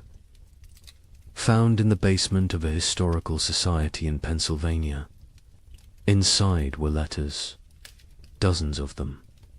From frontier families to relatives back east. Letters that never reached their destinations. Letters that had been intercepted.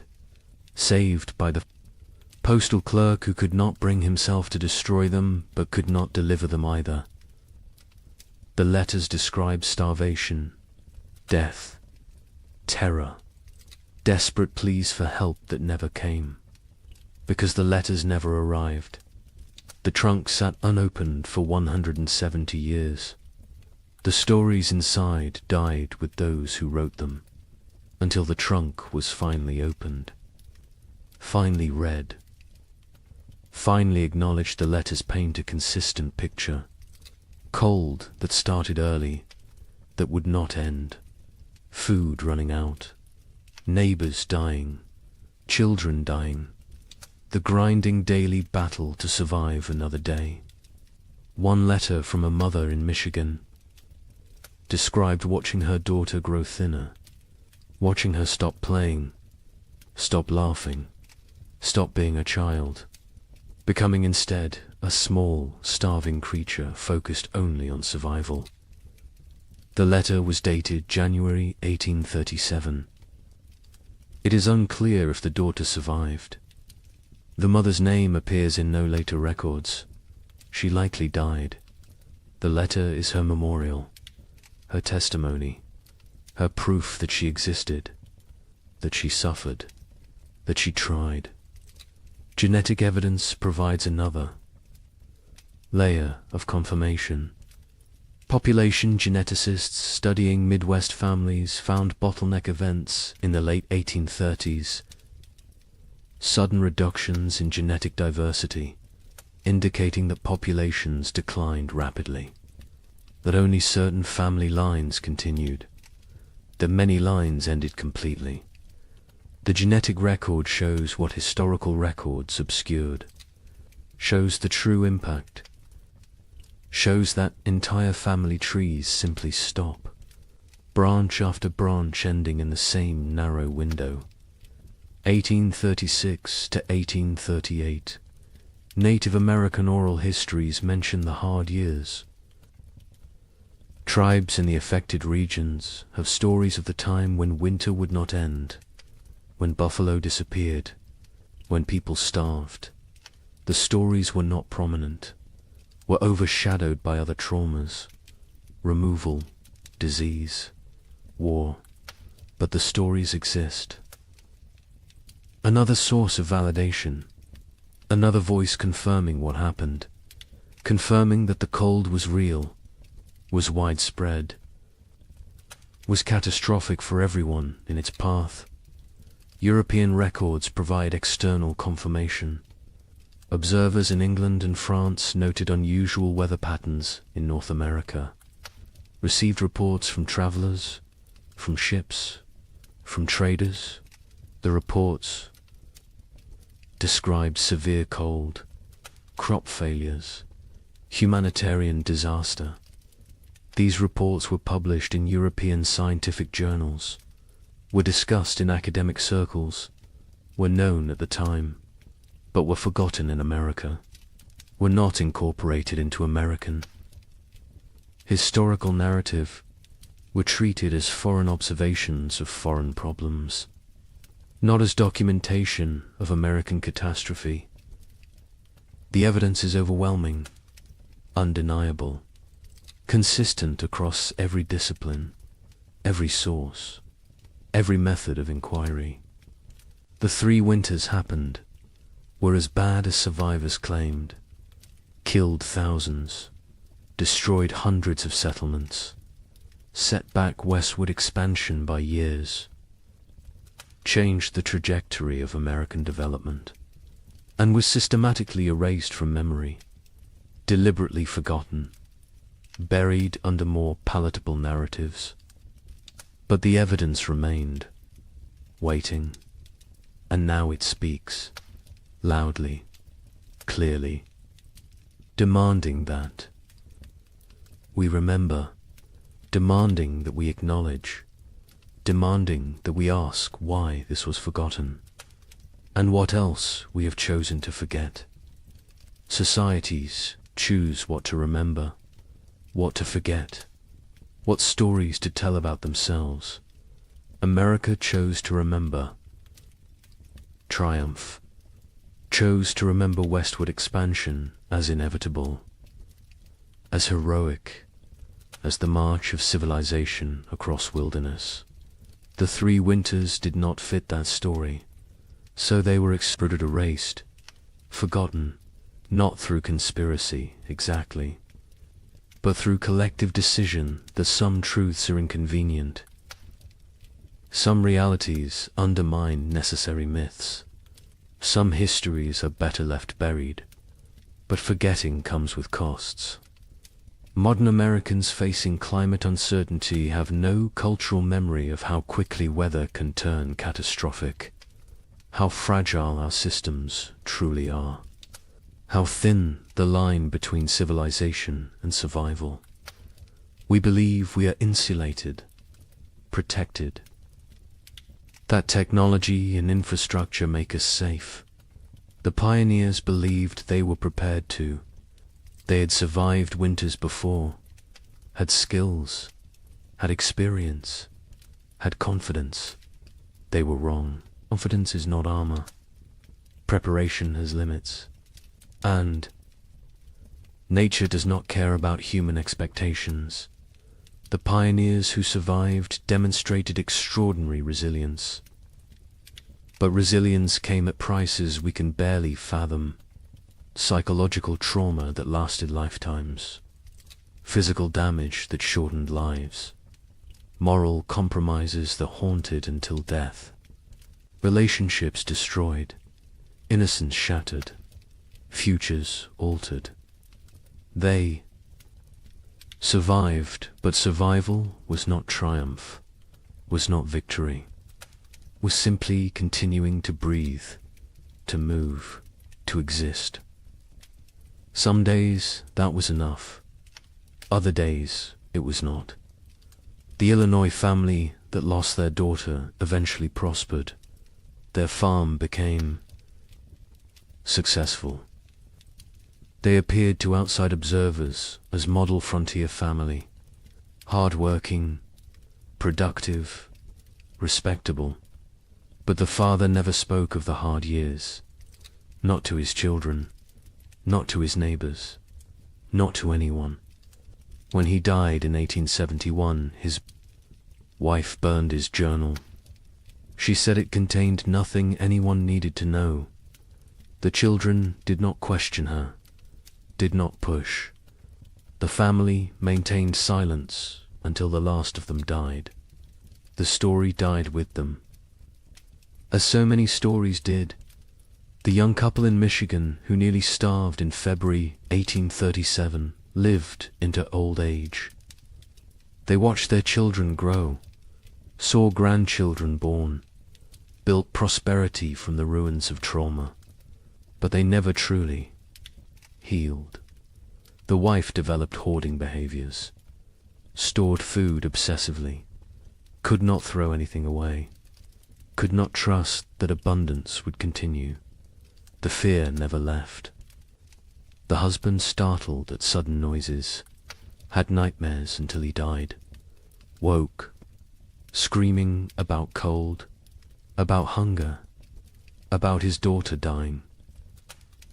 They lived together for 40 years after the winters ended, but part of them never left those years, never fully returned to the present.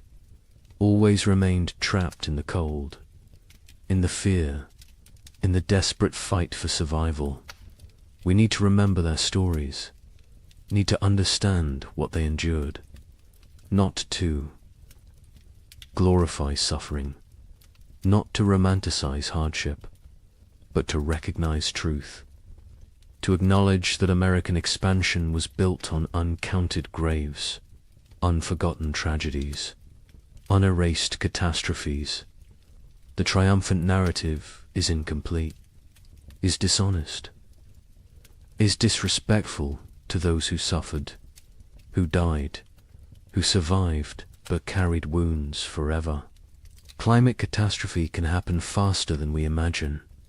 The pioneers of 1835 had no warning, no time to prepare. Within months, their world transformed from abundance to survival. They believed they were equipped for anything, believed their skills and determination were sufficient. They were wrong. Today, we believe similar things, believe our technology protects us, our infrastructure shields us, our wealth insulates us. We may be wrong too. The lesson is not despair, is not that preparation is futile, is that respect for nature's power is essential, that humility matters, that confidence without caution is dangerous, that systems can collapse rapidly, that we are more vulnerable than we pretend, that forgetting painful truths does not make us safer, makes us more vulnerable, because those who forget history are condemned to repeat it, and those who never learnt it are condemned to be surprised. The pioneers who lived through those years are all gone now. The last survivors died in the early 20th century. They took their full stories with them, the memories, the details, the small human moments that made the horror real.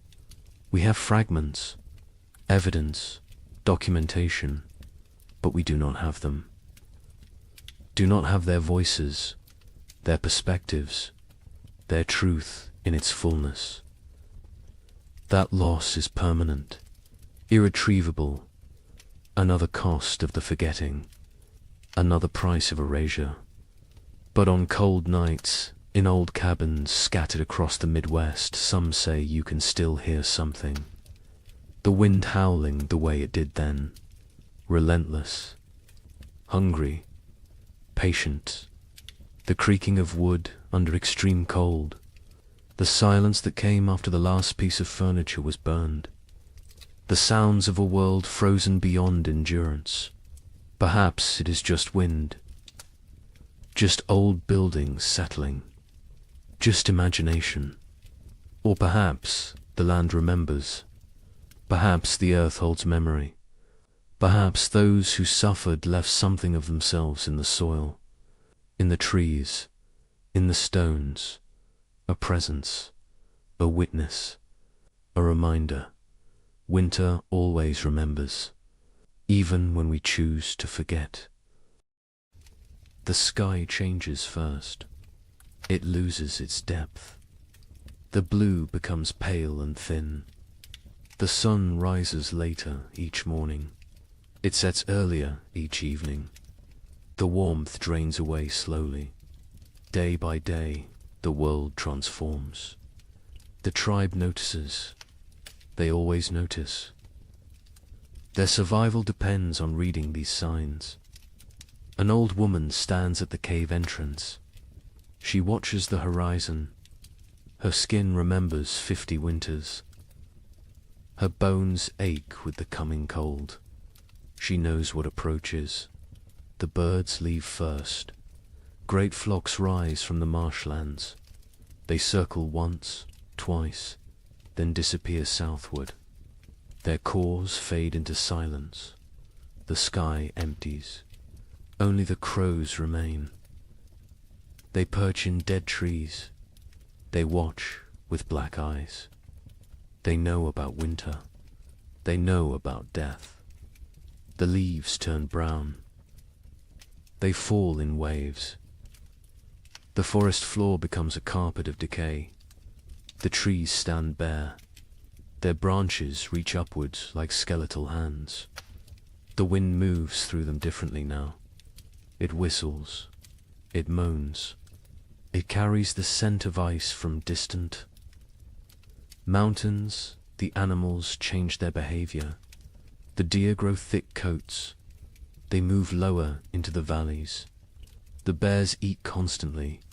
They gorge themselves on final berries and roots. They search for caves. They test the depths of hollow trees. Soon they will sleep. Soon they will vanish until spring. The tribe's children play near the cave. They notice the changes too. A young girl finds frost on a stone. She touches it with her finger. The ice melts instantly. She looks up at her mother. Her eyes ask a question. Her mother nods slowly. Yes, it is coming. The hunters return from their scouting. They gather around the central fire. Their news is grim. The herds are moving. The massive beasts that sustained the tribe are leaving. They migrate to warmer lands. The hunters saw their tracks leading south. Hundreds of prints in the soft earth. All heading away, the chief stands. He is a broad man with greying hair. Scars cross his chest and arms. Each one tells a story of survival.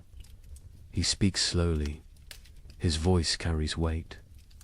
The tribe must prepare. They must gather. They must hunt. Winter shows no mercy to the unprepared. The women begin their work immediately. They repair the leather hides that cover the cave entrance. They check every seam. They patch every hole. Cold air finds the smallest gaps. It sneaks in like a predator. It steals warmth. It steals life. The children are sent to gather firewood. They work in groups. They drag dead branches back to the cave. They pile them high against the rock walls. Never enough. There is never enough wood. The fires must burn for months. The fires are life itself. An elder man sits working stone. He shapes a new blade. His hands move with practiced skill. The flint chips away in precise flakes. This blade will skin animals. It will cut meat. It will help the tribe survive. Tools matter. In winter, everything matters. The temperature drops. Further, morning brings white breath. Puddles freeze overnight. They crack under footsteps. The ground hardens. Digging becomes difficult.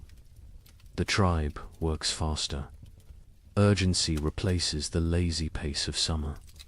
A young hunter climbs the high ridge. He looks north. Dark clouds gather on the horizon. They build like mountains. They promise snow. He returns quickly. He reports what he saw. The tribe has perhaps 10 days, maybe less. The chief calls a meeting. Every adult attends. They discuss strategy. Who will hunt? Who will gather? Who will fortify the shelter? Who will watch the children? Roles are assigned. Arguments are brief. Survival requires cooperation. Personal disputes wait for spring. The women process the last of the autumn harvest. They pound roots into paste. They dry strips of meat over smoky fires. They collect every edible plant within walking distance. Nothing is wasted. A handful of seeds might mean the difference between hunger and starvation. Night falls earlier now. The darkness lasts longer. The tribe sits closer to the fire. They eat their evening meal in silence. They think about the months ahead. They remember previous winters. Some were mild, some were brutal. No one knows what this winter will bring. A baby cries. Its mother holds it close. She wraps it in soft rabbit fur. The infant is barely 2 months old. This will be its first winter. The mother's face shows worry. The other women gather around. They offer reassurance. They share wisdom. They have kept babies alive through cold before. The old woman who watches the sky speaks. She tells of a winter. From her youth, snow fell for 20 days without stopping. The drifts rose higher than a man. 3 members of the tribe died. They ran out of food. They grew weak. The cold took them in their sleep. She tells this story as warning, as motivation. As truth, the fire crackles. Sparks rise into the darkness. They dance like orange stars before fading. The tribe sits in a circle. They feel the bond between them. They are family. They are survival partners. They will face the cold together. They will endure together. Or they will perish together. The wind picks up. It blows from the north. It carries the smell of snow. It carries the promise of winter. The tribe feels it. Every man, woman, and child knows what approaches. The season of death has begun its descent. The time of testing is here. Tomorrow, the real work begins. The hunters wake before dawn. 6 men rise from their sleeping places. They move quietly. They do not wake the others. The air inside the cave is cold. Their breath makes small clouds. They gather their weapons in silence. The chief hunter is called Kra. He has seen 30 winters. His body is lean and strong. Scars mark his arms and legs. Each scar tells a story. Each one represents survival. He checks his spear. The stone point is sharp. The binding is tight. This weapon has killed. Many times before, the other hunters prepare. They wear thick furs. They tie leather wraps around their legs. They carry stone blades at their waists. They bring rope made from twisted plant fibers. They will need everything they carry. There are no second chances in winter. The sky begins to lighten. Grey replaces black. The hunters step outside. The cold hits them immediately. It takes their breath. Their eyes water. They blink away the moisture. Their bodies adjust slowly. Frost covers everything. The rocks glisten white. The sparse grass stands frozen and brittle. Each footstep crunches. The sound carries in the still air. They must move carefully. Sound travels far on cold mornings. Kraw leads them north. He knows where the herds gather. He has hunted these lands his entire life. His father taught him. His grandfather taught his father. Knowledge passes through generations. It keeps people alive. They walk for an hour. The sun rises behind them. It provides no warmth. It is a pale circle in the grey sky. The light reveals a changed landscape. Winter is transforming their world. Snow patches appear. Small drifts collect in shadows. The ground is harder now. Frozen. Solid in places. Walking becomes more difficult. Legs tire faster.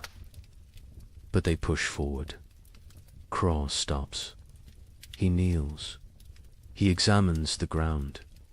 Tracks. Large tracks. Deep impressions in the half-frozen earth. Bison. A small herd passed through recently, perhaps during the night. The tracks are fresh. The hunters gather. Around they study the signs. Craw counts the tracks. Maybe 8 animals. Maybe 10. The herd is moving slowly. They are grazing as they travel. This is good. This means the hunters can catch them. They follow the trail. The tracks lead northeast, toward the river valley. Bison often shelter near water. The valley provides protection from wind. There is still grass there, brown and dry, but edible. The wind picks up. It blows from the north. It carries tiny ice crystals. They sting exposed skin.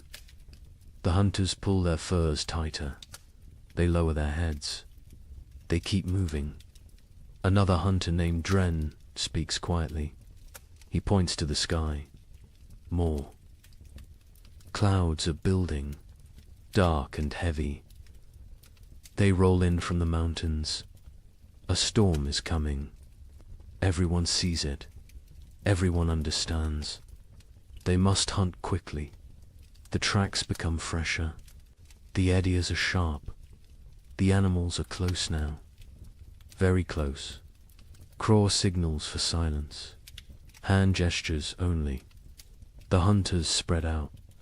They form a loose line. They move like shadows. They crest a small rise. Below them, the river valley opens up. And there, near the frozen stream, the bison herd grazes. 9 massive animals, brown and shaggy. Their breath rises in great clouds. They paw at the snow. They search for grass beneath the hunters crouch low. They are downwind. The bison cannot smell them. This is crucial. Bison have poor eyesight but excellent noses. Scent betrays hunters more than sound. Craw studies the herd. He looks for weakness. Old animals. Young animals. Injured animals. His eyes settle on a large female. She stands at the edge of the group. She limps slightly. Her left rear leg favors her weight. She is the target. He signals to the others. They understand immediately. Years of hunting together create silent language. They know their roles. They know the plan. 3 hunters will circle left. 3 will stay right. They will drive the herd. They will separate the weak one. The maneuver begins. The hunters move like wolves, patient, calculated. They use every rock for cover, every depression in the ground. They become part of the landscape. The left group reaches position. They wait. Timing matters. Rush too soon and the herd scatters. Wait too long, an opportunity vanishes. Craw watches. He feels the moment. He rises. His shout breaks the silence. The other hunters echo him. The bison startle. Their heads snap up. Panic floods through the herd. They bunch together. They begin to run. The injured female falls behind. She tries to keep pace. Her bad leg betrays her. The gap widens. The hunters close in. Their legs pump. Their lungs burn. The cold air sears their throats. Craw is fastest. He closes the distance. The female sees him. She turns. She tries to change direction. Too slow. Crow throws his spear. Years of practice guide the weapon. The stone point strikes true. It sinks deep into her shoulder. The bison bellows. Pain and rage combine. She spins.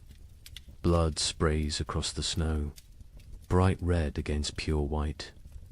She charges at Craw, massive and furious. Death approaching on 4 legs. Craw dodges, barely. The bison's horn scrapes his side. His fur tears. He rolls away. Another hunter throws his spear, then another. Both strike the animal's flank. She staggers. Dren moves in close, very close, dangerous close. He thrusts his spear upward, into the chest, between the ribs, toward the heart. The bison's front legs buckle. She goes down. The hunters surround her. They wait. She kicks twice. Her breath comes in gasps. Her eyes roll, then stillness. The fight ends. The hunt succeeds. The hunters stand panting. Their bodies steam in the cold. Sweat freezes on their skin. They look at each other. Grins break across their faces. They survived. They won. They have meat. But celebration is brief. Craw points at the sky. The storm clouds are closer, much closer. The wind grows stronger. Snow begins to fall. Light flakes at first, then heavier. They must work fast. Butchering takes time. This animal weighs more than 10 men combined. They cannot carry everything. They must choose. They must prioritize. Stone blades come out. Sharp edges gleam. The hunters begin cutting. They work with practiced efficiency. The hide comes off in sections. The best meat is removed. Organs are carefully extracted. The liver, the heart, the kidneys. These provide vital nutrition. Blood stains the snow. It pulls and freezes. The hunter's hands go numb. They ignore the pain. They keep cutting, keep working. Their survival depends on speed. They bundle the meat in the animal's own hide. They create packs they can carry. Each hunter takes a load. Heavy loads, impossibly heavy. But fear provides strength. The storm provides motivation. The journey back begins. The snow falls harder. Visibility drops. The wind howls. It pushes against them. Every step requires effort. The meat weighs them down.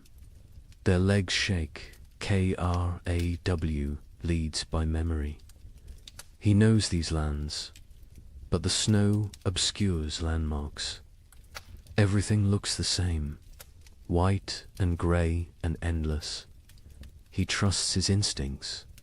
He walks steadily south. One hunter falls. The weight and exhaustion combine. The others help him up. They redistribute his load. No one is left behind. This is the unspoken rule, the absolute law. Hours pass. Terrible, grinding hours. Cold seeps through their furs. Their fingers lose feeling. Their faces go numb. Frostbite threatens, but stopping means death. They push forward. Dren sees it first. A dark shape in the swirling snow. The cave. Home. Relief floods through them. They stumble faster. The last 100 paces feel like miles. They enter the cave. Warmth hits them. The central fire burns bright. The tribe has kept it strong. Faces turn toward them. Eyes widen. They see the meat. They see success. The hunters drop their loads. They collapse. Their bodies give out. Women rush forward. Children crowd around. Everyone wants to see.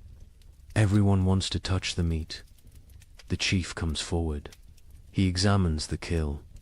He nods at Craw. Approval in that single gesture. Pride in that simple nod. The tribe will eat. The tribe will survive another week. Maybe two. The women take over. They hang the meat from the cave ceiling. Away from scavengers, they begin processing it. Some for immediate eating, some for preservation. Every part will be used. Nothing wasted. The hunters sit by the fire. They warm their frozen hands. They drink hot broth. The feeling returns too.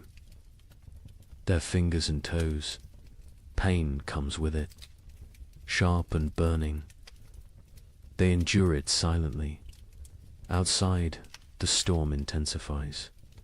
Wind screams past the cave entrance. Snow piles against the rocks.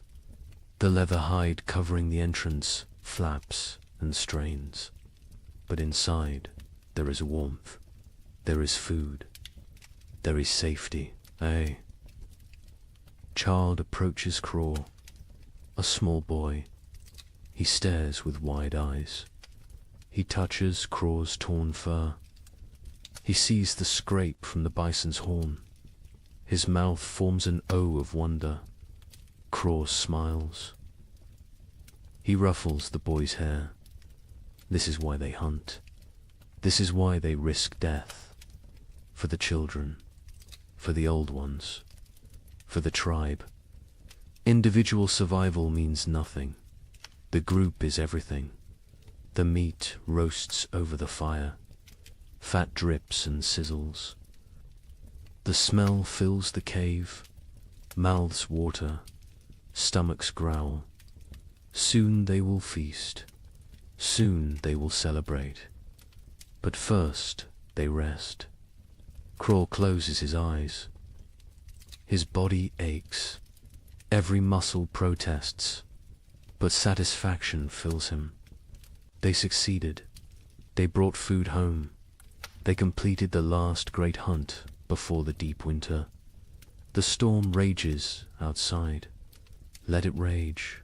Let the snow fall. Let the cold descend. The tribe is ready. They have meat. They have fire. They have each other. This hunt might sustain them for weeks. It might mean the difference between survival and starvation.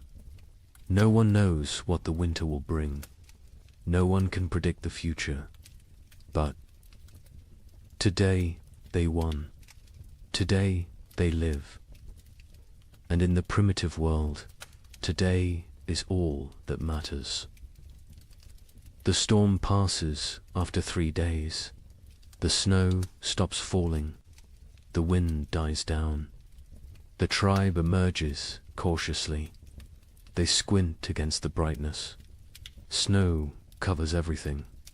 The world looks different now. Transformed. Dangerous. The work begins immediately. Winter preparation cannot wait. Every day matters. Every hour counts. The tribe divides into groups. Each group has specific tasks. Organization means survival. The women examine the cave entrance. The leather hide covering took damage in the storm. Wind tore several seams. Snow forced its way through gaps. Cold air invaded their shelter. This cannot happen again. An older woman named Mira leads this work. She has repaired shelters for 20 winters. Her hands know the work. Her eyes spot every weakness. She directs the younger women. They listen carefully. They learn by doing. They take down the damaged hide. It is stiff with ice. They carry it to the fire. The heat makes the leather pliable again. They can work with it now. They can repair the tears bone needles come out. Thread made from animal sinew. The women sit in a circle. They stitch the tears closed. Their fingers move quickly. They push. Needles through tough leather. They pull thread tight. Each stitch must be perfect. Weak stitching means cold air.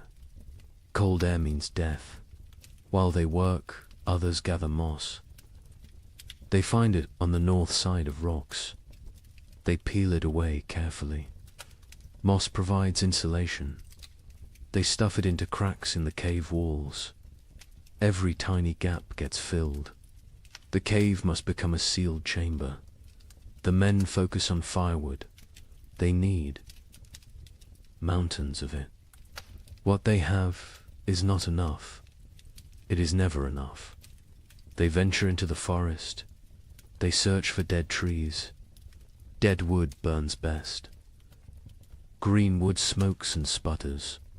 A young man named Torg swings a stone axe. He strikes a dead trunk repeatedly. The impacts echo through the forest. Chips of wood fly. His arms burn with effort. Sweat forms despite the cold. He ignores the discomfort. The work must continue. Other men drag fallen branches. They create trails through the snow. Long paths marked by dragged wood. Back and forth. Trip after trip. Their backs ache. Their hands blister. They keep working. Children help too. Even the smallest ones. They gather kindling, dry twigs and bark, pine cones that will catch fire easily. They fill baskets. They carry them back to the cave. Everyone contributes. Everyone has value. By afternoon, wood piles grow. They stack it along the cave walls, high stacks that reach toward the ceiling. The cave begins to shrink. Storage takes space, but space is less important than fuel. Inside the cave, women organize food storage. The meat from the hunt hangs from the ceiling. They wrap it in bark. This protects it from insects, from moisture, from mold. Preserved meat can last months if stored correctly. Dried roots go into leather pouches. They stack these near the back wall, the coldest part of the cave. Natural refrigeration. The cold preserves. It prevents rot. Nuts and seeds fill clay pots. These pots are precious. Making them takes skill and time. They seal with wooden lids. They keep contents dry. They protect from rodents. A woman counts the supplies. She uses stones to track quantities. 1 stone for each pouch of roots. 1 for each bundle of dried fish. The counting is important. They need to know what they have. They need to ration carefully. The chief watches this inventory. His face shows concern. They have food, but is it enough? 6 months of winter stretch ahead, maybe 7. No one knows how harsh this winter will be. He makes a decision. Starting tomorrow, 1 meal per day, not 2. Rationing begins now, while they still have surplus. Better to be cautious early. Starvation at winter's end kills many tribes. The sleeping areas need attention. The tribe sleeps in a specific arrangement. This is not random. This is survival strategy. The weakest sleep closest to the fire. Infants and small children. The very old. Those who are sick. Adults sleep in the middle ring. They provide a barrier. Their bodies block drafts. They generate warmth. They protect the vulnerable. The strongest hunters sleep near the entrance. They endure the coldest positions. They wake first if danger approaches. They are the first defense. This hierarchy never changes. Women spread fresh pine boughs on the ground. These create mattresses. They provide insulation from the cold stone floor. They replace old bows that have compressed and lost their cushioning. Furs are distributed. Each family gets a share. Thick bear hides for the children, wolf pelts for the adults, rabbit skins sewn together for extra layers. Everyone must stay warm through the night. The fire pit requires work. It sits in the center of the cave. Stones ring it. These stones were carefully chosen. They hold heat. They radiate warmth long after flames die down. But some stones have cracked. The extreme heat damages them over time. Cracked stones can explode, send sharp fragments flying, cause injuries. The men remove the damaged ones. They bring new stones from the river, smooth and solid. The warning comes at dawn. The air feels wrong, too still, too heavy. The pressure changes. Animals sense it first. Birds that remained through autumn flee. They rise in frantic groups. Their calls sound panicked. Even the crows abandon there. Perches, got KRAW, stands outside the cave. He tastes the air, metal on his tongue, the taste of coming snow. His joints ache. Old injuries throb. His body predicts weather better than his eyes. A massive storm approaches, perhaps the worst of the season. He returns to the cave quickly. He finds the chief. They speak in low tones. The chief's face hardens. He knows what this means. He has survived 40 winters. He recognizes the signs. This storm will trap them inside. For days, maybe a week. The chief raises his voice. Everyone stops. Everyone listens. The blizzard comes. They must secure everything. Now, immediately. No delays. The tribe erupts into controlled chaos. Everyone knows their emergency roles. They have practiced this, prepared for this moment. Speed matters now. Organization matters. Men rush to bring in final wood loads. They grab everything nearby. Dead branches, split logs, even greenwood. Anything that burns.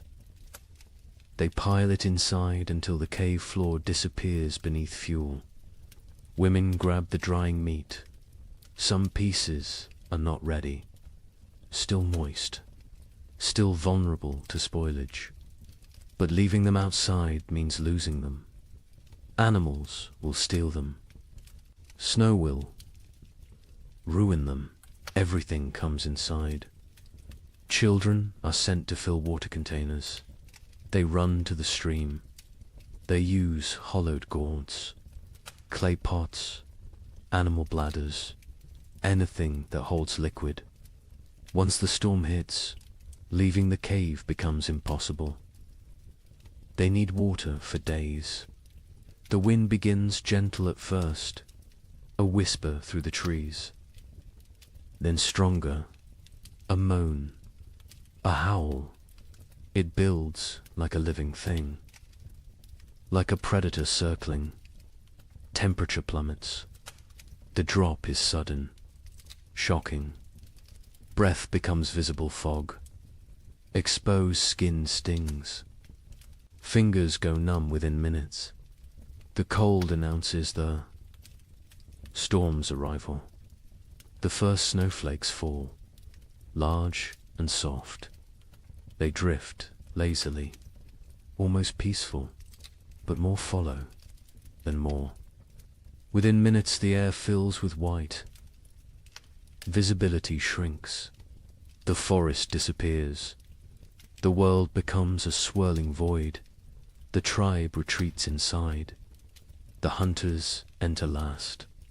They pull the leather hides tight. They secure every fastening. They add the extra layer. The interior darkness deepens. Only firelight remains. The storm intensifies. Wind screams past the cave mouth. It sounds almost human. Anguished wails and shrieks. The leather hide strains against its bindings. It flaps and snaps. The noise is constant, overwhelming. Snow drives. Horizontally, it finds every tiny gap. Fine powder forces through the leather weaving.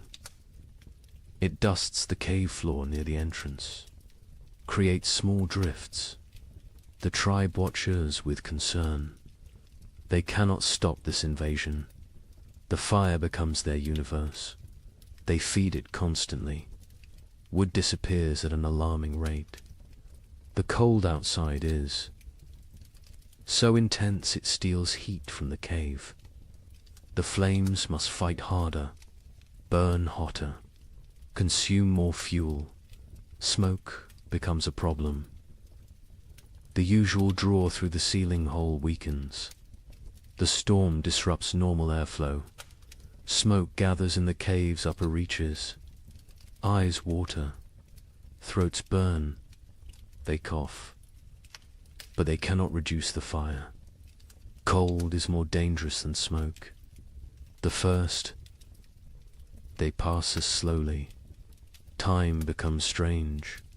Without sun, without normal rhythms, hours blend together. The tribe sits in their designated areas. They wait. Patience is a survival skill. Children grow restless first. They are used to running, playing, exploring. Now they must sit still, stay quiet, conserve energy. This is torture for young bodies. They squirm and fidget. A little girl begins to cry. She wants to go outside. She does not understand. Her mother holds her, rocks her, sings softly, old songs, wordless melodies. The girl eventually quiets. She falls into fitful sleep. The adults fare better, but tension builds. Too many people. In too small a space, personal conflicts simmer. Old grievances resurface. A young hunter glares at another. Some past dispute, some imagined slight. The chief notices. He moves between them. His presence prevents escalation. Mira tells stories. Her voice cuts through the wind's howl. She speaks of ancient times, of the first people, of how they discovered fire, how they learned to speak, how they survived when the world was even colder. The children gather around her, even the restless. Once her words captivate them, transport them. For a while, they forget the storm, forget the confinement.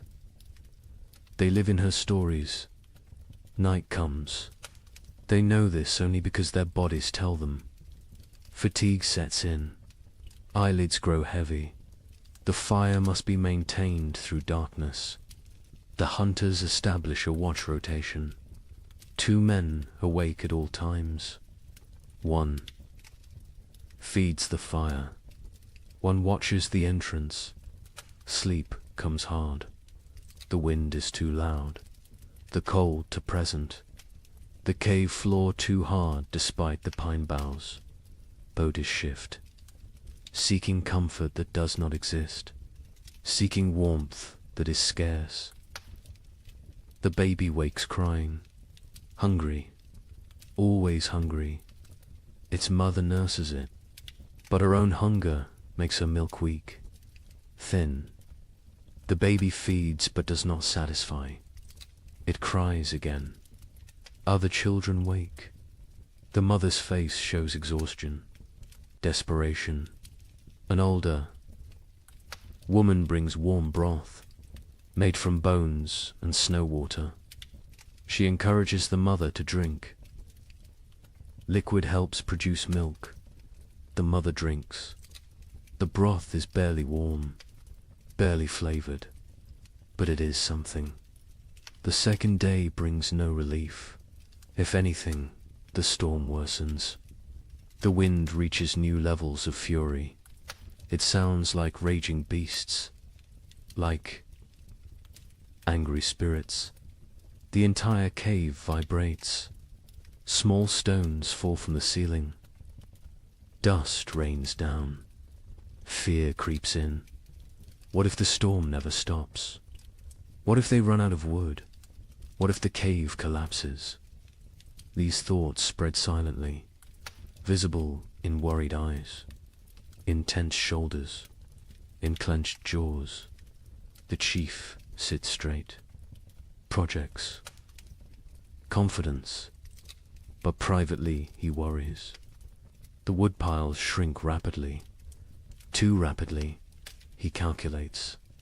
3 more days, maybe 4. Then they burn sleeping firs. Then they face choices. Terrible choices. Food rationing becomes stricter. 1 small meal, barely enough to sustain. Stomachs growl constantly. Children whimper. Adults endure silently. Hunger is familiar. Hunger is survivable. For a while, Torg's hands have healed from the axe work. Now they crack from the dry cold. Blood seeps from split skin. He wraps them in leather strips. The bleeding stops, but the pain remains. He says nothing. Complaining helps no one. A hunter notices moisture on the cave walls, condensation from their breath, from their bodies. This moisture freezes, creates a thin layer of ice. The cave becomes a frozen chamber. Beauty and danger combined. Mira leads. The women in work. They cannot hunt, cannot gather, but they can prepare. They sort through supplies. They repair torn clothing. They sharpen stone blades. Idle hands create despair. Work provides purpose. The women sit together. They speak quietly. They share memories of other winters. Some worse than this, some better. They draw strength from survival stories. From knowing others endured. One woman speaks of losing her first child to cold 10 winters ago. The baby simply did not wake one morning, frozen in sleep. Her voice breaks. Others reach out, touch her shoulder, her arm. Physical. Connection matters. They grieve together. They heal together. The third day breaks their spirits slightly. The storm continues unabated. White chaos outside. Grey despair inside. Hope becomes harder to maintain. Faith in survival wavers. A young child develops a cough, deep and wet. The sound echoes in the cave. His mother's face shows terror. Winter. Coughs kill. They start small. They grow. They steal breath. They take lives. The healer examines the child. An old woman with knowledge of plants, of remedies. She has dried herbs, stored carefully. She makes a tea, bitter and strong. The child refuses it. She forces him. He must drink. He must fight. The child drinks. He gags. He sputters. But the liquid enters his body. The healer wraps him in extra furs, keeps him near the fire. She monitors his breathing, his color. She has saved children before. She has lost children before. She does what she can. The fire burns lower. Fuel supplies deplete. The chief makes a decision. Smaller fire, colder cave, extended resources, survival over comfort. The tribe huddles closer. They share body heat. They become one organism, one survival unit. Stories continue, but energy for telling wanes. Voices grow hoarse. Throats hurt from smoke and dryness. Still they persist. Stories are medicine. Stories are hope. Stories are memory. Kraw dreams fitfully. He dreams of the hunt, of running through snow, of warm blood on cold ground, of meat and plenty. He wakes to cold and hunger. Reality disappoints. But reality is what they have. The fourth day brings a subtle change. The wind decreases slightly. Not much, but enough to notice. Enough to spark hope. Ears strain, listening for further improvement. Praying for silence. By afternoon, the wind drops to a steady roar instead of a scream. The leather hide stops its violent flapping. Stillness seems possible, seems real. The tribe exchanges glances. Cautious optimism. The chief crawls to the entrance. He carefully lifts the hide edge. A tiny gap. Snow immediately blows in, but he can see outside. Barely.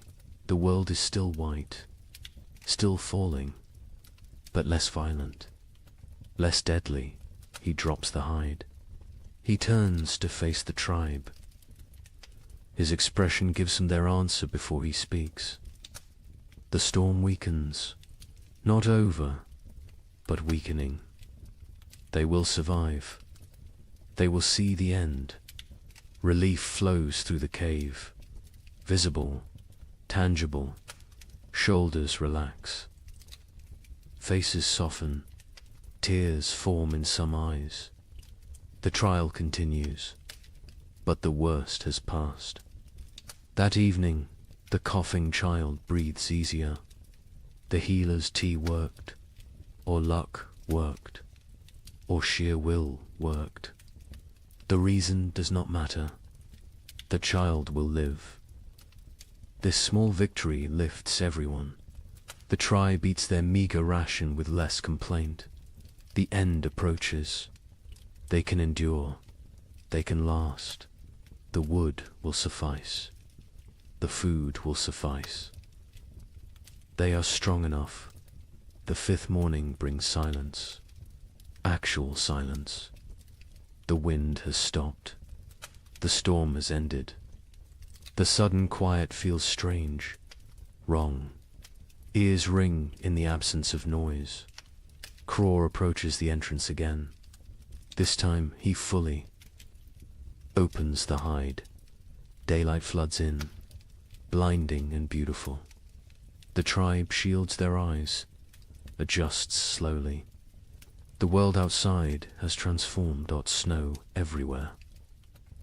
Drifts higher than a man. The landscape is unrecognizable. Every familiar feature buried, erased. They look upon an alien world, white and pristine and deadly. But the sky shows blue, clear blue. The storm has truly passed. The tribe survived. Every member, every child, every elder. They made it through together. They do not celebrate loudly. They have no energy for celebration. But quiet satisfaction fills the cave. They endured. They protected each other. They remained human in inhuman conditions. The first blizzard has ended. Many more will come, but this one is done, and they are alive. Cold, hungry, exhausted, but alive. That is enough. That is everything. The days after the blizzard bring cruel clarity. The tribe emerges to assess their world. Snow covers everything in impossible depths. Walking is exhausting. Each step sinks to the knee, sometimes to the waist. Movement becomes a brutal task. The hunters try to venture out. They search for game, for any sign of life. But the animals have vanished, gone deep into dens, hibernating, or dead, or fled to distant warmer lands. The forest stands empty, silent as a grave. They check their trap. Lines, the snares they set before winter. Snow has buried them all, invisible, useless. Days of work erased by one storm. They dig frantically. They find 3 traps, all empty, all sprung by falling snow. The tribe returns to the cave. Their faces tell the story. No food, no prospects, only what they stored, only what hangs from the ceiling, only what sits in clay pots. They must make it last. They must ration carefully. The chief counts the supplies again. He uses his stones. He moves them slowly. His count confirms his fears. Not enough. Even with strict rationing, even with 1 meal per day, they will run out before spring arrives. Weeks before, he does not share this calculation. Not yet. Fear helps no one. Panic kills faster than hunger. He will wait.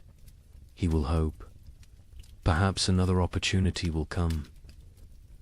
Perhaps luck will shift. The moon rises full and bright. It illuminates the frozen landscape.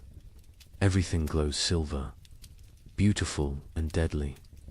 This moon marks the deepest part of winter, the coldest nights, the longest darkness. The tribe calls it the moon of hunger. Every winter it appears. Every winter it tests them. Food becomes an obsession. Stomachs growl constantly. Sleep brings dreams of feasting, of plenty, of meat dripping fat. People wake disappointed, wake to cold reality, wake to emptiness. The single daily meal shrinks.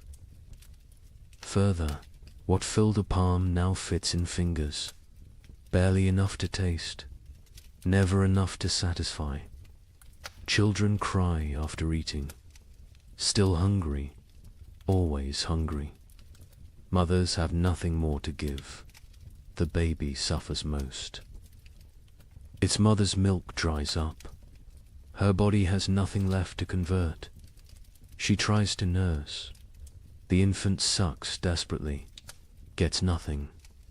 Its cries become weaker, more pitiful, more heartbreaking. The women try to help. They chew dried meat until soft. They feed this paste to the baby, tiny amounts. The baby takes it, swallows. But infant bodies need milk, need fat, need nutrients this paste cannot provide. Mira grows weaker. Her old body has few reserves. Age makes winter harder.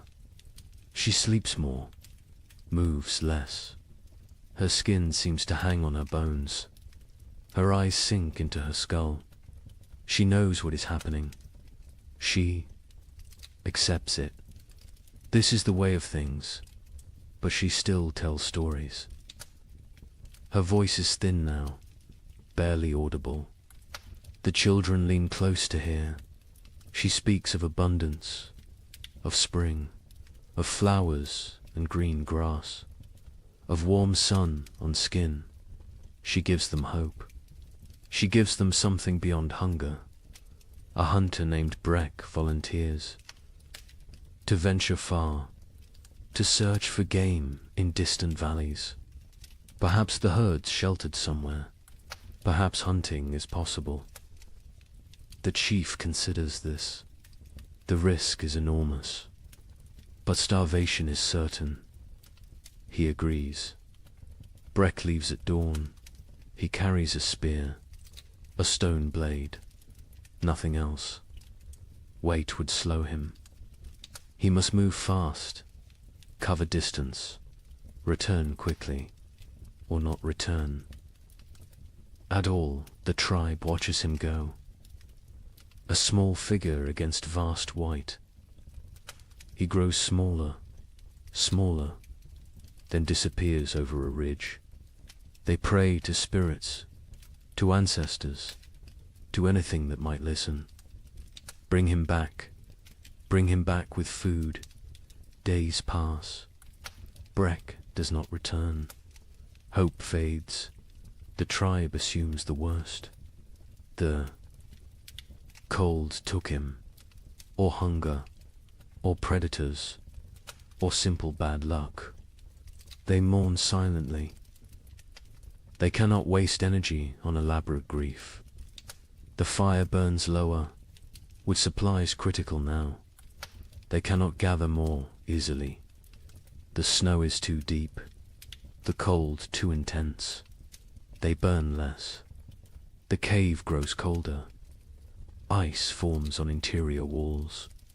Breath becomes visible even inside. People huddle together constantly. Sharing warmth is survival.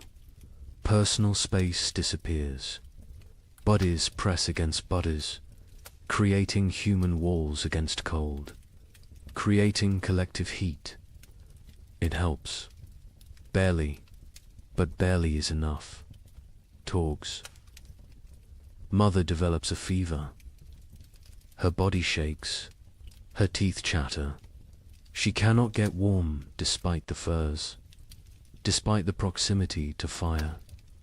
The fever burns from within, consumes her remaining strength, consumes her remaining fat. The healer examines her. She recognizes the signs. Starvation, fever, the body eating itself, trying to generate heat, trying to survive. But without food, the body destroys itself. Muscles become fuel. Organs become fuel. Death approaches. The healer makes another tea. Her herbs are nearly gone. Only a few precious leaves remain. She must choose. Who gets treatment? Who goes without? These choices haunt her, but she must make them. She gives the tea to Torg's mother. A chance. A small chance. The woman drinks. The liquid burns her throat.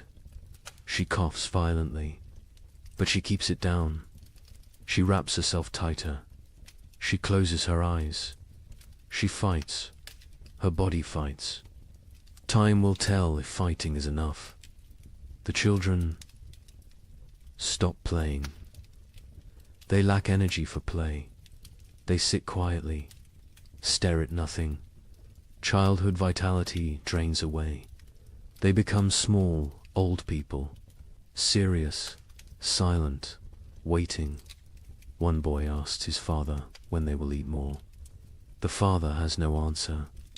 He pulls his son. Close, he says, spring will come. Spring always comes. The boy asks when. The father says soon.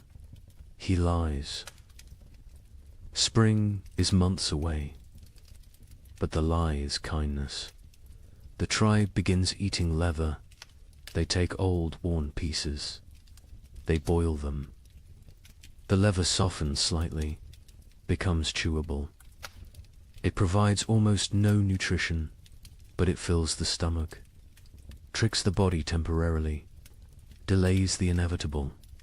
They scrape hide scraps, collect tiny bits of dried meat, particles that fell, that were missed.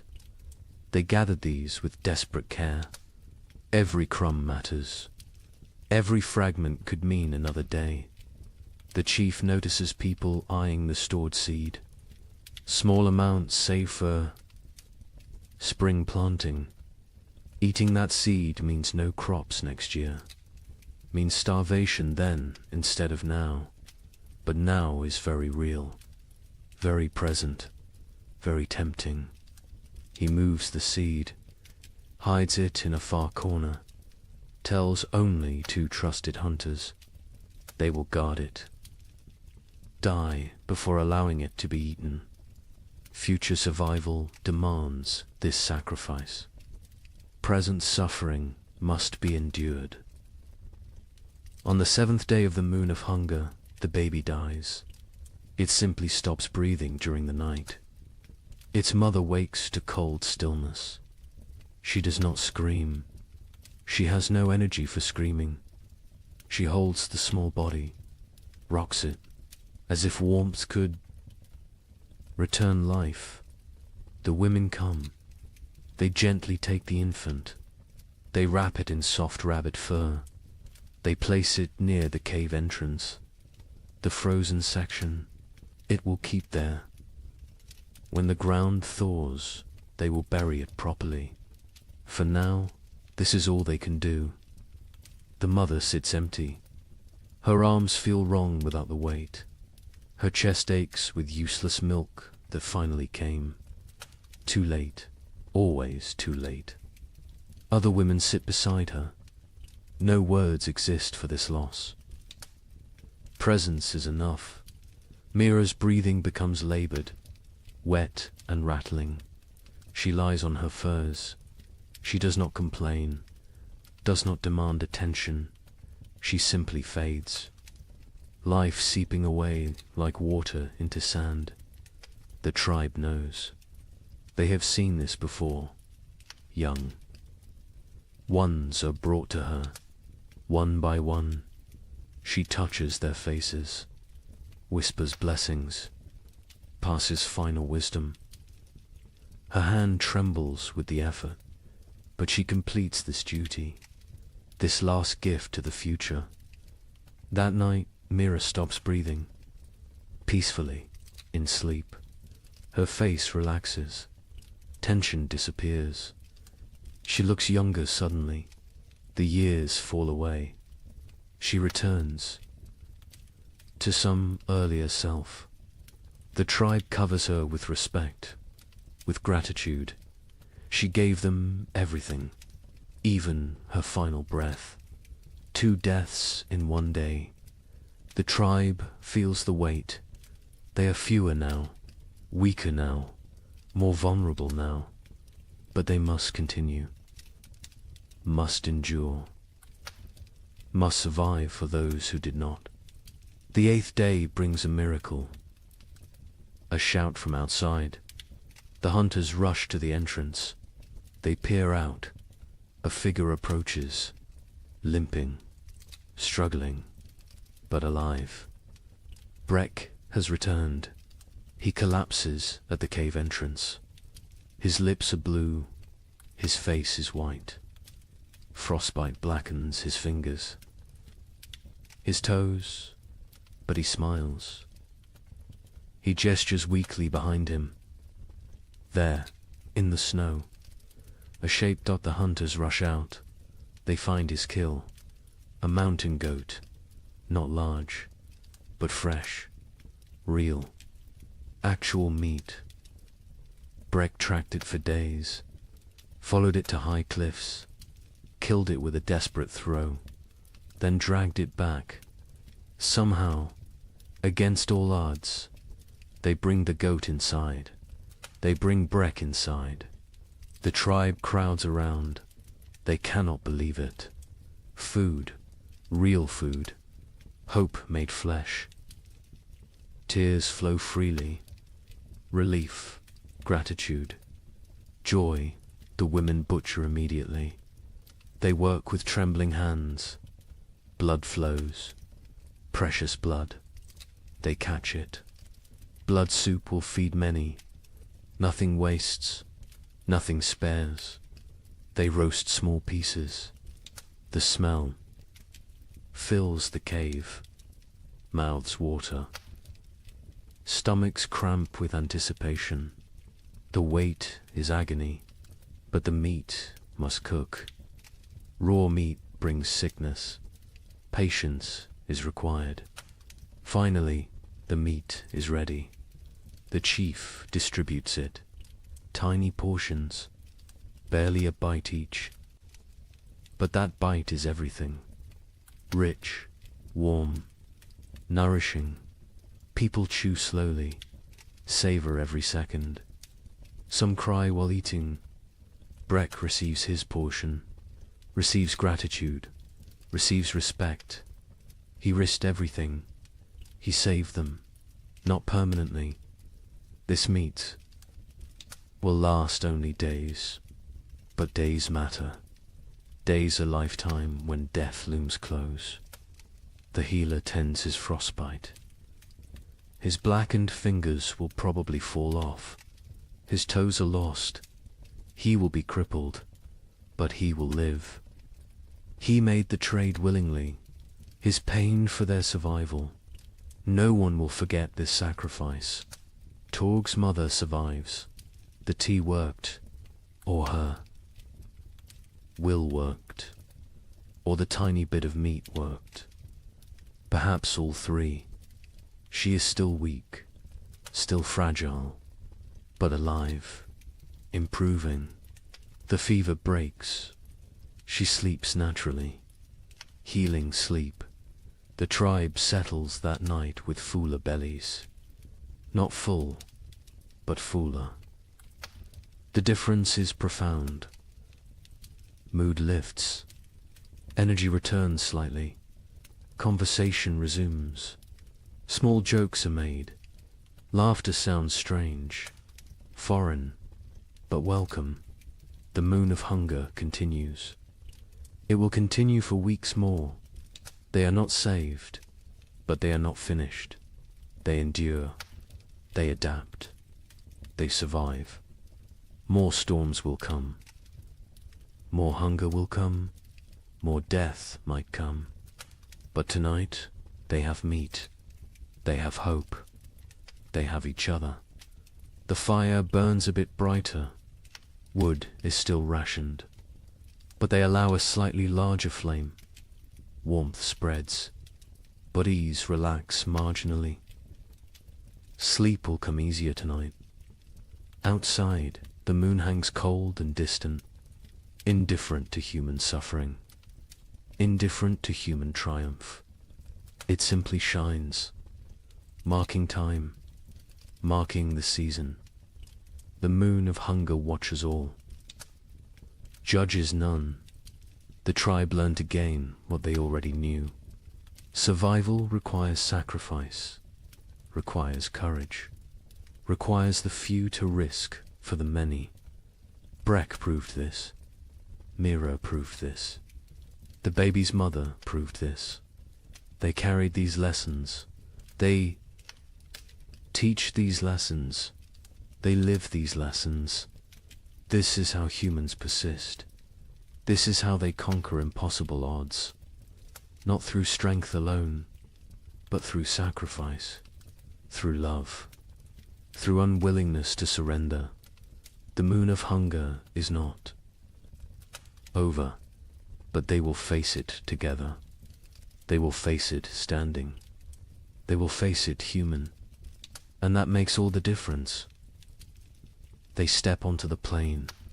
The wind hits immediately. Ferocious, brutal. It steals breath. It pushes them backward. They lean into it. They fight for every step. Progress becomes measured in body lengths, not miles. The cold is different here. Worse. It penetrates every layer, finds every gap in clothing, numbs exposed skin within seconds. Their eyes water. The tears freeze on their cheeks. Ice crystals form on their wrappings. They walk in a tight group, close together, sharing body heat, creating a mobile shelter. the strongest on the outside, taking the worst of the wind, rotating positions regularly, sharing the burden, sharing the pain. Hours pass. Time loses meaning. There is only the next step, the next breath, the next moment of survival. Nothing beyond that, nothing behind that. Just the eternal present of suffering. Sira stumbles. She catches herself. But barely. Her legs shake. Exhaustion shows. Others are the same. Everyone reaches their limits, but limits must be exceeded, must be pushed beyond reason. Survival demands the impossible. They come to a frozen river. Ice covers it completely. Thick. Ice.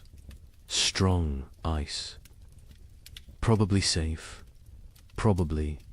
But ice is treacherous. Currents flow underneath. Weak spots form. One wrong step means freezing water, means death. Crawl tests the edge. He stamps hard. The ice holds. He ventures further, still solid. He waves the others forward. They cross one at a time, spreading out, distributing weight. Every step careful, every movement calculated. Halfway across, the ice groans. A deep, ominous sound. Everyone freezes. They wait. The groaning continues, but no cracking, no breaking. They breathe again. They continue, faster now. Urgency overcoming caution. They reach the far side. Relief is brief. More walking awaits. More suffering. The plain continues endlessly. Horizon meets horizon in white emptiness. No landmarks, no reference points. Only Craw's memory guides them. Only faith in his knowledge. Afternoon brings no warmth. The sun is visible but distant, cold. Its light provides no comfort, no heat, just illumination of their misery. Of the vast emptiness surrounding them, Ren falls. He does not get up immediately. Others stop. They help him, pull him upright. His face is white, his lips blue. Hypothermia begins. They force him to walk. Movement generates heat. Stopping means dying. He walks, stumbling, barely conscious. But walking, they find a small depression, a slight dip in the endless plain.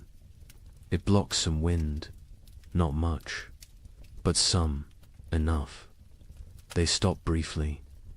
They need rest, need water, need to check their bodies. They huddle together. They share warmth. They drink from water skins. The water is partially frozen. They break ice with their teeth. The cold liquid burns going down. But hydration matters. Dehydration kills in cold. Silently, quickly, Sura checks everyone's extremities. Fingers, toes, noses, ears. Looking for white patches, for frozen flesh. She finds some on Ren. His fingers are too pale. She rubs them vigorously, trying to restore circulation, trying to save his digits. Pain shoots through Ren's hands as feeling returns. He gasps, bites down. The pain is good. Pain means life, means the tissue still functions. He flexes his fingers. They move, stiff but mobile. He survives this test. They rest for half an hour, no longer.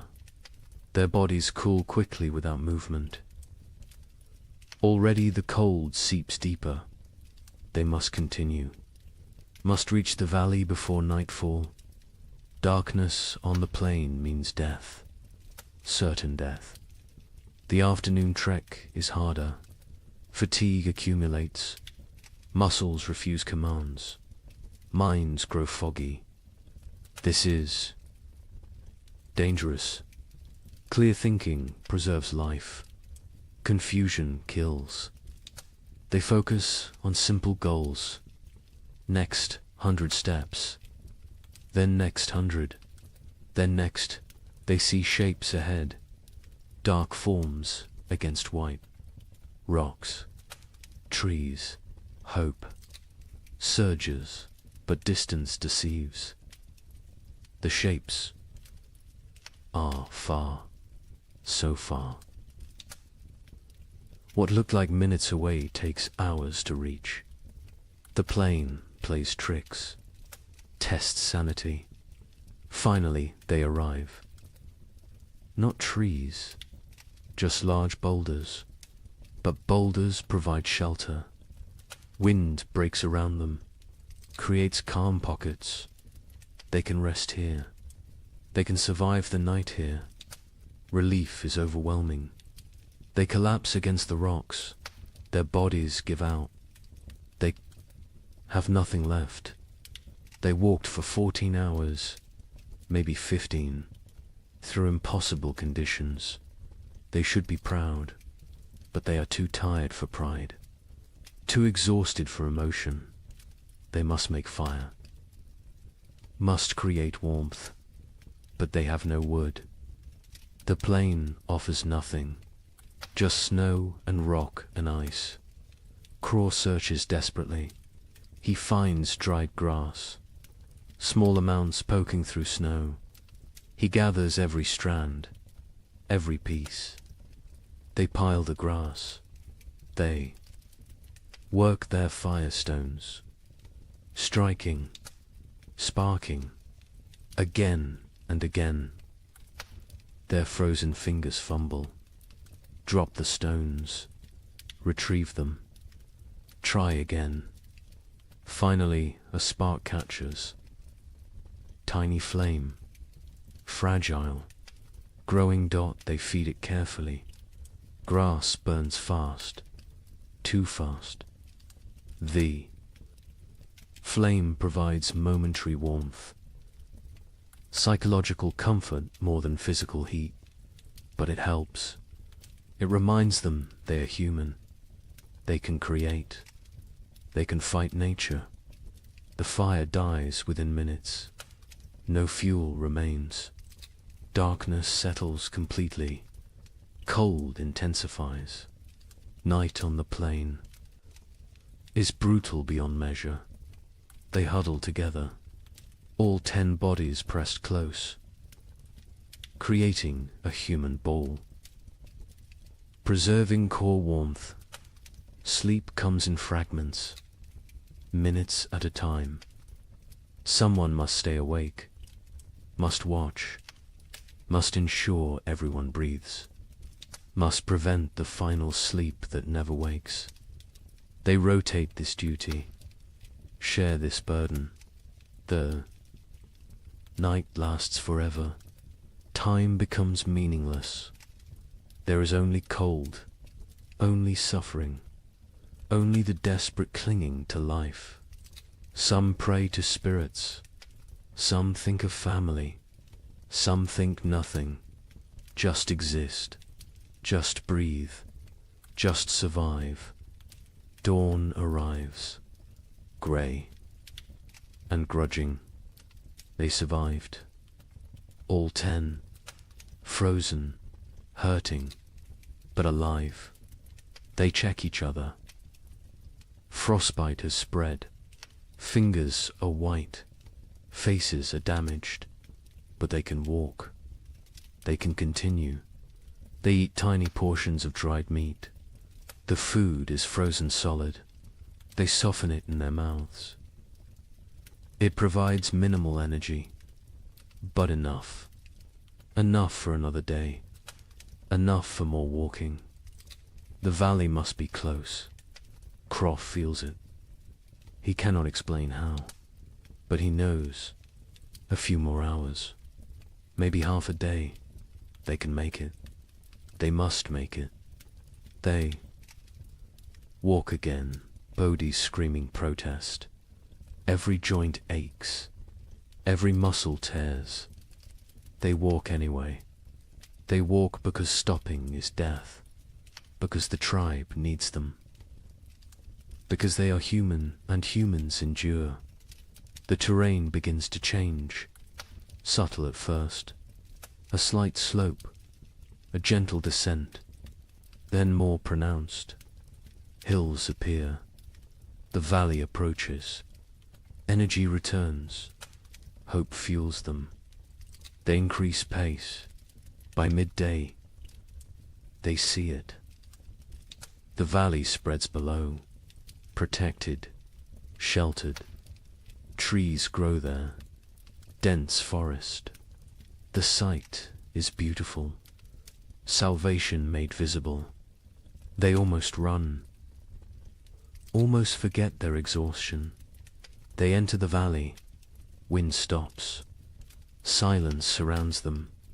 The temperature feels warmer immediately, still cold, still winter, but survivable, bearable. They made it. Against impossible odds, against nature's fury, they made it.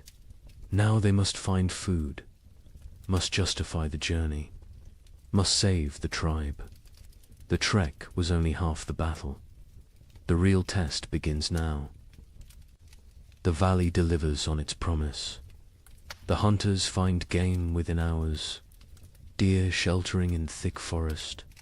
A small herd, 5 animals, healthy and fat. They have survived winter well, protected by the valley's embrace. The hunt is successful. 2 deer fall, 2 coordinated spears. The hunters work efficiently. They butcher, they preserve, they prepare for the return journey. Success tastes sweet, sweeter than the meat itself. They saved the tribe. They accomplished the impossible. The journey back takes 4 days. They carry heavy loads, meat wrapped in hide, dragging it through snow. The weight slows them, but spirits are high, high enough to overcome exhaustion, high enough to push through pain.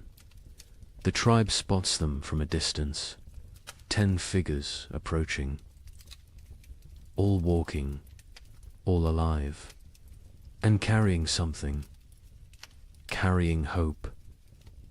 The cave erupts in celebration, crying, shouting. Relief pours out. They feast that night, controlled feasting, rationed celebration, but feast nonetheless.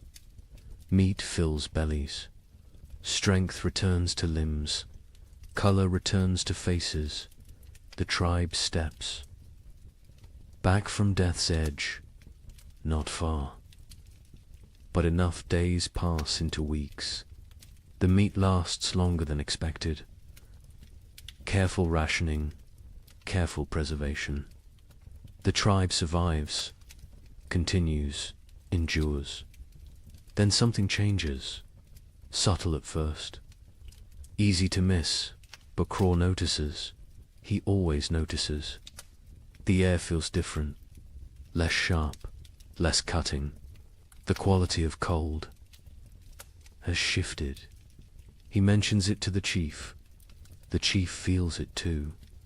Something is coming, something changing. They watch, they wait, they observe. The days grow longer, minutes at a time, barely noticeable, but cumulative. Dawn arrives earlier. Dusk comes later. Light increases. Darkness retreats. The balance shifts. The sun rises higher in the sky.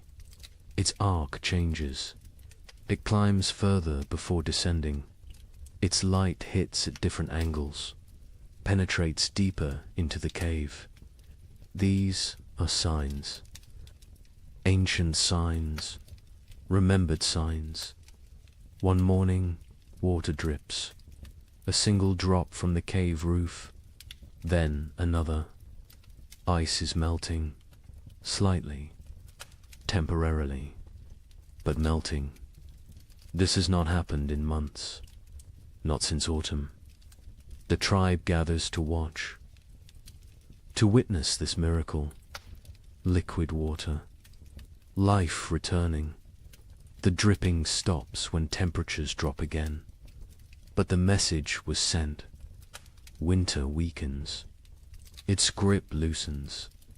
Imperceptibly, gradually, but definitely.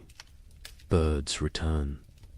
Not many, just a few scouts. Ravens first. Always ravens. They circle overhead. They call to each other. Their voices break the silence of months. The sound is jarring, almost forgotten, but welcome. So welcome. The snow begins to change. Its texture alters. Morning crust forms. The surface freezes hard overnight. Supports weight. Walking becomes easier. No more sinking to the thighs. Progress quickens. Movement improves. But afternoons bring different snow. Soft, wet, heavy. The snow absorbs sunlight, converts it to water. Slowly, drop by drop, the snow level decreases. Patches of ground appear, brown and dead, but ground, actual earth. The hunters venture out more frequently. They find tracks, fresh tracks. Animals emerge from dens, from hibernation, from wherever they sheltered. Life stirs again, cautiously, tentatively, but undeniably. A child sees something green, a tiny shoot, pushing through melting snow. Green, the color is shocking. Alien after months of white and brown and grey. The child calls others. They gather around this small miracle, this proof of continuation, this promise. The tribe's energy shifts. Desperation eases. Not gone, but reduced. They can see the end now. Not tomorrow, not next week. But eventually, spring will come. They will survive. They endured the worst. They can endure the rest. Mira's death is honored properly now. The ground softens enough to dig. Not deep, but enough. They bury her with ceremony, with gratitude, with love. They mark her place with stones. She will rest among her people, among the land she knew. The baby is buried beside her, grandmother and infant. Together, the mother stands silent. She has no tears left, but she has survived. She will continue. She will have other children. This is not comfort, but it is truth. It is the way. The tribe expands their range. They explore further from the cave, finding what winter destroyed, what winter spared. They assess damage, plan repairs, think ahead. Survival mode shifts to recovery mode. They find a frozen stream beginning to flow. Ice breaks apart. Water moves underneath. Clear, cold, but flowing. They drink fresh water, not melted snow, not stale. Fresh, the taste is incredible. Pure, clean, alive. Fish will return soon. With flowing water comes fish. The tribe prepares nets, repairs traps, sharpened spears. The river will provide. It always has. It will again. The wind changes direction, no longer from the north, now from the south. Warmer air pushes in, not warm, but warmer. Relative warmth, comparative warmth, enough to matter. Ice on the cave walls melts. Water runs down stone faces. The cave becomes damp, almost humid. This creates new problems. Mold threatens. Furs must be dried, arid, maintained. But these are problems of living, not problems of dying. The tribe welcomes them. Sero spots deer tracks. Many tracks. A large herd pass nearby, moving north, following some ancient instinct. Following the thaw, the hunters follow. They track for miles. They find the herd. The hunt succeeds again. 3 deer this time. The tribe has surplus. Actual. Surplus. They smoke meat. They preserve it. But they also eat fully. They allow themselves satisfaction. Bellies fill completely. Children laugh. The sound is strange, foreign, forgotten, but it returns. Slowly it returns. Young ones play outside again, running, shouting, burning energy stored through winter. Parents watch with emotion. These children survived. Against odds, against nature. They live. They thrive. They play. Breck's frostbite healed as well as possible. He lost 3 fingers, 2 toes. He walks with a limp. His hands cannot grip spear properly. But he lives. He survived his sacrifice. The tribe honors him daily, through respect, through care. Through memory, he teaches young hunters. Passes knowledge, cannot hunt himself, but can create hunters. This is valuable. This is contribution. This is purpose. He has worth beyond physical ability. The tribe ensures he knows this. Torg's mother recovered fully. The fever broke. Strength returned. She works alongside other women. She processes new hides. She gathers early plants. She lives. Her son watches her with gratitude, with relief, with love. The nights grow shorter. Darkness retreats further. The tribe sleeps less, needs less sleep. Energy returns with light, with warmth, with hope. They begin projects, repairs, improvements, planning for next winter. Learning from this one, they discuss what worked, what failed, how to improve. Knowledge is survival. Experience is wisdom.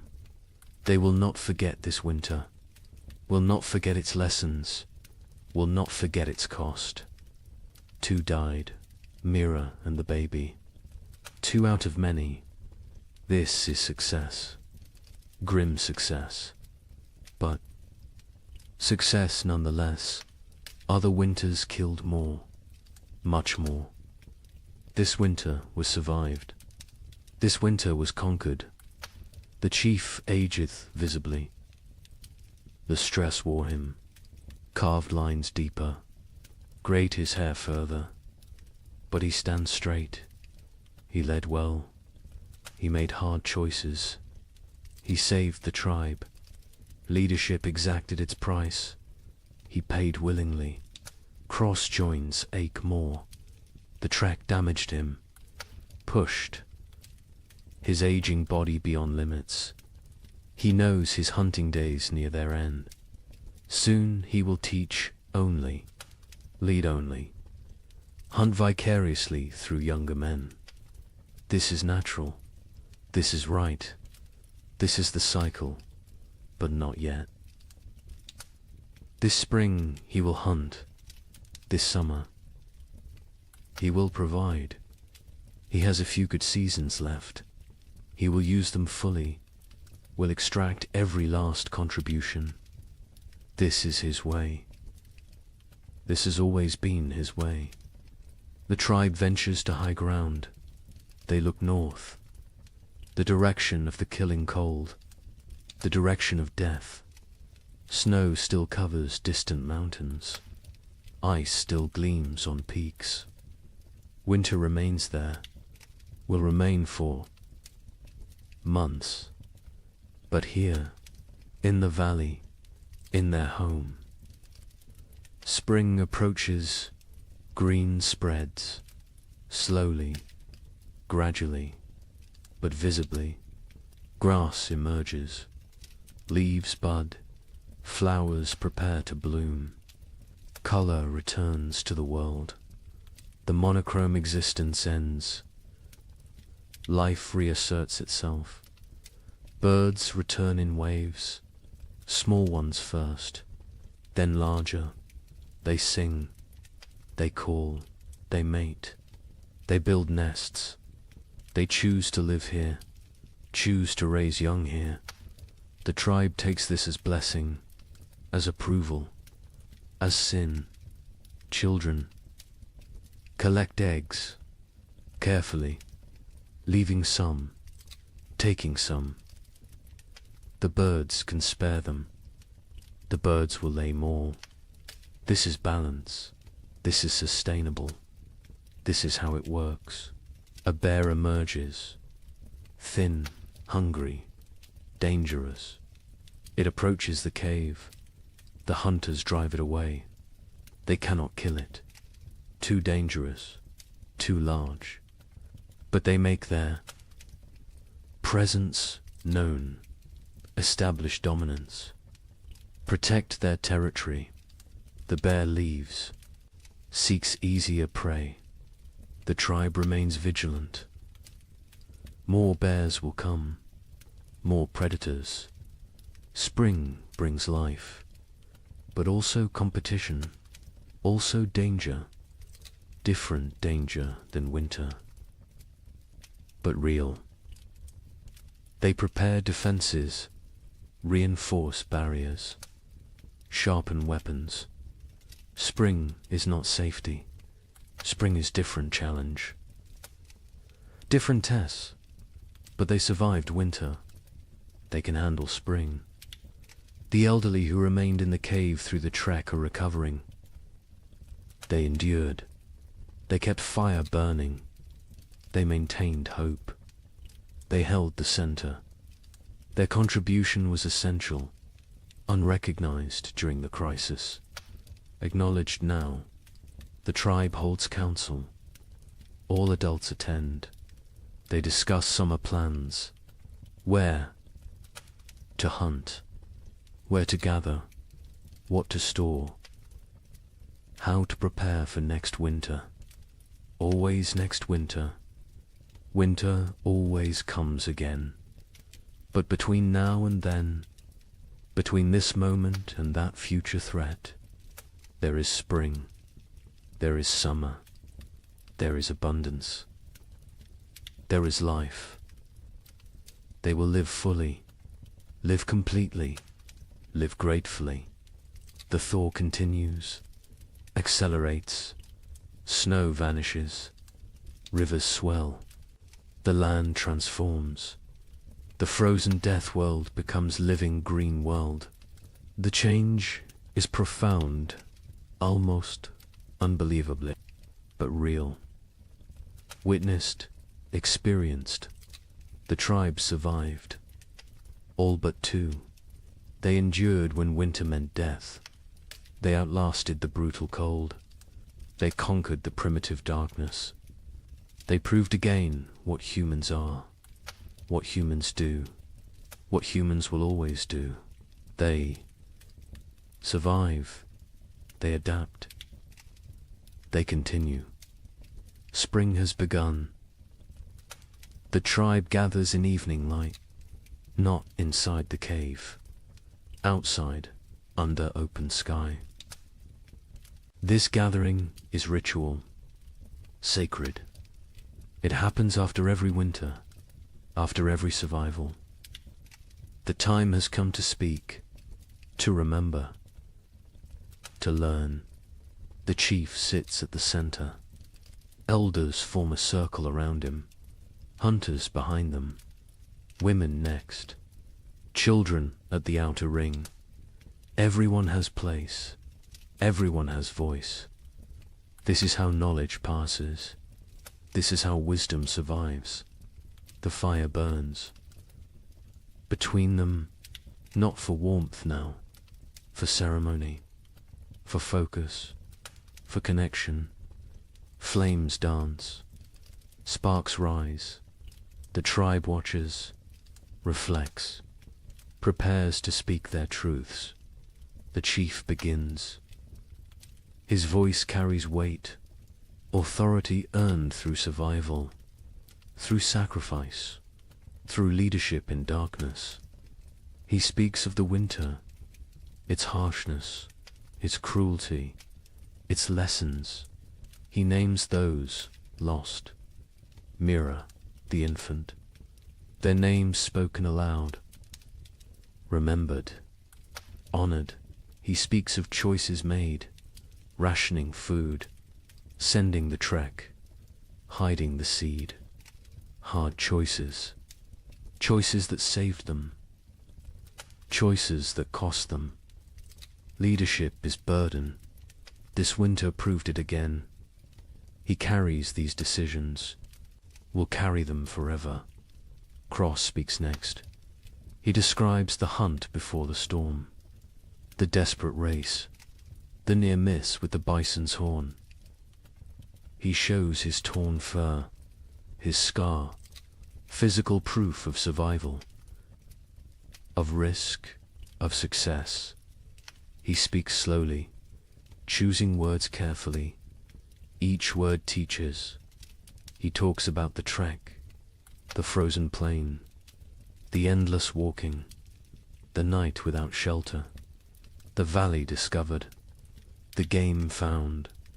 He does not glorify, does not exaggerate, simply states, truth is lesson enough. Truth needs no embellishment. The other hunters add details. Each perspective matters. Each view completes the picture. One speaks of exhaustion, another of fear, another of hope sustained. Together they create full understanding, complete knowledge, shared experience. Breck holds up his damaged hands. 3 fingers gone. Stumps healed now, scarred. He speaks of tracking the goat, days alone, nights frozen, the desperate throw that killed, the impossible drag back. His voice is steady, no regret, no bitterness, only statement, only fact. He says he would do it again, would sacrifice again. The tribe is everything. Individual is nothing. This is core truth. This is survival principle. This is what separates humans from animals. Willingness to suffer for others, to die for others. If necessary, the women speak. Myra's daughter tells of her mother's final days, her weakness, her continued teaching, her peaceful end. Tears flow, but also pride. Mira lived well, died well, left legacy. This is all anyone can hope for. The baby's mother speaks, briefly. Her voice breaks. She cannot say much, but she says enough. Her child lived weeks, new warmth, new love, new mother's touch, short life, but life nonetheless. She will honor it, will remember it, will carry it forward. Other women discuss food preservation, what worked, what spoiled, leather eating, bone boiling, every technique examined, every method evaluated. They share improvements, better ways, smarter approaches. Next winter, they will do better. This is the point. Always improve. Always learn. Zero speaks of navigation, of reading snow, of finding signs, of keeping group together. She describes the river crossing, the groaning ice, the careful steps. She explains her fears, her doubts, but also her determination. Leadership is not certainty, is not confidence, is commitment despite uncertainty. The young ones ask questions. How did you stay warm? How did you stay brave? How did you keep going? The answers vary. Honesty prevails. Sometimes we did not stay warm.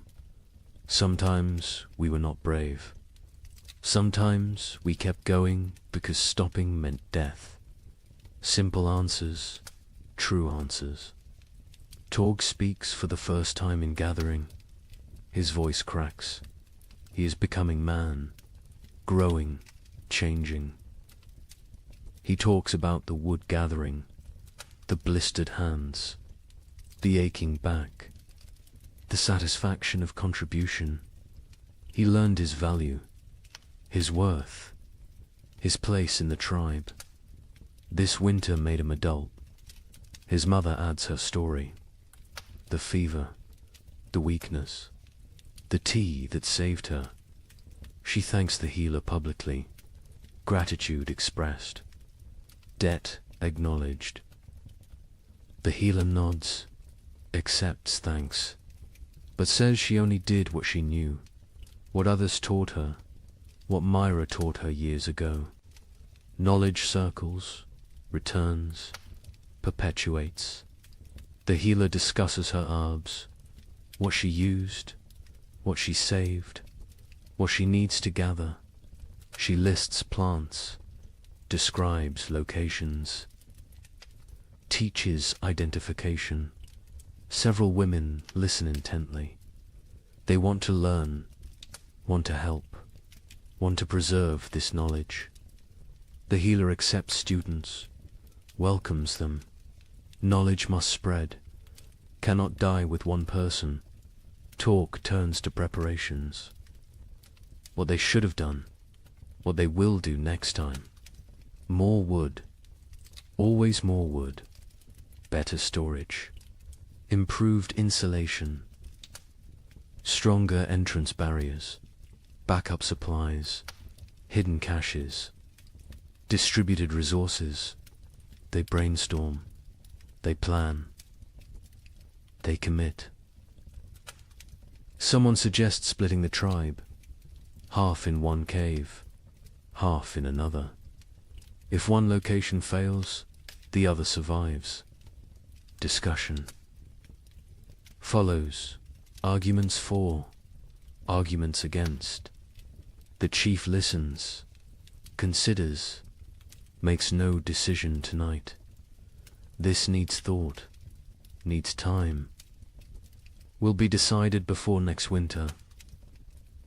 The feast day arrives with warmth, actual warmth. The sun climbs higher. It stays longer. Its rays penetrate winter's final defense. The cold retreats, step by step, day by day. Life returns. The tribe moves through mourning with purpose. Women prepare food, all the food, reserves brought out, smoked meat, dried fish, roots saved, seeds roasted.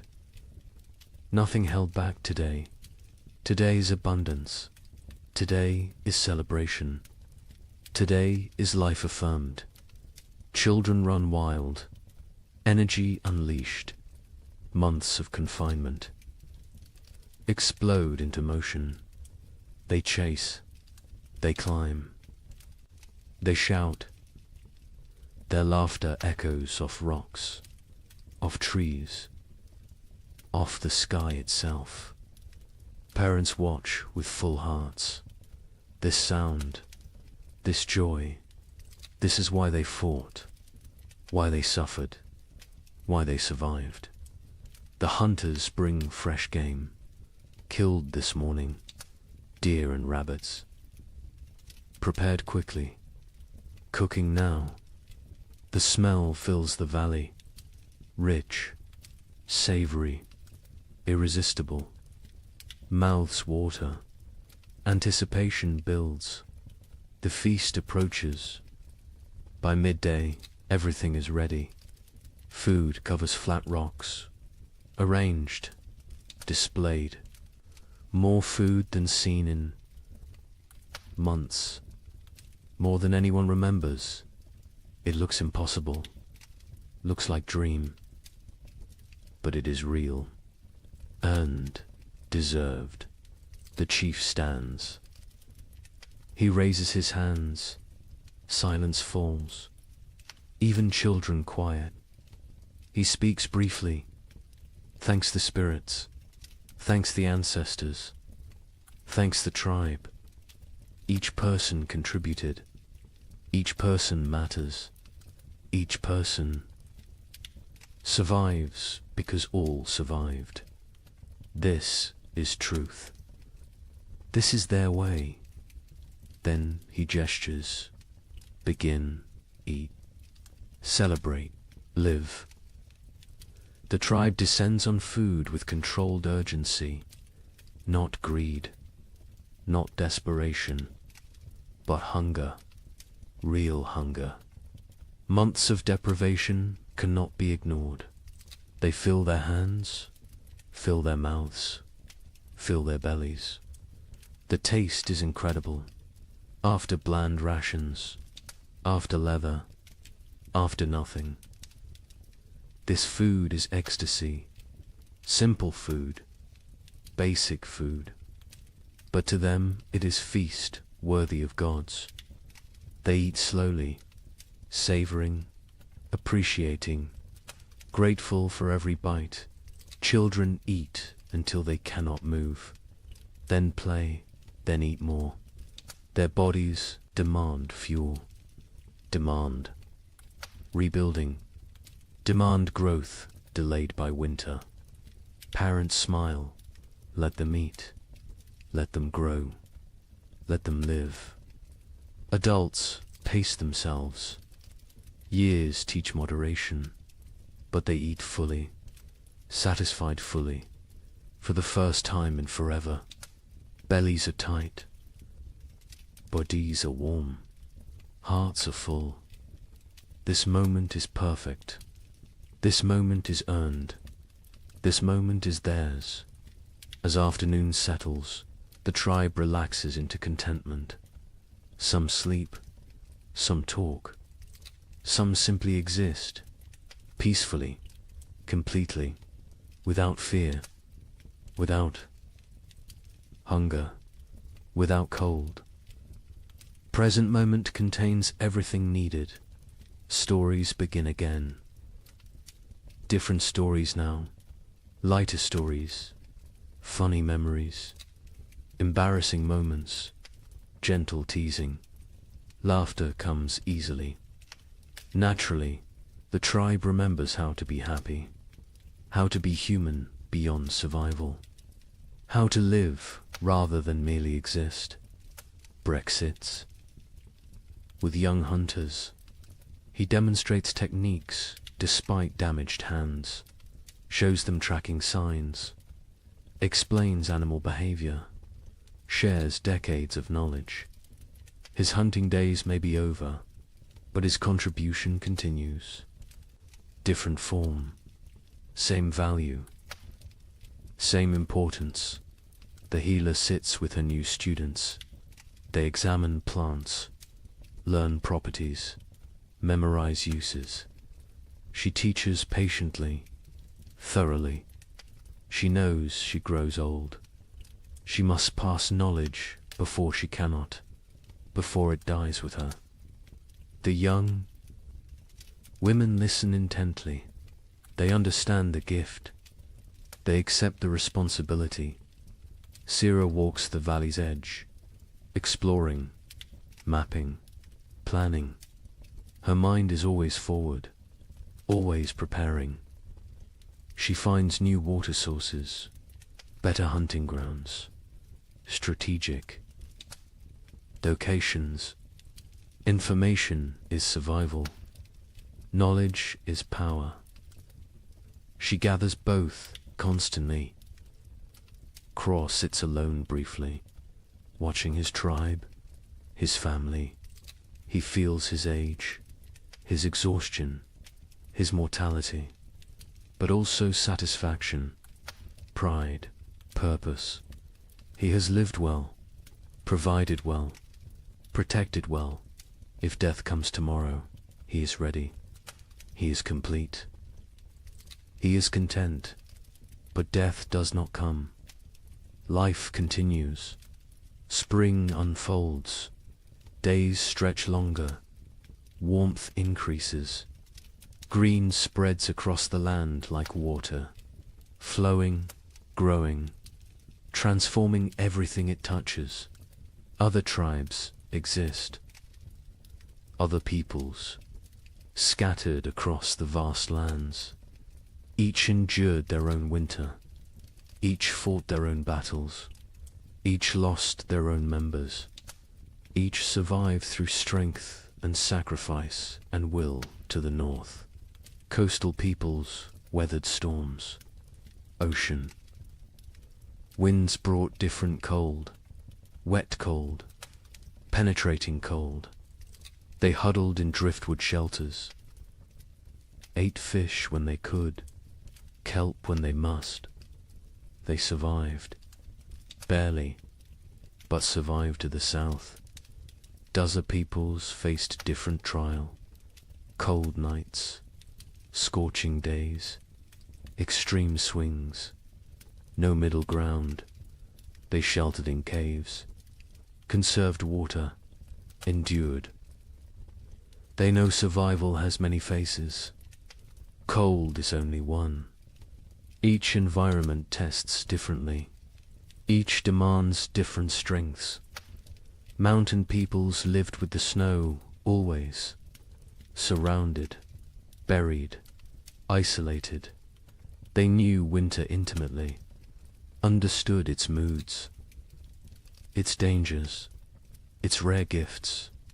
They moved with the seasons, migrated, adapted, survived through flexibility, through knowledge, through respect for nature's power. Plains peoples tracked the herds, followed them south, followed them to survival. They lived nomadic, always moving, always hunting, always one step ahead of starvation. Their winter was journey, was constant motion, was different struggle, same stakes. All these peoples, all these tribes, all these humans, connected by nothing except species, except determination, except refusal to surrender. They do not know each other, will never meet, will never share stories, but they share experience, share struggle, share humanity. Winter tested all, cold respected none. It killed without preference, without mercy, without meaning. It simply was nature being nature, indifferent, eternal, unstoppable. But humans stopped it anyway. Not the winter itself, but its victory, its completeness, its total dominion. Humans survived through intelligence, through cooperation, through sheer stubborn will, They survive because they are human, because that is what humans do. The sun sets slowly, painting the sky orange, pink, purple, gold, colors absent all winter, colors forgotten, colors that seem unreal. The tribe watches silent, appreciative. Beauty matters, even to primitive peoples, especially to them. Beauty is life beyond survival. Beauty is hope made visible. The fire is lit, not necessity now. Tradition, comfort, connection. They gather around it. Not for warmth, for ritual, for togetherness, for continuation. Fire was life in winter. Fire is still center, still heart, still home. The night is gentle, soft, a caress rather than assault. Stars emerge, countless, brilliant, the same stars that watched their suffering, that witnessed their triumph, that will observe their continuation. Forever stars, eternal witnesses, silent companions. Children sleep quickly, exhausted from play, from food, from life fully lived. They sleep peacefully, deeply, no crying, no fear, no cold. Just rest, just dreams, just childhood reclaimed. Adults linger, quiet conversation, comfortable silence. They need no entertainment, no stimulation. Simply being together is enough. Simply surviving is enough. Simply existing in this moment is everything. One by one they drift to sleep, bodies relaxed, minds peaceful. The tribe sleeps well, under stars, under sky, under the protection of their own strength, their own unity, their own humanity. The night deepens, the fire burns low, embers glow, red, orange, fading. The valley is silent, peaceful, safe. Life sleeps, life rests. Life prepares for tomorrow, somewhere. In the darkness, a wolf howls, distant, lonely, calling to pack, calling to family, calling for connection. The sound carries, echoes, fades. The tribe does not wake, does not fear. Wolves are neighbors, not enemies. All creatures struggle. All creatures survive. All creatures seek pack, seek family, seek belonging. The echo continues. Not just wolf, but all sounds, all voices, all stories. They echo through time, through generations, through eternity. This tribe will fade. These people will die, but their echo continues, their legacy persists, their survival matters, because they are not the end, they are the beginning, the foundation, the root. From them come others, many others, countless others. Every human alive carries their echo, their determination, their refusal to quit. These primitive peoples, these ancient survivors, these frozen warriors, they are ancestors to everyone, to all of humanity. Their winter is our winter. Their struggle is our struggle. Their survival is why we exist. The night holds all of this, all of history, all of future. all of possibility. It holds the sleeping tribe, the dying fire, the silent stars. It holds everything that was, everything that is, everything that will be. And in the morning, they will wake, they will continue, they will live another day, then another, until winter comes again. And they will face it, and they will endure, because that is what they do, what they have always done, what they will always do. They are human. They survive. The night knows this. The stars know this. The earth knows this. And now you know this. To dot rest now. Sleep now. Dream of warm fires. Of full bellies. Of tribes that endure. Of humans who refuse to quit. Of ancestors who gave us everything, including survival itself. The echoes continue, forever, always, in the night.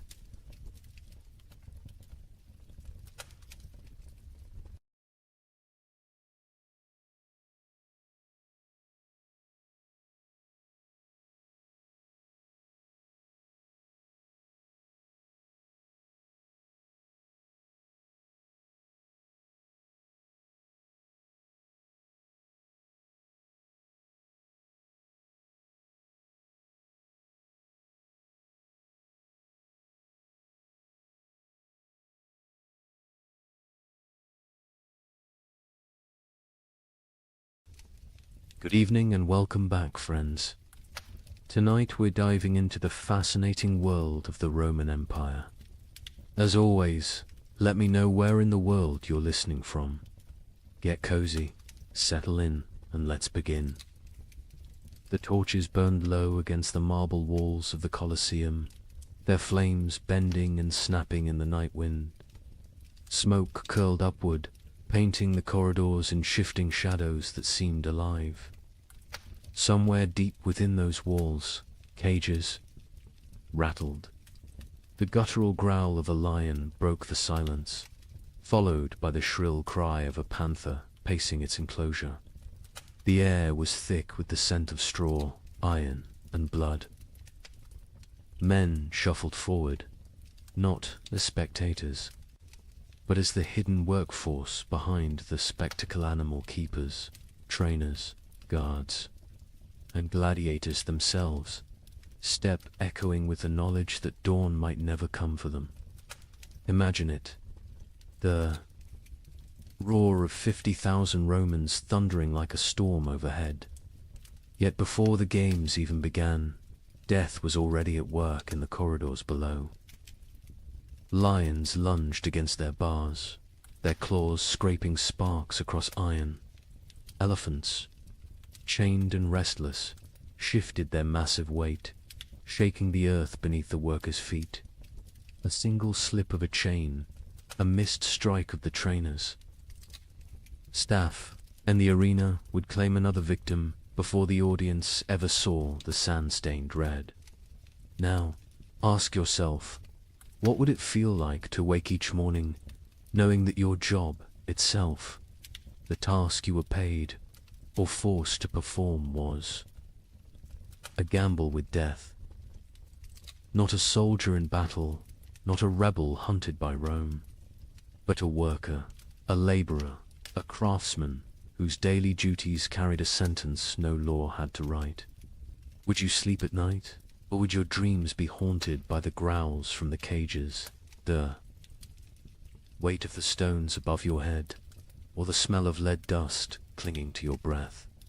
History books love to tell us about emperors, senators, and generals. They speak of triumphs, victories, and architectural marvels, but rarely do they dwell on the hands that bled to build those monuments, or the men and women whose very survival depended on risking their lives in silence. The invisible workforce of Rome lived not in marble villas, but in shadows, where the price of error was not a demotion or dismissal, but death itself. And here lies the heart of the story. Beneath the grandeur of Rome, beneath its arches, its mosaics, its golden halls were professions so perilous that to call them jobs is almost an insult. These were death sentences disguised as livelihoods. Jobs where poison lingered in the very air, where the swing of a sword was part of your morning routine, and where the applause of the crowd was sometimes the last sound you ever heard. Over the next hours, you will hear the untold accounts of these deadly professions, some spectacular, some hidden in the grime of Rome's underbelly, and others so strange they seem pulled from nightmares. From the men who faced wild beasts before breakfast, to the miners whose lungs filled with poison in the empire's dark tunnels, we will walk step by step into the shadows Rome tried to leave behind. But let this question guide you as we begin. If your job demanded your life as payment, would you accept the risk for glory, for survival, or simply because you had no choice? When most people picture ancient Rome, they imagine the shimmering surfaces of marble temples, the echo of sandals across polished floors, and the thunder of cenotes debating in the forum. They think of emperors draped in purple robes, feasts piled high with roasted boar and honey cakes, and gladiators striding into the arena beneath the roar of 50,000 voices. Rome has always been remembered for its grandeur, its victories, and the magnificence of its architecture. But what history books often gloss over is that the empire wasn't built on marble, it was built on blood, sweat, and the fragile bodies of millions of workers whose daily lives were defined by danger. Rome was not just emperors and generals. Behind every golden banquet, behind every aqueduct arching across the countryside, behind every amphitheater filled with spectacle, there were invisible laborers who risked everything to keep the empire alive. For every senator reclining in luxury, there were hundreds of slaves and freedmen hauling water, shaping stone, smelting iron, cleaning streets, or fighting beasts. Their names were rarely recorded. Their stories were rarely told. Yet without them, Rome's glittering facade would have crumbled into dust. Imagine the contrast. On one side, wealthy Romans lounged on couches, sipping wine sweetened with lead. Syrup, their servants, fanning them with peacock feathers while musicians played. On the other side, just beyond the villa walls, workers baked under the Mediterranean sun on dangerous scaffolds, hauling blocks of stone that could crush them in an instant.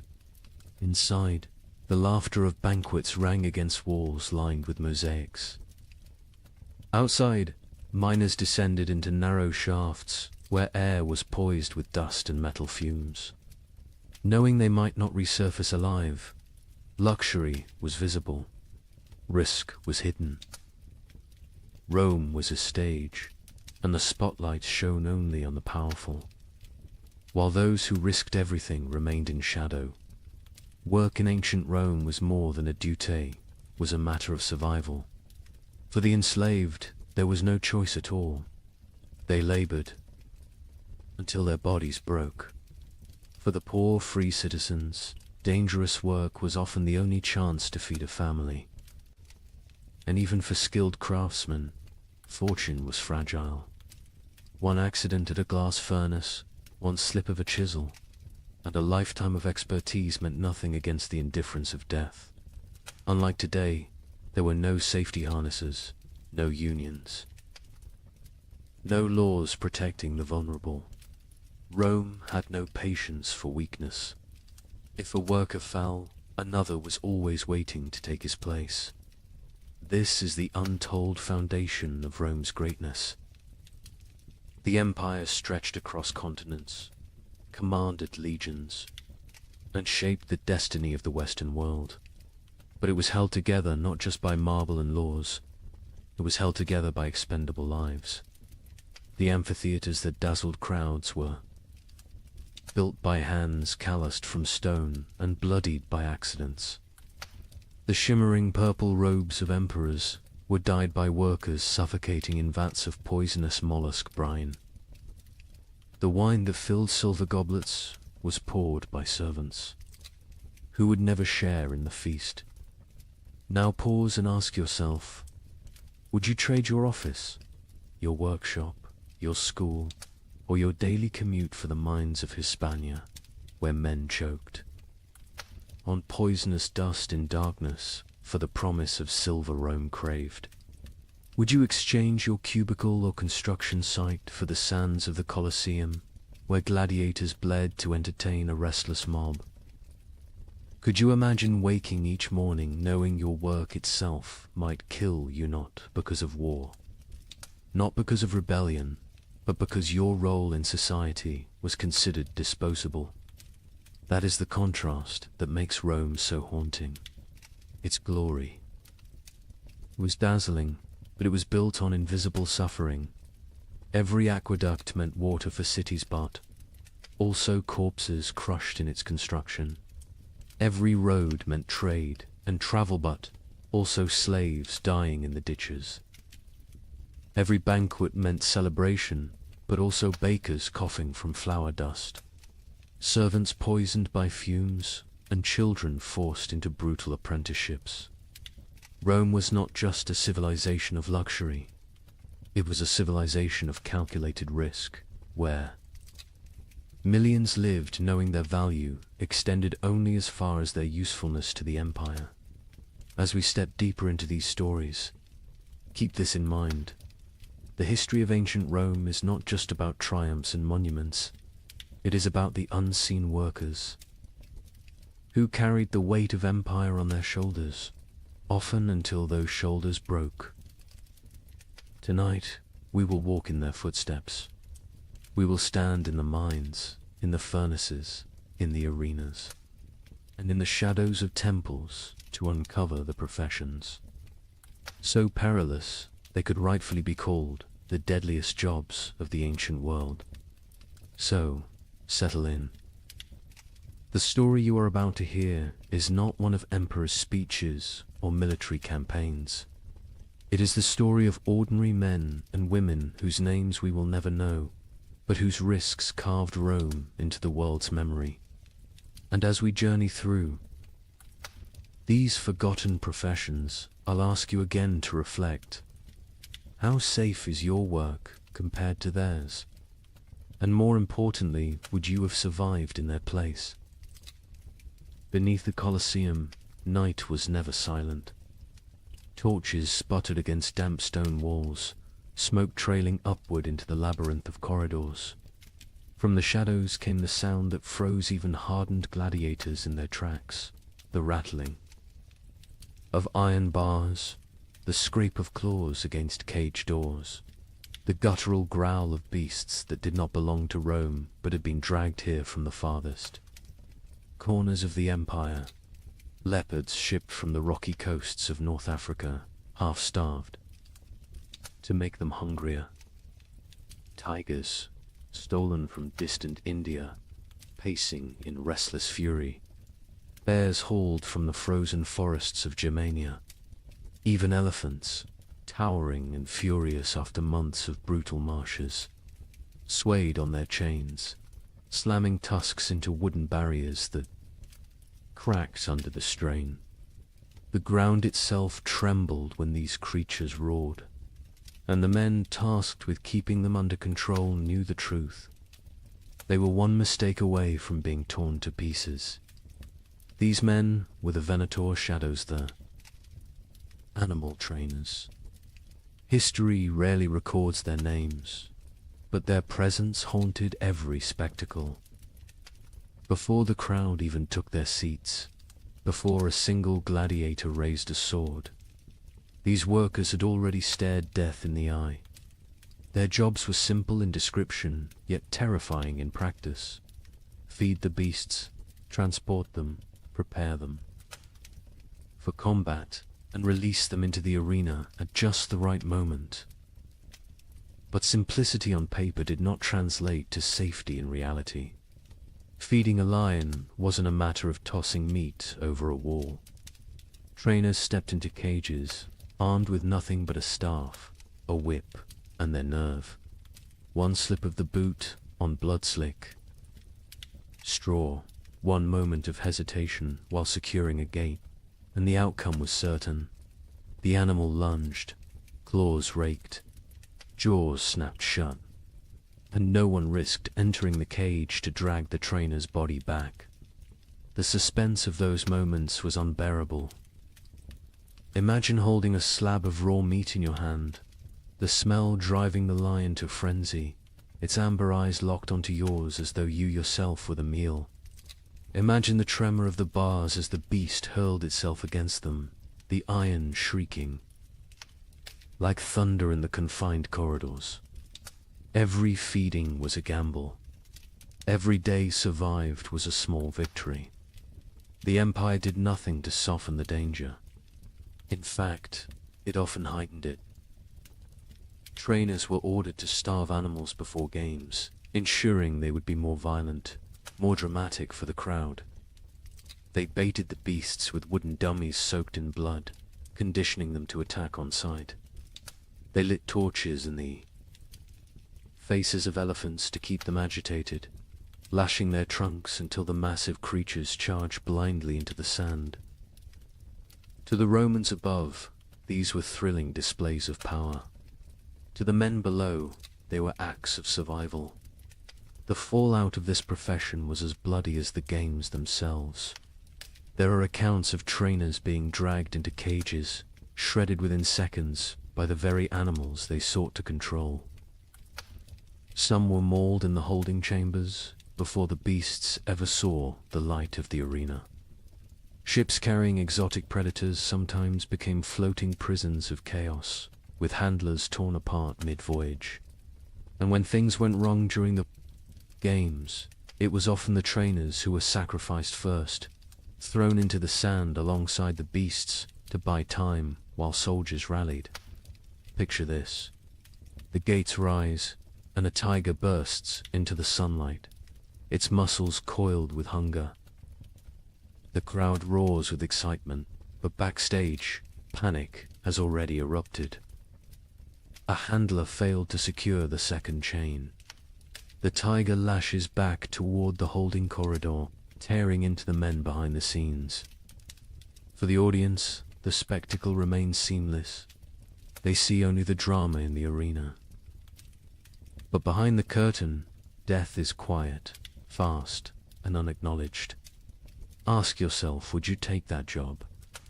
Would you trade your office, your tools, or your classroom for a torch and a whip, walking daily into the jaws of lions? These trainers did not choose their fate freely. Many were enslaved, others condemned prisoners. Some were criminals whose punishment was not execution but servitude in the cages. Yet a handful were free men spatialists who took on the role for pay, prestige, or the faint hope of avoiding poverty. Their skill with animals might buy them survival, but it also chained them to constant peril. And here lies the chilling truth. Rome didn't care if they lived or died. The empire had endless replacements, slaves, captives, debtors. If a trainer was mauled, his death wasn't a tragedy, it was a footnote. The games continued, the crowd cheered, and the emperor smiled. The expendable lives of these men fueled the endless appetite of spectacle. So the next time you picture the Colosseum filled with roaring beasts and clashing swords, remember the hidden figures in the shadows, the ones who coaxed half-starved. Predators from their cages, who held their breath each time an iron gate groaned open. Who knew that at any moment the sand might drink their blood instead of the gladiators. Their work was not honored. Their names were not recorded. Yet without them, Rome's greatest spectacles would never have existed. They lived every day, with death brushing at their heels, and more often than not, death caught up. And as terrible as this sounds, these animal trainers were only the first link in the Colosseum's deadly chain of professions.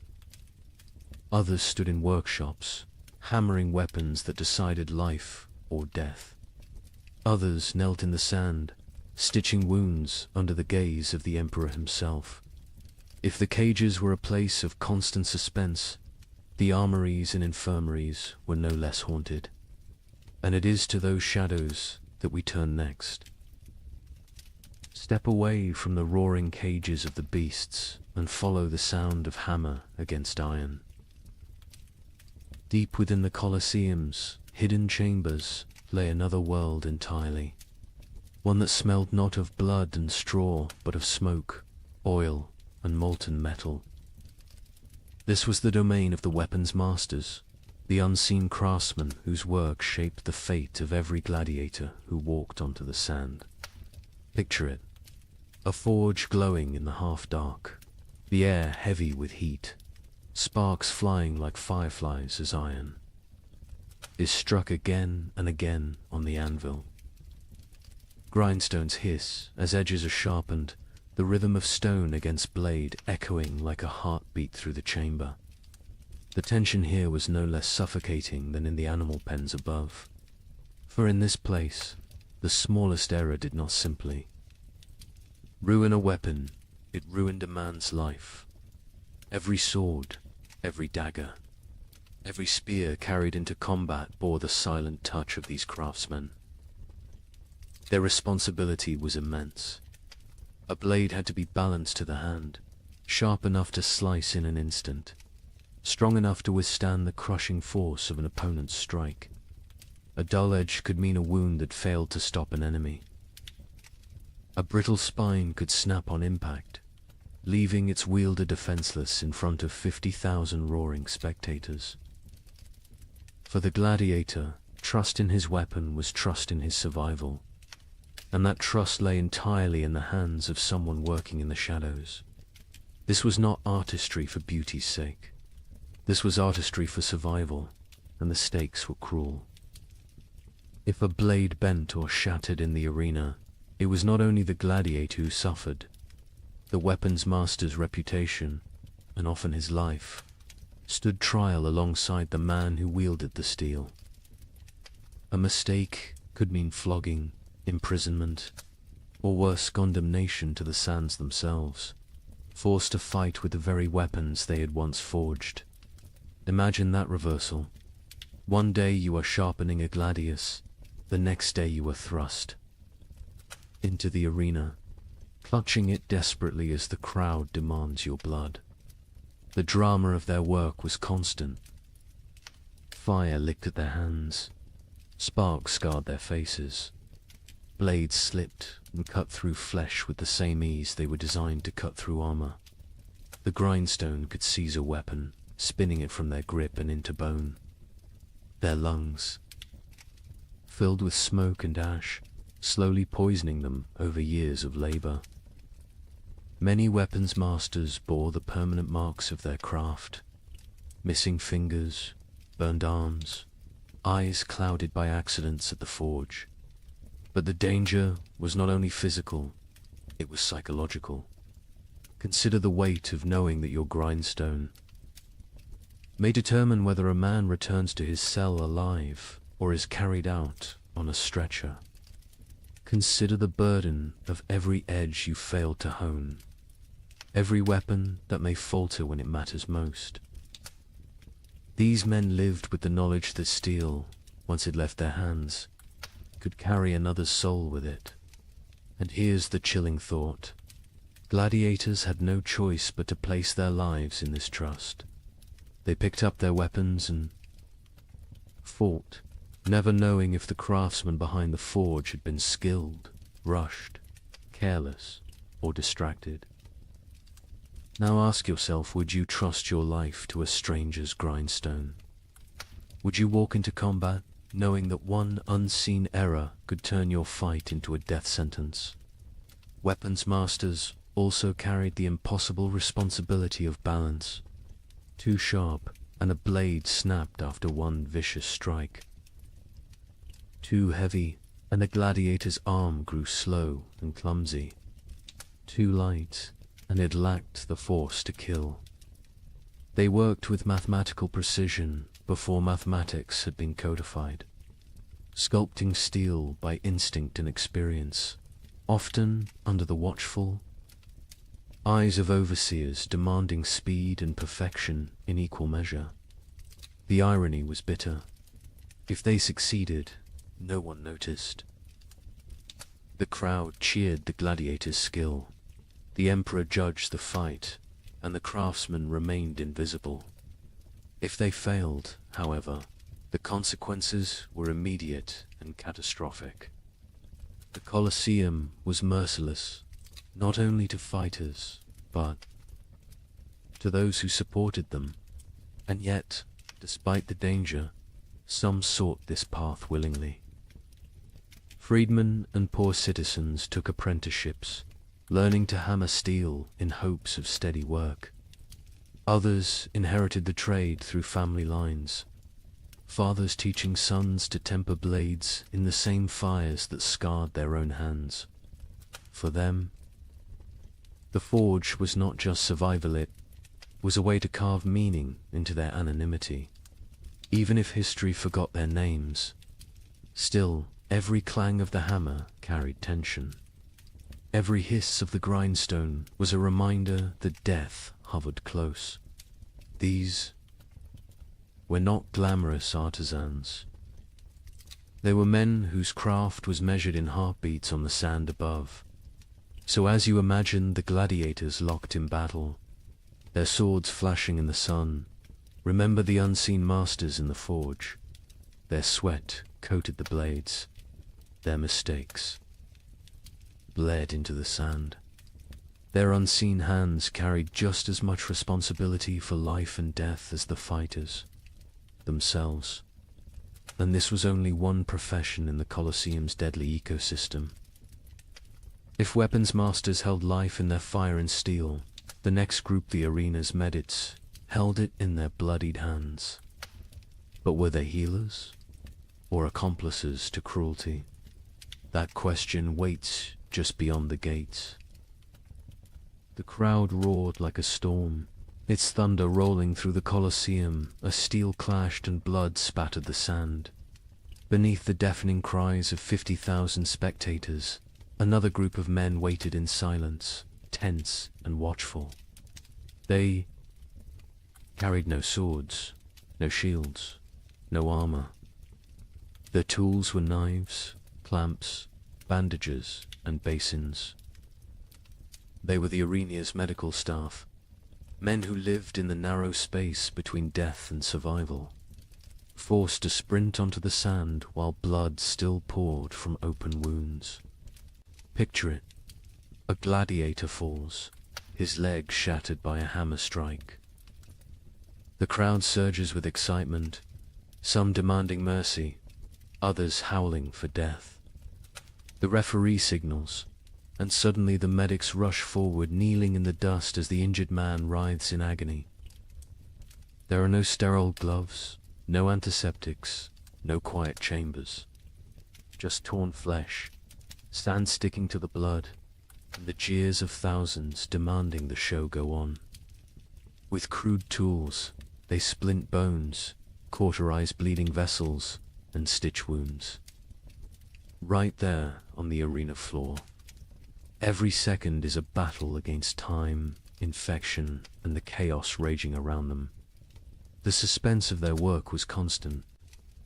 At any moment, a wounded fighter could lash out in delirium. An enraged beast might break free from its chain, charging not only the gladiators, but the men trying to patch them up.